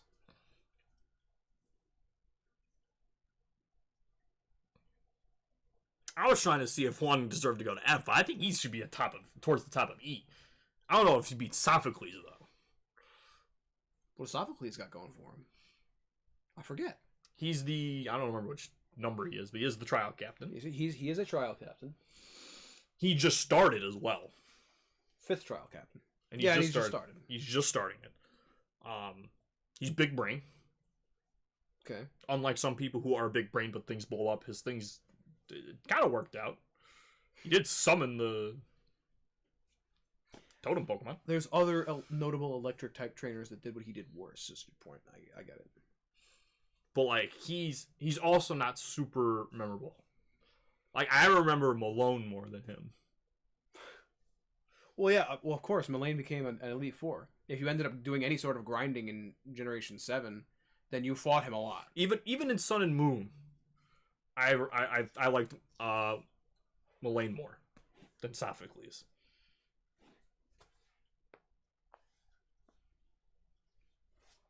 Looking at the new Juan placement.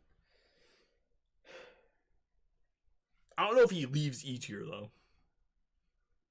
I don't think he can go higher than E. Because now we're talking like some of these guys have like actual some kind of game impact at some point. A little bit. Yeah, Juan doesn't have game impact really. He's just the 8th gym leader, but his story is good. His story says he's strong. All right, I can buy this placement. Yeah, all right.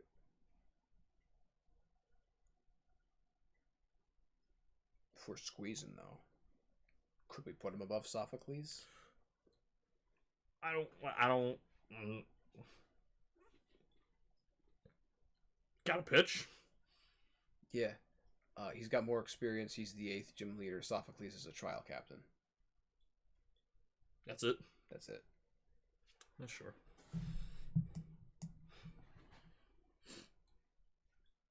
How many champions in the making has Sophocles impacted, you know?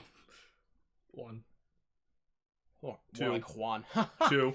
2? What do you mean 2? You and How? How was never a champion. Champion in the making. He is a champion in the making. You just snuffed him out. Yeah, well, out. so is Raihan, but I mean, look at how successful he's been at that. You snuff him out, too. Just like that. Alright, what do we got? This is the reassessing phase, obviously. We gotta relook at everything. These still seem odd to me. At top of C. What? What's odd about them? I don't know. They still don't. They're like, to me, they still just seem like the one-trick pony. But their one-trick ponies don't seem to be as strong as like some of these other one-tricks that are in lower down.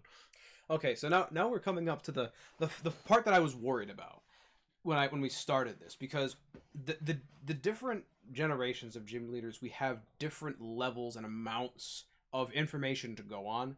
We have so much to go on with the Gen 1 and 2 because we have manga we can pull towards, anime we pull towards, games we pull towards. But for the later ones, we only have game because anime doesn't exist yet. Manga's scarce, if non-existent. So, like, you say the one trick is, like, Chuck's and Jasmine's one trick is worse than Nessa's and Alistair's, but I mean, we're looking at more than just their game trick. We're looking at, in their case, we're looking at manga traits. We're looking at... Well, his is the manga, hers is the game. Yeah. And they're both, the other side is almost not there. From what you were, like, her manga impact isn't anything, and his game impact isn't really anything. Her manga thing is one moment she had ruining Brock. But I mean, I guess even Ash can do that, right? She's already above him, so I mean... Yeah. She just won't fall below him. No, she can't. And Chuck... I don't think she'd fall that far anyways. Chuck's got the same kind of thing going on with Juan, I think, in that they both were mentors to who would become much, much more successful trainers than themselves. Chuck mentored Blue. Juan mentored Wallace. I don't know why I put a H in there, but it felt good at the time. What's your advocation? You want to drop Chuck? I think we can drop the other one. What other one? What other one? I forgot her name. Jasmine? Yeah. I think she can drop. I wouldn't drop her any lower than Brawley. Brawley? I was going to say just move her over here. Yeah? Because we had this going, the three of them. They were chilling for a while.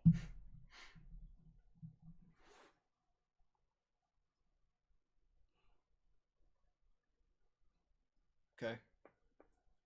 I'm fine with that.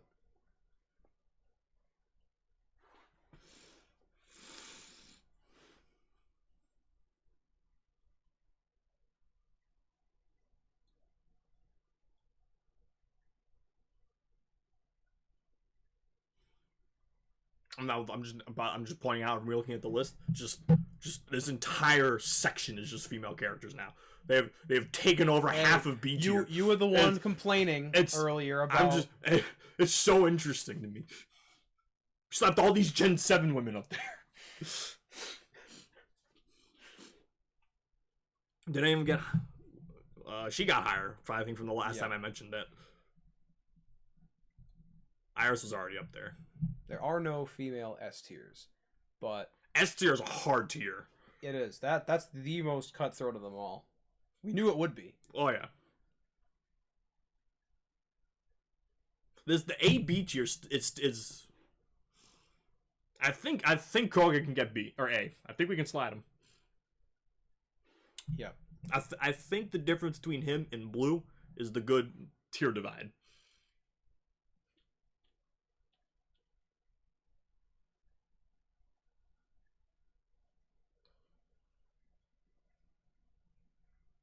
I was like this.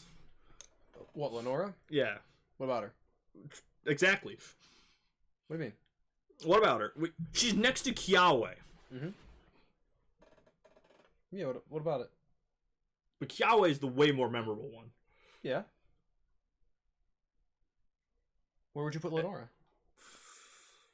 The whole premise, I think, the whole premise of Lenora being like in D was that she's average, but not bad, and that's what the D tier is made for. I think she should be lower in the D tier. Where do you think?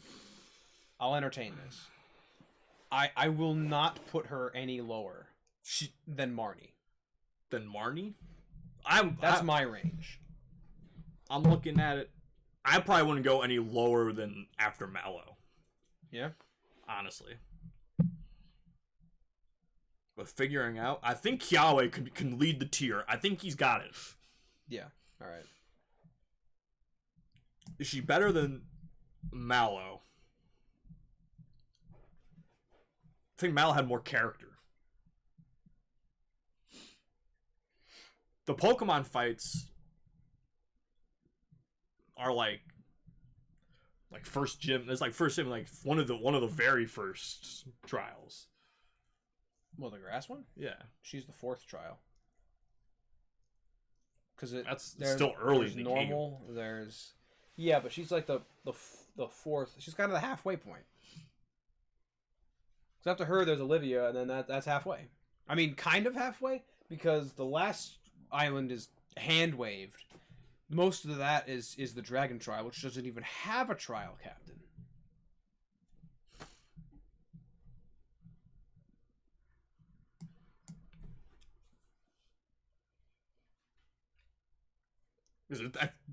I do think... I forgot these people's names. Who? Her. That's Lenora. Lenora has more story impact. That's important. Than Roxy, yeah. Especially for... We're comparing 2 Gen 5 characters. Mm-hmm. Story is going to be a big thing.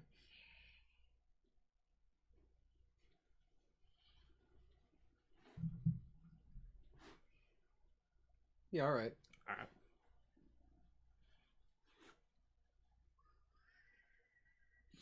Hold on.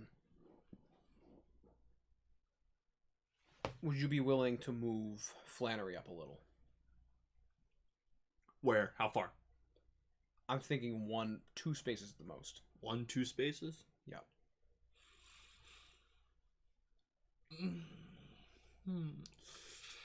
I'll give you the 1. I think her team is just holding her back. Yeah. I agree. It's bad. I agree. It's bad. It's definitely bad. Small amount of story is good. Design's not bad. The theme, good.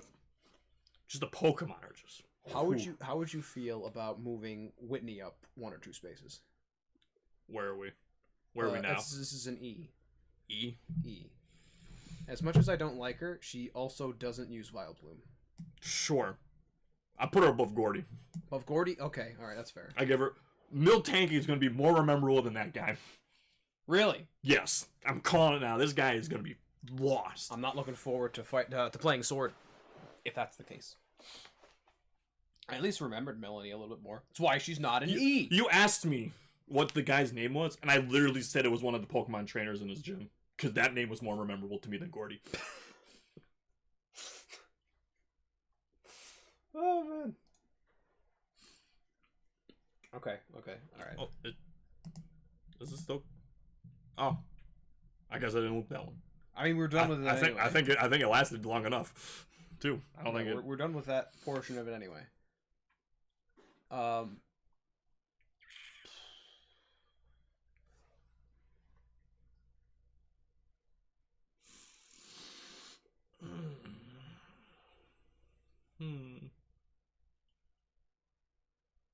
Let me start from the bottom.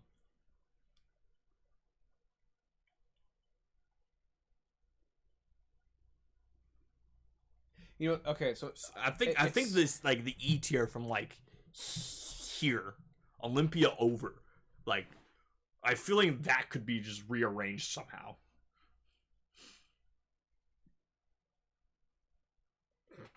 Just noticed that there's 4 Gen 6s right in a row in that E. Yeah, I mean, they're cool, but they're kind of unrememberable. And like you remembered Olympia, and I don't even know what her name is, but I remembered her. Valerie. I remembered her. I couldn't remember her name. That was my thing. I didn't even remember she existed. Was my problem. Olympia, couldn't remember her name, but I remember her design. All the other ones I at least remembered what they looked like. For me, it was the other way. Completely forgot about Olympia. And I don't know if it was just her design or if it was the fact that I really remembered her gym. Like the globe thing, yeah, that was really cool. That was a good design of 3DS hardware. Good use of it, rather. So I'm looking here. Where are you looking? I'm looking towards the bottom again. I don't know why, but the bottom keeps bothering me. It does. Especially the E tier. I agree with you. I just don't know how to rearrange this stuff. I don't know why. I have like a vendetta against Janine. I don't know why. Why? I don't know why. There's got to be a reason. It just doesn't look right. It just doesn't feel right. What about it's not right? Is it that you don't think that she belongs that high? Yeah, I don't. Or is that low? Nah, too high. You think she's too high? I do not personally think she's a below average. I don't think she belongs in D. I think that's the perfect spot for her. That's my problem. Like I don't like that she's there, but I really don't know where else to put her. Like it's just bothering me for like no reason. You're looking at this nonsense. Okay. One more thing. This is like tiny tweaks that just make me feel better. Would you be willing to put Misty above Byron? I was looking at that too. Actually, no, I was looking at Sharon.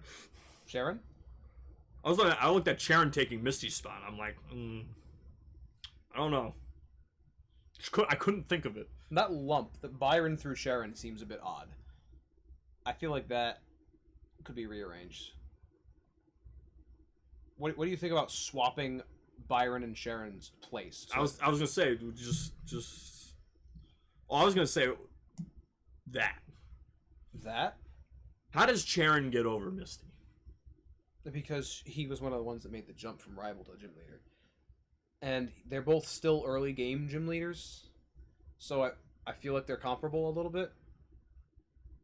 But I can see, well, but Misty did get the Starmie. Okay.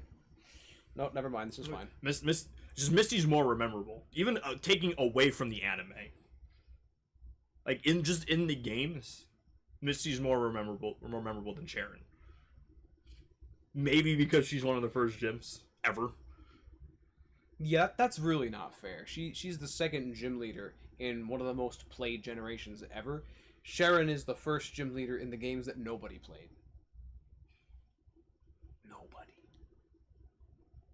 You look at the sales figures. Black 2 White 2, despite being one of the best games in the series, sold the worst.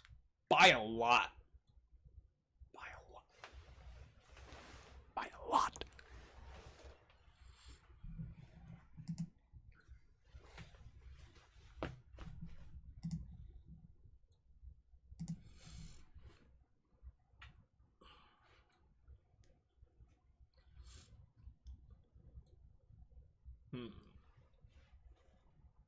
I like how father and son are right next to each other now. That was an accident. Byron and Rourke. Oh. Like father, like son. I guess so. Mid. Alright. Moving Whitney. Okay. Miltank is just more memorable than like this is like so bland. From Whitney to the end, it's just like filler leaders. They're fillers. They're padding. Yeah, right. So what is our criteria? It's like S is gods. A is like S is anything that like you see something and it instantly grabs you. Just on the spot. A is these are honorable people. These are good trainers, some good characters. B is above average. C is pretty average, middle of the road. D is below average, but still not that bad. E is the tier of forgettable schmucks, bland filler. F is the ones that are genuinely bad. By that token, could you please move Marlin above Bugsy? Move Marlin above Bugsy. Get him up there. But Scizor. Okay. But Scizor. Like he's a hard contender in F tier. It's so weird to say, but in his own tier, he's actually pretty good. Like most of these characters, like, right? What does Marlo got going for him, or Marlin, or whatever? What's he got going for him? He's the 8th gym leader. He's the water trainer, which is not. I don't think that's a very common trait of water trainers to get to 8th. If you look literally one tier above him, you have It's not very common. I said 8th gym leader, water type. Okay, so. But we got some stuff going for Juan. We got him literally to the top of his tier. He was at the bottom. All right, move Bugsy back. I almost called him Bubsy. Bubsy. Move Bugsy back. I can't make a case for Marlin over Bugsy. I thought I could. I failed. Well, this. What? What? Marlin Berg? Marlin Berg? Oh, no. Berg's still worse than Marlin. Even in their own game. Berg's gotten nothing. But, okay. Marlin, at the very least, has a neat-ish kind of gym. What up, Christian? My friend joined. What up? Welcome to the review of what has been 8 hours and 16 minutes of streaming. 8 hours? We've been at this for 8 hours? Yeah, we've done this is a full shift. We just did a full shift. Some people went and worked today. We sat here and interviewed gym leaders for 8 hours. Good thing we started when we did. So am I. This is the nitty gritty, though. This is.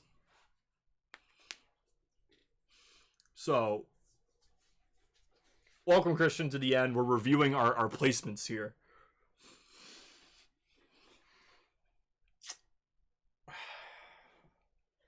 It's getting down to the wire, I think, because I think the tiers are defined. It's just trying to maneuver people that are within the tiers.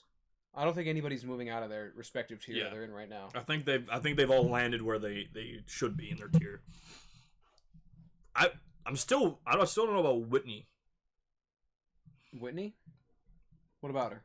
I don't know if she's like. I don't know if she can still keep going up. Like this is still like. She might go here. Ooh.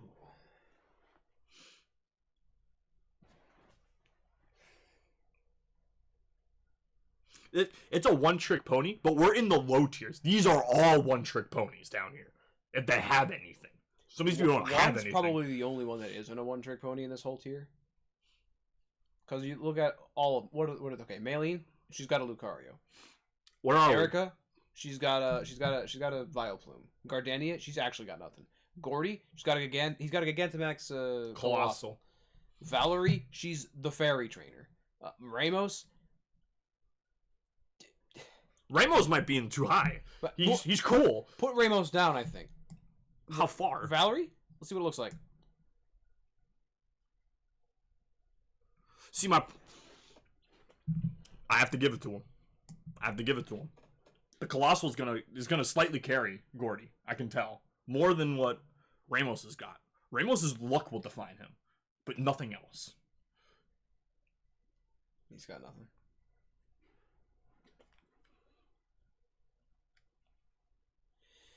Viola had the one moment against Ash, right? Olympia had a cool gym.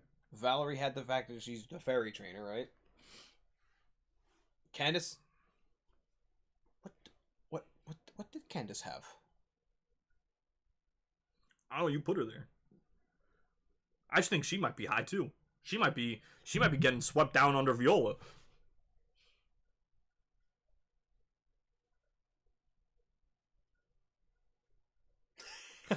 Why is Piers an A tier? But okay. So we are basing this off of all of our knowledge of the character. All of it. And stuff from the anime, the games, and the manga. Yeah, so obviously I don't have very much to say about anime price because I don't think I've watched that far at all. There's very little to say about game price as well, other than he is the 7th gym leader, usually being an ice specialist, and I think that's impressive because ice type sucks. Ice is bad. To be able to get that far with that kind of team. First of all, his team isn't even all that. He uses Swinub as his, or a member of the Swinub family as his ace, and that's like the only good ice type in the whole game. Yeah. So he's got that, but where Price really shines, and the reason I put him in A tier is because in the manga he's a goddamn monster. He's the villain of Chapter 3. Spoiler. And he's unapologetically bad about it, too. He's willing to put so many lives at risk, engages in child slavery. It's really crazy how badass Price is. You wouldn't think... He's the most innocuous character in the whole series, basically, if you look at him in just the games. But he's a monster in the manga, and that propels him up so high. Like, there's a character on this list that got propelled higher because of his manga appearance. I bet you can't guess who. Yeah, if you go purely off a game... if you go purely off the games, this list is not in the right order. Way different. But I do not want to sit here for another 8 hours and do a game-specific list. No. These are all-encompassing portrayals of what we know about these characters. That's where this is coming from. That's why some of these look skewed. Of course. He had to be. Giovanni was the first S tier, and he was the S tier for almost two time generations. He never moved. None of the S tiers moved. They've been there the entire time. Yeah. And Giovanni is the number one because no matter what his appearance, anime, game, manga, especially manga, this man is the de facto monster when it comes to gym leaders. You cannot beat him. In the manga, he's literally a DBZ character. It's insane. It's insane. He's insane. And that's why he's number one. That's for the rest of these jokers that aren't Giovanni, Norman, or Nanu. Well, gotta look at it a bit more carefully. Consider, what's going on in the grand scheme. I think S tier is good. I think A tier is good. I think A tier is right about where it wants to be. Maybe we're looking at it the wrong way. Maybe we gotta look from the top down. Top down? Instead of the bottom. Because we keep getting stuck at E tier. All right. Maybe we can confirm what's on top first.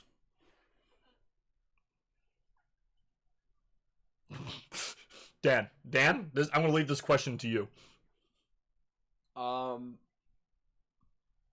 It's actually a very simple response. One word answer, in fact. No.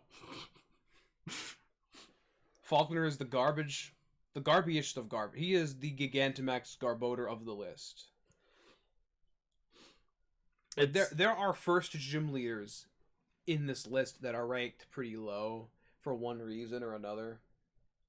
But none of them have been so brazen as to call themselves a gym leader with an unevolved starter bird that wasn't even the bird from his gender. If he had like an underlevel Noctowl, I'd be okay with that. But the man has a level 9 Pidgeotto as his ace. Come the fuck on. No. No, no. 100 times no. Oh, where's that Pidgeot then, my boy? No, it's not there. So you'll have to, if you're at this point, if you skip to see what the end was, you have to go back to hear the heated, probably 30-minute discussion about just the Three Stooges here. And how we placed them. I did not expect that to get as heated as it was. But I think that was the most heated argument we had in the whole list. And it was for the bottom. It was for the bottom. And Gen 5, literally after that, was a breeze. Yeah. I didn't have any qualms, really, with the other Gen 5 stuff. Except for, like, we had a short argument about who was higher, Iris or Drayden, but that didn't last too long. No. I had to kind of get you there on Alessa or whatever. Yeah, Alessa took some convincing for me. I thought she was going to be much lower. But that's essentially... What's up? I'm looking down the list. Oh, okay. Any contentions? Anyone you'd raise, lower? Do you think deserves it? This guy, same thing. These two, like I can't. What, Janine and Morty? Yeah, they're just maybe just because I don't remember anything about them. Well, okay. I still think Janine belongs in C on the grounds that she's not below average. She's about pretty much average. Morty, he's that high because of his significance to the manga and because of his general character personality. It's a lot more bearable. What's up? I'm reading. Oh, you have more chat? Reading and trying to remember after 8 hours of looking at this list. See, Maylene would be higher if she had any sort of team to speak of. Her ace is a Lucario. No. But it's not Vileplume. No. It's not Vileplume. Okay, move Maylene up. I think she gets over all the grass guys. This grass list is getting... That is just a big block of grass types, isn't it? Big block of grass types. I'll give her Gordy. You'll give her Gordy too? Oh, okay. I'll give her Gordy. Well, now we're in a weird spot. Now we're in that block of them that are there because they're unmemorable, right? We're figuring it out. Like this E tier we're in. This is like the most contentious spot right now. I don't know why the bottom is so heated, but it is. I think we've left the bottom heavy section. I think we're. I don't know. Glumping C in is what, like, if you split it down the middle between C and D, I think we're more top heavy. The bottom tier, the bottom-most tiers are heavier than the top-most tiers. I think that balances out. Actually, the list is kind of bottom heavy. Not looking at it, but I mean that's fine. It's not like 2008 Melee tier list bottom heavy. I got one. What's up? Fantina. Still D? Are we still in D tier? I'm gonna pose a question. Is this still D or is it E? I think she's still D. Really skirting the line on that E. But what saves her was her uniqueness among her fight. Remember, she had a good combination of ghost types that wasn't a sellout combination. She's got, like, the reason I honestly would put her higher if it wasn't for her manga adaptation. I hate her manga adaptation. Oh, baguette. Oh, elle vont baguette. Hey, Knuckles, pass me that day old baguette. Knuckles.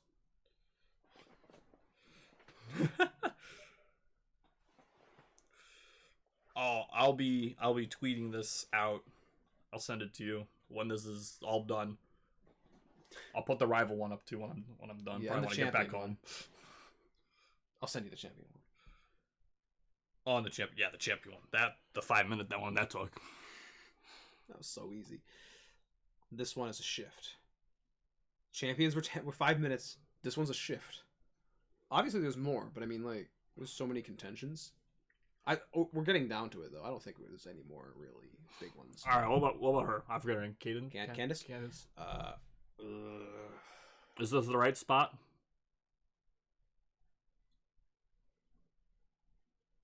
Yeah, Candace is there because of Frostlass, and I think there was something else. Oh yeah, she played a kind of a mentor role in the manga for Platinum. That's it. That's essentially it. It's minor. It's minor, but did she sneak back over Whitney? See, what did Whitney do in that manga? Let me think about that. Actually, no. Whitney does this pretty much the same crap she does in the games. Put Candace above Whitney. That seems to be a better spot for her overall. All right, the E tier shaping up.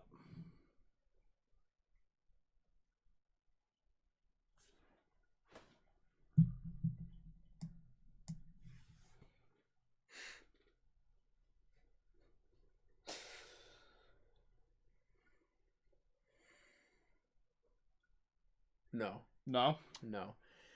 And the reason I say that was because as a gym leader, Ramos was more competent being a gym leader than Gardenia was. Gardenia, like, barely even knew her way around Eterna Forest. Didn't even know what the chateau was in the manga. Ooh. Excuse me. Ramos, as forgettable as he is, I do remember that he was at least a competent individual. He shares the distinction of being a 4th gym leader and grass type with Erica. But, as we mentioned, Ramos, no, wait a minute. What? Are you seeing if he's got a Vileplume? Okay, no Vileplume. Nothing Still from pretty the line. questionable choices, but I mean... Nothing from the line either. Battle Chateau? Nope. He's only gonna have these 3 things. Is that how this still works? That's how this seems to work. Ugh. Not even full movesets. Whatever. So what about these two? Because they're kind of in the same boat. Yeah, they are. But is this where the boat is, or is the boat docking somewhere else? That's a good way to put it. Neither of these two have a Lucario, so I think they're fine where they are. As for which one goes above the other, I think purely off of the fact that Olympia has more stuff to do with the Mega Evolution side of the story, and that she has a cooler gym, she goes above Valerie. But I think they're pretty interchangeable. But that does, they're pretty interchangeable, but they don't go above the feat of dicking on Ash. No, so Viola's still... Viola goes above them. Viola's got the first gym plus going for her for being recognizable. Yeah.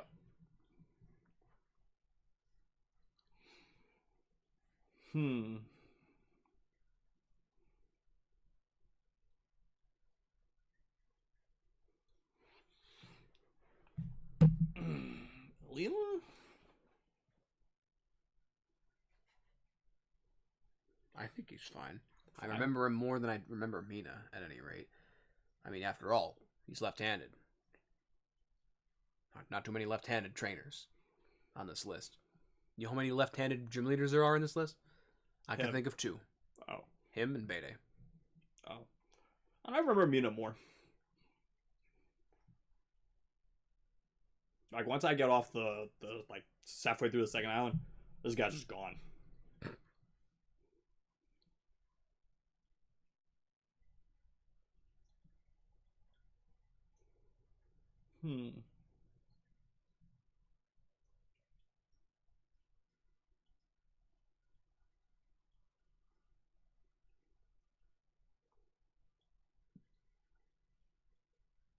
I think we might be done. I think. Just double looking over it all. Yeah. I don't know, something about down here just also rubs me the wrong way. These 3. Is it just because they're jutting out? No. Is it a visual thing for you? It's the order. Who do you think's too high or too low? Let me look at it some more. Is he too high? Grant. Is Grant the problem? Grant was the better gym. He was the better rock type. Yeah. So no matter what, you can't put him below Roxanne. And their characters are still kind of the same in terms of importance to like the story. Yeah. Which is to say, not very much. Okay.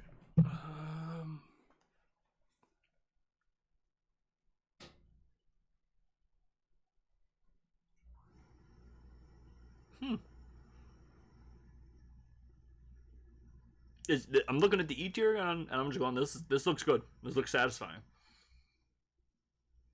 Yeah, I think E, we're all set with E. I'm pretty sure S, A, and B we're done with talking about. We're just looking at C and D now. The big chunks.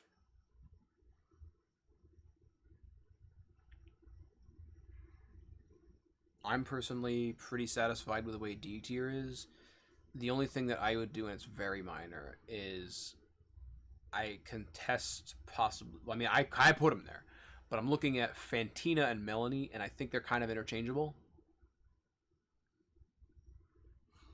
These? Yeah, these two. Some just doesn't... I think they both belong in those places, but I can't decide which one belongs higher than the other.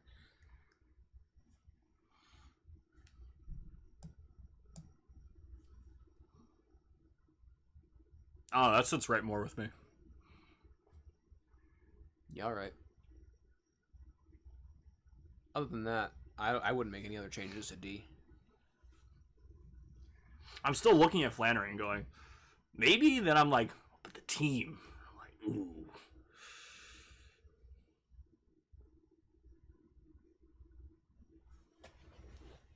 There's something weird about this normal type trainer just in here. In the below average section? I don't know, just like amongst like who she's with, it just seems odd. I mean, it's just like her character portrait or something. Excuse me.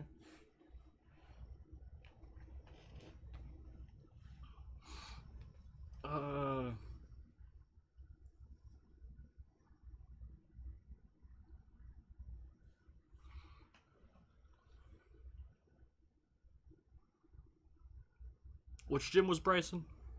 What number? Bryson was the 7th gym. 7th? 7th of Black and White. Wasn't a gym leader in Black 2 White 2. Mm-hmm.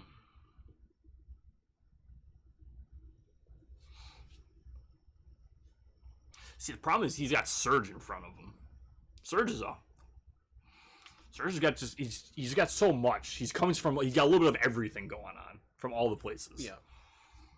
It's hard to just weigh that against just the game.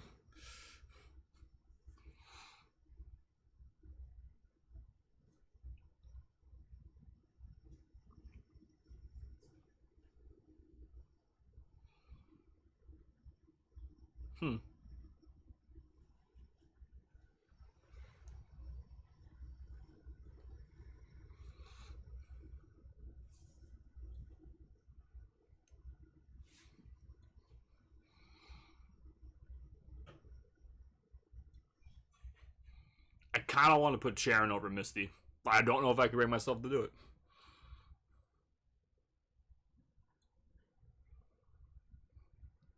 I don't know if he's got the tipping point. The thing is, Misty's got the Starmie. What has Sharon as a gym leader got? Nothing. A Lillipup and a Pidove if you do the challenge mode, and then one other thing I forgot. Pat Rat. It kills me because I know he's capable of more. Because as a rival, he was really good.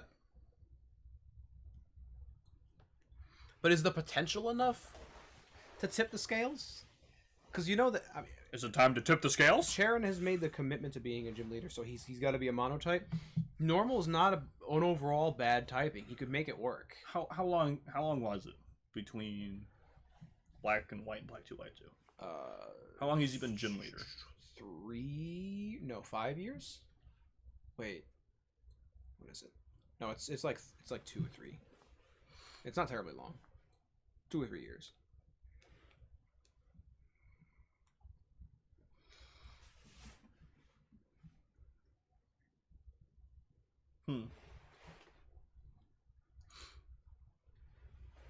I think it's good.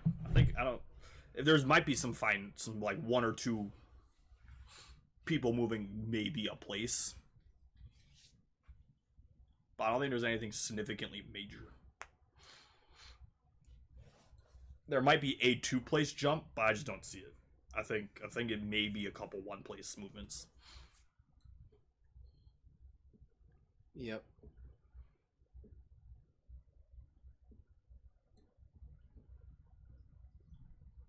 Yeah.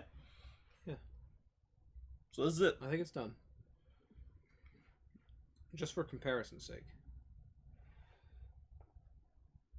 I want to see while I have this up here still. I made one of my own. Oh, you did? Before any of this stream happened. Mine likely looks very different. So, the S tier is pretty much the same. A tier looking real different. Yeah, my A tier looked very, very different. There's no way to put this on the screen, but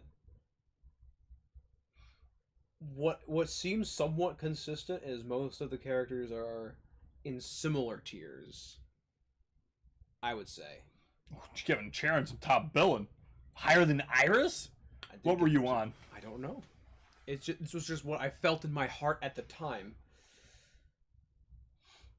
I didn't even have a 7th tier. No, you stuck with the 6.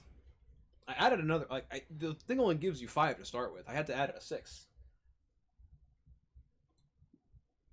I guess I didn't give Milo enough credit. Oh, E tier? Oof. Where's Juan? Where'd you stick him? Where did I? C? Where did I stick Juan? Yeah, there he is.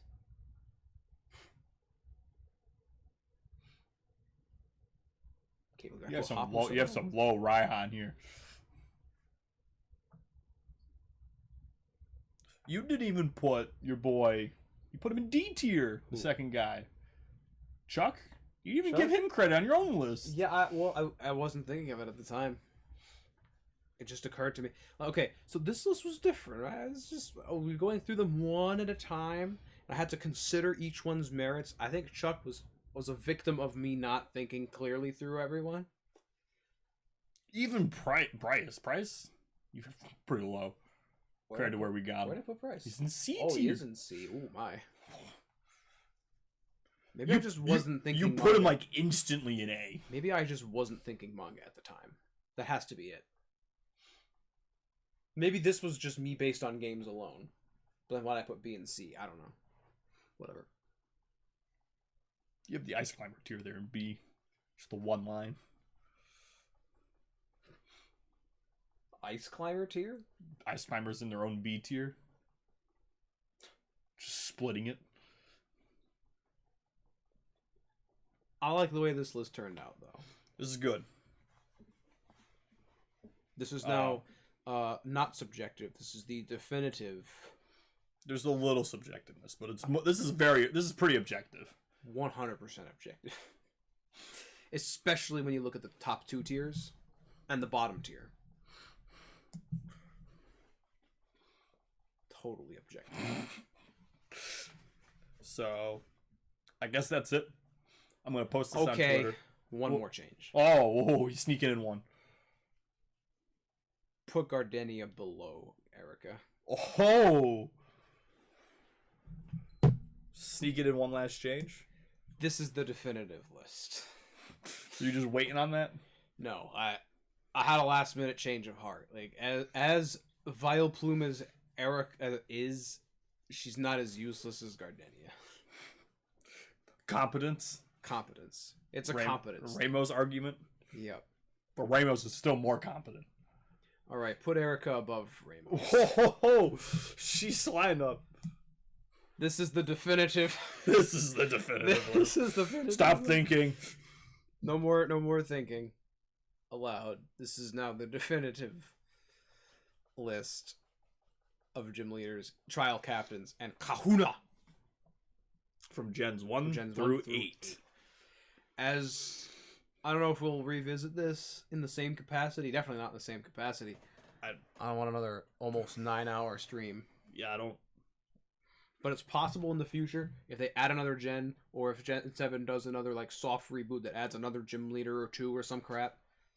This was longer than Nobunaga's Ambition. This wasn't longer than Nobunaga's Ambition. And that was long. That felt long. This didn't feel long.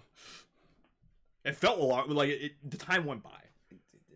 We hit that 6-hour mark real quick. So this is the definitive list we're going to commit to. Presented by Rob and Dan. Yep. I'm going to post it on Twitter. Let me know what you think. When it goes on YouTube, I'll post the Twitter in the description. I'll post the rival one in the description and the champion one in the description too. Excellent. You can reply to either the video or the tweets. What your thoughts are, your opinions, anything like that. Yep. Maybe you can sway us on something. If you've got additional information that helps out some of the newer characters, because I know that the gaps in knowledge for the newer characters are pretty big on both of our parts in terms of anime and manga. In a lot of cases, manga doesn't exist. Anime, there's no way we would have seen it. And so, this is what we've got. This is what we're sticking to for the time being. So, that is all. That is all. We've been here for... 3, 2, 1, 8 hours and 45 minutes. That's more than a shift. It's more than That's more than a shift with lunch. We're on overtime right now. We're on overtime. Overtime! I'm going to go home. I'm going to make my hour-long or 40-minute long drive. I'm going to eat something. I'm going to go to sleep because I have work today. All right. That is all. See you all next time. We will do a stream. Maybe a game. We're going to do a tier list at some point of something we were talking about. I forget. The Elite Four? Elite Four. Elite Four. We'll do an Elite Four one. That won't take nearly as long. No. Ronald McDonald F tier. I don't know if we're gonna have that many tiers, but he's F tier. That is that's all. See you later next time. Probably game.